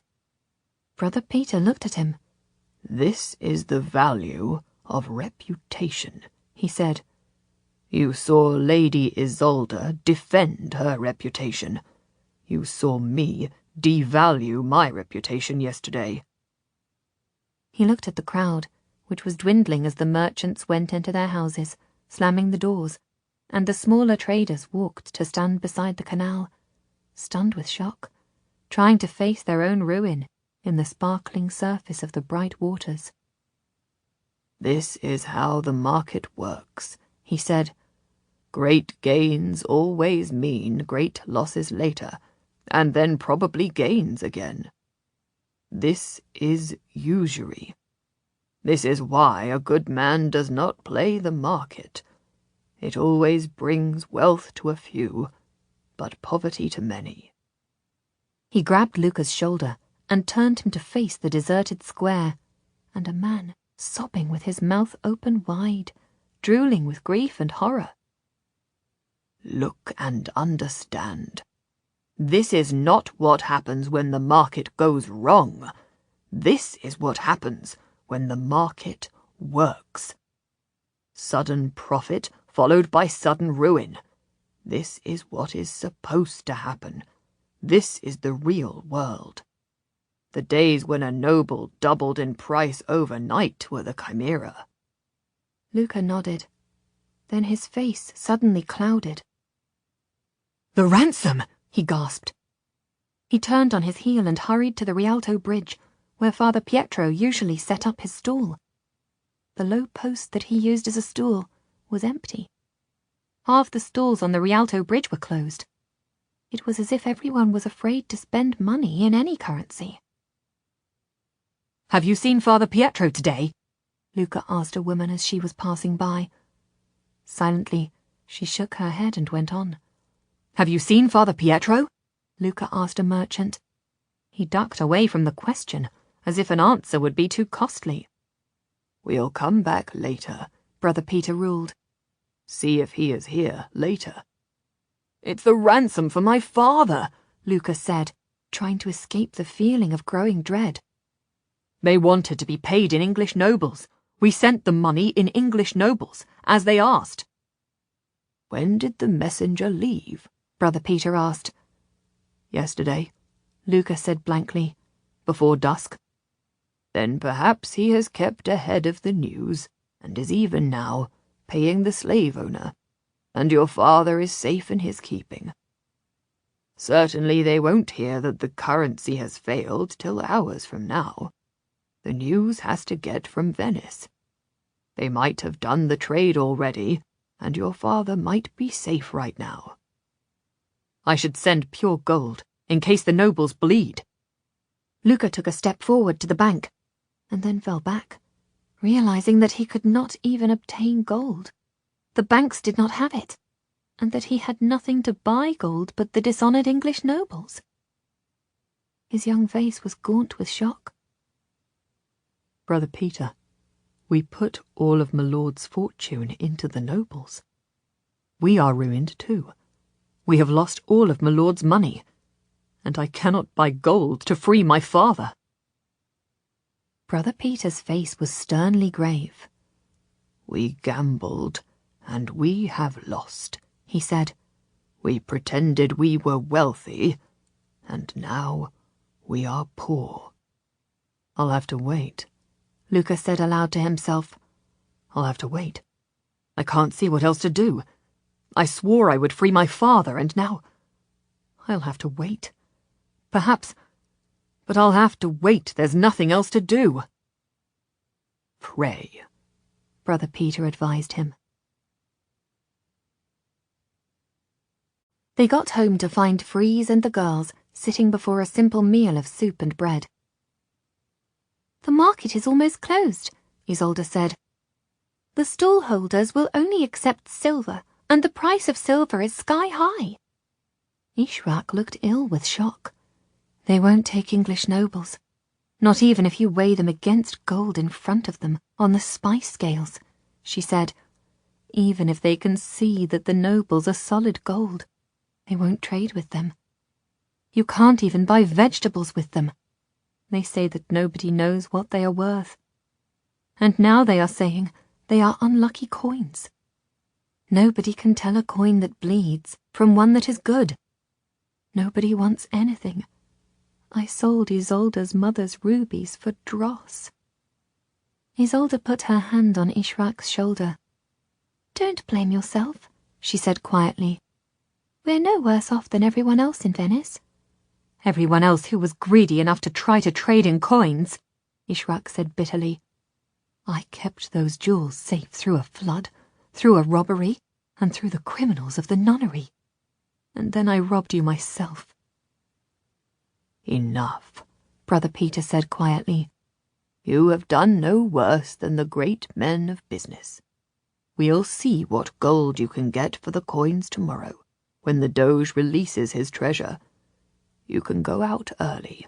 Freeze can take you to the money changers. Ishrak nodded, her face still downcast. We know what we'll get, she said miserably. 1 ducat to 3 nobles.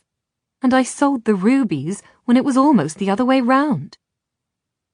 We have work to do, Brother Peter said to Luca. What? Luca said. He found he was exhausted, sick with worry about the ransom for his father. He could not even bring himself to remind Ishrak that he shared her failure.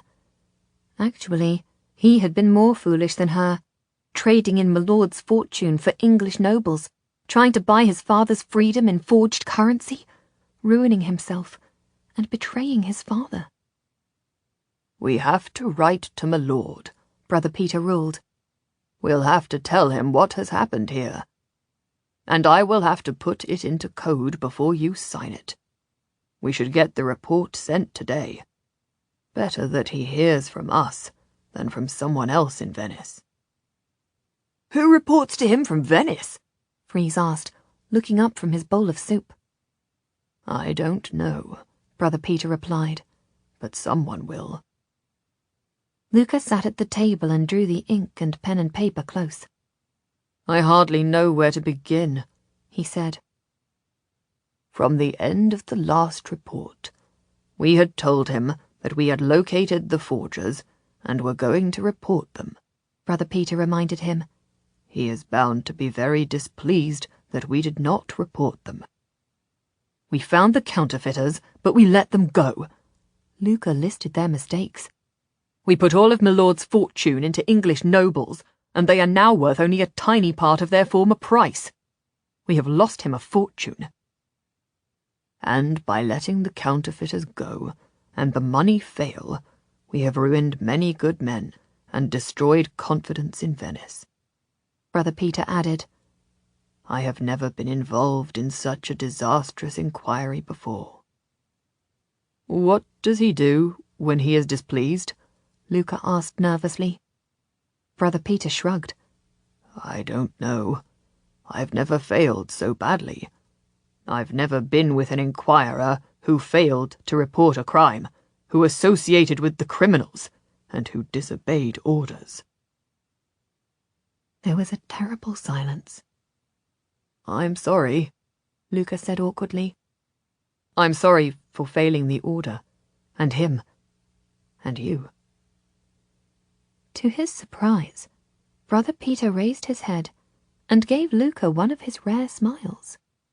You need not apologize to me, he said. You pursued the truth as you always do, steadily and persistently, with flashes of quite remarkable insight. But the truth is that speculation and profiteering and trade is a rotten business, and it falls in on itself like a rotten apple, eaten out by maggots. My lord knows this as well as you and I.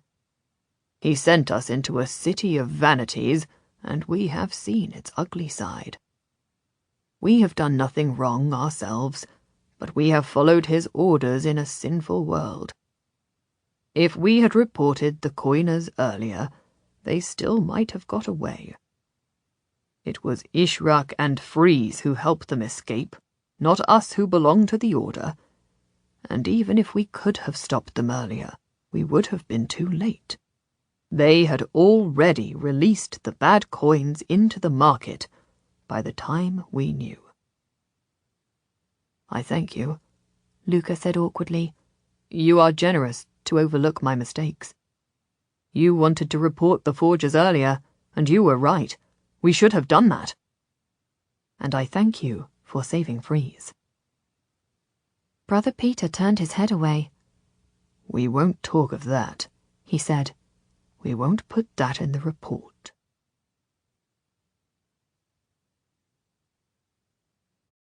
The next day, Isolde was waiting for Luca in the dining room when he came down to breakfast. "I couldn't sleep for thinking about your father," she said. "I have been praying that they ransomed him before they had the news about the nobles." Luca's handsome young face was drawn. I couldn't sleep either, he said. And we will have to wait until Sext to see Father Pietro, if he comes today. He may not come at all. "Let's go to church and pray," she said. "And then we could walk to the Rialto. May I come with you?"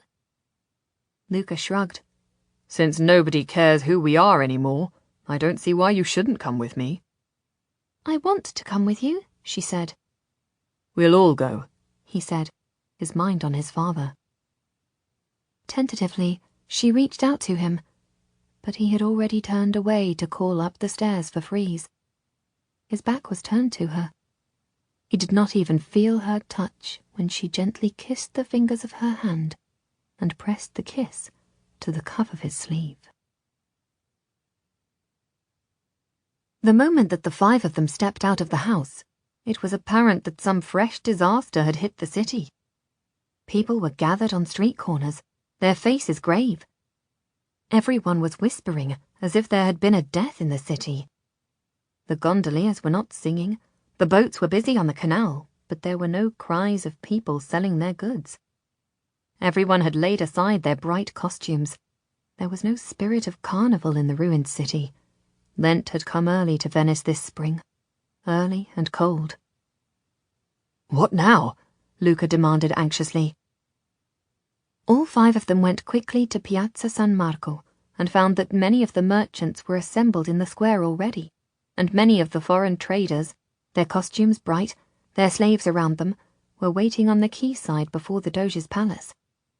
The balcony before the Doge's window was draped with flags and standards. Looks like he is going to speak to the people, Brother Peter said. We'd better wait and hear what he is going to say. Freeze and Luca put the two young women between them, anxious about the push and sway of the growing crowd. "What do you think is happening?" Isolde said quietly to Luca. He shook his head. "Will it be about the gold nobles?" Surely not, since the Doge has already set the price. What more is there to say?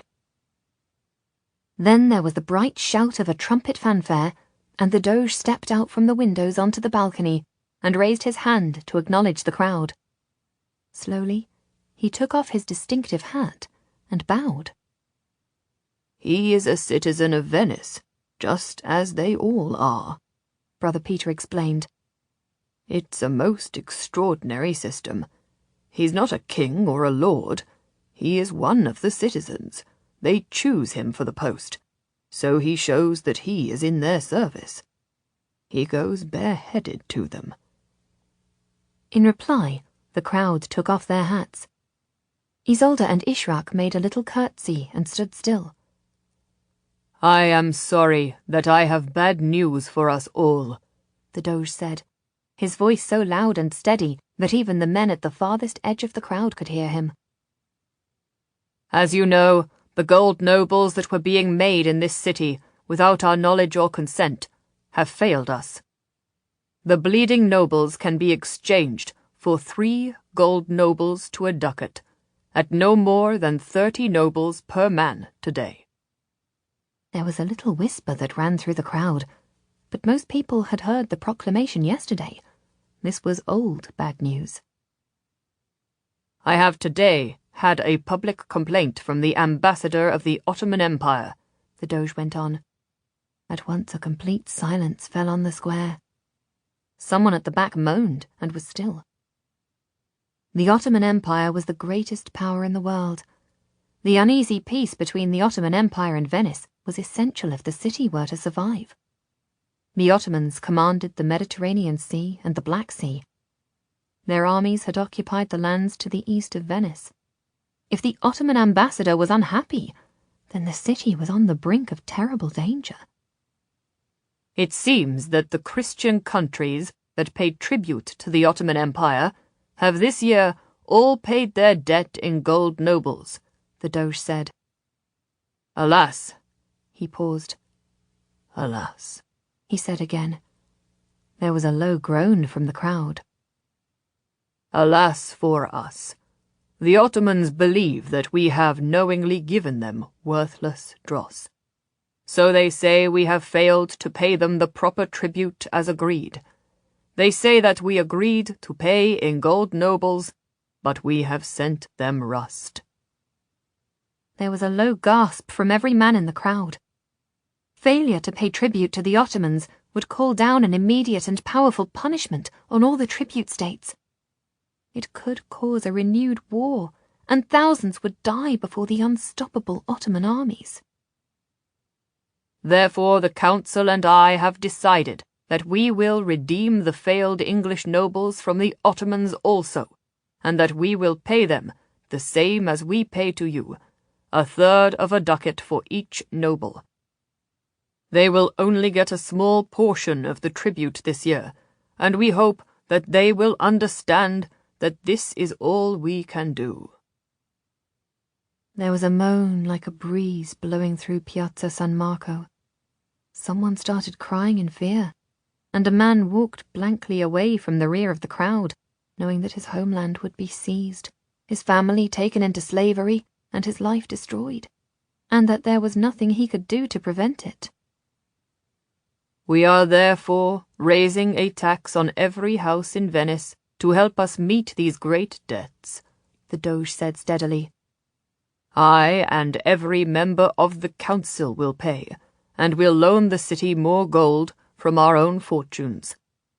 I urge you all to pay in full, pay in gold, for the sake of our city and great republic. If you have to use your wife's jewelry, then do so. If you have to take the gold leaf from your furniture, then do so. If you have to cut off the handles from your gold gates, then do so. I shall take my wife's jewelry, my mother's jewelry. I shall take the gold leaf from my throne. I shall take the gold handles from my doors and sell the masterpieces from my walls. We must all surrender our most beloved treasures. This is our time of need. You must answer. God bless you, and God save Venice. Amen, the crowd said with one low voice, and the Doge turned on his heel and went bareheaded back inside the palace. Isolde turned to Luca and saw that he was white with shock. Come, Brother Peter said shortly, and led the way back to the palazzo. I must go to the Rialto and see Father Pietro, Luca protested. No, we have to do something first. Brother Peter? Come. What? Ishrak trotted beside him, trying to keep up with his long strides. What's so important? My lord gave me some orders that I was to open the moment that I learned that the territories were going to default on their tribute. He knew this was going to happen? Ishrak suddenly stopped. Milord knew that the territories would use bad coin? He can't have known that. Brother Peter strode on, unhesitating. How could anyone know that? But he was prepared for it. He was prepared for anything on this mission. In the event of there being a default, he gave me some orders to open. We have to open them now. Isolde and Luca were half running to keep up with Brother Peter's great strides. Luca caught at Isolde's hand and kept pace with him. Freeze came swiftly behind them. How does he know such things? Freeze demanded of himself. Those sealed orders, how does he write them ahead of time? Just to torment me? Brother Peter pushed through the crowd and paced ahead of them to get to the side entrance and enter the palazzo. He went without hesitating, upstairs to his bedroom, and brought the sealed orders out to the rest of them in the dining room. Luca pulled out chairs for Isolde and Ishrak, and then seated himself at the head of the table. Freeze dropped onto a stool near to the door. The sealed orders, he said irritably. Always, out they come, always bad news. Brother Peter took no notice of anyone. He broke the seal and spread the paper on the table. He frowned and pushed it over to Luca. You read, he said. You can translate the code much quicker than I. Luca took the paper, scowled for a moment, and then read aloud. In the event of the territories failing to pay tribute to the Ottoman overlords, you are to take this note to the Hungarian ambassador, show him the seal, and authorize them to buy the false coins with the gold that they have in store. You are to take this note to the Comarino family and authorize them to use their private gold store to buy the false coins. You yourself are to use whatever coins and whatever gold you have to buy the English nobles at the lowest price you can pay for them. You will not sell any English gold nobles that you have.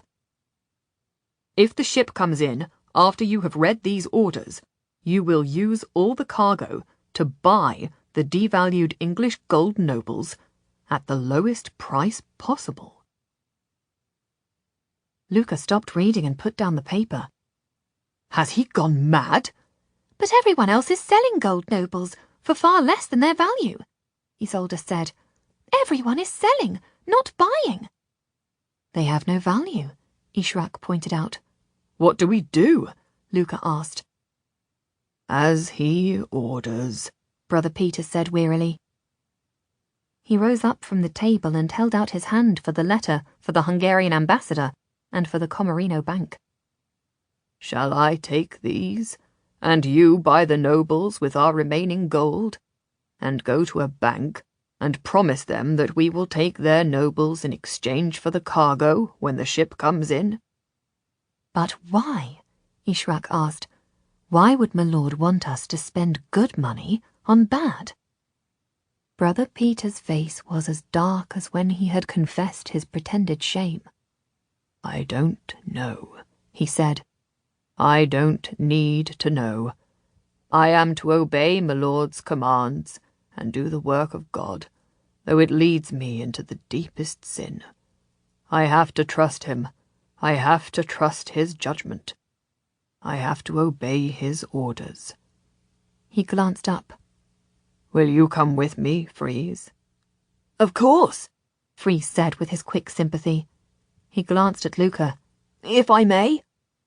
Go, Luca said absently. I'll go through the treasure chest and take what gold we have left to the money changers. There's not much, but they'll be glad to take it in return for the worthless nobles, I don't doubt. But why? Ishrak demanded again. Why would my lord want you to buy the bleeding nobles, when everyone knows they are no good?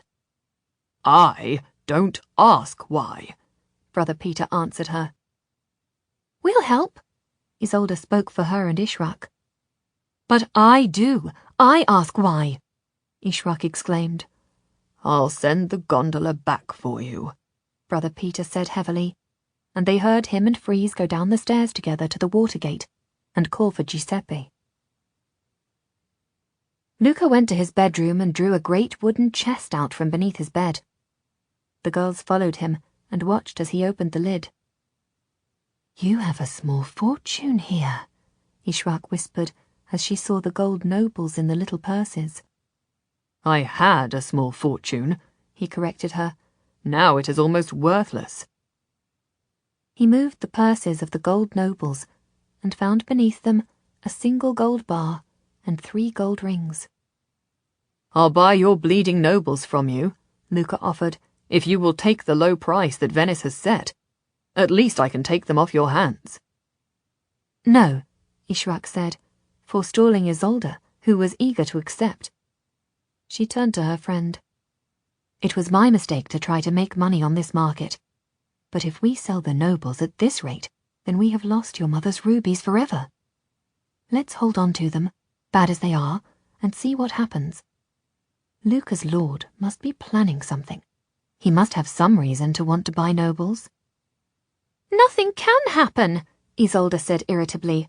You traded my mother's jewels for fool's gold. We have to pay the price. But Milord is doing something else, Ishrak said cautiously. He's buying false coins. But you don't know what for? You don't know why? I don't, Ishrak said, but I know he's no fool.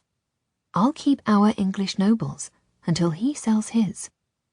When we could have gold instead? Isolde said regretfully, gesturing to Luca's handful of gold rings. If you won't take this, then I have to go to the Rialto and buy dross, Luca said. I wish we could write to my lord to make sure it is what he wants. I wish we knew what he plans. For this is madness. Throwing good money after bad. When the gondola came back for Luca and the two young women, they were ready to go to the Rialto, with their gold and silver coins in their purses and pockets, and the rings on their fingers. The bridge was busy again. The news that the exchange rate for the gold nobles had been fixed by the Doge himself had made people confident enough to open their shops. Only the money changers were still missing, and where Israel had sat, there was an obscene scrawl on his board and, in spiky thick letters, the word arrestare. Luca went at once to the mooring post at the foot of the bridge and started forward when he saw the priest bending over his little writing table. Father Pietro! Slowly the old priest turned to look at the young man, and at the sorrow in his lined face, Luca did not need to ask more. The nobles failed, the priest said quietly. Beid is not in Trieste. He came to Venice yesterday for repairs to his ship, and moored near to the Arsenale. My messenger found him there. So he knew all about the failure of the coins as soon as we did. The nobles bled when he tipped them out of the purse, and then he heard the Doge announce that the whole Ottoman Empire believes that it has been cheated. He thinks that Venice tried to cheat his empire, and that you tried to cheat him. He called me a cheat also. I am sorry, my son. He is here? Luca could hardly believe that his father was in the same city, just 1 mile away, in the dockyard where the galleys were built. Then I can go to him. I have some gold. I can promise more. I can explain. Father Pietro nodded. We will try again, in a month or so, when Beid's anger has abated. But he cannot be angry with us. We have all been cheated. Father Pietro shook his head, tears filling his eyes, turning his head away from Luca. What is it? Asked Ishrak quietly, coming up behind Luca and sensing the older man's distress. What is it, Father? Blindly, he reached out to her, and she took his hand on her shoulder as if to support him. Wait a moment, she said to Luca, who was breathlessly impatient. Wait, let the father speak. The old man raised his head. Forgive me. This has been a blow. This has been a terrible blow. Last year the Ottoman Empire took tribute and traded in pure gold and the best of coins, as they always do. Sometimes they take goods, of course. Always they take young boys to serve in their armies. This is how it is. This is how the Christian lands suffer for their defeat by the infidel. This is how the Christian rulers pay for peace. They have to pay tribute in gold and in children. This is our suffering. This is our Stations of the Cross. He paused. This year, before tribute time, they let it be known that they would take gold or the English nobles. Then, as the English nobles went up in value, they said they would only take the coins. Everyone works to pay the tribute. The whole country has to pay the tax to give to the Ottoman overlords. They took goods also, and the young men. But this year, they only wanted the gold coins. They loved the gold coins, the English nobles. And what happened? Luca asked, unable to contain himself any longer. When did they find out? The coins bled, the old man said simply. Bled like the wounds of our Lord. Bled into the hands of the murderous infidel. And they swore that they had been cheated. They think they have been cheated by us. They think we gave them false coins on purpose, that we thought the coins would not break down and bleed until they had taken the tribute home and spread them throughout their country, destroying trust in every village market throughout their infidel empire. And so they are angry, beyond anger, and they are sending back the bleeding coins and demanding gold. Every country that has to pay tribute has to find the money all over again, and this time send gold, only solid gold. It is a terrible burden. It is a terrible price to pay. He bowed his head and wiped his eyes on the sleeve of his gown. We cannot pay it, he said simply. And so they will take the children. Our children. When we cannot pay the money, they will take many, many children into slavery, to serve as their soldiers. We will lose our children from their nurseries, and their souls from salvation. God help us, he whispered. God help us all. People will starve to death to get this tax together. Half of Greece will be ruined, and hundreds, thousands of innocent children will be taken from their mothers and into slavery. All the Christian lands conquered by the infidel will be crucified all over again. And my father? Luca breathed. Father Pietro rubbed his face with his hands. He will remain enslaved, he said shortly, along with the 6 other men who expected their freedom today or tomorrow. Yours was not the only ransom we paid. Bede has sent back the false coins, and will set sail tonight, cursing us for cheats. He accuses us of double-dealing. My reputation as an agent for enslaved men is destroyed. My years of service are made worthless. My name is shamed. He took a breath, trying to steady himself. We will try again, my son. We will try again. We will find our courage, and I will rebuild my reputation, and we will try again. But your father will not be free this month, nor the next. But I sent the money. Luca could hardly speak. I sent the money in good faith. And Bede would have released your father in good faith. But you sent counterfeit coins, my son. You sent fool's gold. And Bede is no fool. Luca turned away like a man stunned, as Brother Peter and Freeze came up to the little group. Give me the purse, Brother Peter said shortly. There is a bank here that will give me counterfeit coins for my lord's gold or silver. They will even take coppers, whatever we have. Wordlessly, Luca held out the purse. You are buying the counterfeit coins? The priest asked in utter amazement. The bleeding nobles? Brother Peter hushed him and nodded. I should not have spoken aloud. I beg you not to repeat it. Why, my son? Father Pietro said quietly, putting a hand on Brother Peter's arm as he took the purse from Luca, and the girls pulled the rings off their fingers. Why would you buy false coins? Because I am ordered to do so, Brother Peter said shortly. God knows I take no pleasure in it, and it makes no sense to me. Father Pietro turned to Luca, but the young man was silent and stood as if he were dreaming. Ishrak and Isolde stood on either side of him, and when he did not move, took his arms and guided him, like a fever patient, back to the gondola. They helped him down the steps and waited with him in the boat until Brother Peter and Freeze joined them.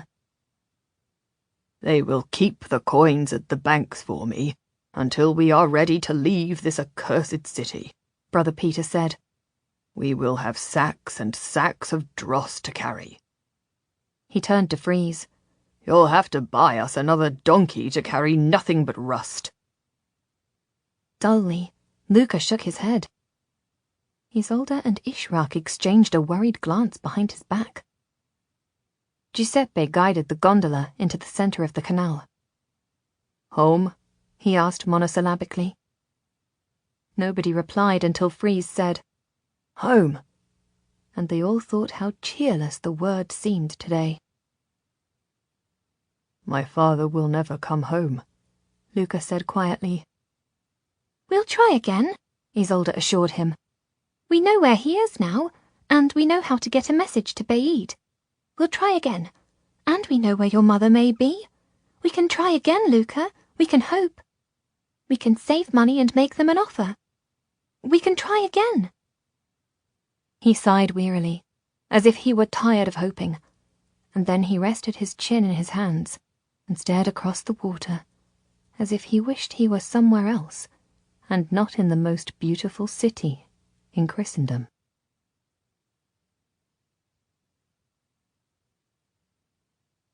They had a quiet, cheerless dinner. Brother Peter said nothing but a few words for grace over the dishes. Luca was completely silent. Freeze tried a few remarks and then gave up and concentrated on eating. Isolde and Ishrak watched Luca, ate a little, and said a few words to one another. After dinner, Brother Peter rose up, gave thanks, said a quiet good-night to them, and went into his room and closed the door. I will go to him, Luca said suddenly. Baaid, the slaver. I will go and see him. Suddenly decisive, he rose up from the table. They could sail at any moment. I'll go now. What for? Ishrak asked. We have nothing to buy your father's freedom with. I know he won't trade, Luca said, but I want to try to see my father. Just to see him, to tell him that I tried, and I will try again. Can I come with you? Isolde asked quietly. No, Luca said shortly. Stay here. I have to go at once. I can't think. He broke off and bent his head and kissed her hand. Forgive me. I can't think of you now. I have to go to my father and tell him I will find him again, wherever that monster takes him, and I will free him. If not now, then soon as I can. Freeze cleared his throat. Better take Ishrak, he said, for the language. He turned to her. Can you wear your Arabic clothing? He asked. She nodded and ran to change out of her gown. And money, Freeze said. To bribe the guard. There's bound to be a guard. Luca rounded on him. I have no money, he shouted. Thanks to your pretty girlfriend and her father, I have no money to buy my father's freedom. I'll give you something, Isolde interrupted. Don't blame Freeze. It's not his fault. I've got something. A little gold ring. I can't take your mother's jewelry. You can, she said. Please, Luca, I want to help. She ran from the room to fetch it and came back with 2 thin rings in her hand. I'll get Giuseppe, Freeze said, and went downstairs, leaving Luca alone with Isolde. She took his hand and pressed the rings into his palm. It's worth it, she said, for you to see your father, to bring him some hope. Thank you, he said awkwardly. I am grateful. I really am. Please let me come with you, she whispered. He shook his head, and she thought he had not really heard her. He did not even see her stretch out her hand to him as he went from the room. And then she heard him run swiftly down the stairs to the waiting gondola.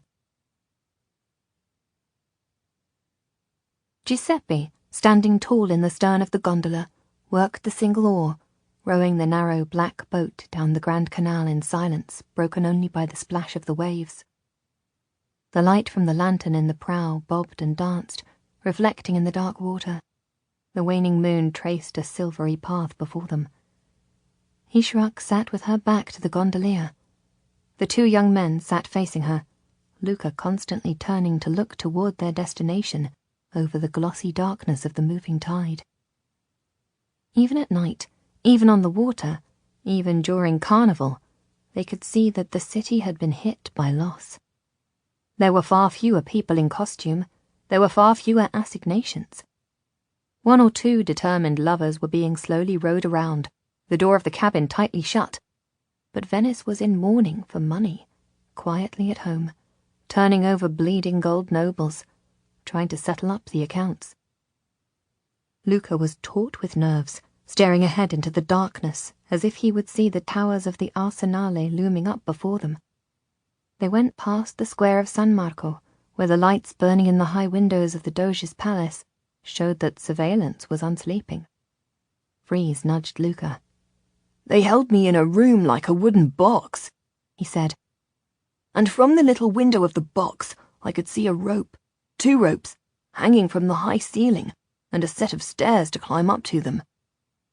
Do they hang men indoors? Luca asked without interest. Not by the neck. They hang them by their wrists till they give information, Freeze said. I was glad to be most ignorant. Nobody would waste their time hanging me if they wanted information. You would have to hang me by my heels to shake a thought out of my head. He had hoped to make Luca smile, but the young man only nodded briefly and carried on staring into the darkness. There was a cold wind coming across the water, and it blew ravelled strips of dark cloud across the stars. There was a waning moon, which helped the gondolier to see the bank. It was a long way. Ishraq wrapped her cloak tightly around her and pulled her veil over her mouth for warmth as well as modesty. Here, Giuseppe said finally. Here is where the galleys are moored overnight when they wait for repair.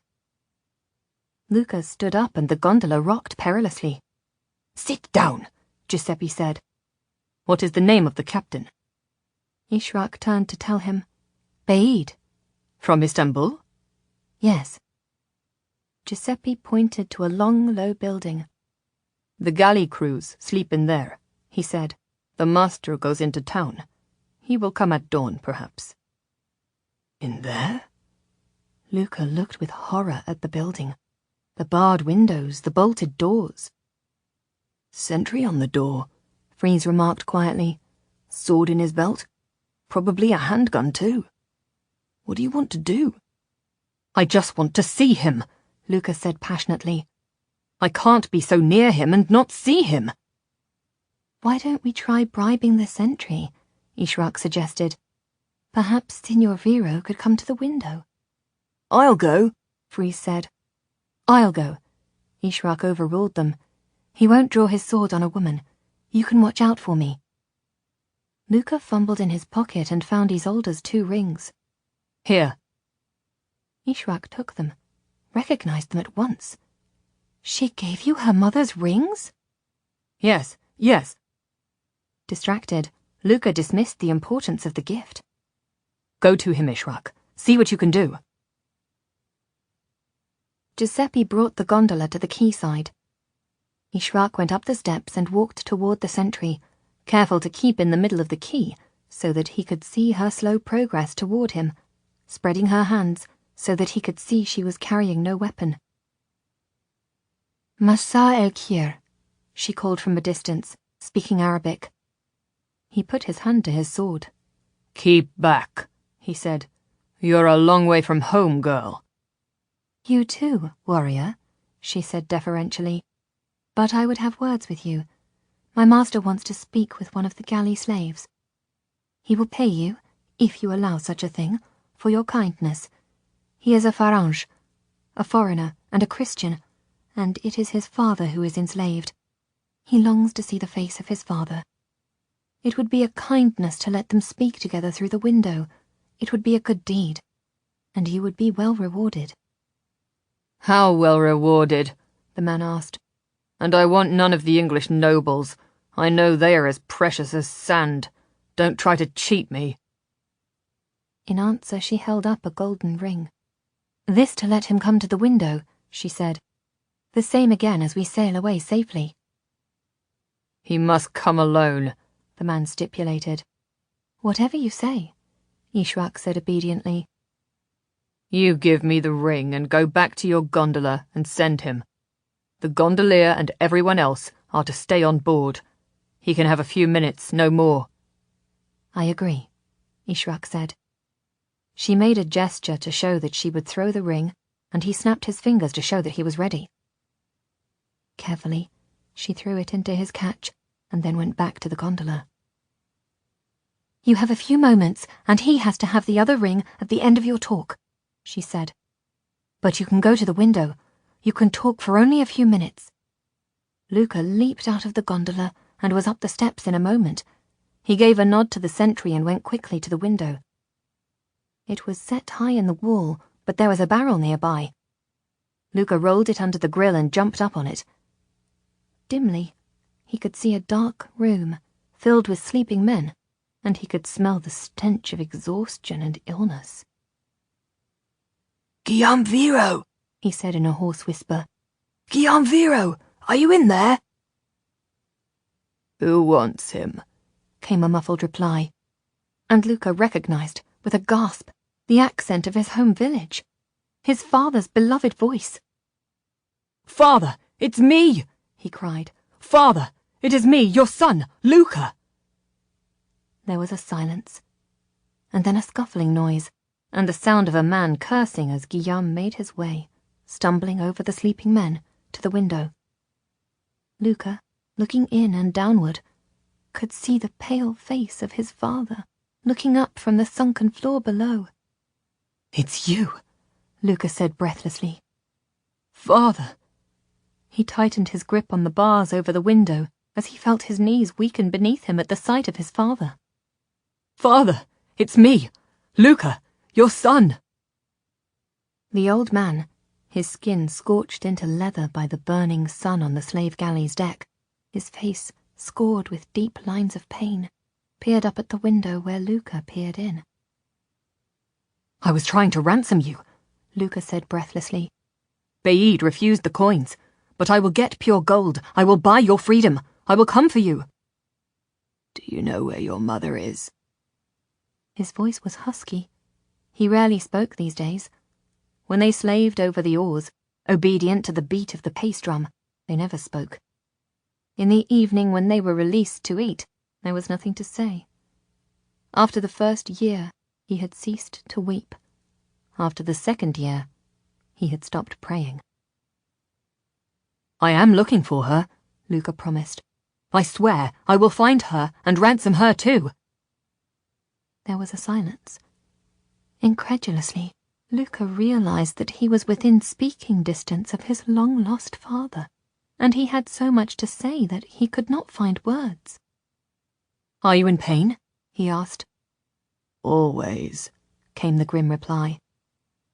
I have missed you and my mother, Luca said quietly. The man choked on his sore throat and spat. You must think of me as dead to you, was all he said. I believe I am dead and gone to hell.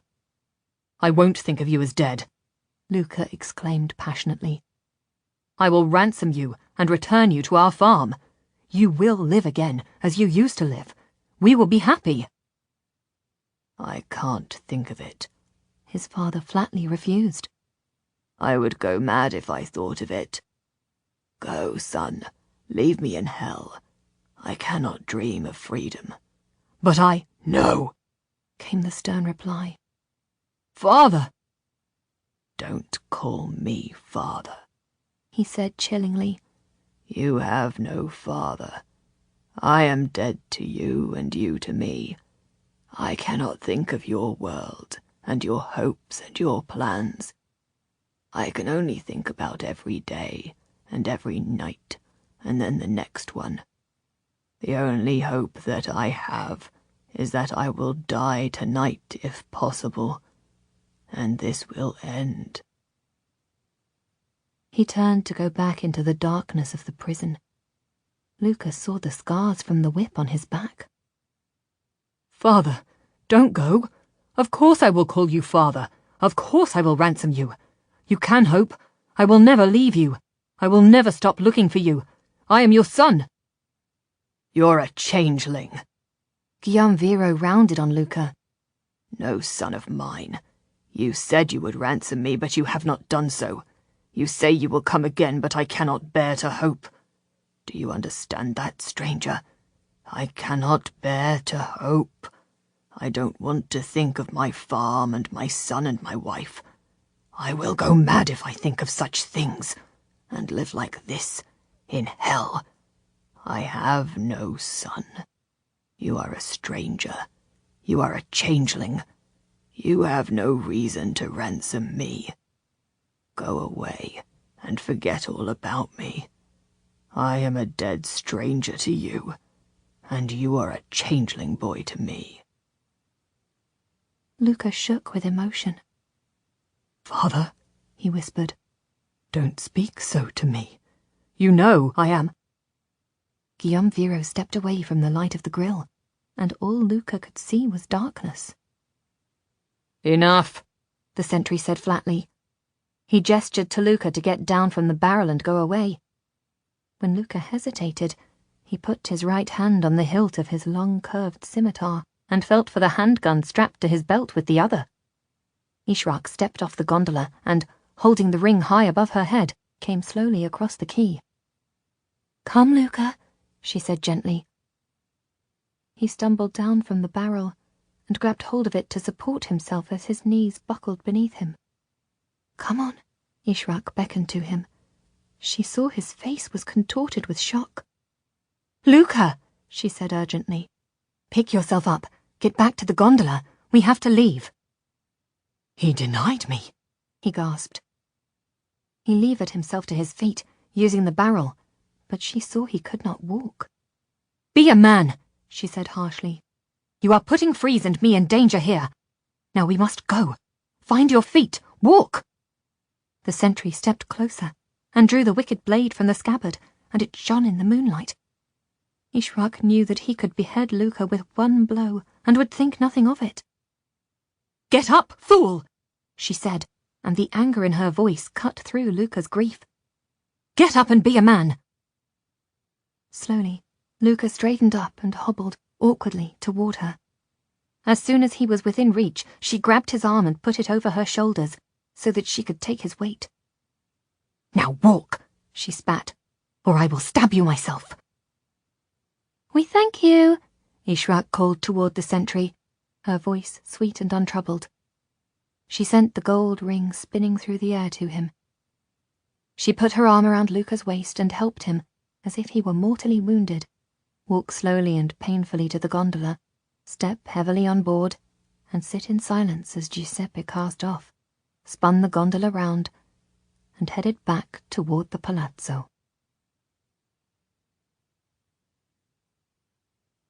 Isolde was waiting up for them, but Luca went past her without a word, into his bedroom and closed the door. She looked to Ishrak for an explanation. I don't know it all, Ishrak said quietly, scowling with worry. We couldn't hear what his father said, but Luca went white as if he was sick, and his legs went from under him. We only just got him back to the gondola, and since then he has said nothing to either of us. Did his father blame Luca for the ransom failing? Ishrak shook her head. Luca said nothing, I don't know. He must have said something terrible. It just felled him. Did you comfort him? Isolde asked. Couldn't you talk to him? Ishrak gave her a crooked little smile. I was not tender to him, she said. I was hard on him. I'm for my bed, Freeze said. I was glad to get away from that quayside. He nodded at Ishrak. You did well to get him walking. Perhaps he'll talk to us in the morning. He yawned and turned to the door. You must be worried for him, Isolde said, putting her hand on his arm. Freeze looked down at her. I am worried for us all, he said. It feels as if we are all bleeding in this city, not just the false nobles. Trying to make money in speculation and not in honest work has cost us all, very dear. I don't think we even know how much. At dawn, there was a sudden hammering on one of the bedroom doors. Get up! They could all hear Luca shouting. Get up! Ishrak and Isolde lighted their candles from the dying embers of the fire in their room and pattered down the stairs, pulling shawls around their nightgowns. Freeze was already on the shadowy stairs, his club in hand, ready for an attack. Luca was hammering on Brother Peter's bedroom door. Let me see that letter! Show me that letter! Brother Peter unlocked the door and came out, long-legged as a stork in his nightgown. He gave one reproachful look at the young women, turned his gaze from their bare feet and said, What is it? What is this uproar? What's happened now? The orders. The orders, the sealed orders that you opened yesterday. Let me see them. You read them yourself, Brother Peter protested. Why do you need to see them again? Because I have to understand, Luca said passionately. Always. You know what I'm like. I have to understand. And I don't understand this. I was so distressed at the loss of my father that I couldn't think. I lay down to sleep, and in the darkness all I could see before my eyes was the letter from my lord, the orders. Show them to me. Ishrak's brown eyes were shining. I ask why, she repeated to herself. Brother Peter sighed and went back into his room. He came out pulling on his robe over his nightshirt, with the letter in his hand. He gave it to Luca and sat down at the dining table with the air of a man tried beyond endurance. The others pulled out their chairs and took their places around the table in silence, while Luca read and reread it. Only Ishrak looked delighted. What are we to do when we have bought up the false nobles with all the gold that my lord provided? Luca asked, hardly glancing up from the page. We are to store it at the bank and open the orders with our next destination, Brother Peter said. We are not to test the nobles, to separate the bad from the good. Brother Peter shook his head. So my lord does not care if there are good nobles among the bad, Luca muttered to himself. Why would that be? Can he know already? To Brother Peter he said, And he told you to open the instructions to buy the counterfeit coins as soon as you learned that the Ottomans had accused the occupied countries of trying to cheat? As I did, Brother Peter said patiently. As I told you. There was a silence. What are you thinking, Luca? Ishrak said quietly. Luca looked across the table at her with a hard intensity. What are you thinking? He countered. For you have been suspicious of my lord from the moment that you met him. And yet you did not sell your nobles once you knew he was buying. You refused to sell your bleeding nobles to me for gold. Isolde wanted to, but you refused. I don't trust him, she confessed. I think he did you no favour with the ransoming of your father. First, he didn't tell you about Father Pietro at all. It was Radu Bey, an Ottoman commander, and your lord's special enemy, who did that.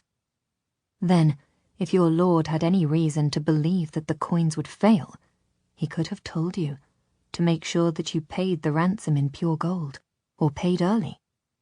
Then the coins would have failed, but you would still have got your father back.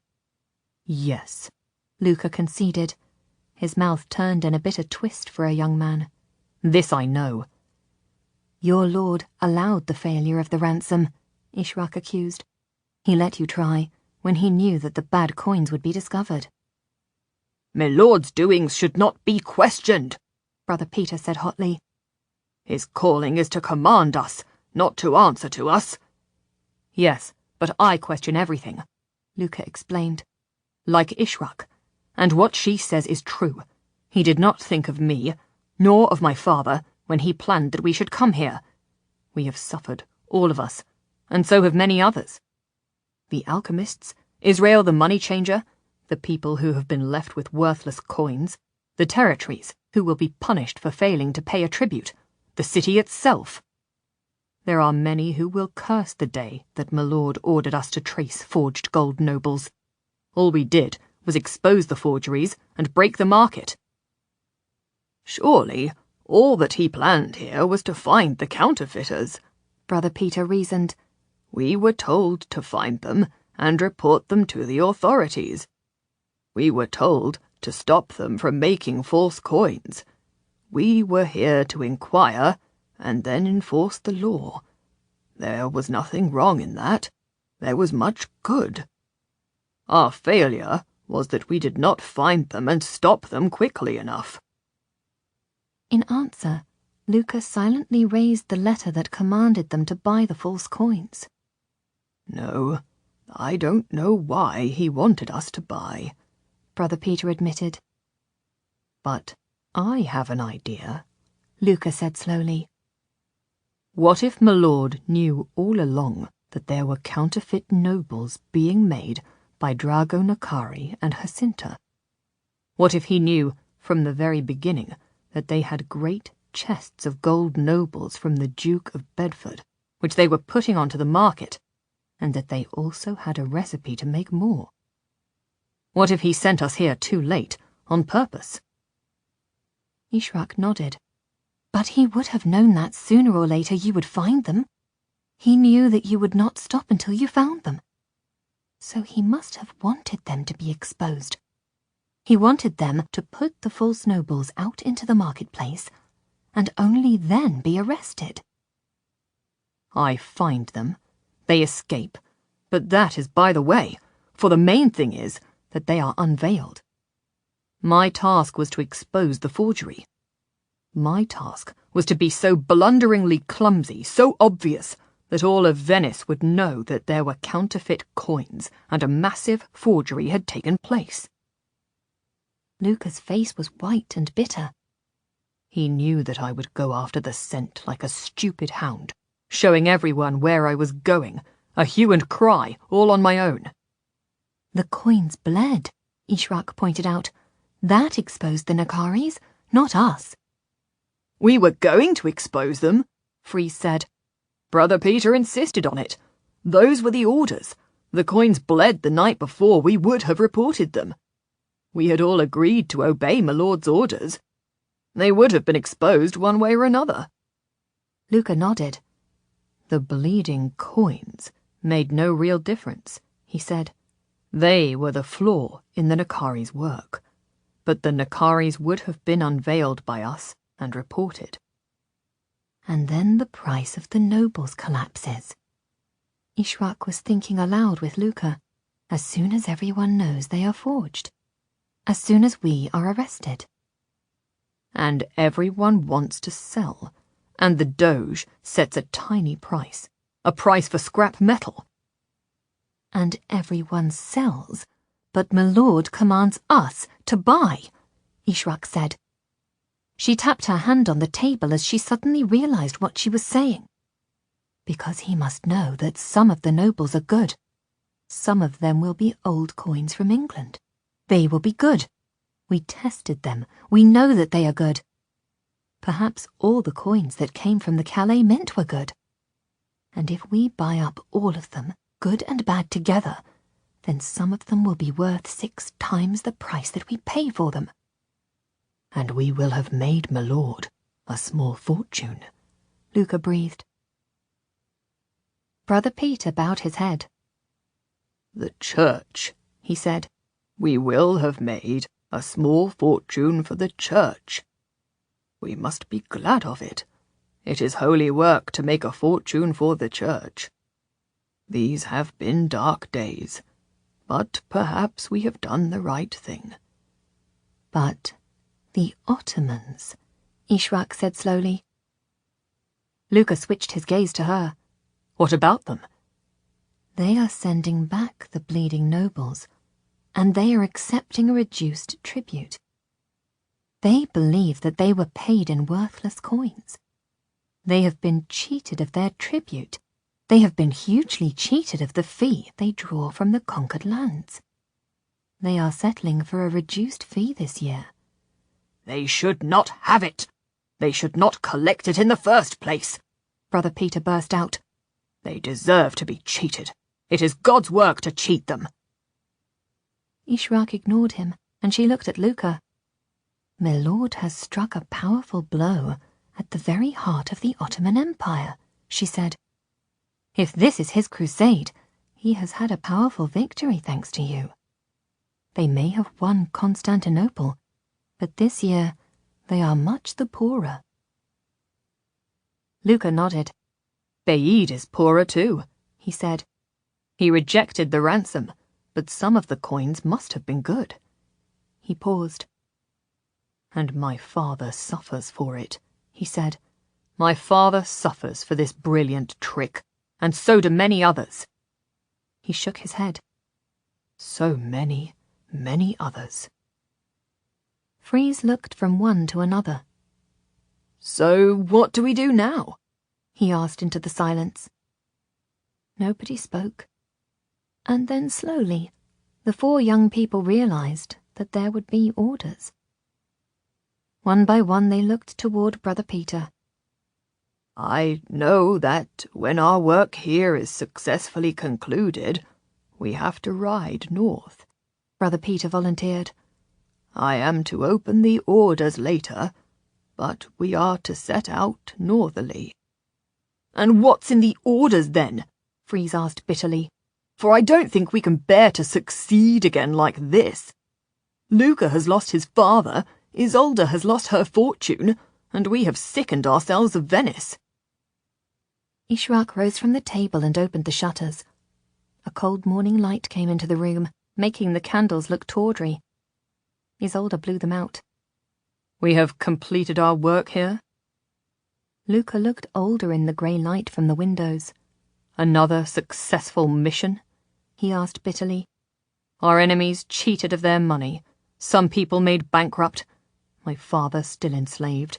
His heart broken. And I am disowned by him. He denied me. He called me a changeling, and dishonoured my mother and me. We have accomplished all that my lord wanted. We can leave. Our work is done. We should be happy. Often it is hard, Brother Peter said quietly to the younger man. You are walking a solitary path in hard country. Often a victory does not feel like victory. There is a great work of which we are only a small part. We cannot tell what part we play. We have to trust that there is a great cause that we serve in our own small way. Luca bowed his head over his clasped hands and closed his eyes as if he were praying for courage. And I wonder where the alchemists have gone, Isolde said, speaking for the first time since Luca had called them all into the room. Luca raised his head and looked at her. I wonder where they have been ordered to go, Isolde said, for they have their patron, who gives them orders, just as we have my lord. There was a silence as Isolde, and then all the others, realized what she had said. They have a patron who they don't know, she went on wonderingly.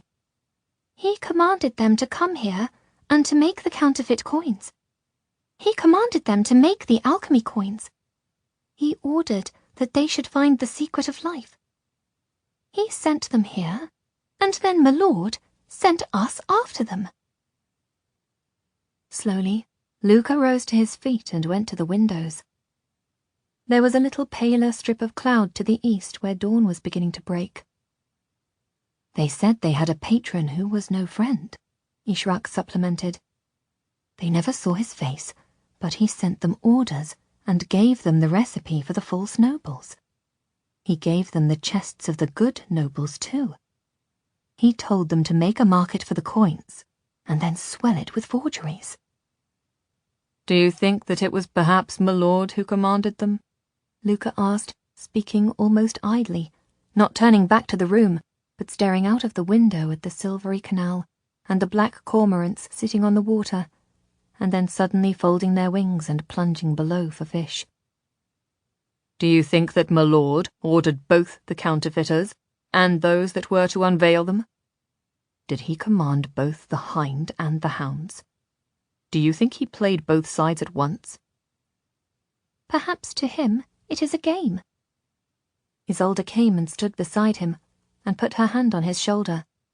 Like the cups and ball that Jacinta played. Perhaps my lord has quick hands too, and nobody can see what he is doing till the end of the game. Perhaps he has cheated us all.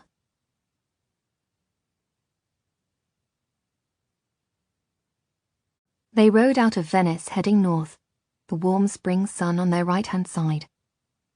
Brother Peter led the way, with Luca behind him, Isolde at his side.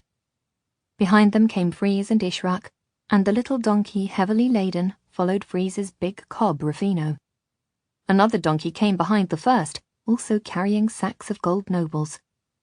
Some of them were rusting away inside the leather purses, but in every rusting coin there was a heart of solid gold. My lord's great gamble would pay off. Everyone was happy to be leaving the city behind them. Brother Peter was glad to be in his robes again and not living a lie. Ishrak was revelling in the freedom of being on the road and not cooped up as a Venetian lady companion. Isolde was setting off to her godfather's son with renewed determination, and Luca was heading for his next inquiry with a sense that the world was filled with mystery. Even his own mission puzzled him. "Are you glad to leave Venice?" he asked Isolde. "It is the most beautiful city I have ever seen," she said, "but it has a darker side. Do you know, I saw the strangest thing as we were going in the ferry to fetch the horses." "What did you see?" he asked, eager to be distracted from his own sense of failure and loss. "I thought I saw a child," she said seriously, "swimming in the water after our boat. I nearly called out for us to stop. A little child coming after us. But then I saw it was tiny, no bigger than a little fish, but swimming and keeping up with the ship." Luca felt himself freeze. "What do you think it was?" he asked, trying to sound careless. "That's odd." She looked at him. "I assumed I had seen a pale-coloured fish and made a mistake. There could be nothing in the lagoon like a tiny person." He contained his own shiver of superstition and leaned toward her to put his hand over hers. "I won't let anything hurt you," he promised her. "Nothing can come after us, and there couldn't be anything like that in the waters."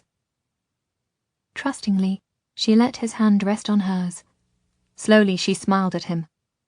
"I feel safe with you," she said, "and at least Venice taught me to stand up for myself." He laughed. "Will you protect me, Isolde?" She was radiant. "I will," she promised. "And did you learn to choose the one you love?" he asked her very quietly. "Did you?" she whispered. "Do you even know who you chose?" Luca gasped at her teasing and laughed aloud, glancing back to see that no one was in earshot. Behind them, completely deaf to their low-voiced conversation, Freeze was wordlessly delighted to be reunited with his horse. Gently he pulled Rufino's thick mane, patted his neck, and sometimes leaned forward to stroke his ears. "You would not believe it," he remarked to the horse. "No roads, no fields, no forage nor meadows, not even a grass verge for you to have a quiet graze. What sort of a city do you call this?" I asked them. They could not answer me. For sure, a city that has no room for horses cannot thrive. You must have missed me. Indeed, I missed you. The donkey behind him was dawdling. Freeze turned in the saddle and gave it a little admonitory whistle. "The dross of the coins is rusting away," Ishrak observed, riding alongside him. "It is dripping from the bags as we go. At this rate, we will be left with saddlebags of gold." Freeze was distracted from his conversation with Rufino. "He's a clever man, that, my lord," he said. "What an engine to set in motion. Devious." "He's made himself a fortune. But I think his main aim was to cheat the Ottomans," Ishrak observed. "And in this round of the battle between him and Radu Bey, I think he has won." "Because they were forced to accept only a third of the tribute?" "Yes," she said slowly. "But best of all for him would be, don't you think, that he made fools of them? He tricked them into sending back good gold. He made them think it was all bad. He tricked us, he tricked Venice, but really, he tricked them. That is what will infuriate them worse than the reduced tribute. He tricked them into sending back good gold. He destroyed the reputation of the coins, and then we bought them. He made fools of them. It really is fool's gold." Freeze shook his head at the mendacity of the man. "He is a cunning man," he said. "Deep. But I know that I'd like to ask him one thing." "Only one thing? I'd like to ask him lots of things," she agreed. "What would you ask?" "About this world," Freeze said thoughtfully. A man like him, with so much knowledge? I'd ask him whether he truly thinks that it might be round, as the pretty girl said." She nodded, without a glimmer of a smile, as thoughtful as he was. "Freeze, you do know that the sun stays in the same place all the time, night and day, and the world goes round it, don't you?" she asked. "What?" he exclaimed so loudly that Rufino threw up his head in alarm, and Freeze soothed him with a touch. He looked at her more closely and saw her smile. "Ah, you are joking," Freeze decided, "but you don't fool me." He pointed to the comforting sun, slowly rising up in the sky toward the midday height, and shining down on him as it had always done. "East to west, every day of my life," he said. "Never failed. Course it goes round me." Ahead of them, Brother Peter started to sing a psalm, and the other four joined in, their voices blending in a harmony in the cool air, as tuneful as a choir. Freeze put his hand in his pocket, seeking his little whistle to play a descant, and suddenly checked. "I had forgotten. I had quite forgotten," he exclaimed. "What?" Ishrak asked, glancing over to him. In answer, he drew a coin from his pocket. "My lucky penny," he said. "The lass, Jacinta, the gambling girl, put it back in my pocket the last time I saw her, and wished me luck with it. I had quite forgotten it, but here it is again. I shall be lucky, don't you think? After all that has passed, to have it returned to me as a gift from her must make it more lucky than ever." "Why did she have it?" Ishrak asked. "Did you give it to her?" "She took it from me and then returned it as a keepsake," Freeze said. "Gave me a kiss for it." Without looking at it closely, he passed it over to her. Ishrak took it and then pulled her horse to a standstill. "I should think you are very lucky," she said oddly. "Very lucky indeed. Look at it." Isolde glanced back and, seeing that they had stopped, called to Brother Peter and halted her own horse. The older man rode back, and they all gathered round as Freeze took his lucky penny from Ishrak and examined it. "You know, it does look very like gold," he said quietly. "But it is the one I gave to her, I swear it. I would know it anywhere. It is my own lucky penny. I recognize the mint and the date. It is mine without a doubt, just as I gave it to her. But now it looks like gold." "Enamelled with gold," Brother Peter said. "She put a skin of gold on it for you. Another pretty trick." Without a word, Freeze handed it to Luca, who took a knife from his belt and made the tiniest of nicks in the side of it. "No," he said. "The same colour all the way through. We can test it properly when we get to an inn. But it looks like gold. It looks like solid gold." There was a silence as they each absorbed what this meant. "You are certain it is your lucky penny, and not another gold coin that she gave you?" Isolde asked. Mutely, Freeze passed it to her. "The penny? My lucky penny, minted in the Vatican in the year of my birth. She would not have such another. She could not have such another. It must be mine. But now it is as heavy as gold, and soft as gold, and golden as gold." Did they do it then? Ishrak wondered. They really did it? They found the Philosopher's Stone that can change everything to gold, and they turned Freeze's penny to gold? She nodded to Luca. Do you remember they said that they had one more step to take, and they would be able to refine any matter to gold? Perhaps they did it on this one coin, and we were in the room where they did it. They made true gold from dross. They really did. "And the Venetians drove them away," Isolde said. "Sent them into exile with the secret of how to make gold in their pocket." "We gave them the boat," Freeze exclaimed, his voice cracking on a laugh. "We helped them to run away with the secret of a fortune. The secret that alchemists have never yet found." And not just that. They had the secret of life itself. Ishrak reminded her. The Philosopher's Stone, which makes gold, leads to the Philosopher's elixir, the elixir of life that cures death itself. And we lost them, Luca said, staring at the coin in his friend's hand. We were standing by the forge where they had made the secret of life itself, and we let them go, and then we ran away. We have been fools indeed. We have been the greatest fools of all. Freeze tossed the coin high in the air, and they watched it turn and glint in the bright sunshine, and fall heavily, as a solid gold coin will fall.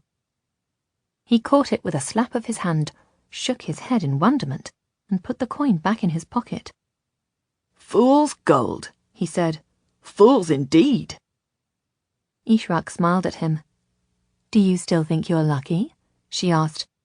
Is it still a lucky penny, since a woman with the secret of eternal life and the secret of how to make gold gave it to you, and then she went away forever, with her secrets safely with her? Said I had a true heart, and then turned into my grandmother, Freeze reminded her.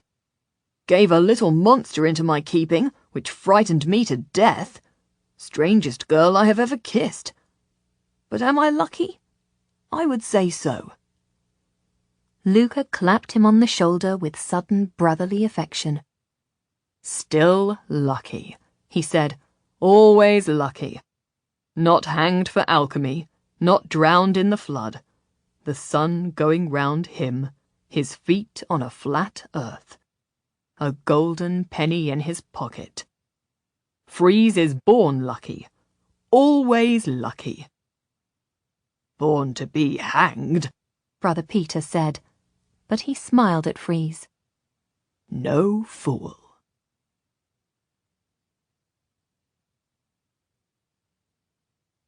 Author's Note. I hope you enjoyed Fool's Gold, and that you go on to explore anything that struck you as odd or interesting in the story. Some of it is based on historical truth, some of it is based on old beliefs, and some of it is made up.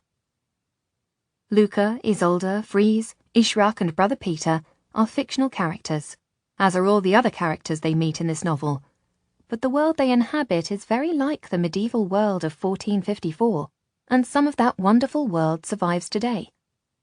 You can go to Ravenna and see the rainbow mosaics in the tomb of Galla Placidia, or you can look for the images online. They are still there, perhaps sunk a little more deeply into the damp soil of Ravenna than at the time of Luca's visit. The Venice that Luca and his friends discover is still there too, of course. Though the modern-day Venice is served by a railway and an airport, and the islands are built up and merged one with another, the gardens for which medieval Venice was famous are now squares and quays and pavements. But you can still see the medieval paths and canals, and you can visit the Doge's palace, which they were building when Luca was there, and is now completed. You can even take a tour through the winding wooden corridors where Luca was led for questioning, and you can see the double soundproofed door into the secret rooms, and the cell where Freeze was held prisoner. I am going to write more about the lives of Jews in the medieval world, but the experience of Israel as a money changer was typical of the lives of many of the Jews of Venice. They had to live in a designated closed area known as the ghetto, meaning workplace, and they suffered persecution, blame for when things went wrong, and exploitation during good years. The villain of Shakespeare's play, The Merchant of Venice, would recognize the difficulties that Israel expressed in getting Christians to pay their legitimate debts to him and surviving in a hostile world. But at least Venice was tolerant enough to allow anyone to live and work in their city. In a few decades' time from the date of this novel, the Jews would be expelled from Spain and banned from many other European countries. The description of the alchemists in this story is based on the history of the times, and you can find out more about alchemy from my website. Alchemy was a sort of medieval chemistry. It gave its name to the science, and many of the earliest experiments of what we would now call science were done by brilliant thinkers who would have called themselves philosophers or alchemists.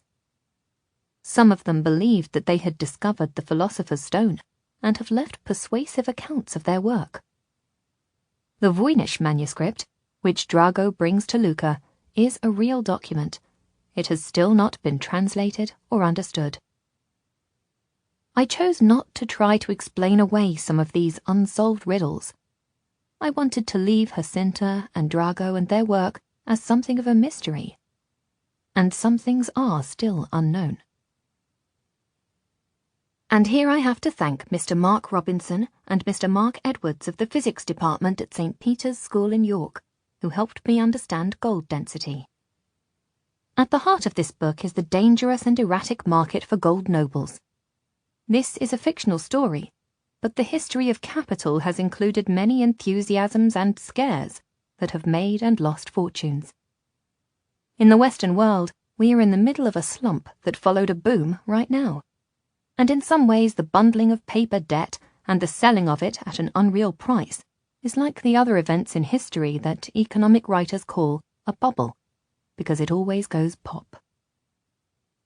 I have written before about the great excitement around the tulip market, Earthly Joys, 1998, and here I am writing a fiction about a market for gold nobles, created and destroyed by Luca's mysterious boss, Milord.